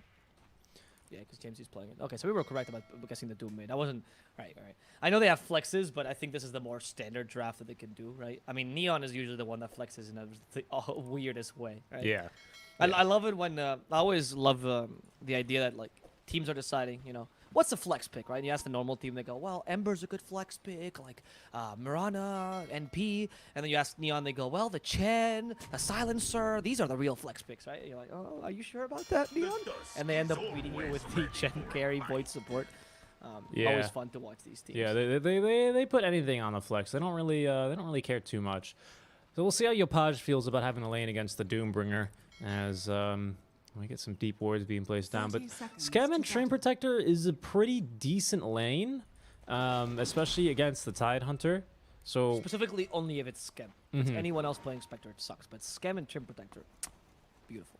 That'll be good. I mean, 2 slows, that's all you need, right? Yeah, I agree with you. I don't think... I mean, Tide is good against Spectre, though, in the lane. So that's the only issue. Ward placed down on a bat, starting off with the dual ring of regen. We can contest the rune. We'll see, though. JG, I think this is going to be the most interesting to see. How... Silencer, I feel like, kind of... There used to be that period of time where position 4s everyone would kind of pick like a semi-core, you know, like a Silencer, like the Lina, I think were the biggest 2, and then they would just kind of farm a lot and then actually end up being pretty farmed. Back when like Dragon Knight's got out of the game, is kind of what I'm thinking of. So he's possible. He does a lot of damage starting out with the glaives, and he does very well against both the Doom as well as the AM in terms of canceling spells they want to use. You can also stop the Grandma's Kisses, much like in a Nyx Assassin, but we'll see. Yeah, he might be dead. I think he's dead. Good read, though, by Signal. Very good read, JG. Goodness doesn't die. So that's one of the weaknesses of Silencer in the longer lane. The reason why he's not often played in this offlane position, I can really only think of one other team that plays him consistently in the offlane position, like Beast. And the reason is that longer lane without escapes is just a tough lane to play. Even if you're ranged, which helps you out in the laning a bit, you're very vulnerable to ganks. So good read, though, by Signal. Very good read by Signal. No, apologies for that. Very good read by Signal doing this. Is that better? Yes. Sorry about that. My mic is super sensitive. So if anyone has these issues on my mic, I apologize, guys. We're just trying to get everything sorted. And I will Alvaro moves a lot when he talks. I really do. You can see it when I'm on camera. That my hands are just all over the place. Cannot help it. It's being Spanish. You know, you're born with this. They teach you this in school. They teach you to talk with the hands. Yeah, that's what Chang says. Remember, 90% of Spanish is hands. Hola! Yes, that's right. I forgot. Community. That's been having a bit of a resurgence recently. Yep. Yeah, but speaking of resurgence, they need one in this top lane. They're just going pretty bad for Neon Esports right now. They're just kind of bullying them away. They're actually sticking with this tri lane. Usually in C especially, you tend to see the sort of, oh, we're gonna tri lane you for first blood, and then we're gonna TP a support away. But no, they're totally fine with leaving Van alone, who's taking a bit of harass now that we have level 2. But like I said, he's gonna totally be fine against 2 melee heroes. I guess it's a Tide, right? A lot of people have. I think over the ages, people figure out how to play Tide and what's the best way. Like, is he a greedy offlaner or is he not, right? And he's not really the most item-dependent offlaner in the world. So if he has to recover later, it's fine. He's a hero that can farm really well because of his anchor smash, especially with stacks. So I think it gives you a lot more liberty when it comes to the lanes. Because you can literally just adapt the game depending on how much farm you have as a Tide Hunter. For ages, people stopped buying Blink Dagger on Tide because they thought, oh, if he farms so much but he doesn't need items, then we just buy, like Type and stuff like that, which is much more useful. But he's very similar to actually Snapfire offlane when you play him. Yep. Speaking of Snapfire, actually, here she comes to the offlane as they will go ahead and give him a healing salve, so he's able to keep his own for now. And we'll see if the Snapfire sticks around here, as they are getting some pretty decent damage onto the van. He still has a good lane against 2 melees, of course. You are Tide Hunter, and Trent can't do his usual shenanigans because he likes just slowing you and punching you, right? The Tide takes away 40% of your punching damage. And it's also physical, by the way, the anchor smash, so Trent doesn't like it either because he has low armor. So it's a tough lane for a Trim Protector and for a Spectre. They're doing a really good job of matching him, though. While Ricky in the mid lane is destroying James. Yeah, I was about to say. He can get it if he blink strikes and tricks, but he needs just one more hit, and there's a Fairy Fire on Jamesy, which he's being very wary about. Yeah, I think he was baiting, staying near the range creep as well there, just in case. Yep. It's smart. It's smart. You often see this, you know, and you don't check the inventories, and pro players will, and you go, why are they not attacking him? Yeah, just kill him because he has some sort of healing. It's like, well, he's got 21 charges, so he wouldn't have died. Yep. That's when you know someone's good at Dota, when they start talking about how many wand charges they have. Because if you go low enough, they're like, what is this even? You ever watch like a chess grandmaster, like Akara is real popular on Twitch now, like kind of go through their move sequences and like, oh, he's this, he's this, he's this, he's this. It's like that with Dota pros, except with items. He's like, oh, well, we've casted this many spells. I haven't seen him in a while. He probably has like still only 8 sick charges. He's been farming, so maybe he popped them. Yeah, let's go ahead and smoke into the jungle. Like, it's very impressive. Yeah. I particularly love when I see Dota pros that are clearly keeping timing of cooldowns, but not just ultimate, but smaller cooldowns. Like, for example, the tiny avalanche taunt. A lot of pros keep timing like that, and I love it. I'm always so impressed by that, you know. From a mental standpoint, it's just, I don't know if people would consider that mechanically skilled or just being able to hold a lot of information in your head at once, but it's very, very impressive. There's a lot of good damage down bot lane. They force Stream Protector to pop the salve. He has to use a pretty inefficient Nature's Grasp just to be able to live there. As they ended up getting a little bit too close, so Van was able to get off a really nice crush onto 2. But they couldn't convert that into the kill, the cookie. I think maybe not the stun, not long enough for them yet. Smash? You mean like? Yeah, Smash. Slithering Crush is the other fishy.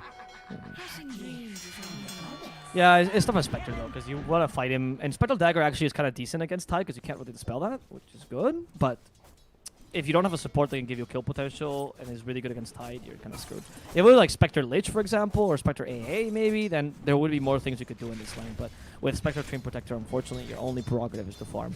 And you're not really stopping the emptiness from farming either in the top lane. I like this. Jamesy had a bit of an awkward situation with Yopaj in the mid lane. Yopaj hit level 6 as Jamesy was like retreating back and away. And then he goes, oh, I can't. I have to stand my ground and fight. So he casts the ice armor on himself and then just starts to melt Yopaj slowly but surely, as without the int multiplier, or sorry, the agi multiplier of the ulti. He was totally fine. So that looked like it was going to be a kill for a second. And then Jamesy was like, absolutely not. I refuse. Yeah. Jamesy knows that once you hit level 6 as Ricky, you're going to be looking for your first kills. That Ice Armor is a really smart pickup by him. Used to be the case that every single Doom offlane would pick up Ice Armor first. And like, it's so efficient, it's amazing, Doom has no armor, and it gives you so much effective HP. People would like froth at the mouth over how great the synergy was. I was my god. I was always frothing at... Oh, hold on. Yeah, he has Magic Stick. He could have activated Scorched Earth, but chooses not to. Instead, puts another charge of the armor on him. And Jamesy, I think he might die. Play hard. Ice Shards. Yeah, blocking him out. There's no reinforcements available, but he does kill Yopaj before he dies. Play hard, still trying to kill him. Acknowledges he can't. And now it's going to be Jamesy who gets a double kill. Oh, goodness. Best bait of my life. That went poorly for sure. What did I just witness? Did he just casually drop the Doom on him? Yes. Handsome devil Valentine. Oh, that was quite fun.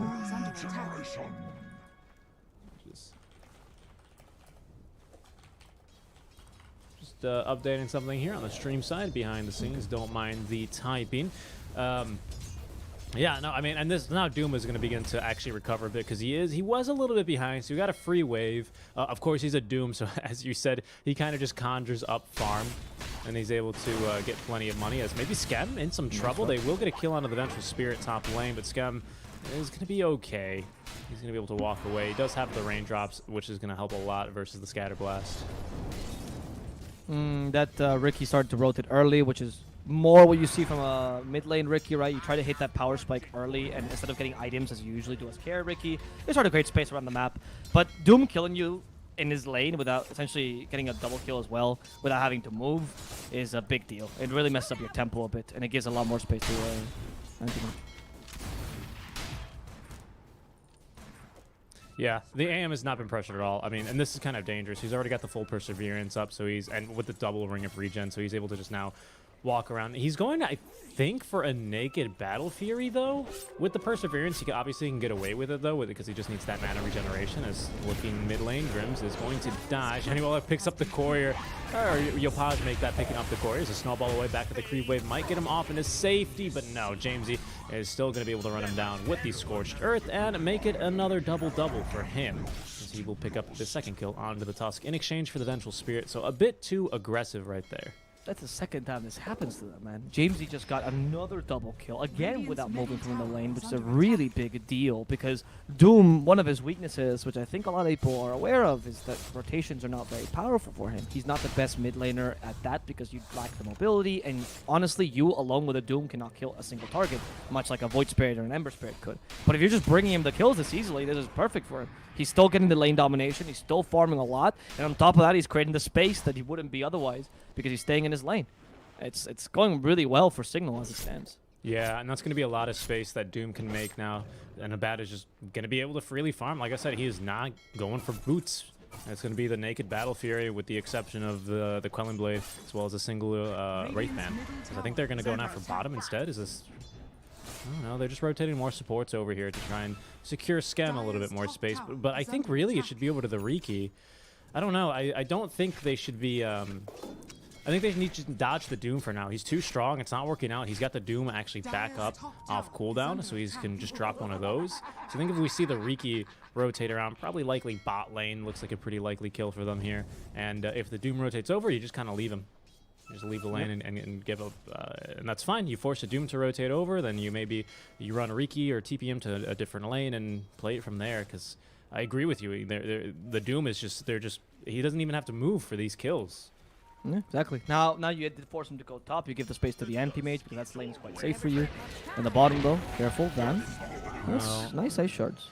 Yeah, but unfortunately, oh well, he can always just snowball up the cliffs. That's a good point. Thank you, played hard for that, and that'll be Eris down for the count.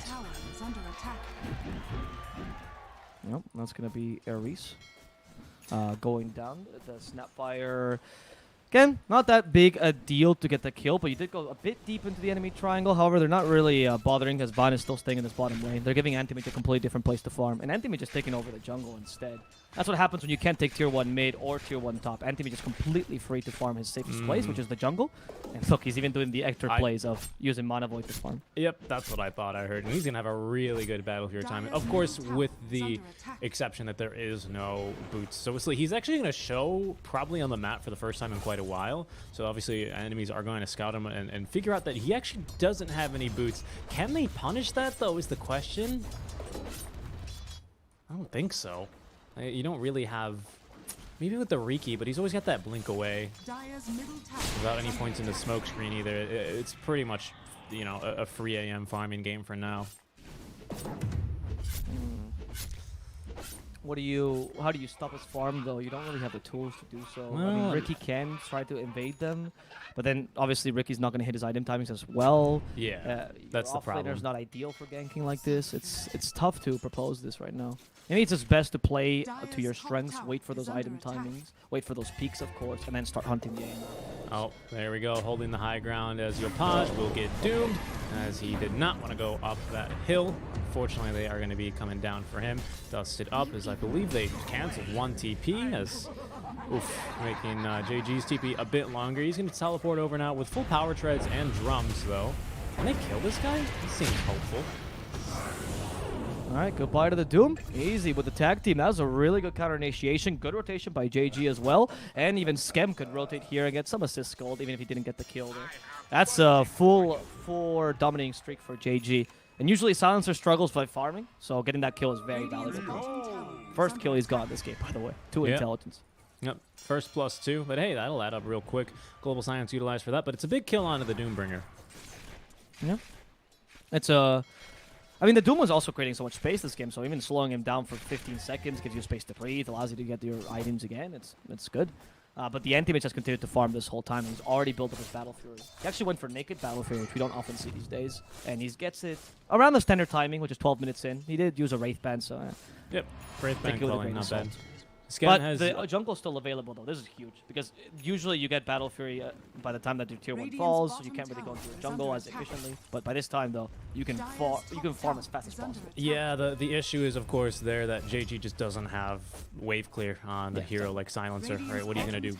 Arcane crits the wave. It's not actually that bad to be honest, but you on a core Silencer you need to be maxing glaives first, which means that you're not gonna have that option. So now we finally see Scam rotate on over. He does clear waves pretty fast, having maxed the what is it? The Spectral Dagger.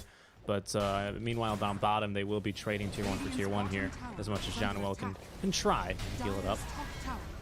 He'll slow it down a bit. That tier 1 falls, very smart.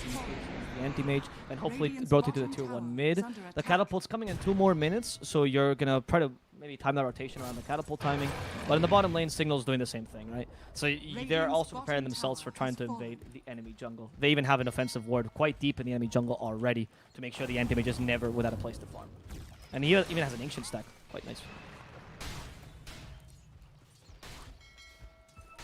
Yeah, he's farming really nicely. I mean, for now, it's going to be maybe a bit more unorthodox. You know, you tune into Neon Esports, you're like, oh boy, what's Scam going to play, you know? And then he's playing Spectre? Oh, he's just farming for a long time? Okay, I guess. That makes sense. But we'll see. I mean, this game will be popping off into the mid-game, to be sure. Unfortunately for Riki, though, it's not popping off for him. His Diffusal Blade timing is going to be really, really late, as in terms of what you'd expect from a mid-Riki. It's hard to say with a mid-Riki, though. I think with a carry Riki, the timings are much more standard. But because the mid-Riki's role is much more to also play a bit of a space creation role, I think the timing is not as important. Or, sorry, it is still important, but there's more extenuating circumstances to this timing. And even in this game, you actually gave JG a fair amount of space to farm because he wasn't also creating space. It's okay. I'm not too sad about this video fight. They're still well on time. However, your anti-mage has already been enabled, right? The enemy anti-mage, and you still haven't been able to stop him whatsoever. So that's the big, as you say, caveat. Yes. Yes, the caveat. Oh. So even if you're on time, the anti-mage is going to be able to still take this game over if this goes for like 5 more minutes and you haven't been able to reduce his farm. He has a blink? Oh, good blink out. And snowball though, yeah, Grim. It's a bit, it's a bit aggressive, I think, underneath the tier 1. They don't know where. Yeah, they don't know where Eris is. They don't know where a bat is. Right, it's a bit too sketchy right now. They know there's a Ravage. We haven't seen it yet, by the way, but there is it. It does exist.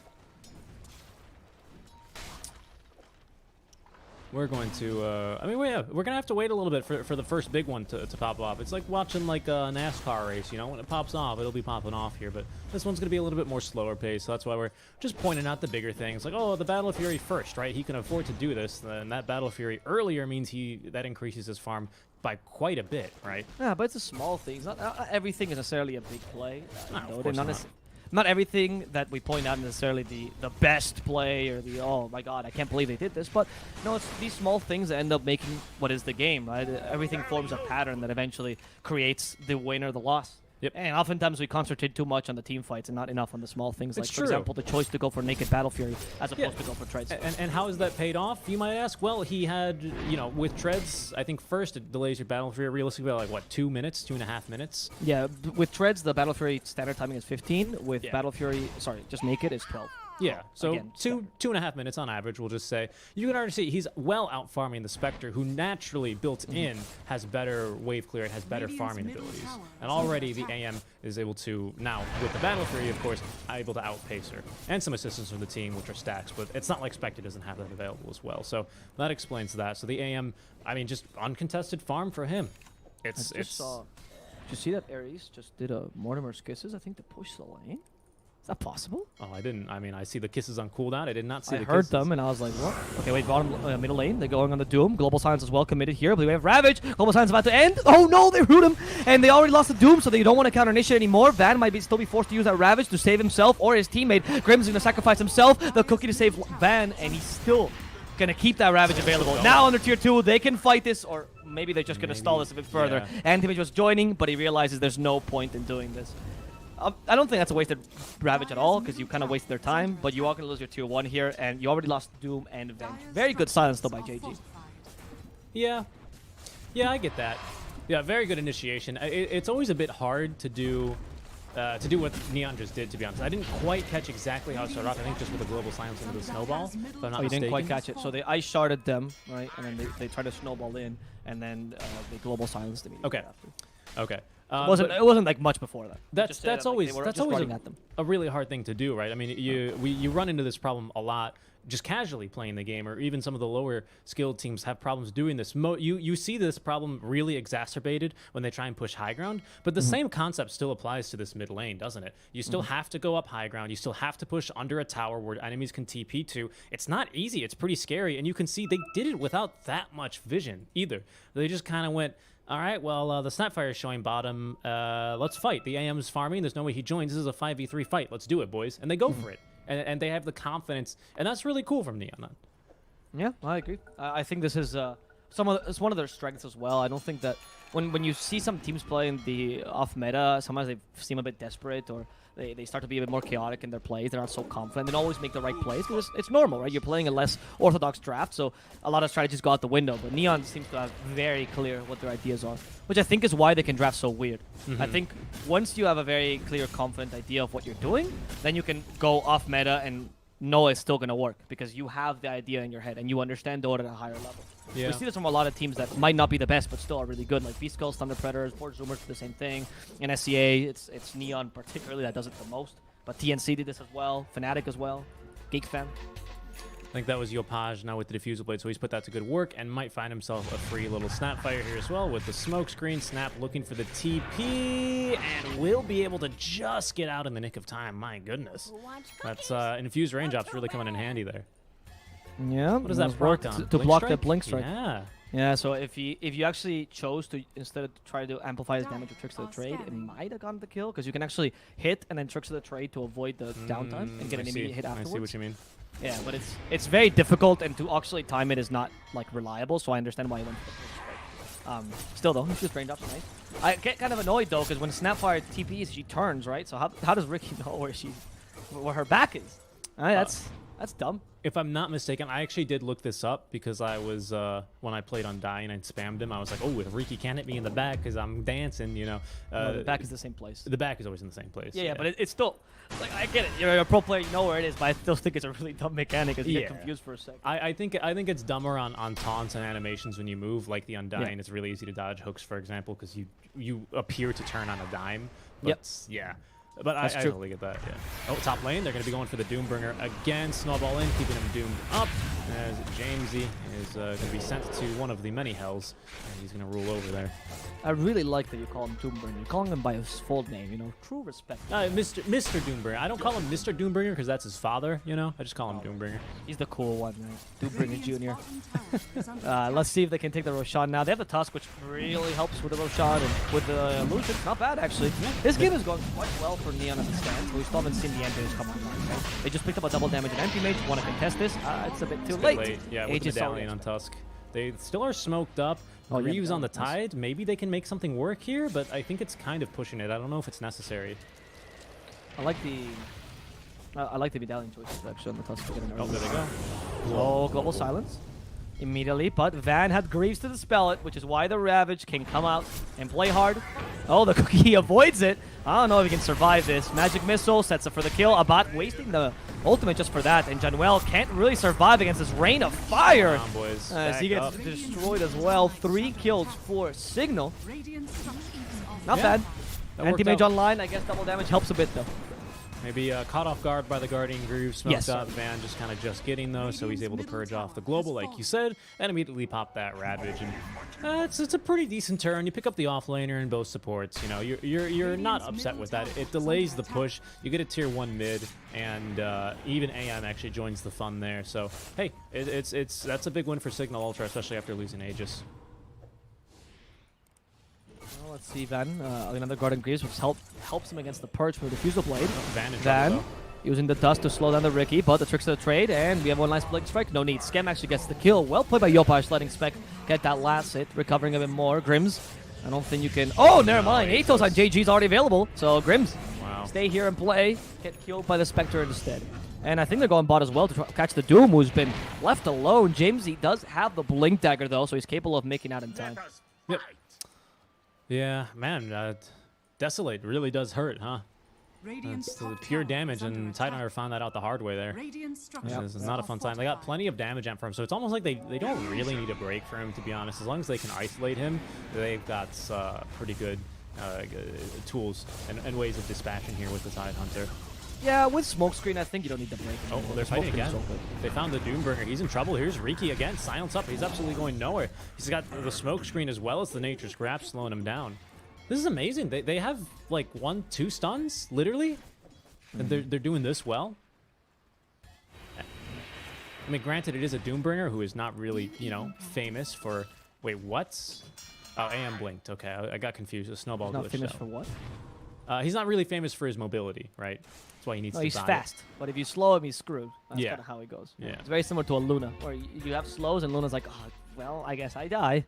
Or I eclipse you to death. Mm-hmm. They are still chasing down Arikimara, but he's going to be out of here in time. Yopaj is playing super aggressively though, which I love, because he's constantly making the enemy team try to go for plays against him, and he's annoying them in the map. He's getting kills that he shouldn't be getting, and even if he dies, it's not a big deal because Spectre's your true carrier, right? So he's definitely playing that role well. I like when the Rikimaru mid does not play the greedy Riki that a carry should play, right? And you just much more loose, like this one on about. They even have Haunt here. Monta style to dispel the Diffusal Blade, but they have a global silence plus a clumsy net. Can they catch up to him? Tricks of the trade for a bit of extra damage. Spectral Dagger as well. Abat! Last second blink, and he gets away. The blink strike was actually on cooldown there, so he couldn't kill him in time. Wow. Big taunt. Well, I think maybe they shouldn't have globaled and clumsy net at the same time. Yeah, that probably would have helped out by quite a bit. I think Abad is looking to remind them. It's drums on drums action. Unfortunately, James, he's taking the short route through the trees, looking to drop the Doom, but thinks better of it, as he will be forced off and away. Silencer quite fast there with the drums active. Top lane, you're probably going to keep farming. You brought up a really good point before they went for that kill attempt, that he is not being super aggressive. That's one of the more aggressive plays he's actually made this game, which I think is a very good one to make. I'm not discounting the play, but that is going to mean he's not going to scale as well. Riki, without Battle Fear anyway, doesn't really flash farm as well as other heroes that achieve kind of the same play style do. He's not farming poorly, right? But this is a hero that excels in farming other hero. Spectre. This is the manliest TP I ever seen. Oh my goodness. Skem is pretending like his team is behind him, which is why he TP'd there. That is such a manly play, Skem. My God. Well, his team is behind him. That was putting your balls on the table. I just swear. That was like when Elric Bachman negotiates. Ulrich Bachman. English is my third language. I don't know. That's his name. That's his name. I mispronounced it all. Alright, it's fine.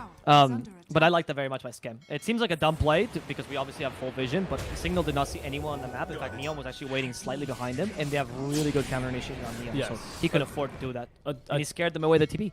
A tiny correction. They only saw Riki on the map, right? Yeah. But they had no idea about anyone else. And Riki can be TPing anywhere Yeah, they else. knew that he has TP available. Yeah, so, but definitely.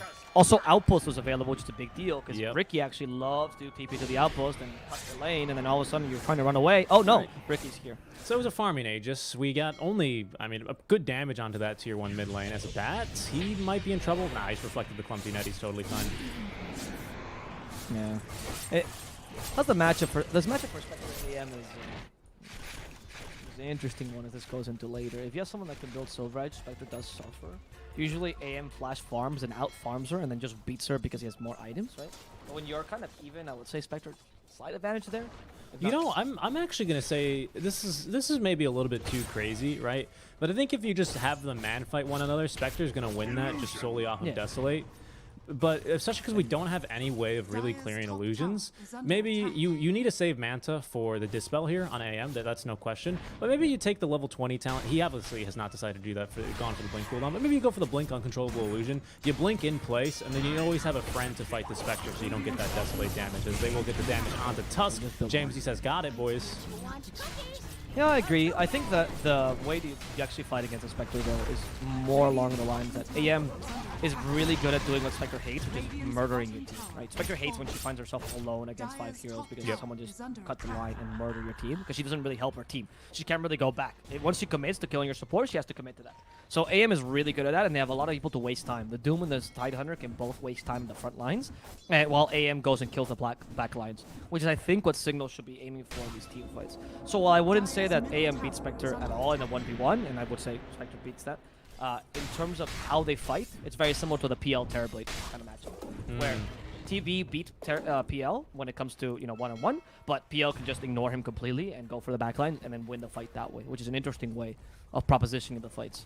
Yeah, I always think it's like, it's always a little silly to, I mean, it's good theory, right, to test your Dota metal, but it's always a little silly. Oh, hold that thought. Speaking of silly, my goodness, the Ravage actually catching 4 heroes, and the Cookie unfortunately only catches the Tree Protector, but there is going to be now follow-up. JG a little bit late on the global silence, but it's going to be allow Yopasha at least get 1 additional kill onto the Snapfire now, as Eris, ooh, my goodness, getting blown up there. Scam getting stunned now, doomed as well to follow up. BKB will be Jamesy. A great swap back into the arms of plenty of enemy heroes now, as this Spectre divided and certainly conquered there. A bat with the triple kill there. Nicely done.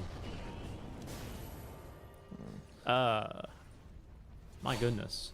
I think they just kind of met mid and decided to tussle, huh? Yeah, they got a really good double kill though, and now a tower as well, and now it's starting to go in Signal's favor because the AM is getting the exact advantage you're looking for against the Spectre, having the 1 or 2 items advantage. Spectre cannot farm for 60 seconds. You know how much farm an AM can get in that time? Especially with a tower on top of that? Yeah, exactly. Abad's like, quick, quick, quick, quick! Go make use of this time! I gotta come, farm. Mr. Moneybags. Yeah, Spectre does have that Eye of Scotty, which is nice. Definitely makes her tanky in addition to that Blade Mail. Yeah, but the heart substitution. Yeah, but now you have 5 enemy heroes that are able to split the damage quite nicely amongst themselves, and from there the kill is no problem. Yeah, I think that I think a tower. Okay, so Signal is making sure to get map control. Roche is actually going to respond now perfectly here if they check it. Oh, really? Yep. Oh, yes, true. Oh, wow. Could not Jamesy blinks, checks it. Could not have been more perfect here. Literally. He was right about to leave the pit. I don't know if the enemy team can defend this. They have Spec, but no Haunt. It's a bit of a difficult play. They have Overgrowth, though. The Global's up in 20? Okay. Might be able to get away without 20 Haunt. seconds is too long. It's a long time here, and we don't have a blink out. Okay, they're wasting time there. But there's a good kill. Onto 1. Kisses, raining down. Nice dodge there. Yeah, no Haunt. But, oh, nice. They want to kill Grims first, but the other Guardian Griff saves him.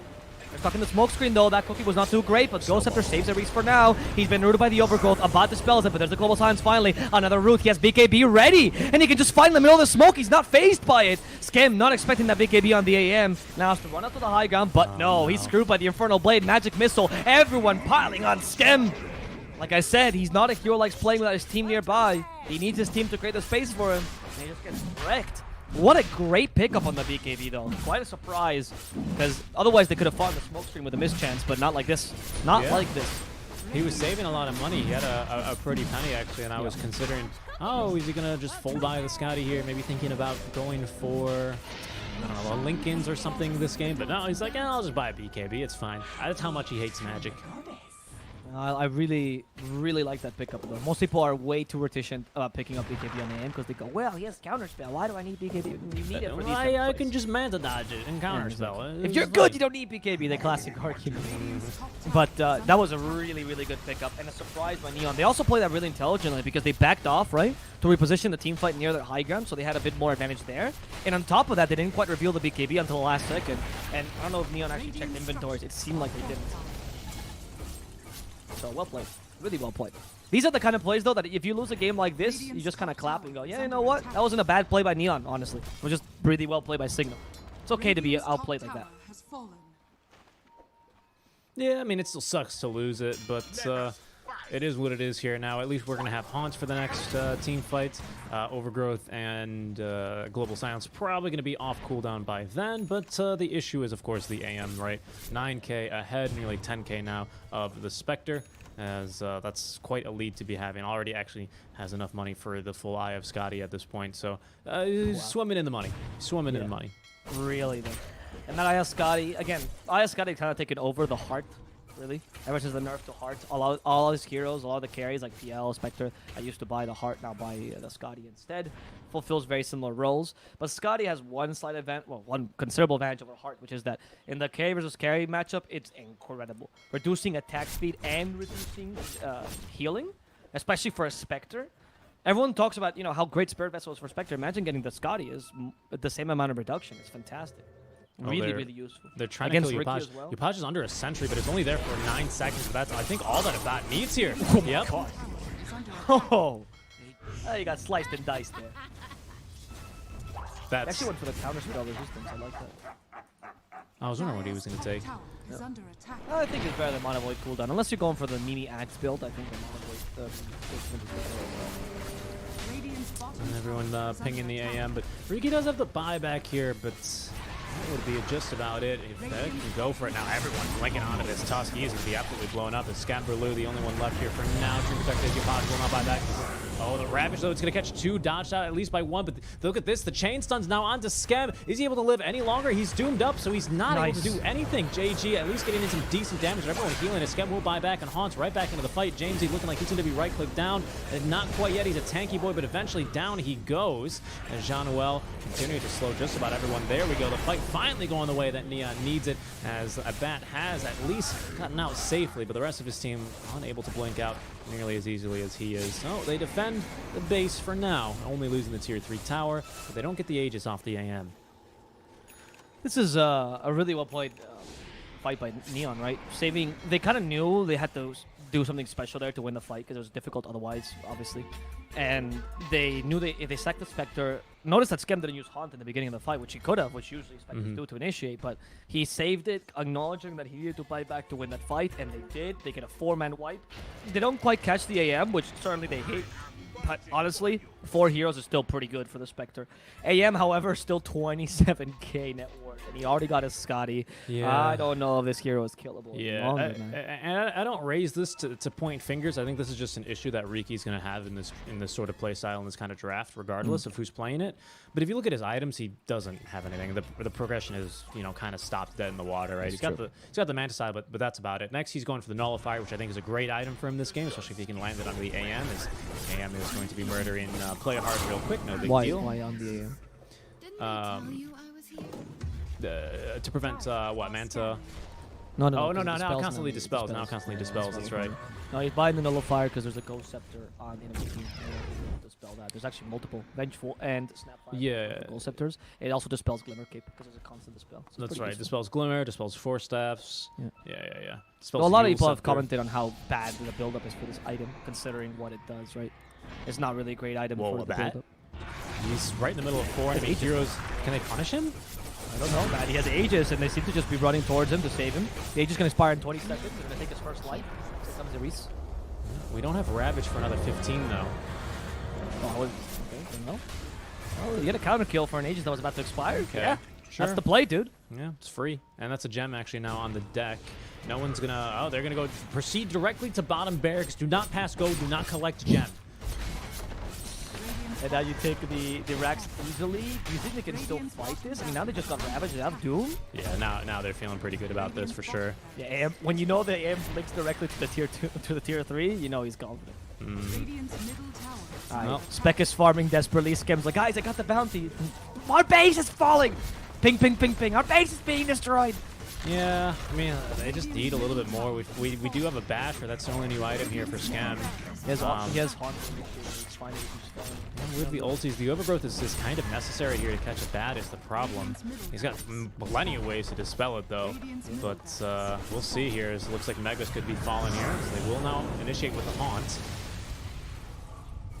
Pretty good Ravages to start in here, but Ravage stopping Skim's initiation completely. Tusk kind of annoying them here as the Illusions are destroying Ares.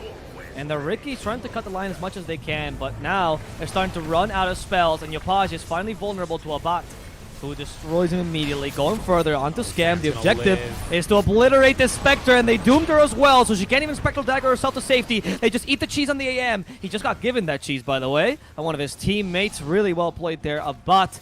As he continues, now puts the tread again. Without Ricky, it's difficult to catch them in the backline. Spectre still cannot join. Scam finally TPing again. Maybe going for Jamesy, but in goes a bot, trying to counter initiate as well, trying to destroy JG. Not quite there. He had the Mana Void ready, gets it. Bye-bye JG. But now he needs to himself blink away to safety. He can no longer fight. Ares and Van might be the scapegoats of this engagement, as Van can no longer survive the constant pummeling, and Ares joins them in the grave.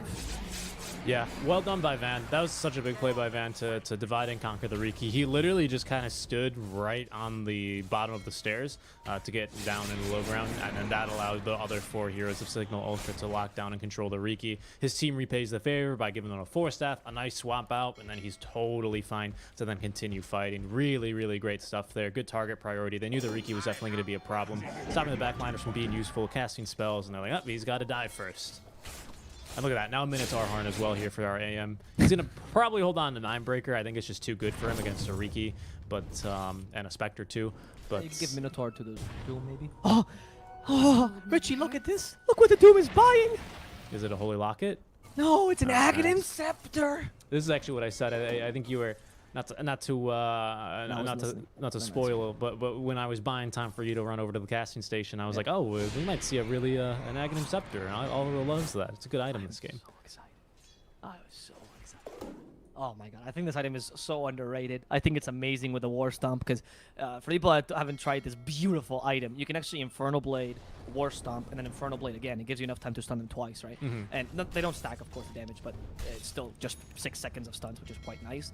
In addition to the burn damage, because what the Aghanims does for Doom is it makes your Infernal Blade stun for 1.6 seconds. Yep. Or 1.75 actually. And it also adds Break, which is the biggest thing in this game. And Break against the Spectre and Riki, ooh, so good. So. Doesn't it break for like 4 seconds as well? No, 6, because it increases the time as well that your Infernal Blade lasts. Yeah, so it's in case you're confused. What are you, dumb casters? It's on the no, it hasn't been on the ulti for a while. It used to make ulti like never leave or something if it was. No, it used to make the ulti so it wouldn't tick down if you were nearby. That's right, if you were nearby the Doom. Nope, not the thing anymore. And it used to also break as well in the ultimate, which was another. That's a good point. Yep. So now they moved it on over to Infernal Blade. It is my favorite axe in the game. It's such a cool design for this axe. I really, really enjoy it.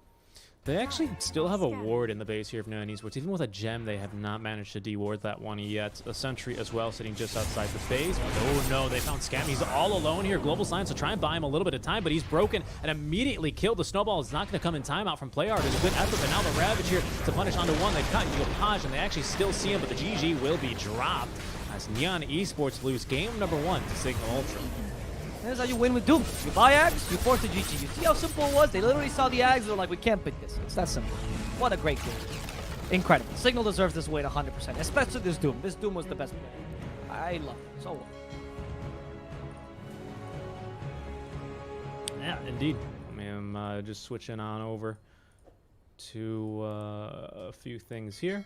But no, I think that was a really great game from Signal Ultra. I think the writing might have been on the walls there, to be honest, when you let a bat give the AM and you just apply like a modicum of pressure to him. I think maybe we saw one good effort to kill him, right? Which was, unfortunately, they messed up the silences. Maybe they messed up the clumsy net. Who knows, right? At the end of the day, a bat is able to still escape with his life after that kill attempt, despite committing Haunt, Global Silence, and wasting a lot of time of the Riki. But I think that's kind of just the natural conclusion of giving AM space.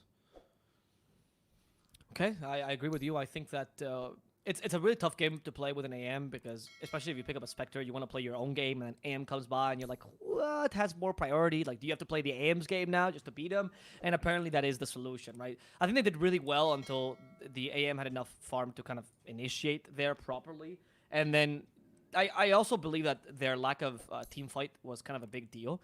So we come into the late game, oftentimes we look at the carries and we go, all right, Spectre versus AM. Yeah, Spectre's pretty good against AM late. And Riki, yeah, he's a secondary carry. But they had no team fight for this late game. So as you mentioned, they need the overgrowth to pick him up. If you need the overgrowth for anything, you're already losing the game. Like, that's not a good idea. You need to have a much more reliable team fight. Silencer offlane was a good idea, but he needed to have a better lane for that to work. Yeah. Because they needed to actually really punish the AM with that lane, and they weren't able to do so. We just need a stun, too. I mean, we saw a few times as well. Jamesy was just able to blink away, and then I was like, well, he blinked away from the snowball, guys. Guess he's home free now. But, we'll see what Neon Esports... I mean, it's Neon Esports. This isn't going to affect them in the slightest. They'll come back fighting just as hard for game number 2, which will be coming up in just a bit. Guys, you guys are watching the Monster Energy Dota Summit 13 online with Seek & Strike and Avo Plus. We'll be right back after a short break for game number 2 between Neon Esports and Signal Ultra. See you then.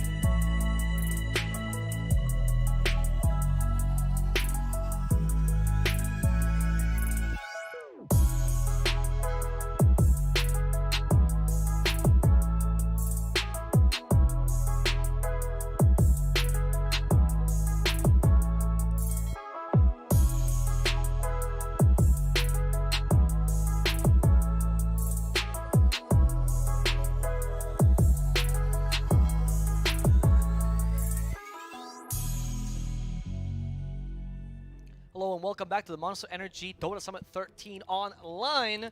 We're back with some guests on the panel. Yes, we are. Hello, pandas. What do you guys think of this game?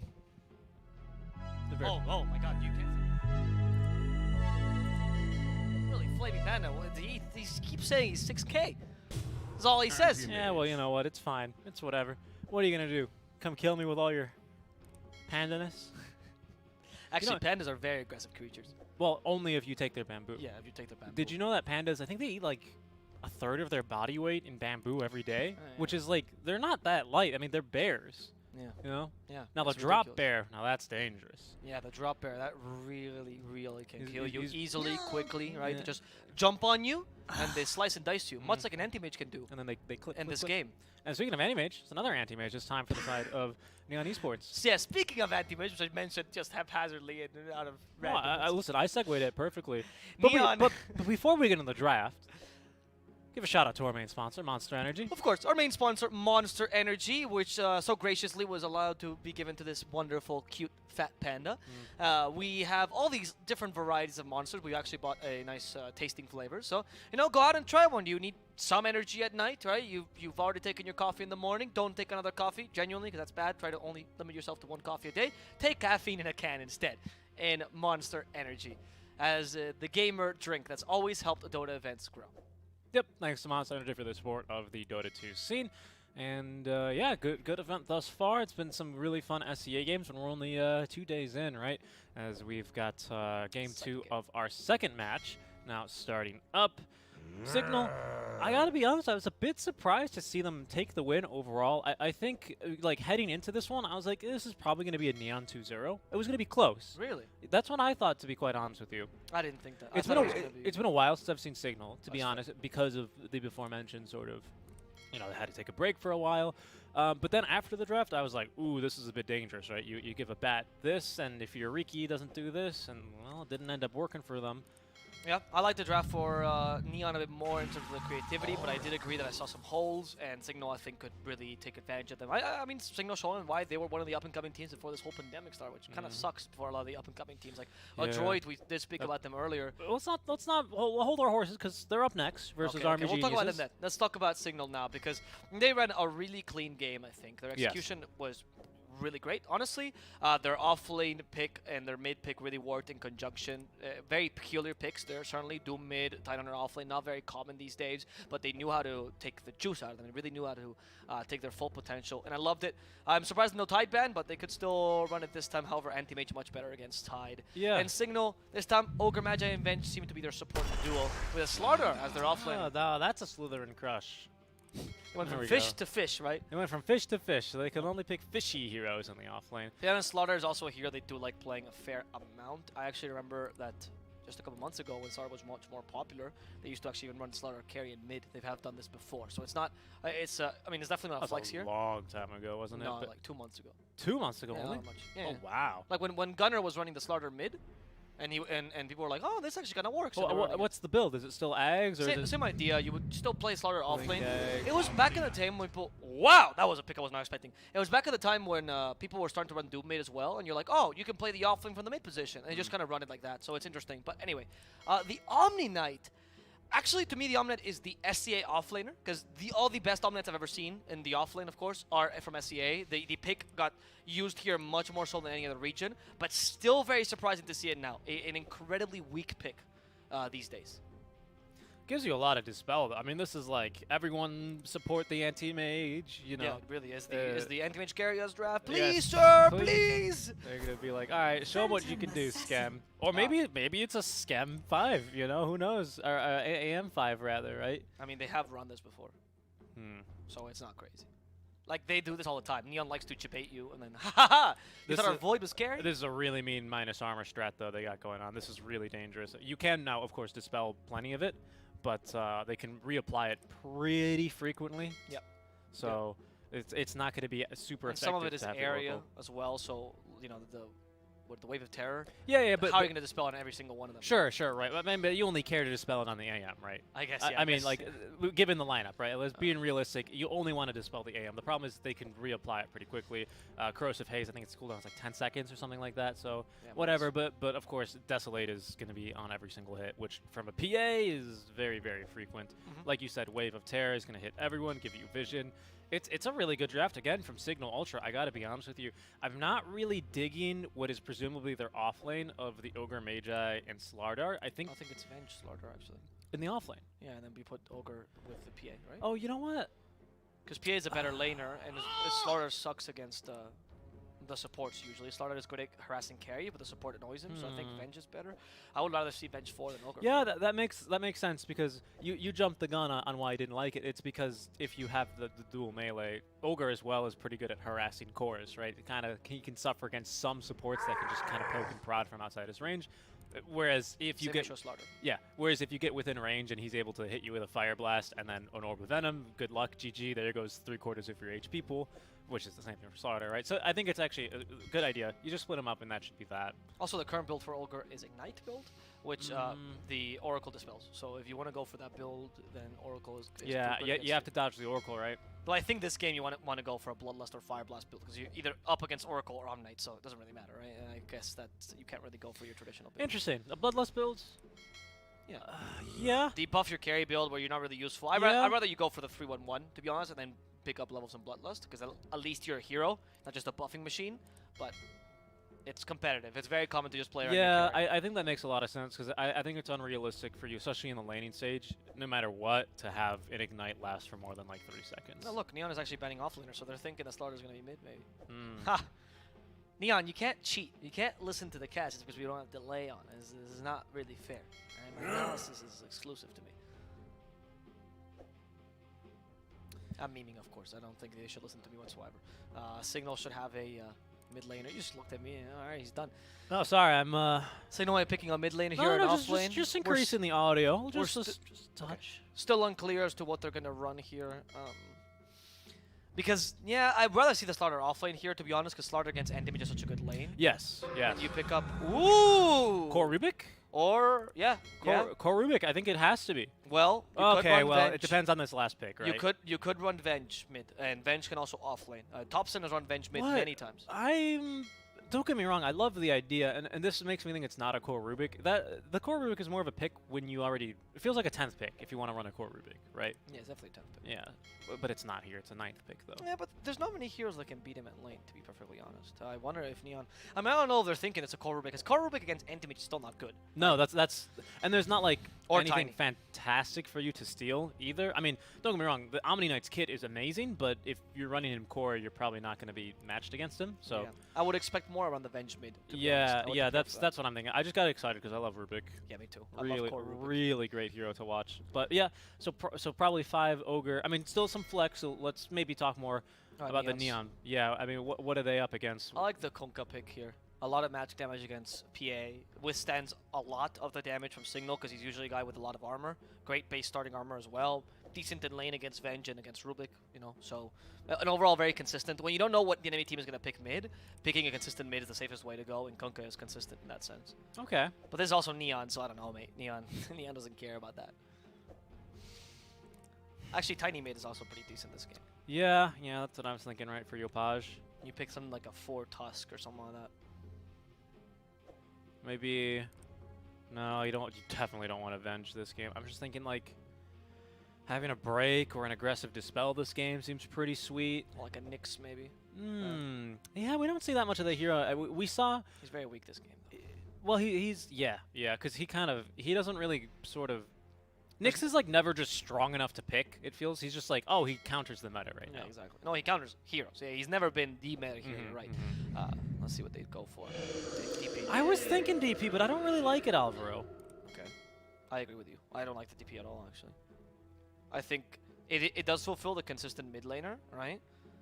That's a sign. Oh, they're gonna play. No, they're gonna play Rubik mid. Okay, interesting choice to play Rubik mid. So one of the things is DP is really good against the Rubik mid, because usually Rubik wins the lane based on the Fate Bolt, right? And you don't get to do that. So it is pretty good to have the DP against him, and you're not gonna kill him, but you're not also gonna lose the lane. So that's nice. DP is very vulnerable though against the burst damage Signal Ultra could bring, which is one of our biggest weaknesses this game. PA is really good against Death Prophet most of the time. Rubik also brings a lot of burst damage. You also give Rubik good spells to steal now, which is anything DP can bring, literally. So, okay, a bit of weird mid picks that we get towards the end. Neon going for the safer draft when it comes to this pick. It might not be the best or the stellar pick, but it's never too bad to get a DP. Most people nowadays consider DP one of the 4 consistent mid laners, or 5 actually, if you're adding her, together with Void Spirit, Ember, Kunkka TA. And that adds a lot to her, and she has a good matchup against Rubik, who can snowball the game, so I like that about them.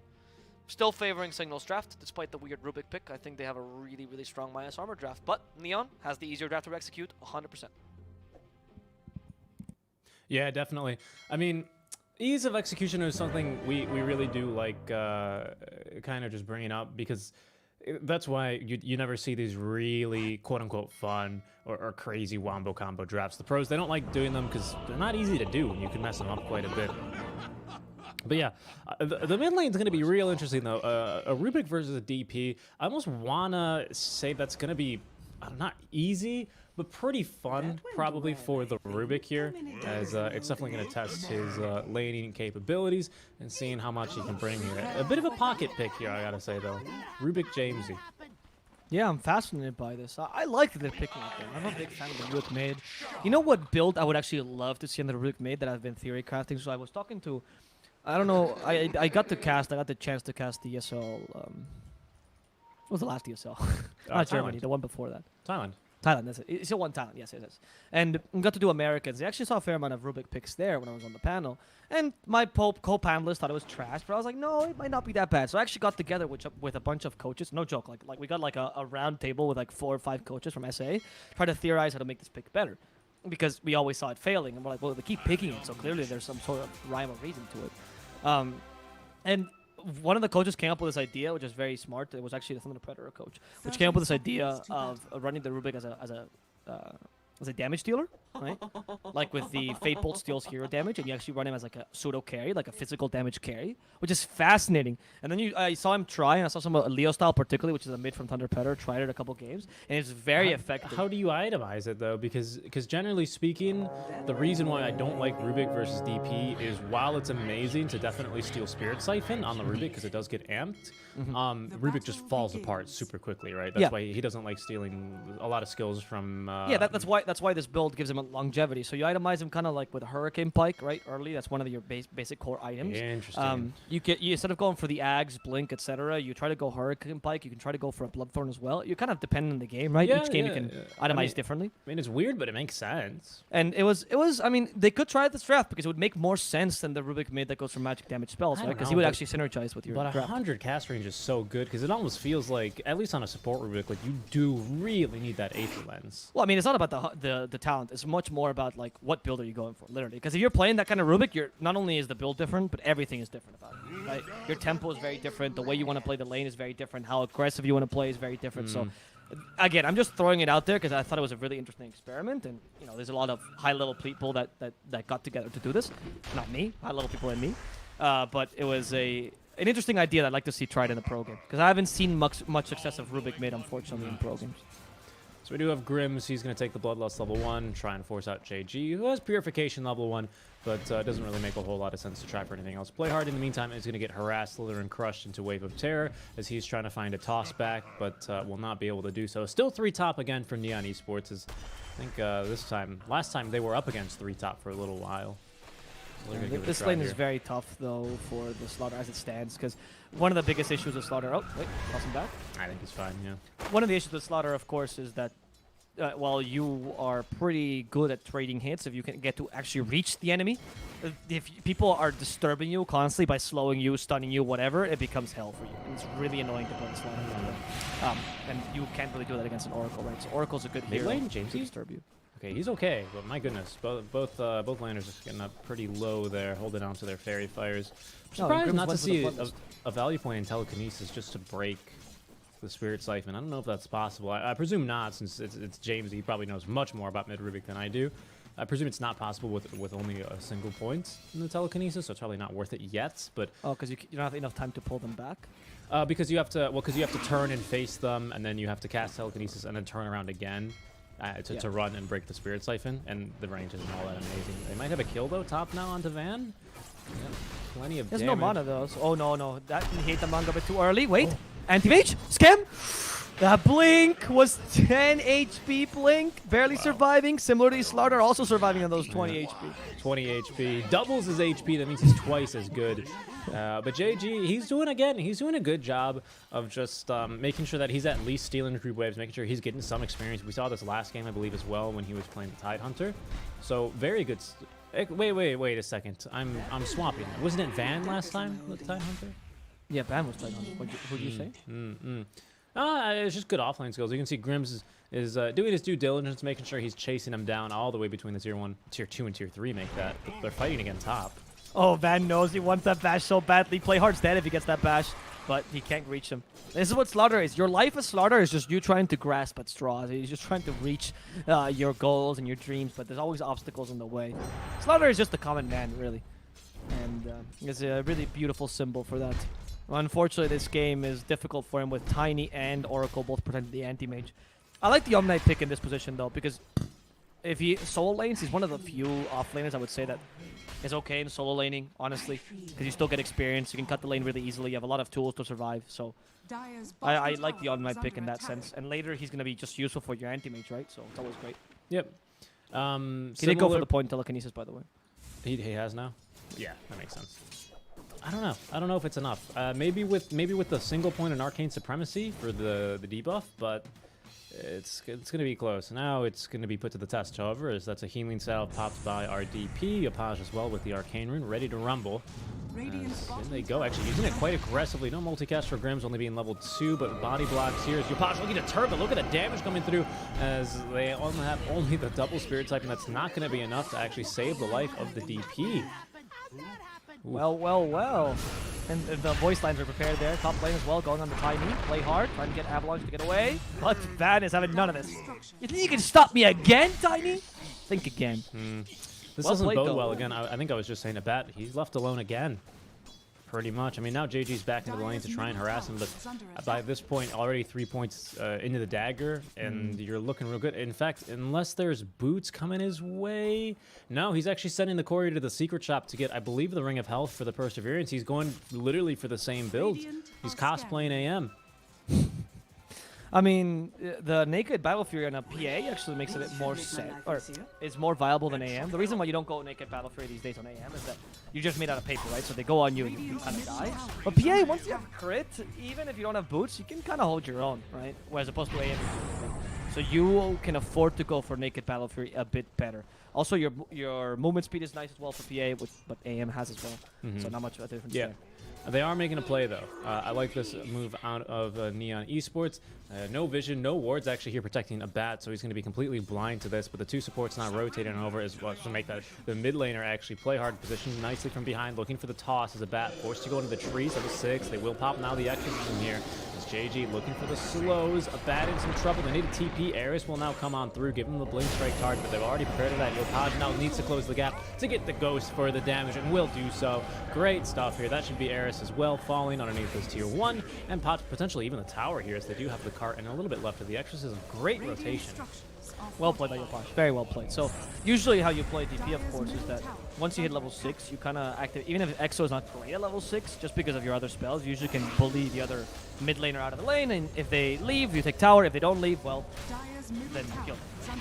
But since you can't do that with Rubik, because he's already got the kill on you, and Rubik is also a bit stronger early because of his natural tempo, then DP instead starts to rotate, tries to take an important tower down bottom. They don't manage to take the tier 1, but they do a fair amount of damage to it, and they give some more space to Schem. And we see this again, right? Oh, go ahead. Sorry, I was going to say, we see this again where Schem goes mid as opposed to into the offlane, which is interesting. That's actually what I was about to say.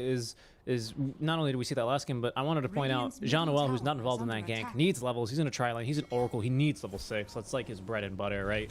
So when Yopaj leaves, he's almost immediately into the mid lane, soaking experience. So Neon, they're not wasting anything. They're being really, really efficient, which is excellent to see because you can lose games off of that by not having Oracle 6 or not having experience on your supports when you need it. Yep. Not to be too dramatic, but I think that can be really impactful, especially when you're tri-lane for so long.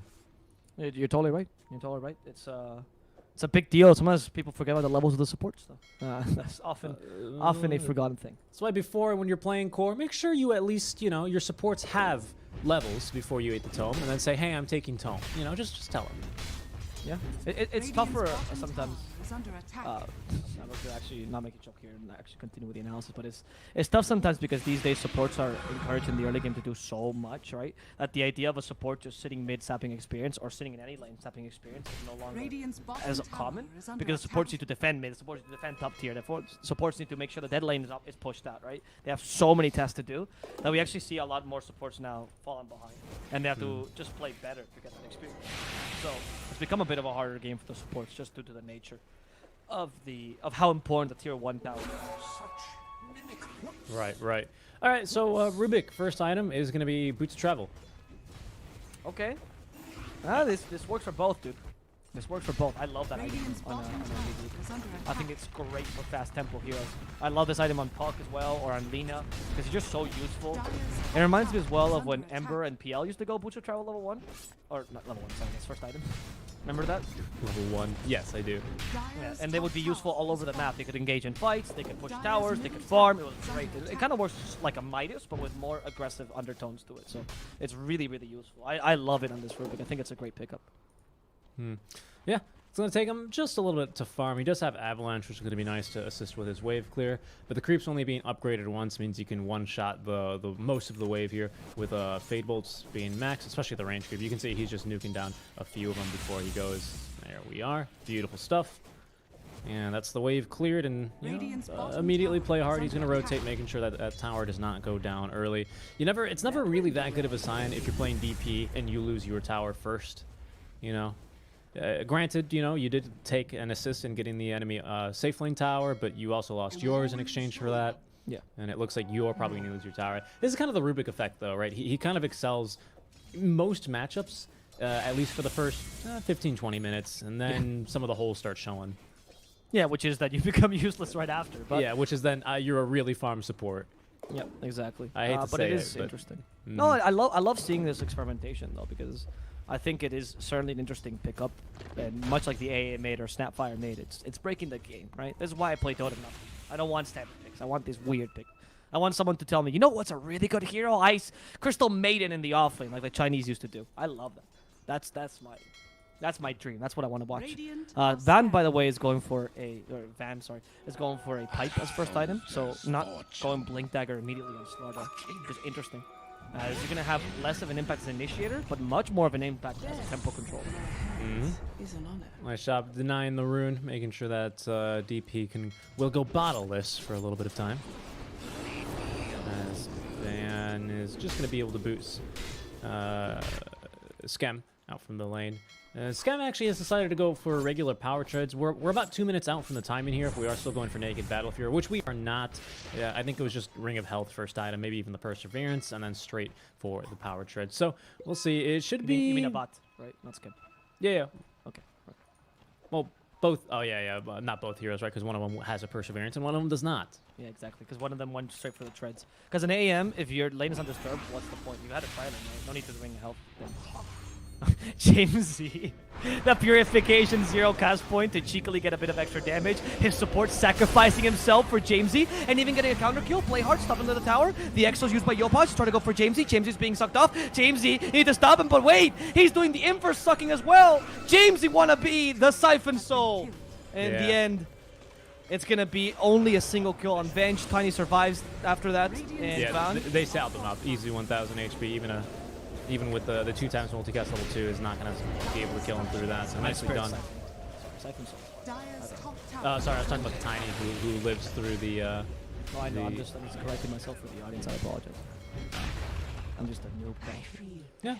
Spirit Siphon, I mean, anything, Rubik is the epitome of anything you can do, I can do better. And, you know, DP realizes that. If that's any other hero, DP is diving a tier 2 tower at that point in the game. But it's not. It's Rubik, and that means you cannot really run at him. And now Rubik all of a sudden has 4 charges of level 4 Spirit Siphon on a mid lane Rubik with boots of travel. Yeah, he's going for the blink ether line, so it's going to be a magical damage Rubik, so more of the tempo Rubik. We're going to see the weird build up suggested, which is fine with me. I think this Rubik is more consistent as well, works better. He stole toss. It's only level 2. I don't know if you should be stealing things from supports though, right? Because they're such low levels. Yeah, I mean, that is an issue for sure. But I think with the Tiny, you kind of just like both of those, right? Because on the Rubik, the nice thing with the debuff duration is even if you get Avalanche, right, which is the mini stuns, which AM cannot blink out of, but some heroes can, or just, you know, activate abilities or whatever in the meantime. With the Rubik, you can't. It turns into basically one long stun, which is really, really nice to have, especially early on. So, and even Toss, you know, forced positioning in Dota 2 is inherently broken. You get a little bit of tower damage into, you know, it's adorable. Why not? Actually, yeah, so I don't know how much the mini stun is for Avalanche though. Does it actually turn into one long stun? You can't. It doesn't, no, it doesn't actually turn into one long stun, but functionally it does. Functionally it does. I had a genuine question. I don't actually know if it's no, true. I mean, like, if you have a BKB, you can still, you know, activate items and instant cast items. Right. But you can't do anything like blinks or anything like that, right? It No, becomes like no. max level cold snap. Exactly. I mean, a puck being the exception. Anyone, I mean, like, now, Dota is a game of exceptions, isn't it, right? Anyone with 0 cast point essentially can go away. Yeah, anything with 0 cast point, which is items, you know, you can usually get out of. Again, 4 staffs, you know, you're going to get stunned immediately and canceled. But Van looking to get canceled here. They are closing the gap onto him and committing the exorcism here as well, putting him down. The Ghost actually hitting the creeps, splitting a little bit of damage as Van eventually will die. If he can get into the river, he might have a chance, but that's looking very hopeful. The cheeky bash as he actually gets the corrosive haze and then bashes. And now Yopaj is trying to go in, but they're like, oh wait, minus armor. Use it for your advantage. The swap, Eri saving his fellow support. Jamesy stalls the toss, by the way, could put some out of position, but nope. Steals the Heavenly Grace instead. So much better. Yeah, it's a much better skill. Again, the problem with Rubik, and even now it's going to start to show here as we approach the 15-minute mark, is that he does very well with these spells and with any spell in the game, just based on the core concept of the hero. But now he is kind of beginning to be shown that, oh, his bones are made of paper. I'm sorry, his bones are made of glass. Is his skin made of paper? As he is just a very, very squishy boy. So, yeah, I agree with you. He's going to be more of a support now. The good thing, though, is that in this draft, Slardar can kind of take up the mantle of being a mid laner. He can. So it's not too bad. If you had an offlaner like Tide, I'd be like, yeah, this is pretty terrible. But at one point, you can swap positions. Positions in Dota right now are much more fluid, right? Yeah. Even if you play mid, you're not always the 2 for the game. Sometimes you become the 3, sometimes even the 4, you know?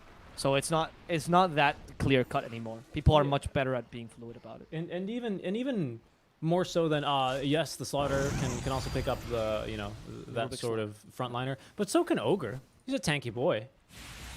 No, I meant more along the lines of like the farm priority, because there comes a point where there's diminishing returns for the farm, right? Okay. Whereas Slaughter can still use that farm effectively. Though you're right about the tankiness, I mean more about the farm priority. I see what you mean. I interpreted that as, oh, well, we need someone to be annoying and stand in the front. And Ogre's really good at that, isn't he? Yeah, it's true.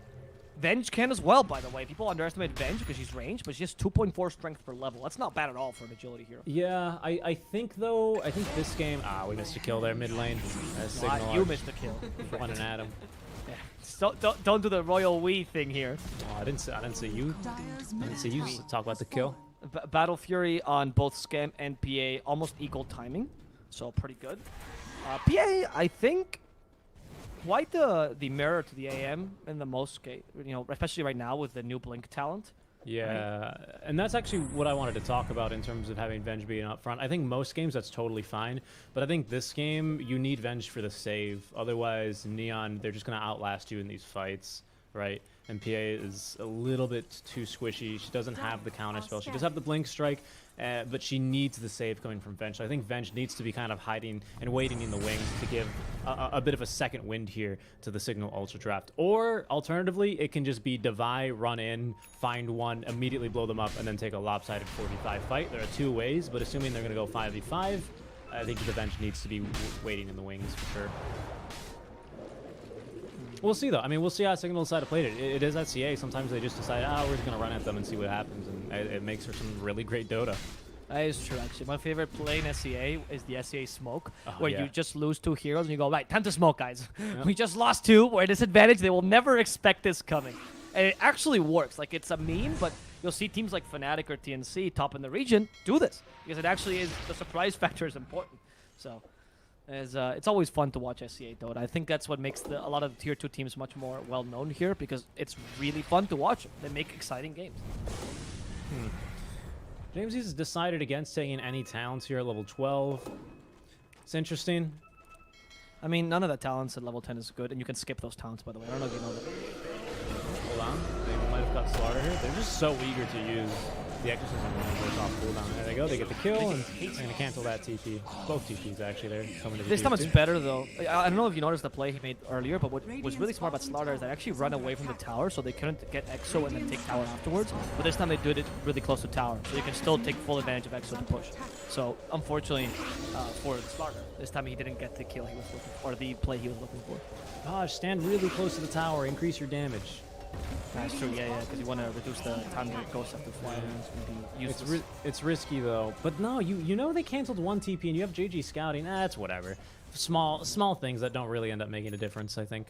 Yeah, because we have full information, of course. They don't always have it. So if they haven't tracked one of these things, then you don't have it. So yeah, anyway, about the talents thing, you can skip level 10 talent, or any talent. It's been a bug in the game for me. So it's very common if your level 10 talent is bad, just skip it. Then get the level 15 instead. We're going to be going for Roche here.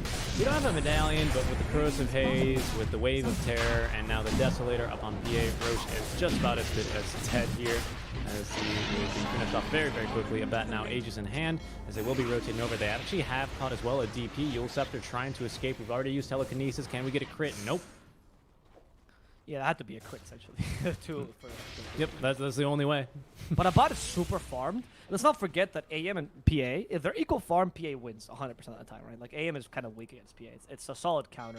And you can't do the thing where you kind of ignore PA and you just go for the rest of his team, because PA will follow you and murder you. Yeah, especially with the 15 talent, which we haven't taken yet, but we will soon. And especially with the Corrosive Haze, right? Which added on top of that, it's like, all right, good luck with standing up PA. With Desolator, with Corrosive Haze on top of you, and maybe even a Wave of Terror. Yeah, I think we really need this offering to kind of, for the chef's kiss, you know, for our PA. And we're looking real good. Although, I mean, I'm not surprised that we're not waiting to give it to the Vengeful Spirit, as this is a very sacrificial game for both supports. You have a lot of people that flash farm pretty, you know, intensively. Yeah. But still, Venge is good at ores because she dies and still. Yep. Yeah, exactly. She's one of my favorites. They are going to be fighting over this mid-tier tier 1 now. Body pretend like he was going to use it on the anti-mage, which is the better target. He spelled immediately though. So of course it is Guardian Angel. It's only for physical damage, but they don't have anything else, so they're trying to chase after the Oracle. Now the Guardian Angel stolen by the Rubik, and they can continue to fight this. That was perfect by Jamesy. The Exo's doing absolutely nothing, and they stop Yopaj right in his tracks. Where are you going, buddy? Stay in play! As they destroy Yopaj, murder him in cold blood, go right after for JG.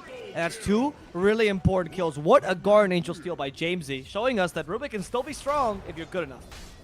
I mean, you know, that's a play that a support Rubik can do, so I don't know if that's necessarily true. But you know what? Like, all right, I'm just trying to create hype. Richie, don't. I understand. Why are you rating on my parade for? Well, you know, it's just unfortunately it don't work like that. Sometimes you pick Rubik and then the enemies never skill anything. You know, like when Purge plays against. Like when the Moonduck stack did that. That was hilarious.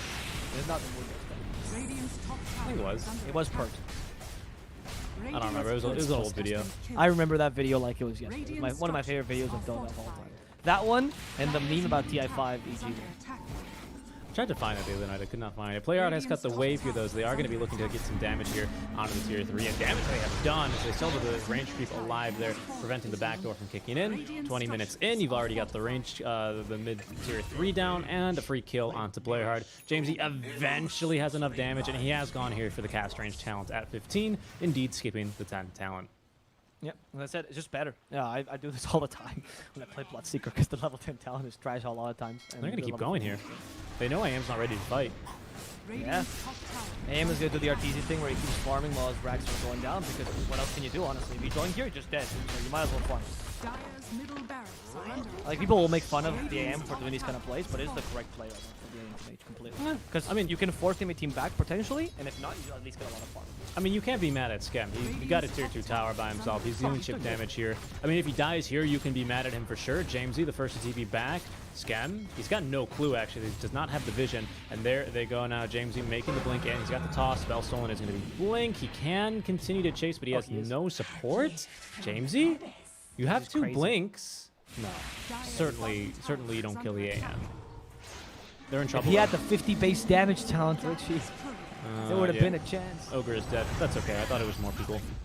Yeah, it's just Ogre, not a big deal. I think they actually were trying to rotate to catch the AM, but then they realized, oh, they're following us. Let's not. Instead, taking tier 2 bottom, which is still pretty useful, honestly, and they still took the main racks, just the melee racks.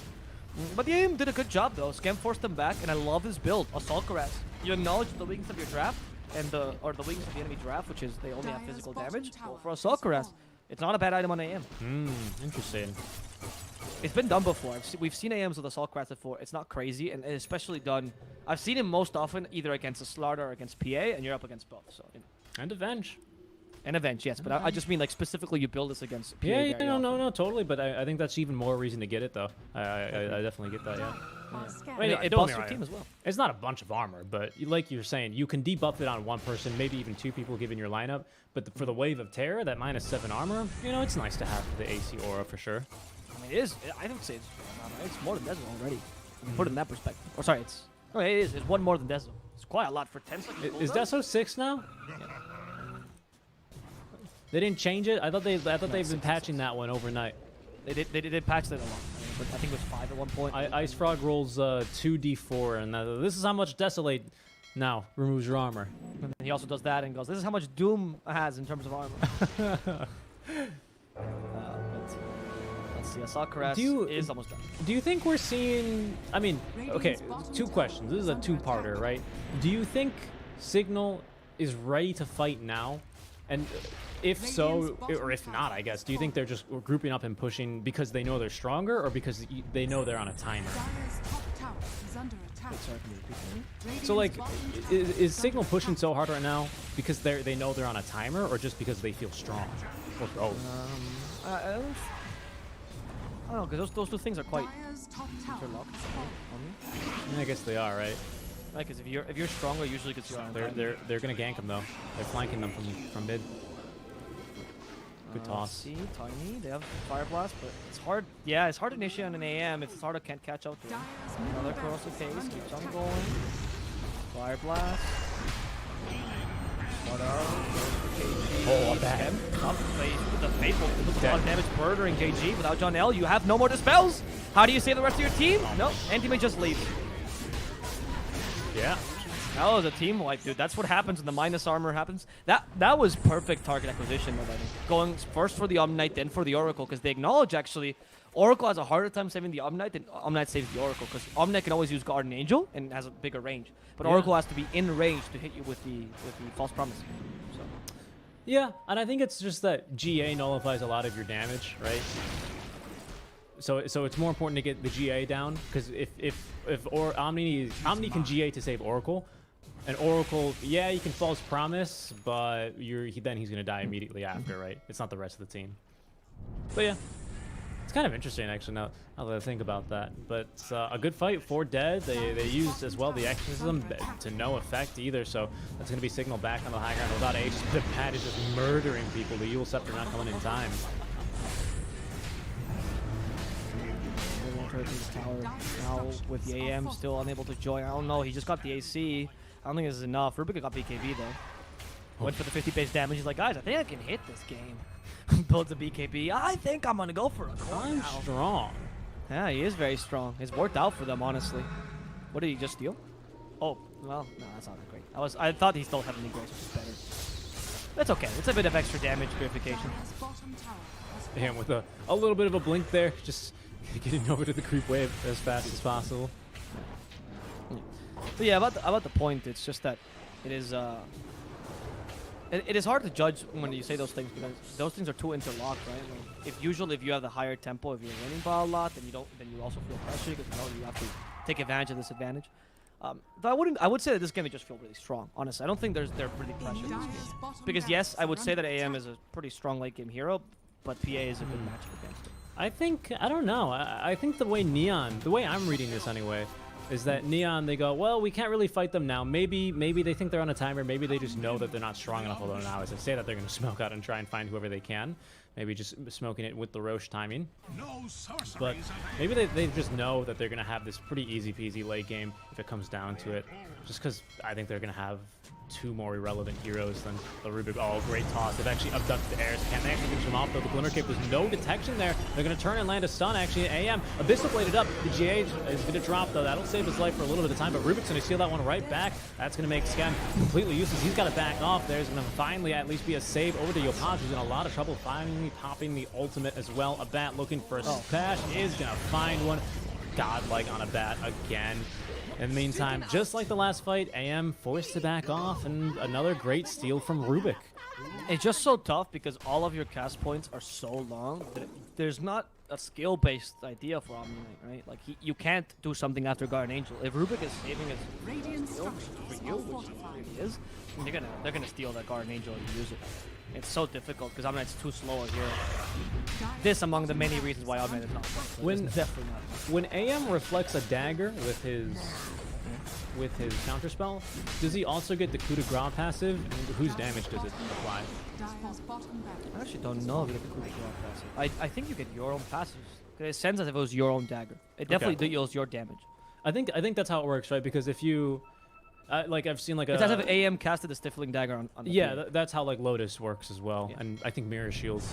Yeah, all the reflecting works that way. So that's why, like, if you have an Ags and someone casts an ability that can be upgraded by Ags and you reflect it, you're gonna reflect the Ags upgraded one.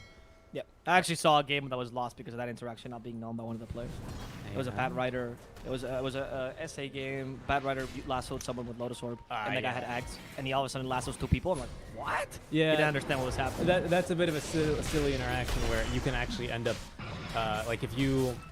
No, I'm talking about a different mechanic. No, but you're absolutely right. You're absolutely right. And, by the way, Roche is dead. They finished. You see the amplify damage? Yep, that's the Solar Crest. I was about to say, when are we going to get the medallion on the Solar Crest? No, they cross haze the courier though, just so they could kill it because they couldn't see it.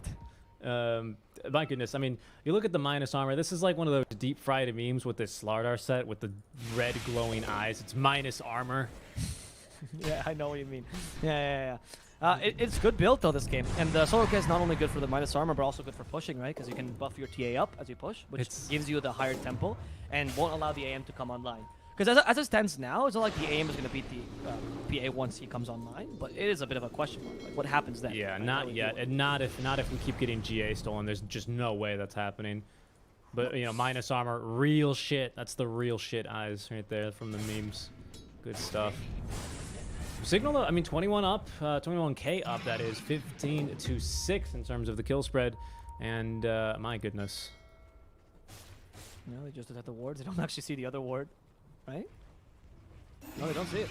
Because who's the gem? The Slaughter needs to walk closer. There we go. They're going to just now see it. They lose the backline ward. That's super important for Neon. And now Abad is going to be able to take this tower freely with Solar Crest. It's so useful. Oh, they even do a smoke, take back smoke, kind of? Almost? Scam? Can't really fight against PA? Oh my god! See ya, Oracle. Bye-bye, Oracle. In the blink of an eye, Oracle is no more. Abad activates BKB. They steal the Guardian Angel again, of course. I don't think he stole it. I think he just didn't steal anything else, to be honest. It's true. It's true. He just had it from before. He's just now he steals something else with the Crypt Swarm. They keep wanting to push these towers, but someone... Oh, the creeps are a bit slow. Come on, creeps. Not doing your job properly. These heroes trying to carry this game for you.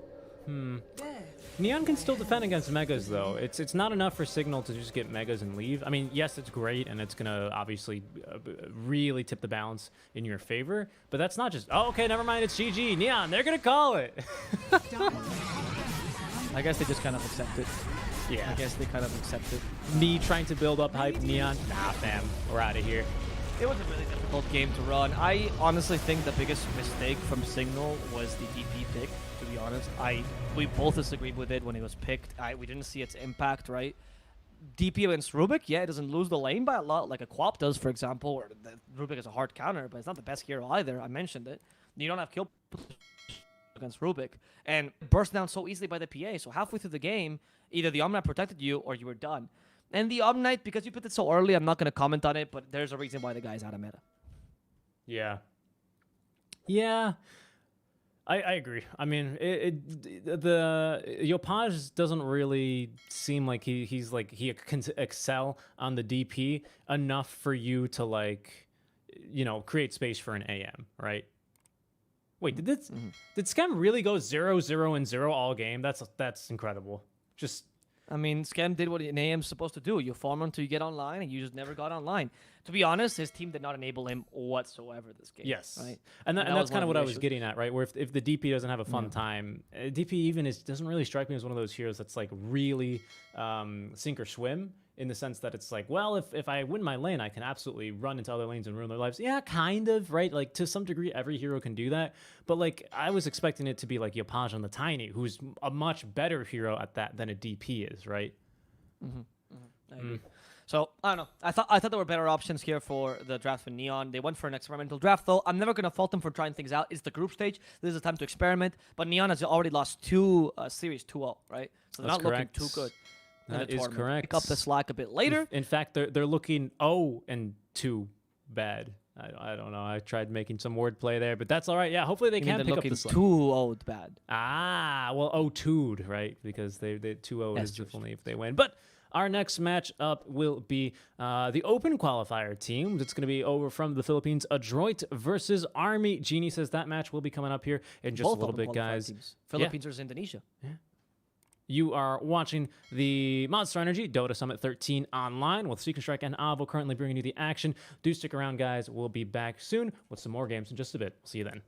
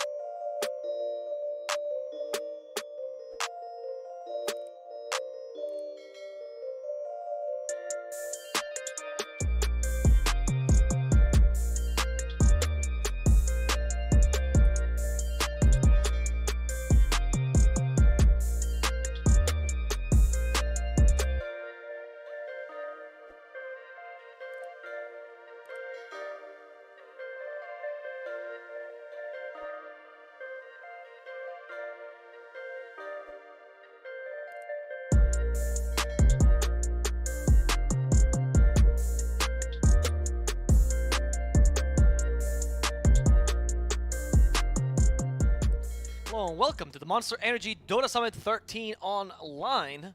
We're here on the panel, the Panda panel. Panda panel. The Pandal. I guess it is kind of the Pandal now. Where did these pandas come from? Where do any pandas come from? We don't know. It's one of the magical mysteries, like babies. We don't know. Like babies. Yes. Someone just drops them in your chimney, and there you go. I think you're a little bit confused on the right thing. I always thought it was a stork. Yeah, the stork drops them down your chimney. And you get them for Christmas. That's why most babies are born around January, December, right? I think that's true, Alvaro. I think that's true. You know what else is true is that we got a draft already in progress, so let's not delay. Jump right into that one. Adroit versus Army Geniuses, Alvaro. Two open qualifier teams like coming on through. They were on opposite sides of the bracket, so this is going to be their first match here in the Summit 13 together. Although I gotta be honest with you, I'd be surprised if these two teams haven't played each other in some tournaments before here locally. Adroit is, I feel like, another one of the teams, much like Neon Esports, where like you constantly see these playing. Yeah. You know, it's like, hey, Adroit, do we have a tournament? Oh yeah, we're in. It's only $20 and it's against like Oh, high school students. Yeah, sure, whatever. Yeah, we'll beat them. We'll beat them. They raised their $20. I remember when I was in high school, I did a amateur high school league. This was back in 2016 with some of my mates, and I must have been like literally had like maybe 100 hours in Dota 2, which is like not enough, like at all, right? I was like, what's captain's mode? What is this, you know? And we load in and we go, oh, these guys. These guys, we're gonna kick their butts. What are they gonna do? Click better than us? Let me tell you, I think we had maybe 2 kills that entire game. It was awful, but yeah, those are good memories in Dota, you know. I wouldn't mind. Maybe it was Neon Esports. I doubt it. But I think Neon Esports was in that one too. They were playing with 300 ping at your Chicago University. Yeah, pretty much. But these two teams. Yeah, so talk about Adroit. Adroit was like one of the up-and-coming teams that actually qualified to the last major before it happened. Yes, the ESL LA. major. Yes, and much like Thunder Predator, for example, was also the first major. They got screwed over right after Corona. And they, I mean, just to tie it back here to BTS, they also would have been in the Summit 13. Which unfortunately was canceled because that was, I mean, obviously Summit's in LA, or BTS is in LA, in case you don't know. And so that's when they have all the houses and all the teams coming together. They're all in one place in LA. So that would have been really fun to see because it's not over every day. You get a C team that's not one of the big ones, not TNC, not your Fanatics. Yes, true. That's about it, right? That you really maybe Boomy Sports sometimes nowadays. Boomy Sports, yeah, very good point. You know, I think right now it'd be surprising if you were to have a tournament in SEA and not consider inviting them. You know, I think that's that. But yeah, so that was a really big letdown, right? I don't want to say it was a disappointment because that implies it's someone's fault. It's not true, obviously. It was just sad to see because Adroit deserved that slot, and then afterwards it kind of like sung back. I think clearly the emotional blowback they received there was pretty awful because they performed really badly in the following tournaments afterwards. And they kind of dropped off the map, being replaced by Boom as the up-and-coming team, even by Signal, who was doing better than Adroit for a while. So we still like to see them, though. I'm forgetting the storylines because it's been over a year already. We're technically in the next DPC season. Well, we would have been by this point. Because that was around March. Yeah. But what was it Adroit that they were at a few minors before? I think that there was an SCA team that performed well, like surprisingly well at the Kiev minor. I'm trying to remember who it was. Was it Adroit? I don't know if it was Adroit or Signal. It was a C team, a tier 2 C team, and then J178 started popping off as well when all of CIS was kind of. Yeah, the Kiev minor was when Vorgesa was around, right? Yes, it was, I believe. Yeah, and they got 4th place. I don't remember. It's so long ago. Either way, like, it was such a shame, right? Because you had all these storylines developing. Oh, Adroit, like, who are these guys? Another Filipino squad. You know all the Filipino fans. They really do come out. You always see them in chat. They love every single caster, especially Winter. and then the regional tournament started popping off, and unfortunately, Adroit did not do as well against people in the region, and they started falling off. But we'll see, though, because now they're starting to pick up their slack again. They didn't get invited to this. They had to go through open qualifiers, which is kind of weird because they're one of the better teams in the region. But now we get to see them again. They're starting off with the Queen of Pain and the Ogre Magi. Queen of Pain as their first pick. This is one of the teams that, if I recall correctly, still believes the Queen of Pain is a flex pick. They play her as 2, 3, and 4, which is very interesting. Most teams don't like her either as a 3 or a 4, and not even as a 2, to be honest, and most of them. But she's a really strong laner in general, and she fits in most drafts, so I can see it. And they didn't ban the Bat Rider, though, for a Joy, which I would love to see. Something that's interesting to me personally is that yesterday, Team Star versus Army Geniuses, we saw Lash being banned first phase twice. Yeah, against Army Geniuses. Yes, correct. And this time it is not. Yeah. And they pick it up. So this could be an AG special. Yeah, they did ban the Night Stalker and the Magnus, though. So those are two heroes. Magnus got banned every single match first as well, but Magnus is just really strong right now. Yeah. And Night Stalker actually got banned as well against AG, and then they picked it right afterwards, remember? They lost against it, or they lost with it, sorry. But they did perform quite nicely with the Night Stalker. Yeah, I wouldn't say that game was the Night Stalker's fault. No, definitely no, not. Yeah. No, he actually played quite well. It was really useful. It was more just actually the Phoenix Supernova, actually hard counter there. Oh, what do you do? Valve decided to add this quote-unquote gimmick, and that screws me, right? And again, AG seemed to be wanting to go for the Tusk 5, which actually was okay yesterday. I liked it much more, Tusk 5 with the Skyreth Mage than with the Tiny, because I thought that Tusk 5 with Tiny was really weak in the lanes, and that definitely showed yesterday against Star. But Skyreth Mage is a really strong laner, makes up for what Tusk is lacking, really. And you can actually, even though Skyreth has most always the 4 and Tusk is going to be the 5, you can still put Skyreth in the safe lane if need be. So. Okay.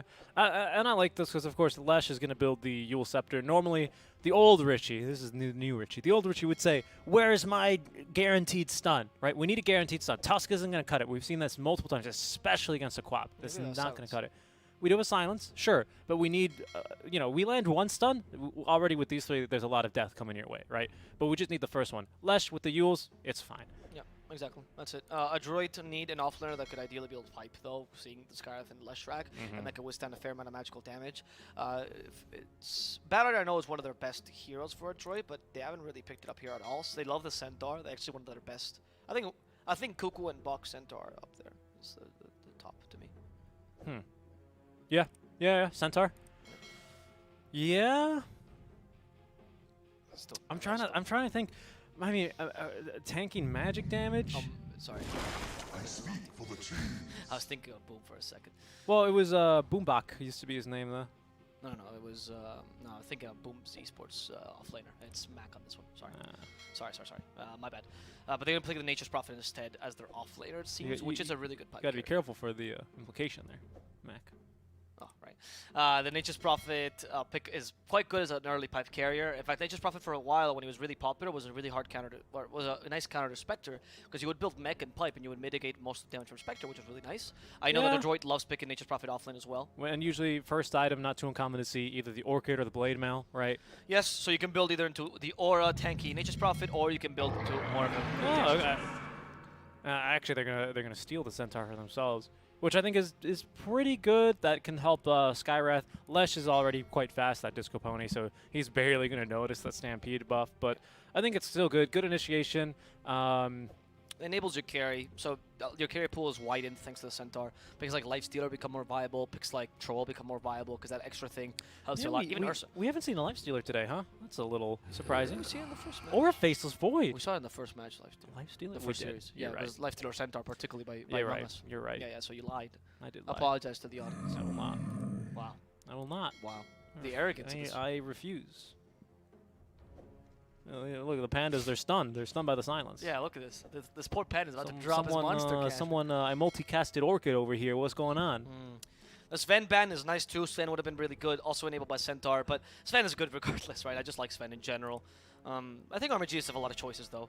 Against Nature's Prophet, you could, especially with the Centaur, like the Lifestealer's just not that great against Nature's and lane. What works here for them? For the carry position. I want to see the Leshrac made most likely, so. I mean... Oh, they still banned the Bat Rider. Yeah, because the droid is just really good with Bat Rider. I think it's their best hero, so I'm surprised they didn't pick it at all. Is the Gyrocopter that far out of the question? Nah, I don't like the Gyro at all. Tiny bursts you, Queen of Pain bursts you, you lose the lane to Natures. Do you lose the lane to Natures? Yeah, because your Rocket Barrage is split among the treants. So yeah, but I feel like you just go for you max flat cannon. Yeah. And you just then you harass him stack occasionally, and you farm. He hits you once, and that's like 6 attacks from the Gyrocopter because your attack damage is piss poor. Sure. Watch them pick it though.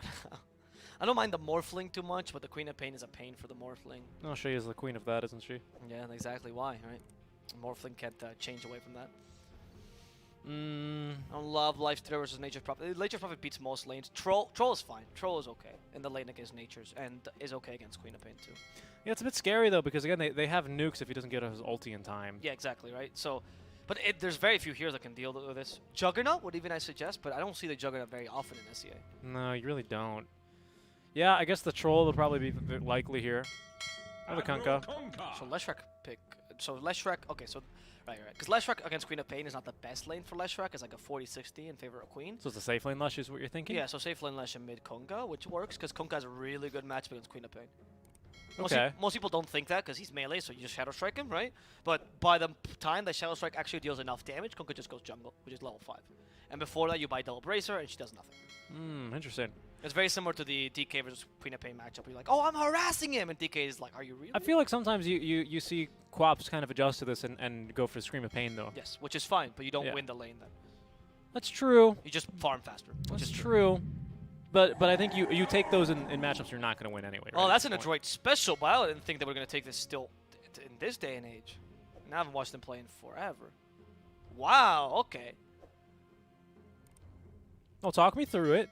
What's the surprise? I thought you really liked Lone Druid these days. I don't like Lone Druid these days. I used to like him in the last meta when he was OP, and then I stopped playing him. Oh, So the reason why I don't like Lone Druid is because of the change that happened to the Lone Druid, which was recent, where if one of the two is silenced or stunned, when you activate Savage Roar, you won't use it around the silenced or stunned unit, which means Savage Roar is not as good of a save anymore. And it also means Mass Command as Lone Druid can be much, much weaker because you have a harder time against stopping TPs. However, we have seen some people particularly still pick the Lone Druid. I think the other one that the other team also picks it a fair amount is Midas in South America, which also picks Lone Druid a fair amount. And we have seen, I think it was Liquid who also picks it a bit on Quakeva. But it's still a very uncommon pickup, especially as your carry. Well, we're going to see how this turns out for Adroit. This is a really peculiar draft, much easier for Army Geniuses in terms of like the standard draft for Army Geniuses. They have nice pushing power, early tempo, but more normal and definitely easy to play. Adroit might have to play with a dual core win condition when he just profited in Lone Druid, but we'll see how this works out for them. Yeah, I mean, I think the Lone Druid might be just okay here, right? Because perhaps we're going to see it is going to be Macy on it, Mac on the mid lane Queen of Pain. But I still have a little bit of hope for the little Lone Druid and his companion. Certainly are not going to be able to tank through him too easily whatsoever here. As one of the harder people to kill, especially with that ulti just giving you straight up 1,000 HP if you can manage to get it off. Game will certainly be hard here. For our AG side, Adroit's premiere in the Summit 13 SCA for them, and it's going to be AG's second outing. Mamang Daya, good stuff from him in our last series. A very aggressive play, I gotta say though as well.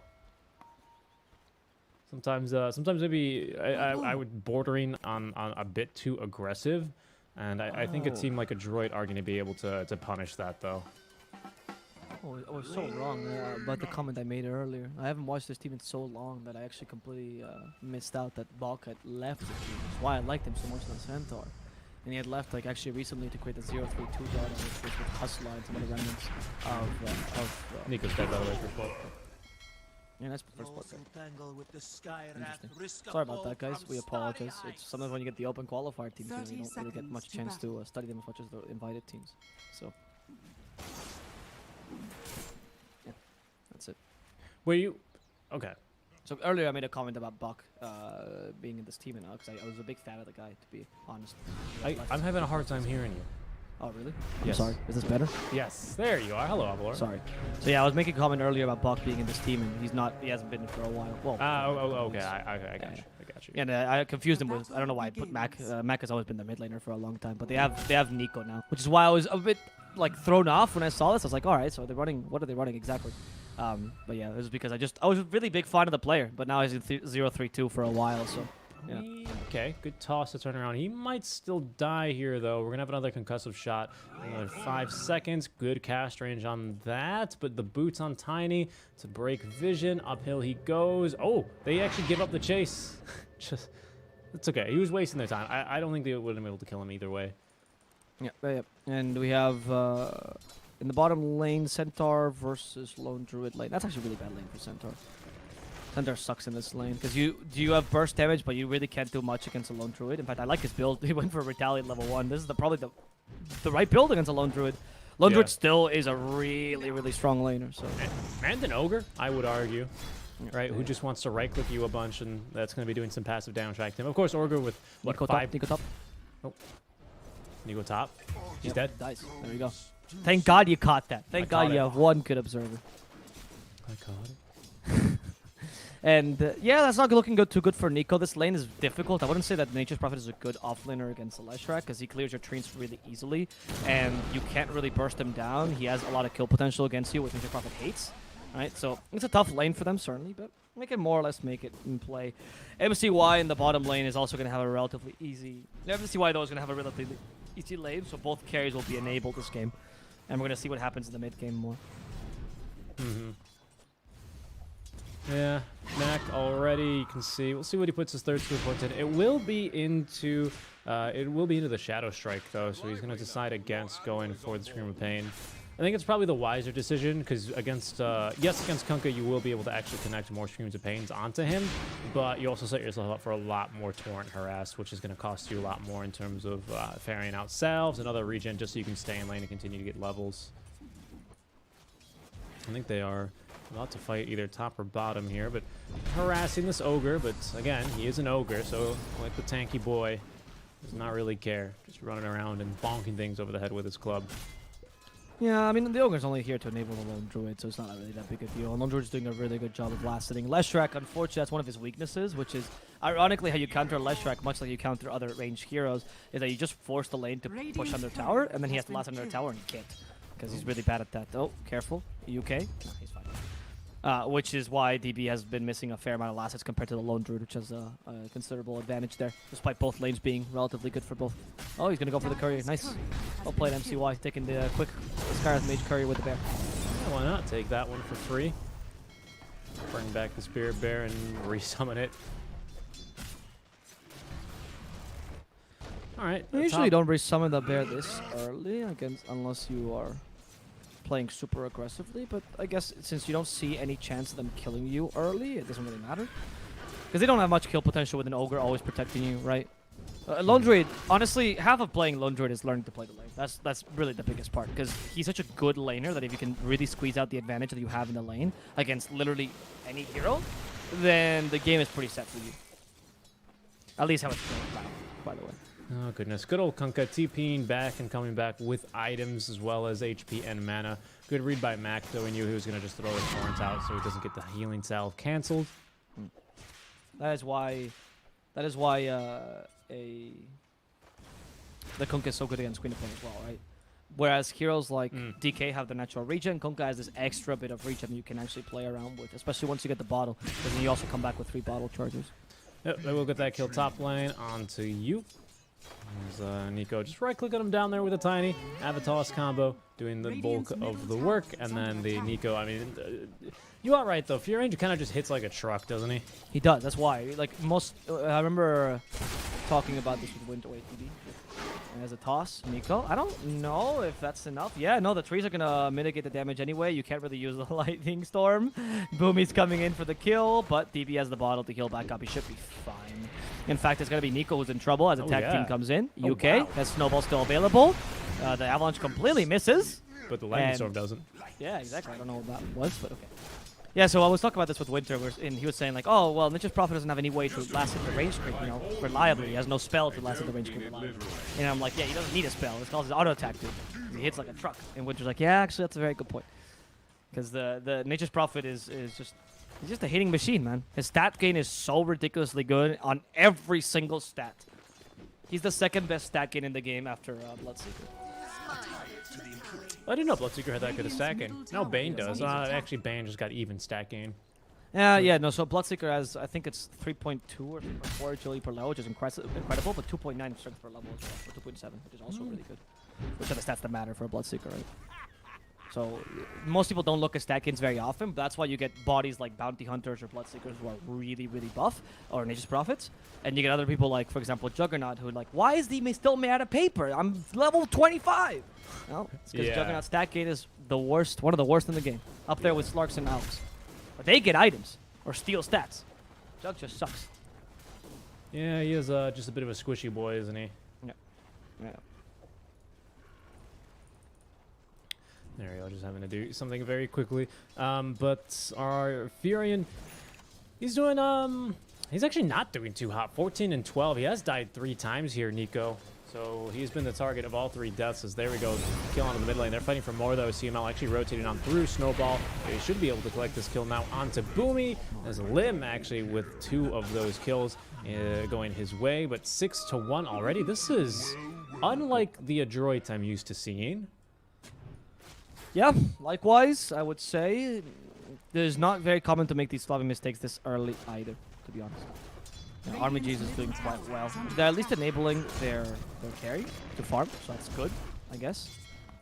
To be fair, this is not the Adroit we have seen recently. The Adroit that made it to the major, not this team, by the way. No, no, it's not. They're missing both their carry and their offlaner, which I would argue, by the way, were some of the best players in the team. So Nico is maybe in some more trouble here. DB, oh no, Nico.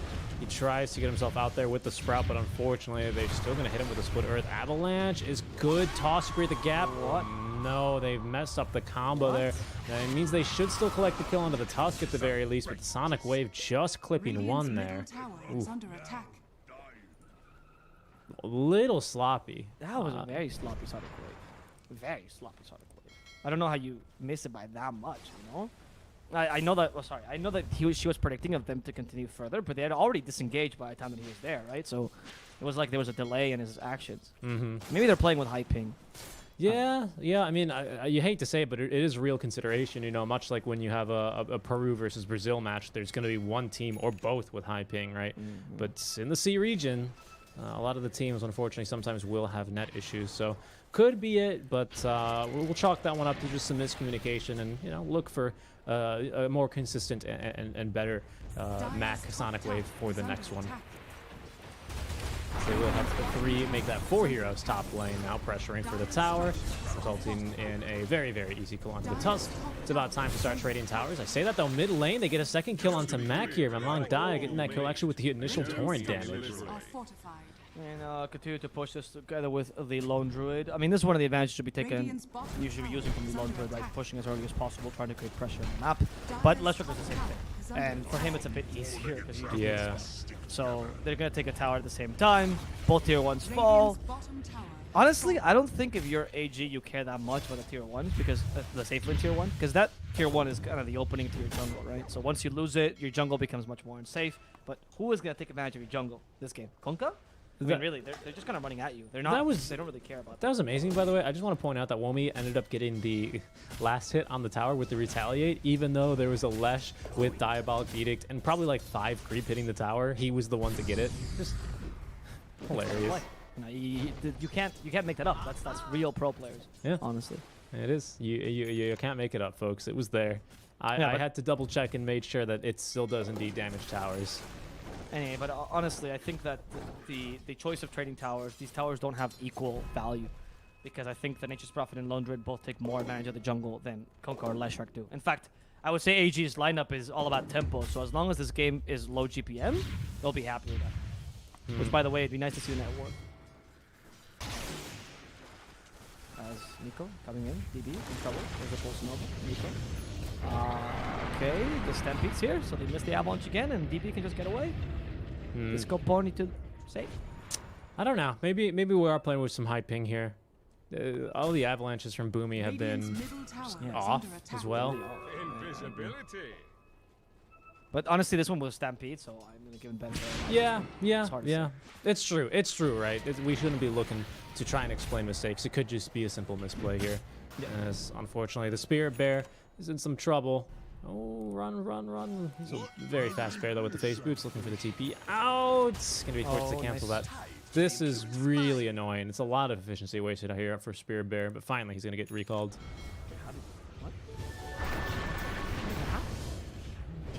Mac? Sonic Wave? There we go. This time he hits the Sonic Wave there on the DB with the DD where he needs a little bit more, but UK is going to be able to hit him with the Walrus Punch. Concussive shot as well. Super slow, and now Silence to boot. Great Mystic Flare as the dead corpse of the Queen of Pain will be tossed, yeeted, and, well, tossed 5 feet under. There's really nowhere else for Mac to go. Mac as well having a pretty off game, 0-3-1 himself. Okay, they do get UK as a result, but honestly, Mac dying there is much more important. And meanwhile, by the way, RMG has been taking this mid tower. Also, that engagement we saw earlier, just a correction, it was not recalled, it was summoned, which means you actually don't have the bear anymore. You have it on cooldown, which means you can't play aggressively while the bear is on cooldown. Because if you go it again, you're done. 60 seconds. They take the tower down, really well played. Now that mid is taken down, you can start really closing on the A map and invading their jungle, which is definitely what they're going to be hoping to do. Especially because I see this Kunkka is going for a really utility build, right? The Salt Request first. Interesting build.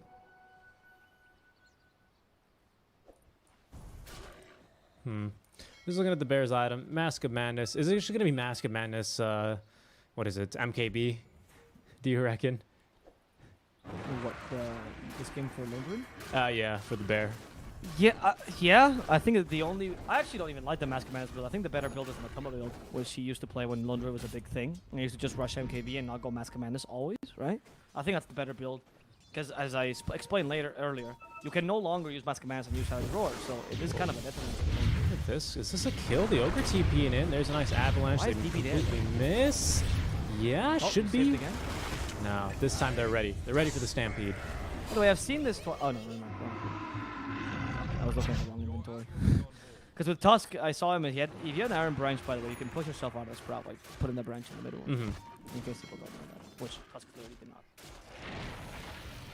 But those plays are weird. I mean, I get the idea behind it, right? He bought Tangos just for this. I get the idea behind it. You push and use Stampede to like stop the pushing and get away safe, and you force a rotation. Sure.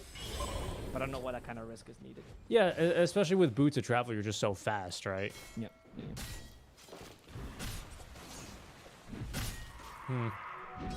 Blink Dagger and 500 gold done for our Centaur, so that's going to be the next big item for him. I think we're going to see Leshrac bots right back in, just aggressive, just pushing waves. You can see going for a D ward here now as well, as picking up a stack of the infused raindrops. Interesting, just a little bit more of that mana regeneration, be a little bit more aggressive and tank a Scream of Pain or something or another that might just end up saving his life. Rod of Atos queued up for our Skywrath. He's actually pretty darn close to it. Just needs probably another kill or two, and he'll have that. And that'll be great here to dispatch both the Queen of Pain and just about everyone here, to be honest. It'll stop the Furion from TPing away, cancel TPs as well, as Boomy, speaking of getting canceled, gets just absolutely demolished there by the Walrus Punch. That's the Medallion in work, in addition to the crit.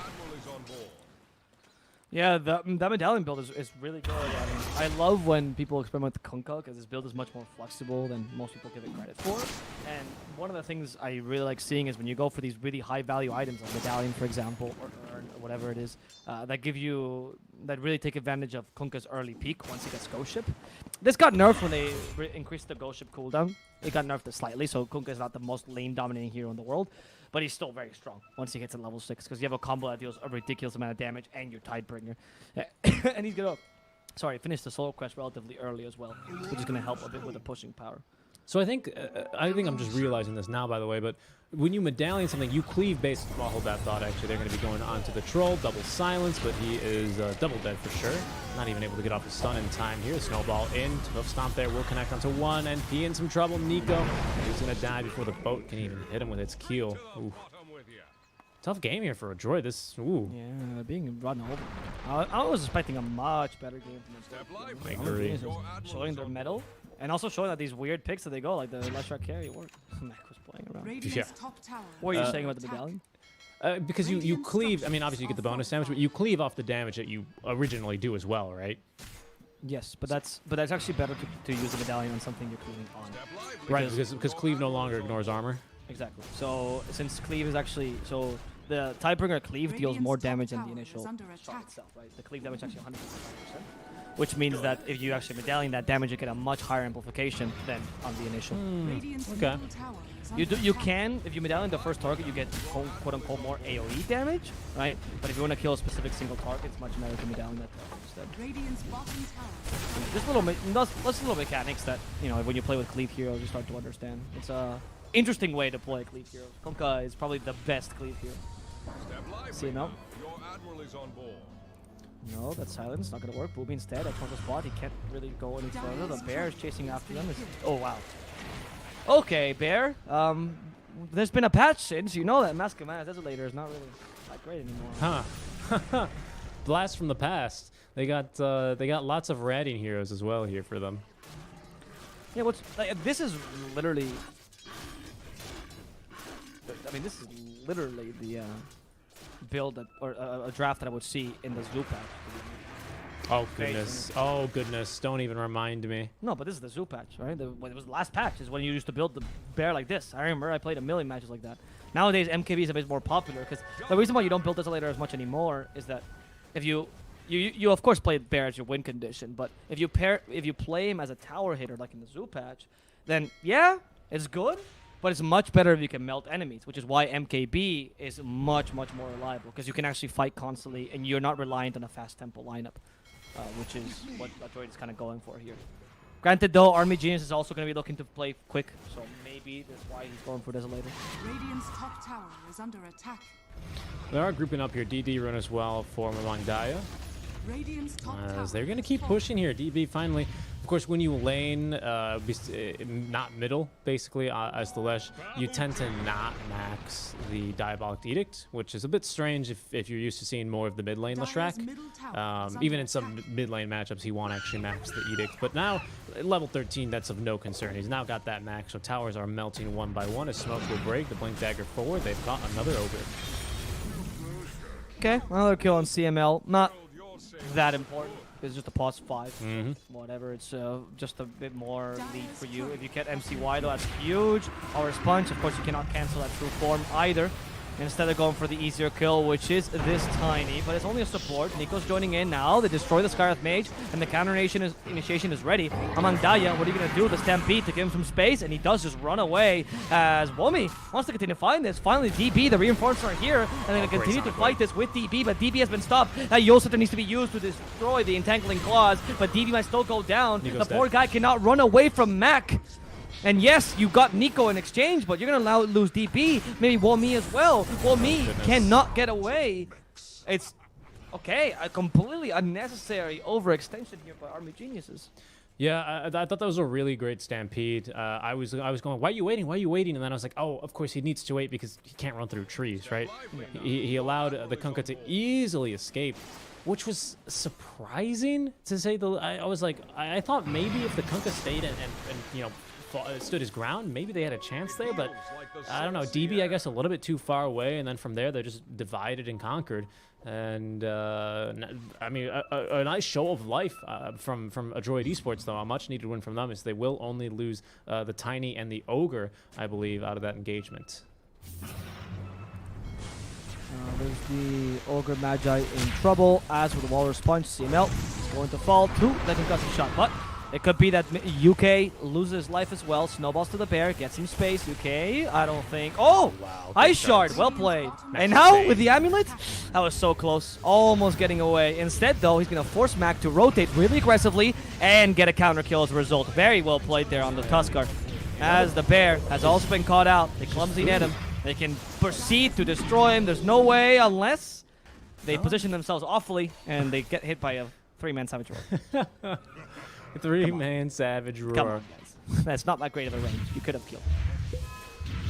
Yeah, and I mean, now we got key items as well as a small net worth lead here. It's only up 5k for AG, but I mean, when you have a Lesh, when you've got a Kunkka, even Womi here already actually decided to just go for the Vanguard early. That should be, wow, full Crimson here, which makes sense considering I think a lot of the damage is either going to be from the Sonic Wave, which you can't reduce anyway until you buy Ags, or just from Bear, considering that it's a good reaction to the Desolator build, which is outdated, but it's important that you just don't, you know, go, oh, haha, old build, and then build normal, right? You can't afford to do that here. No, it's just the worst version of the current build. That's it. Oh, nice stop there, but he's indignation on the next profit. He's tanking a really big amount thanks to the Hooded Defiance. He's not going to go down just yet. Mamang Daya is stuck fighting against the bear, and he's actually man-fighting him pretty decently. The X-Mark will spot the bear, actually. Trying to kill him. Now the two-man Sonic Wave. Pretty good. Mamang Daya tanking, but not enough. As his unstoppable kill streak goes the way of Macy. And DB will TP in time. Yep. Yeah, actually caught 3 there, just barely with the Sonic Wave, forcing them back.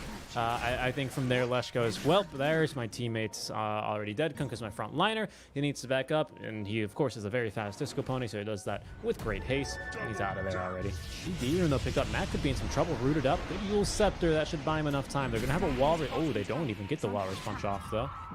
Quick blink. Interesting. I mean, Walrus punch is really not counted, right? That's why we don't call it a reliable stun. It just happens to pierce through BKB, which allows it to be kind of okay. Oh, what are you doing, DB? Why are you here? Why are you here, friend? Good toss. Get me in there. Get me in there. Oh, the go. Now DB, he's still has Yule Scepter. Yeah, he's killing himself. No, it's good, it's good. He yells the one with Blade Mail. That was very good play. Now the reinforcements are here, but the Stampede is not ready, so you can't re-engage. Yep, he's totally fine. Yeah. Well, a missed kill on both sides there. That's okay, it happens. As DB will be forced all the way back now. He's going to be hoping to go for a Bloodstone. So, yeah, I mean, any kills that you can get here for the side of a droid are going to really start pumping the brakes on what has been, I want to say, that this AG train. They've been getting these early engagements to go pretty favorably for them. But as the bear continues to farm, they're going to have, they're going to be in a little bit of a tough spot here. So we will actually have a BKB coming soon-ish on MCY. As he's going to need to just farm up the rest of the money for a recipe.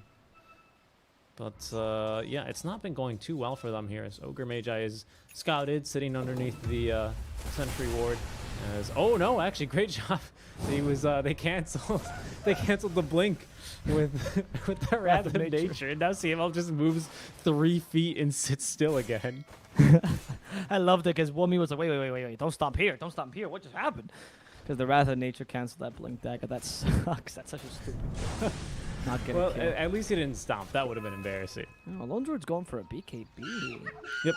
Fascinating. Yeah, BKB already here for him. I think we're going to max out. And look how far he actually does fast. Look how far he fast. Look how fast he farms is what I meant to say. But we also still have a BKB on Mamang Daya, who's just about, you know, tit for tat here in terms of farm with that Spirit Bear. Yeah, but he went for a much more utility-based build. So, like, if Kunkka was going for, like, say, a Radiance build, which is kind of depreciated, but still useful in the sense of creating a Kunkka carry, then I could get it. But with Solar Crest, you're meant to support your main carry. And I don't think DP has been doing that much. It seems like you're playing more on Kunkka as your win condition. You're playing on Leshrac. Leshrac has just been split pushing for like half the game. Okay. There's finally another item for a Queen of Pain as Orchid on the way to her now. We're going to be pairing this with that fresh BKB as well from a Spirit Bear. And we're going to top that one off just with a little bit of smoke. And bada bing, bada boom. We're ready to fight here for a Droid Esports. Blink Dagger on Tiny. Of course, I think he's had that for some time. Okay, this could be big for them. What does Nico have? Does Nico have anything fun and exciting? Not quite yet. He's still on the same old blade. Oh, but DB. Good target for them. Yule Scepter to buy a little bit of time here, but he is as good as dead as he will be getting rooted up first hit by the Bear of MCY. No chance for him to utilize that Stampede. Well, that's what I was talking about, right? If you're playing with DB as your win condition, you're starting to lose all the time, and he's always alone, right? So it doesn't really seem like they're playing around him. It seems like they're playing around Mamang Daya more. Well, that's, again, odd, because Mamang Daya did not build for that, so I'm not really sure how they win. Like, yeah, this build might be old, all you want, you know, the Lone Druid's not the best hero right now, sure, yada yada, but it is a Lone Druid versus a Leshrac that doesn't really seem clear if he's your carry. And a Kunkka that's going for utility, so Lone Druid's going to be able to beat both of them. Mac is also scaling quite nicely with Queen of Pain. We'll prefer an Orchid for them. Yeah, this is going to be like a 5 protect one kind of at some point, right? Everyone protect the bears. They have a Bloodlust for it. They have Blade Mails to return a lot of that uncontrollable damage that's coming out not only from the Leshrac but also from the Kunkka to a large degree, as well as actually the Skywrath Mage. So it's a great pickup for them. But yeah, another Yule Scepter. My goodness, lots of Yules this game. Yeah, I mean, it's kind of useful. There's a lot of things to dispel. Well, who was it that went for the Yules now? Going for the Yules is going to be Tiny. Okay. I mean, I see a lot of things to this game anyway. Best way to counter Yules is Yules, by the way. So. Yep, that's very, very true, right? Yeah. Is there a pesky SF that keeps Yulesing you? Just Yules yourself right after. Literally. The game is designed in a way so whenever they Yules you, there's not a single ability, no matter how well they time it, that goes through your Yules. However, if you actually play a game, genuine tip, if you're playing a game, you're like, wait, the SF is always wrecking me because he times it so well. How do I evade this? Use one of your keys, the hotkey for Yules, and the other one, click on it. And that way you'll get through the ticks of the server. And that's how you always guarantee your Yule. You have to remember to Yules yourself because you need to turn. Yes. Items are instant cast, but for some items you need to turn and face the target. This is only for when you're Yulesing yourself and you really want to get the right tick, click the Yules and use your hotkey at the same time. Or Force Staff. You always guarantee it. Or Force Staff. What? This also applies for Force Staff if you need to escape. Oh, this applies to any item, by the way. Yeah, that you want to get off immediately. Because these items are designed so you can counter items with these items. It's on purpose. That's most things in Dota. Macy, so you're going to try to take the tier 2 up top. This tier 2 is important because that means outposts, right? Yep, this is the first tier 2 they take, so that's outposts. And also, pretty much the enemy jungle is in your favor now. And that means that you have a new place to farm. The enemy already took over your jungle, so you're swapping jungles here a bit. And that's going to be Boomy, yep, finishing off the Yule Scepter. Like you said, lots of great things to debuff this game. It's not only to maybe set up for a kill, you can save yourself from a silence, you can save yourself from an Ancient Seal, which is also a silence, but most importantly, the Mystic Flare, and even an X-Marks combo. There's a lot of great stuff. It's great offensively or to interrupt the Centaur trying to stun your team. Lots of fantastic uses for it this game. But yeah, I wouldn't mind actually seeing it. Maybe a Yules on CML though is not the greatest. We've played a few games where I've accidentally multicasted 4 times multicast Yules and they dodge some friendly abilities. So, yeah, I mean this happens. You know, don't worry. I remember playing that game. I Yulesed everyone. And then you realize, oh no, I lost the game, guys. Macy is gonna take another tier 2 here in the mid lane. DB is in trouble. He's underneath the ward. DP, why again? Are you alone? BKB this time? I guess it's the TP. Yeah, they have. Okay. Oh, wow. Oh, they stopped top. Oh, but that's no longer cancelled. No, yeah, I was about to say, no, sir. No, sir, not anymore. What happens if you toss him right as you're TPing? Do you still. Is it like hook? Or do you just. Oh, hold on. Hold that thought. Oh, well, hold that thought experiment. Someone is dying in the river. Hey! Build the set for Lego City. Tusk is dead. Help him ward. They got great aggressive wards, but they actually have no wards whatsoever watching the river compared to Team Adroit. Just to kind of like point out the warding real quick. Really, really fantastic warding from Adroit. You have 2 in the river, 1 that's going to be watching anyone rotating towards the outpost, and then just kind of not really a random lane ward. I'm sure this one's calculated, but it's good stuff to be able to just have a nice line of vision across the map. But the tiny toss does work like Pudge Hook. Like Pudge Hook, right? Where if you like toss like an Underlord or someone that is getting Underlord Ubered out, right? And then you toss it at the right time, they're gonna land at the target no matter what. Okay. But of course, assuming they can't even be targeted by toss, right? Yeah, that's a way to cancel TP then. Yeah. Yes. But also toss just cancels TP anyway. Oh, it does anyway. Even when you have BKB? No. You can't toss anything with BKB anymore. It doesn't go with the magic immunity. Is this pierce spell? Oh, interesting. I think it's because you can target something that's magic immune, but I don't think you can. Like, I think you can't toss something that is magic immune, but you can toss someone that's not magic immune to something that is, if that makes sense. I think that's what it's referring to. I believe you alone, Druid. Macy will take it. And you're so certain about it. Sure. Chat will correct you anyway. Yeah, chat will correct me anyway, I'm sure, yeah. So it doesn't really matter. That's kind of the nice part about it sometimes. That's a genuine interaction. Sometimes there's a bit confusion. But I know for sure because like insult along the way. Yeah, of course, right? Because you used to be able to Juggernaut, you dare spin in front of me, and you would just say nope and just kill him, right? I'm surprised. I thought you could still do that. No, UK. We have Sprout, but not enough range, so they can use the Sprout if you want instead. I don't know if your Armored Genius is how you win this game any longer, Jan. Like, I think it's gone too late for you. Like, Lone Druid is going to run you over. Yes, he's not the hardest carry, but he's definitely harder than whatever you have. Queen of Pain's also arming herself well. Look at this, MC. They're going to fight. MC? Oh, they have Moonshot up there, by the way. What are you doing? What is that, Savage? You know it gives you extra speed when you're feared, right? There's no way you're catching up to him. That was some next level play there. Okay, toss is available. They toss the creep instead. In fact, they're going to lose their Tiny here to the Mystic Flare. Macy might also lose his bear. You already activated True Form. You don't have Savage Roar on the bear right now. You can't use it, and it's one of the weaknesses now of the Lone Druid. As long as it's stunned, Savage Roar is not coming out. It's much easier to lose your bear. There's a Stampede, continuing with his team fight, hoping to catch the real bear. Oh no, he just resummoned. If they kill him here, that's a huge loss. Goodness. They're gonna lose the Spirit Bear, the Lone Druid, Nico, CML, my mother, everyone is dying in this team fight. Oh, Army geniuses. Why did you do that? Why would you ever resummon the bear in that situation? Yeah, Droids are not going to be too happy with the outcome of that team fight. Just really awkward. Just like you said, he ends up fearing him, maybe hoping for the first hit route, but the fear doesn't make that any easier. And then the toss is super hopeful. Like, you have to know that the creep wave's about to spawn at the every 30 seconds with a 0, right? Yeah. So there's just a giant creep wave there. You're never going to hit that toss either. The blink range wasn't there. You're right into the Mystic Flare, and then you're way too overextended, and you're easily flanked. Queen of Pain dips out of that fight super early as well. Ooh. Queen is, by the way, trying to kill Tusk alone. There's two supports. Two supports versus the core. This is the revolution. This is the revolution. The supports are not going to kill the cores. Oh, but unfortunately, the core has BKB, so the supports are going to lose. Alright, don't fight power, guys. Status quo is good. I mean, that's okay. I mean, really, she was there to cut the wave up. They might be cutting down Nico's life here. They have the Glimmer Cape for him. They also stun up Mac here shortly to force step away from Boomy, but Boomy tosses him right back into the gauntlet. No, you keep fighting for now. Now CML finds himself in a bit of a tough spot. He has no bear. A random Lone Druid, but that's fine. He literally only has brown boots and a Quelling Blade. You're not scared of him. However, Womee, is he going to live? No. Oh, the Rom buff keeps him alive. Nico, thanks to the grace of the Pipes of Insight as well. Nice and healthy, but Mamang Daya, down he goes.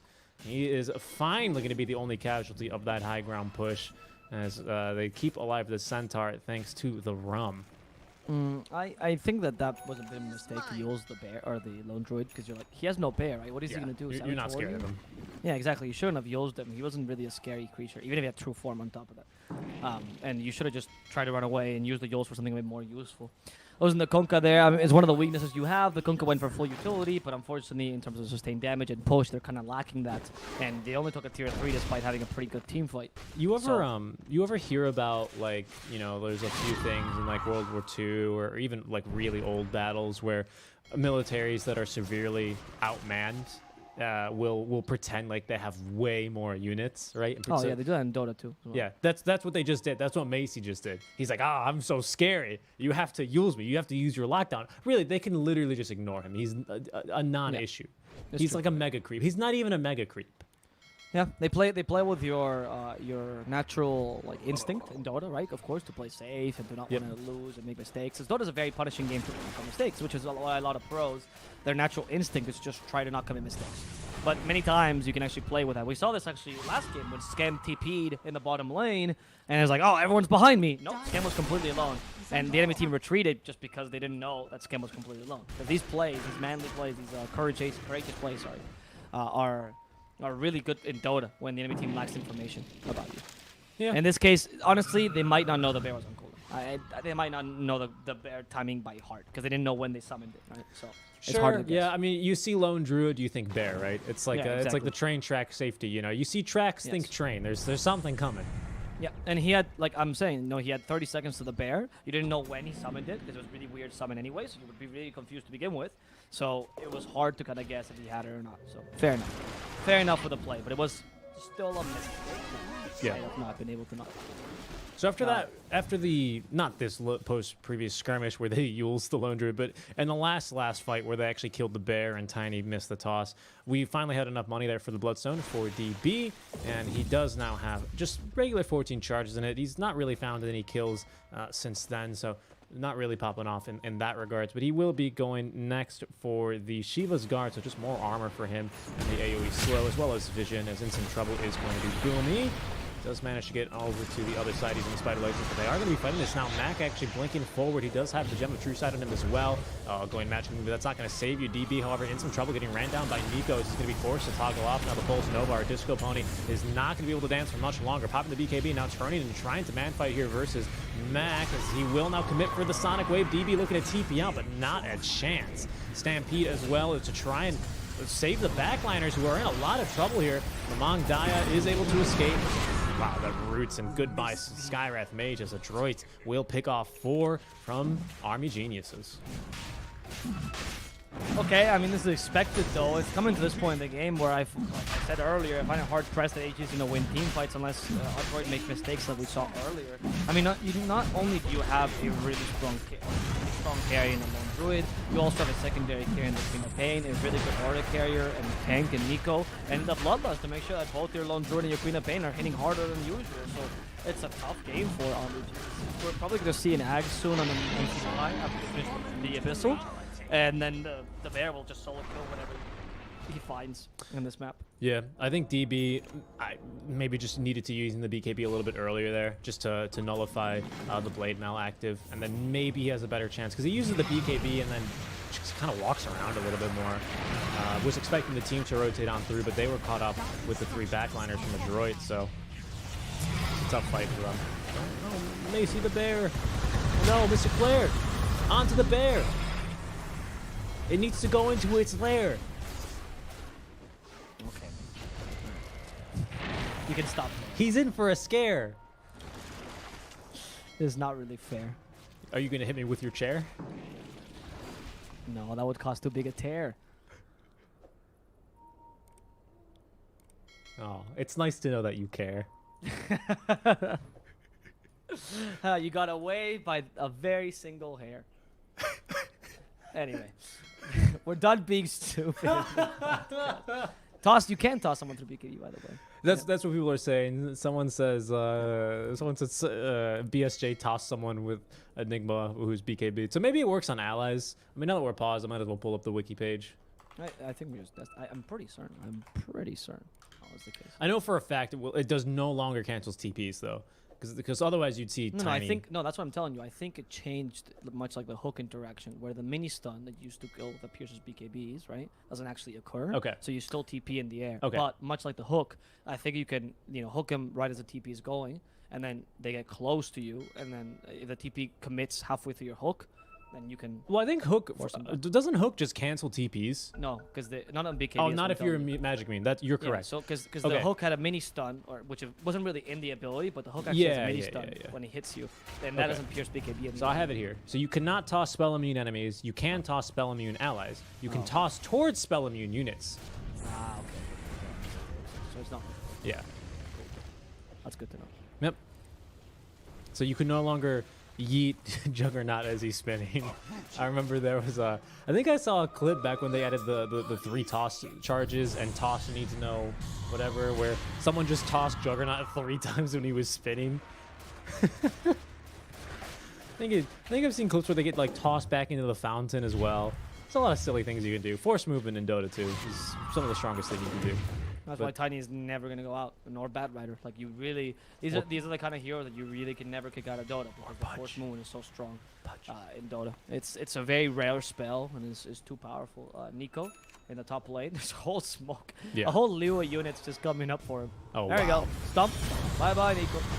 Bye bye. Yeah, no chance for him to escape. There as he will be nuked down. They know exactly what his playbook is there. And now maybe they can take a 5v4 fight as they will on TP all back to the Ancient, actually, to the Fountain make it. So they will lose their tower. If they TP'd maybe to the to the barracks or the tier 3, maybe they could scare them off. But TPing over to the Ancient, the Fountain rather, a little bit too slow for them. X-Mark not going to be in time to catch the bear. CML, he's just chilling. He's willing to fight. He's like, yeah? You gonna kill my wards? Why don't you kill me instead, huh? And he seems like, no, get back. It's fine. They can take it. I mean, the thing is, when the bears start having the little seizure against your tower, you really can't do much against them. Like, he's going to destroy it whether you like it or not, even if you've got it. Oh, no. They're really exposed. Yeah, they're going to go from Stradley for BKB, for the Queen of Pain, subject, no ship, though, hitting a fair field, and the Torrent Storm not able to turn it around. A droid, however, still standing strong thanks to the BKB on the lone druid, and they haven't lost a single person despite through the whole Torrent Storm. In fact, AG was not trying to retreat, but unfortunately for them, I don't think they're going to succeed at doing so. AG, they lose the Kunkka, they lose UK as well. Queen of Pain dispels the silence so she can go further. But Macy's already concentrating on the main objective with the towers. Yeah, they just kind of overextended a bit there, and their flanks were super exposed. They basically just got enveloped there.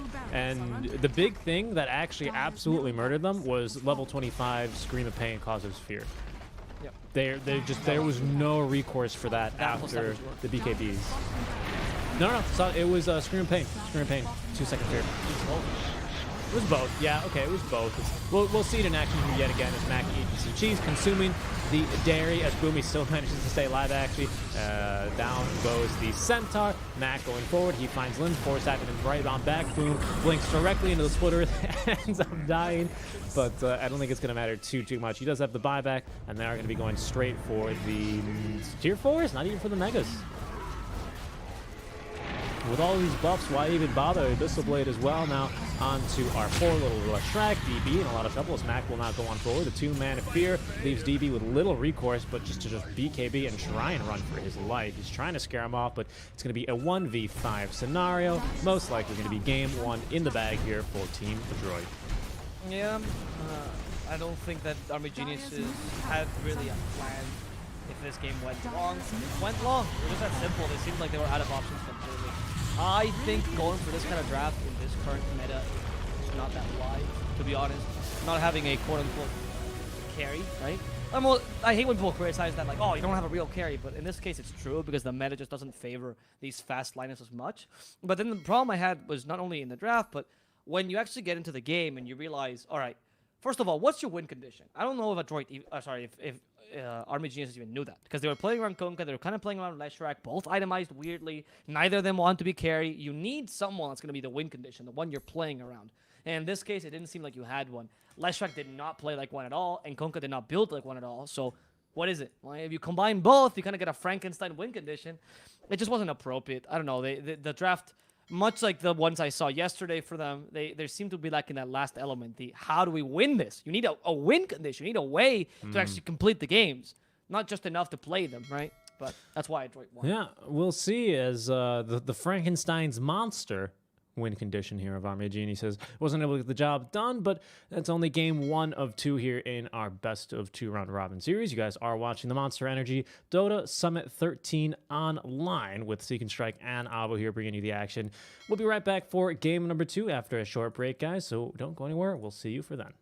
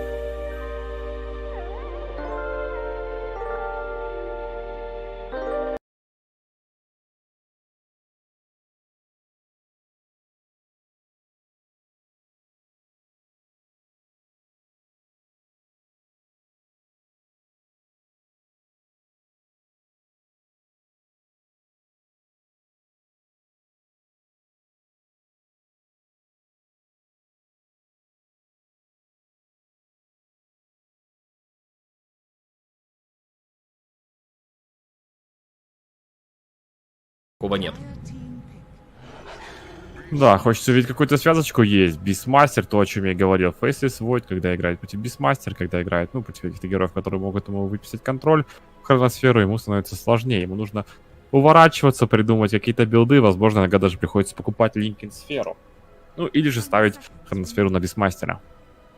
Да, линка здесь может пригодиться. Не хочется, конечно же, на керри героев собирать Линкин-сферу обычно. Ну, там есть только определенные герои, наподобие Морфинга, которым, в принципе, все с Линкин-сферы нравится. Вот Фейслес Войду обычно нужно решать несколько другие проблемы. Ему нужно БКБ для того, чтобы его не станили, чтобы он был в хроносфере. Нужно, чтобы был урон, чтобы он кого-то действительно убивал. Ну и так далее. Задумались о Дота. Ну, есть связка, старая добрая, Дарксир плюс Спиритбрейкер. Но я не знаю, насколько она сейчас рабочая, насколько она вообще нужна. Ну, почему нет? Это хорошая связка. Против Виспа, Гирокоптера не знаю. Посмотрим. Все зависит все-таки именно от игроков, какие у них сигнатурные герои, что они тренировали и так далее. И пока что, да, остается вопросом, будет ли это бара 5 или бара 3. Сложно сказать. Появляется Тайтхантер. Все-таки бара, по всей видимости, пятерка. Может, в мид. Не, ладно, это я рофлю. Хотя, кто его знает, что там напридумали игроки из Юго-Восточной Азии. Тайтхантер появляется, скорее всего, мы уже не увидим Дарксира в этом драфте. Дарксир мне нравился по одной простой причине. Ты делаешь иллюзию из Бисмастера, получаешь ауру Inner Beast, и Void очень любит, когда у него есть дополнительная бесплатная скорость атаки. Но это как бы не так, чтобы супер круто. Там связка очень веселая со Спиритбрейкером. Но она, по-моему, была понерфлена, потому что понерфили именно Сурж у Дарксира. Так что, наверное, Тайтхантер получше, да? Да, Сурж был супер крутой, когда он добавлял, то есть я прибавлял, по-моему, 400 или 500 МС сверху, и, соответственно, герой бежал он на 800, иногда даже больше МС врывался, его было сложно остановить, даже какие-то способности на него было сложно вкастовать, но все вернули на прежние места, Дарксир теперь дает как раз-таки максимальный мувспид 550, то есть не превышает лимит. Вроде как. Там в разгоне вроде как можно превысить лимит, да, но вот супер нормал каких-то эффектов ты не получаешь. Минус Темпларочка и минус Вайпер от Дота. Вайпер мешается Тайтхантеру. Темпларочка просто слишком высокий темп. Возможно, посчитали и слишком дефолтный такой герой. Но вообще закрывают что-то за Матадор. Они-то мидером могут подгадать себе любого. И вот не просто банят дефолт, банят Кунку, Квапу, которые стоят любые матчапы, и оставляют из таких вот дефолтов Лину только. Ну или Эмбер Спирит, ладно, Эмбер Спирит. Да, все-таки появляется Эмбер, пули еще имеется Void, Спирит имеется Инвокер. Возможно, будет что-то специфичное от команды Матадор, но мы это все увидим. Наверное, им сейчас нужно добавить какого-то как раз-таки активного героя, который будет просто усиливать пик. Мне вообще не нравится. Под Бисмастера что-то возможно. Ну, Темпларка смотрела супер круто здесь, но ее нет. Мне вообще не нравится Эмбер Спирит, вот прям от слова совсем, потому что жук-жук-жук просто в карапасах подходит под флеймгардом, и все, ты словил Эмбер Спирита. Игра как бы не то чтобы выиграна, но это просто очень легко делается, и это делается в любой момент игры, и Эмбер Спирит всегда от этого страдает. И Инвокер появляется еще для Матадор. Ну, вообще, блин, ну мне сверху нравится больше.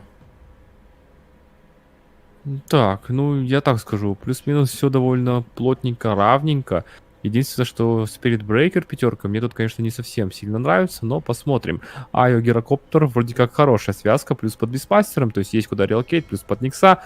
Еще и Санстрайк, да, под это дело, возможно, будет прилетать. Увидим, какой это будет инвокер. Ну, в принципе, может быть и классика, какой-нибудь класс Векс, тем более против Эмбера в миде. Пики плюс-минус равные, я не скажу, что Гирогисп это уже... Гировисп это уже прям прошлое. На самом деле связка актуальна, особенно если ее тренировали. Это высокий Можно темп. прям сноуболиться. Да. Это очень высокий темп. Тем более, помнишь вот этот билд через Сатани Каганим, когда ты стоишь в хроносфере, бьешь и отхиливаешься потихонечку? Угу. А потом дальше, может, если игра вдруг затянется, да, если вдруг будут богатые саппорты, там можно и Виспа в урон с руки какой-нибудь собрать. И по всем тыкать через талантик. Да, это ближе к лейту, и на самом деле это довольно-таки недооцененная вещь. Такое иногда бывало, иногда это решало. Тем более, если просто-напросто какой-нибудь изолятор купить, по всем ты его будешь навешивать, да, и дэпэш, даже если там у Виспа не так много, все равно приятно. Но такое редко происходит, обычно Висп играет классику, обычно Висп играет через масс-хилы, выживаемость, где-то покупает себе БКБ, где-то покупает себе Йон, Диск и так далее.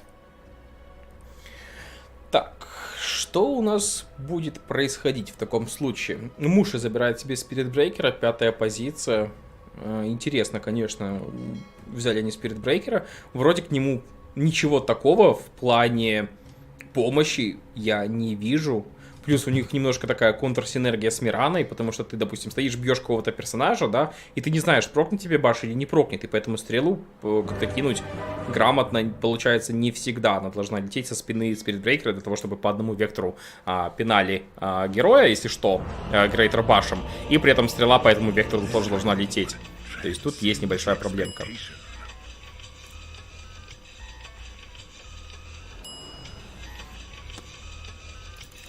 Начинается у нас матч. Инвокер центральный. Инвокер вообще без сета. Осуждаю. Осуждаю, вообще ни одной шмотки нет на нем, я так понимаю. Не, ну вообще осуждаю. Ну хотя бы таунт есть, ладно. Берется Cold Snap на первом уровне. Ну и пока без агрессивных вроде вылазок. Никто не пытается нажать смоук, никто не пытается зачизить, получить на старте преимущество. Все плюс-минус понимают, что на кону судьба в турнире.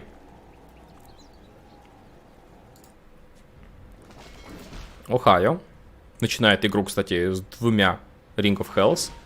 Ой, какие милые игроки, блин, прям. У нас даже админ наш решил в этот разговор втесаться. Ну, очень мило. Очень действительно мило там. Ну и в лобби до этого мы тоже видели, как игроки между собой разговаривают. Действительно, они друг друга знают, друг друга уважают. Возможно, где-то, ну, друг друга любят как друзей.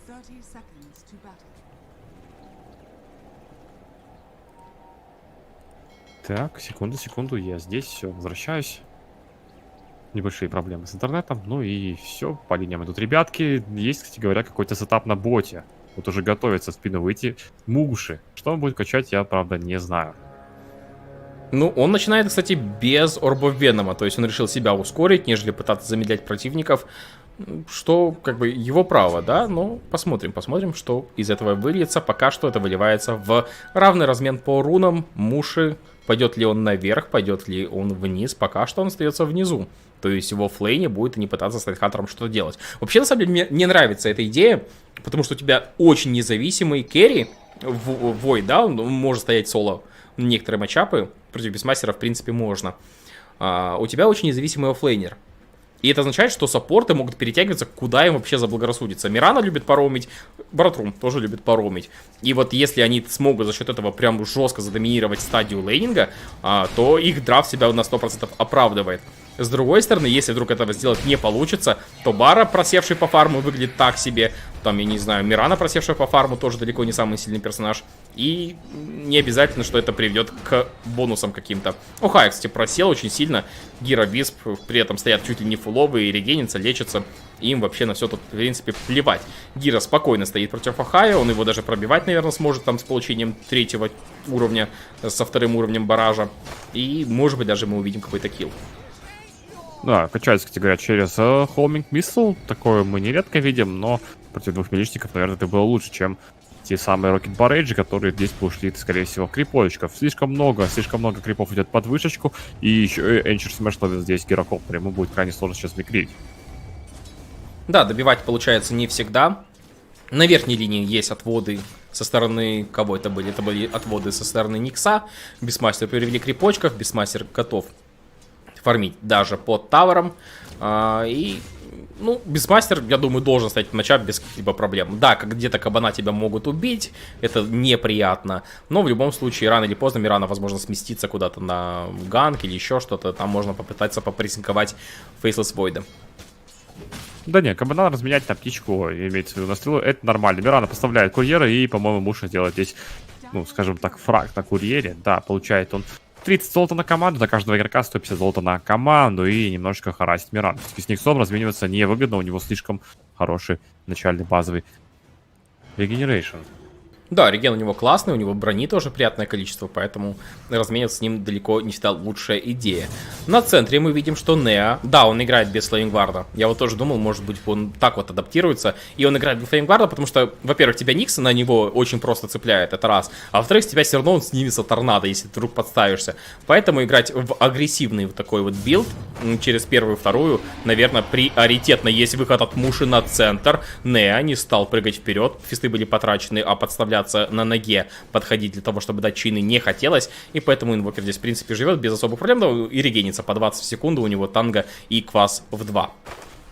Да, сейчас опять будет нападение, скорее всего. Все, есть торнадо, и, по-моему, сейчас будет как раз-таки чардж на инвокера. Есть хороший колл-снэп, вовремя среагировал, и имеется фейри, еще и Ви стягивается в мид, поэтому лучше отойти сейчас как раз-таки команде Дота. Нея имеет еще один заряд батла, но ресурсы у него заканчиваются. Очень хорошо сыграл инвокер, он себя прям... Ну, как бы спасение утопающих, дело рук самих утопающих. Он только что продемонстрировал это, правда, теперь чины от Нея залетели по крипам. Слишком много было вокруг юнитов, и поэтому не получилось зафиксировать инвокера. Да даже если бы зафиксировали, я думаю, под виспом его пробить сейчас было бы невозможно. У виспа есть оверчардж 2, то есть в любой момент он нажимает кнопку, встает под тавер, получает реген дополнительный от тавера, нажимает салв, и как ты пробьешь инвокера, который еще и сам на квасе регенится, это большой и большой вопрос. Нея просаживается, ему еще и вардик ломается, задинать его не получается. Матадоры для себя находят неплохое начало, вообще по итогу, да. Единственная проблема то, что инвокер стоит здесь постоянно вдвоем, стоял с виспом, и за счет этого, возможно, где-то подпросел. Есть ЕМПшечка, хорошо отзонили, но Муши забирает руну регенерации, она ему не так, чтобы нужна, главное, чтобы инвокеру не досталось. Но, кстати, у него есть комбо, но он комбо не стал пользоваться, знал, что потрачен был разгон на баре. Да, реген забирает баратрум, его сразу же сбили, ну и вроде как поразмедивались ресурсами, в миде нападает Нея, но вот этот вот весь харас не очень хорош против инвокера. И есть ферстблад на топ-линии, выбирает соло Мирана от Никса. Вот это уже неприятно. Никс, кстати, хотя включал манаберн, скорее всего, именно манаберном сделал этот фраг. Да, я вот смотрю, у Мирана действительно вообще просто не было маны для того, чтобы нажать лип. То есть было 3 липа, но маны банально не было. Ведь и Фейдед, я думаю, не сильно по этому поводу расстроился, ему-то вообще плевать. То есть есть кто-то у него на линии, саппортов нет. Он стоит, получает опыт, стоит, что-то подфармливает. В принципе, Бисмастер его пока не супер сильно прессингует. Да, он даже сам готов на него поагрессировать, пытается кабана. Ну, с башнями вообще не везет в Фейдеду. По своим юнитам есть, по противникам нет. И Бисмастер стал топ-1 по... Крипстат хороший у него, нетворс, да, и уровень. В целом, 1000 преимущества у команды Матадор. Отличное начало, Матадоры на всех парах движутся к победе. Там снова разменочные были между Неа и инвокером. Но инвокер, как мы отмечали, он на квасе регенится по 20 секунду. И поэтому убить прям его вряд ли получится. Ставится вардик, Никс находится на позиции. Если вдруг Неа пойдет слишком далеко, еще и Фейри Файр съедает инвокер, у него уже есть урна. То есть ему хочется, чтобы начали появляться заряды. Но заряды пока, я думаю, не появятся. Есть врыв от Муши, есть перетяжка от Никса. И, по-моему, приведет это и ровным счетом ни к чему. Потому что Муши просто нажимает бульдозик и на бульдозике отсюда уезжает. Да, активная игра под мидом, все просто коцаны друг друга постоянно нападают, напрягают, но стоит инвокер, у которого мало ресурсов, у него постоянно мало маны. Стоит такой же самый Эмбер, у которого постоянно не хватает каких-то ресурсиков, и поэтому не получается сделать фраг на боте. Гирокоптер стоит в фарме против Тайтхантера. То есть, говоря, вот Тайтхантер дела также стоят круто. У Тайтхантера вообще выход в быстрый худ. Здесь иметь, конечно, много хотелось бы. Кстати, на центре все-таки душили. Инвокер смог найти для себя фраг. Есть первые ключевые, да, заряды урны для того, чтобы можно через фолснэп кого-то прохорашивать, кого-то пытаться даже убивать. Да, инвокеру сейчас нужна просто-напросто мана для прокаста. Элементарно у него не хватает маны для того, чтобы что-то сделать. А будет баночку, есть ТП от Муши в мид, ну и все по классике. 2 в 1 практически стоят в миде, хотя постоянно стягиваются сюда и Висп, и Никс. Кто получил 6-1? Инвокер получает 6-1. Для него это, наверное, не так важно. С тем Муши на позиции. Получает торнадо. Инвокер торнадом не дает Муши забрать вардик. Блин, ну правда, инвокер играет хорошо. Ну, мне нравится. Он такие, знаешь, микромоменты все читает.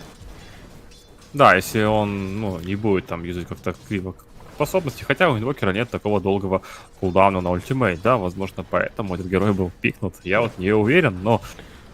Чисто в теории, первая карта, такое ощущение, как будто была немножечко закинута. То третья карта начинается довольно-таки бодро. Команда Матадор ведет 1000, команда Матадор отлично стоит Бисмастер, он напрягает, у него уже там, по-моему, первый некра, и Гирокоптер также не отстает. Так, Муши хочет зайти в кого-то с подветренной. Зашел на курьера он все-таки смог убить.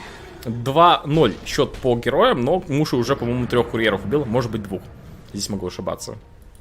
Да, Бисмастер юзает некра, выходит, Бисмастер хочет сделать фраг, но у него не хватает маны на ультимейт. Он заюзал кларити и сейчас потихонечку, полигонечку начинает напрягать ФСС Вайда. Войд хочет выйти в Battle Fury, по всей видимости, стоит у него Ring of Legend. Ну и там, заметь, Тайтхантер уже вроде как себе худ несет, он очень плотный, его сложно будет убить. Прям нереально. У него максимальный Кракен Шелл плюс худ. Что с ним делать? Пока ничего.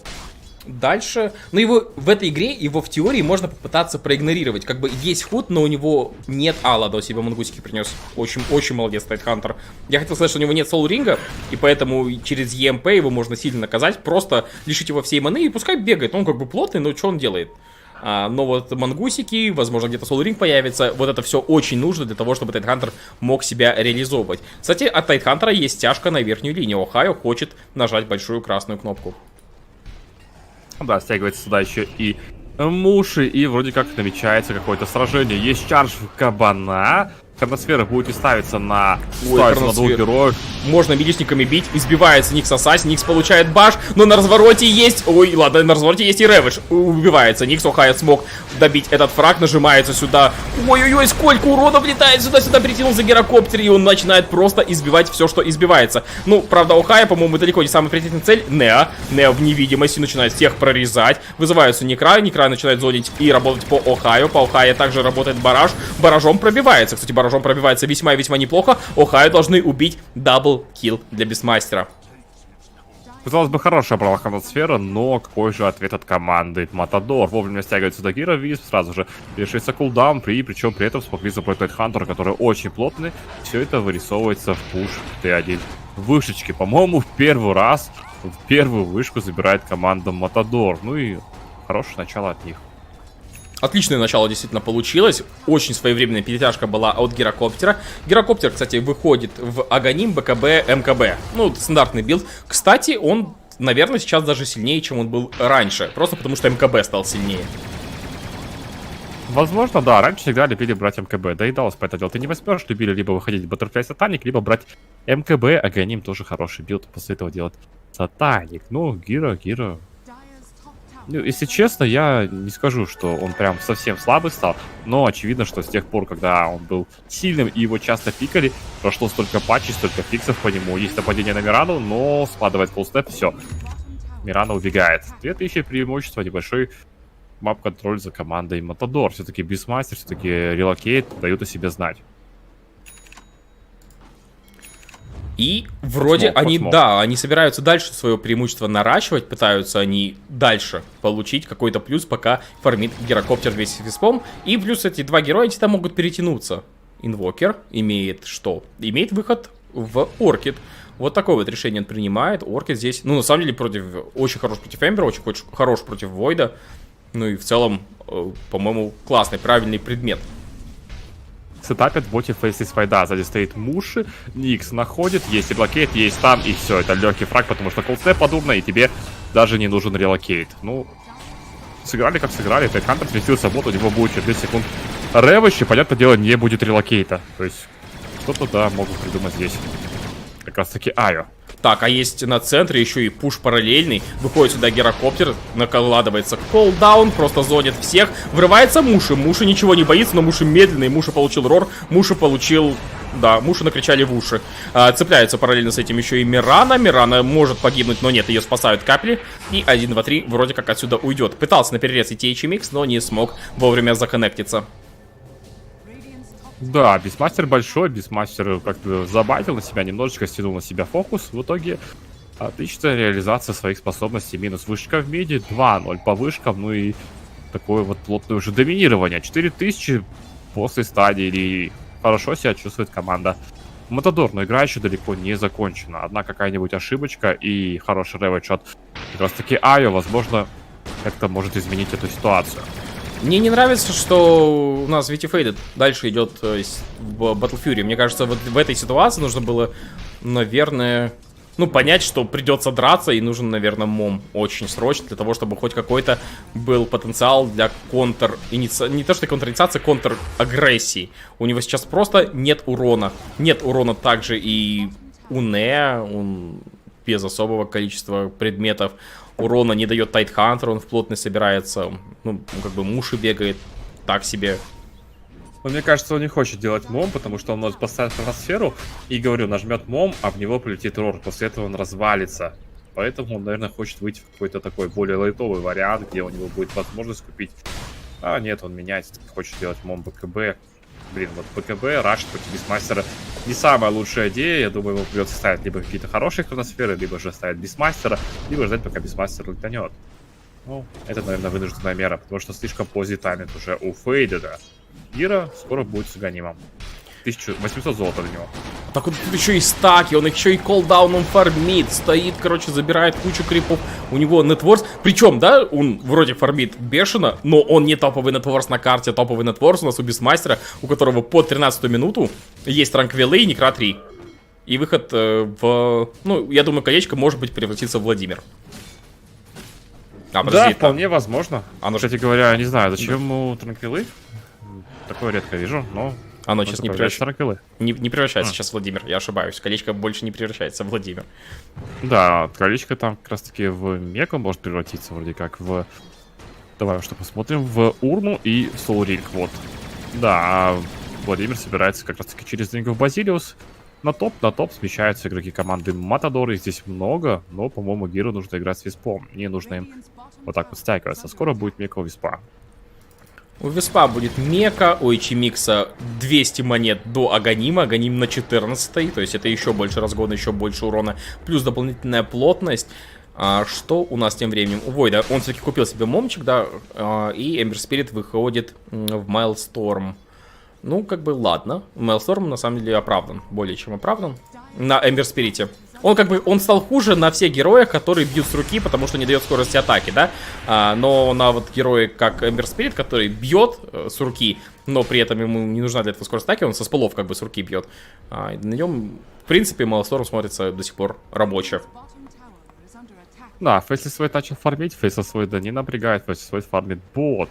На топе находятся игроки команды Матадор, есть смог, будет драка за топ. Руну выходит на Бисмастера. Бисмастер стоит, ни о чем не подозревает. У него кулдаун на некрах, и на него сейчас прям... Или нет, идут на верхнюю руну. Ой-ой-ой, есть инвиз. И, кстати говоря, по-моему... Найдут. Ни о чем вообще не догадываются Матадоры. Да, идут на Бисмастера. Так, я слышу, кто-то летит. Летят на кого? Летят на фейса с Войда, Войда убивают. Ну, надо хотя бы разменяться. Нужно срочно хотя бы разменяться команде Матадор. Замечают они вроде Бисмастера, да. Можно в него разогнаться, можно дать ему чайны и хотя бы как-то исправить ситуацию. Есть рор на развороте и просто начинает здесь избивать муши. Так, у нас где-то Бисмастер оказался непонятно где, но по итогу все-таки смогли этого Бисмастера добрать. На самом деле, как контркилл, Бисмастер на фейса с Войда, ну, терпимая ситуация для команды, терпимый момент для команды Айо. Ну, столько потратили. Ну, заметь, что пришлось заюзать рэвидж, потому что, скорее всего, можно было еще и кого-нибудь потерять. Потеряли рэвидж, и сейчас команда Матадор может играть активно, потому что появился Аганим, потому что... Да по многим причинам они могут играть активно. Судя по всему, у Мантиса снова небольшие проблемы с интернетами. Да, но бывает, ничего страшного. HMX у нас умеет Шавелин, будет выходить потихонечку в МКБ. Был зацеп на Вити Фейдеда, но это такое. Слишком сложно сейчас гоняться без Оркида. Кстати, Оркид уже появился. 16-я минута. Достаточно богатый инвокер получился относительно, да. Он держится молодцом. Причем с учетом того, что Квас Вексовый, ему не так много нужно. Рисуется выход на Войда. Можно за него посетапить, да, раз, два, три. И, по-моему, Войд приехал. Он просто не выйдет из Оркида. Его лопнет автор-эффектом. По-моему, уже наигрался здесь Витифейдед 0-4-1. Он говорит: ребят, я не хочу. Ребят, давайте я буду фармить лес АФК. Потому что выходит на линию, умирает. Выходит туда, умирает. Стоит, фармит эншитов и опять-таки умирает. 8-2 счет, 6000 преимущества. По боту идут игроки команды Матадор. Бисмастер все еще с ультимейтом. Тайтхантер без рейвейджа. То есть хороший тайминг. Тайтхантер, кстати говоря, купил уже пайп. Ну и вроде как... Какие-то опции на тимфайт имеются. Нужно подождать лишь рейвейдж. Нападение, хорошее торнадо у всех. Муши выжгли всю ману. Сюда, кстати, прилетает HMX вместе с Мариарти. Начинают они атаку по Охайо, зная, что Охайо не имеет ультимативной. И Охайо получает род для того, чтобы сбить ТП. Есть дальше взрыв, ставится хроносфера на Виспа, но Висп улетит. У Виспа летит. Правда, проблема в том, что он с собой забрал гирокоптера. И гирокоптер, наверное, хотел бы остаться в этой драке. И чувствуя какой-то темп за своей стороной, Айо начинает контратаку. Они врываются по инвокеру. Инвокер дал не туда колл-снэп. Инвокер должен умереть. Он умрет. Хорошо, хорошо, неплохо получилось. Прилетают сюда Мариатли вместе с Миксом. Теперь они уже контратакуют, но скоро откатится. 10 секунд до реведжа. Нужно понимать это, и это понимает вроде как команда Матадор. Они пытаются убить Муша, они пытаются просадить Вити Фейдеда. Очень плотные герои, но у них не так много урона. Мы видим, что МКБ сильно не хватает. Ахая откатился реведж. Можно пойти вперед. Вити Фейдед накладывает тайм дилейшн на Бистмастера. Бистмастера еще и цепляют на стан от Муши. И начинается атака. И все просто как от прокаженного разбегаются от Ohio, от своего Бистмастера, команда Матадора, я имею в виду, потому что понимаю, что сейчас их могут наказать огромными щупальцами. Да, в итоге размен 2 в 0. Муша выжил, никого не получилось убить. Команда Матадор, много ресурсов было проюзано. Была хорошая хроносфера, но Висп вылетел, причем забрал с собой до гирокоптера. И как раз таки прочитали, что появляется реведж, и не стали алынить. Решает, наверное, сейчас пайп, да, много дэмэджа он блокирует, да и такое ощущение, что почему-то гирокоптер постоянно находится рядом с Тайтхантером. Тайтхантер принимает бараж, снимает ему дэмэдж и не хватает урона за счет этого у команды Матадор. Так, Геролет, кстати, Геролет передумал, он хочет себе больше БКБ, зацепили тем временем фейса с Войда. Войд начинает просаживаться, если по нему стан мимо от Никса, ведь Фейда даже на развороте думал подраться. А это он зря придумал, это он очень зря придумал, потому что он ловит колдаун, есть замедление по нему. А нет, может быть и не зря, потому что Нео на бэклайне вырезает инвокера. Да, не хватило дэмэджа на фейсе с Войда. Еще одна небольшая, но победа для команды. Айдоту собрали инвокера и засейвили своего фейса с Войда. Буду ждать они сейчас хроносферу. Войд потихонечку, полигонечку идет к своему БКБ. Там кричали друг на друга два быка, но один из быкующих оказался сильнее. Ну еще бы, да, пятерочка против оффлейнера, у которого второй нетворс в игре, у которого Некра третий, который в соло, ну, довольно много таргетов может убить. Наверное, кроме Тайтхантера, да, всех остальных он здесь может похоронить. Как тебе адаптация от Микса в БКБ? Мне потому что не очень нравится. Мне не показалось, что он там где-то в плане ХП страдает, в плане плотности. У него 2000 здоровья, 20 брони. Он плотный, его пробивать сложно. А вот МКБ дало бы ему возможность хотя бы убивать какие-то цели, потому что мы видим, насколько сильно ему сейчас не хватает урона. Он бьет на 130, на 140. Да, ты абсолютно прав. Мне тоже показалось, что именно дэмэджа не хватает как раз таки для него. Но по-другому он считает. Возможно, хочется быть очень плотным. Не знаю, игрокам виднее, все-таки китайцы, они любят покупать чаще БКБ, чем какие-то артефакты на дэмэдж. То есть сначала ты берешь артефакты на драку, а потом уже добираешь дэмэдж. И вот это может сыграть злую шутку, если дэмэджа не будет хватать. Тем более Тайтхантер, ты видел, да, как он бежит вперед, стоит первый и ничего не боится. Да, но БКБ уже скоро будет, у Вайда потихонечку, полигонечку тоже вот не хватает буквально свитка. То есть, в принципе, тайминги, что у одного, что у второго керри неплохие, но у Вайда будет меньше дэмэджа. У Вайда будет... Ну, да, у него дэмэджа будет меньше, на него подсейва меньше, но его хроносфера все-таки до сих пор может переворачивать драки. Правда, вливать не так, чтобы много чего можно в эту хроносферу. У нас есть Эмбер Спирит с Мейлстормом. Там пару раз он может проехаться по всем фестами. Есть Старшторм, ну, такой себе урон на 21-й даже минуте игры.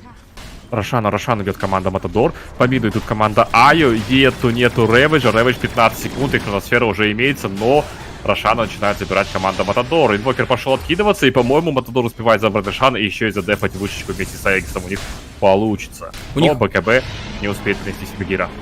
Очень медленный, конечно, пуш у команды Айо. Да. Опасный момент. На самом деле, Айо, наверное, сейчас даже сами пожалели, что пошли пушить этот мид. В итоге потеряли кучу ресурсов. Не смогли забрать мид, еще и отдали Аегис. Они сейчас расстроены, и БКБ уже летит к гирокоптеру. Так, гирик из БКБ. Дальше МКБ, наверное, следующим артефактом. Урона до сих пор не... Слушай, я тут подумал. А на самом деле, это проблема с уроном решается достаточно просто. Есть... тот самый инвокер, который может на тебя навешать алакрити. Кстати, у алакрити собрано у инвокера. А это, ладно, экзортов 2 это 25 урона, но зато очень много скорости атаки. Да, здесь, кажется, довольно более качественно будет выглядеть именно не атак спид, а именно количество дэмэджа на этой стадии, потому что у гирокоптера 2 тычки с аганима, плюс его бафает висп, поэтому, казалось бы, нужен дэмэдж, но в любом случае приятно будет иметь дополнительный атак спид и 24 урона, но какие-никакие бонусные. Так. Сломали вышку в топе, 7000 преимущества, еще и забирает аутпост. Ну и сейчас вроде как ждут БКБ на инвокере. Ну и, наверное, Бисмастера что будет? Бисмастер хочет купить медальку и хочет выйти в как раз таки Линкдаггер. Ну окей. Появляется Владимир, есть мека, много у команды Матадор. У них очень хорошая, да, идея за драфтом. Они просто по максимуму могут разогнать гирокоптера. И гирокоптер в такой ситуации теоретически неубиваемый. Его хилят, он стреляет, он наносит урон, он еще и многоразовый, потому что есть Аегис. Нажимается Moonlight Shadow. Правда, быковать на покемонов от Бисмастера сложно. Они все и так видят, но вот закончился красный Некроворьер. И можно попытаться... заметили Никса. И вроде как не смогли ни одна из команд найти какой-то угол атаки для того, чтобы реализовать смоки там или что они пытались сделать. Moonlight Shadow. Все-таки был вроде как смог, плюс инвиз от Мираны. Никс все это дело спалил, ну и гирокоптер входит Мьёльнир. Вот это... Ой, вообще не нравится. Я думал, МКБ будет намного профитнее, намного больше дэмэджа даст, но и самое главное, с сатаником она будет стакаться чуть лучше, но почему-то МКБ... Молнии против чего? Здесь нет каких-то иллюзионистов, да, нет надобности дополнительный какой-то ОЕ иметь. Мне кажется, МКБ здесь был бы намного лучше. Или дальше даже просто сатаник рапира как-то смотрелось бы сочнее.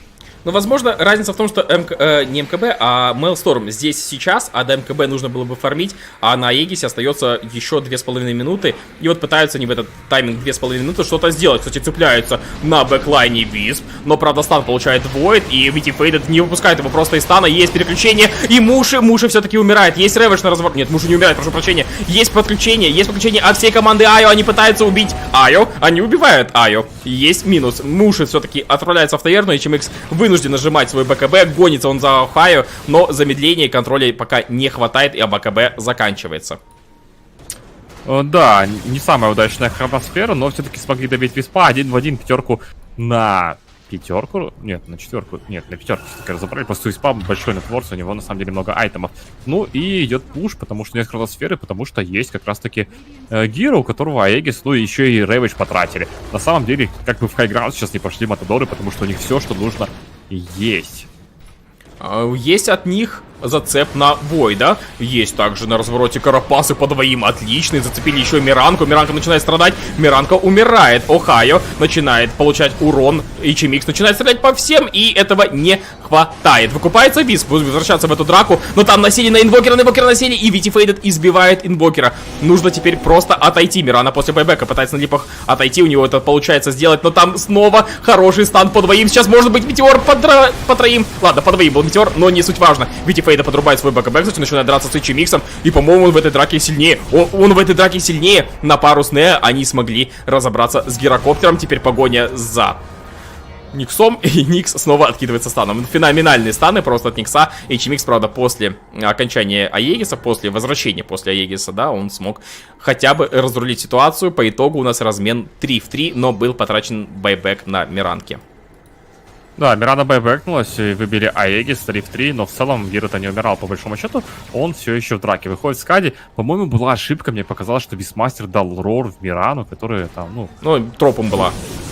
Она даже не приоритетный таргет, даже если она липнулась и убежала, зачем тебе это Мирана? То есть рядом был Faceless Void, вроде как, можно было оставить даже этот Рэвидж на... ультимейт на потом, можно было попробовать завести его в какого-нибудь Эмбер Спирита, или же даже оставить, знаешь, на тот самый вот момент, что Faceless Void боялся бы прыгнуть, Эмбер боялся бы войти, пока у Бисмастера был бы ультимейт. Где-то, кстати говоря, убили Мирану, у нее нет байбека. Мирану убил, я так понимаю, в соло инвокера, он уже достаточно сильный для этого, у него есть Сайленс, у него есть Урна, получил он заряды, возможно, не соло, возможно, они с Никсом вместе смогли разобраться с Миранкой. Но да, теперь 40 секунд не будет этого героя. Зато есть Рэвидж, есть хроносфера, и можно попытаться, возможно, навязать драку.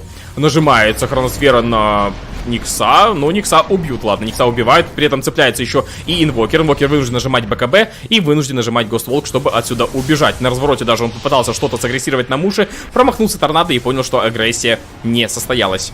А Муши, куда он там въезжает? А куда он въезжает? Он по крипам въезжал, а не зря ли? А по-моему зря, он очень много хп только что потерял после окончания действия Оркида. У него остается буквально 20%, а вот он и Рэвидж. Рэвидж по инвокеру, а инвокера-то нет БКБ. Какой айсбласт? Не бласт, не саундбласт. И есть убийство на... Нет убийства на Faceless Void. Там просто бласт залетел от инвокера, просто феноменально. Он смог спасти. За Витифейдом вышла погоня, за ним еще летит ракета. Подразделяется драка, потому что здесь насели уже на Бисмастера. Бисмастера пытаются сейвить. Вновь вырывается Муши, но Бисмастера все-таки убивают. Но параллельно с этим убивают и Витифейда. На его фейс СВД теперь переключаются на Неа. Неа отправляет в Юл Виспа. А куда они вернулись? Они вернулись на треугольник команды противника. Охайо остался один среди чужих.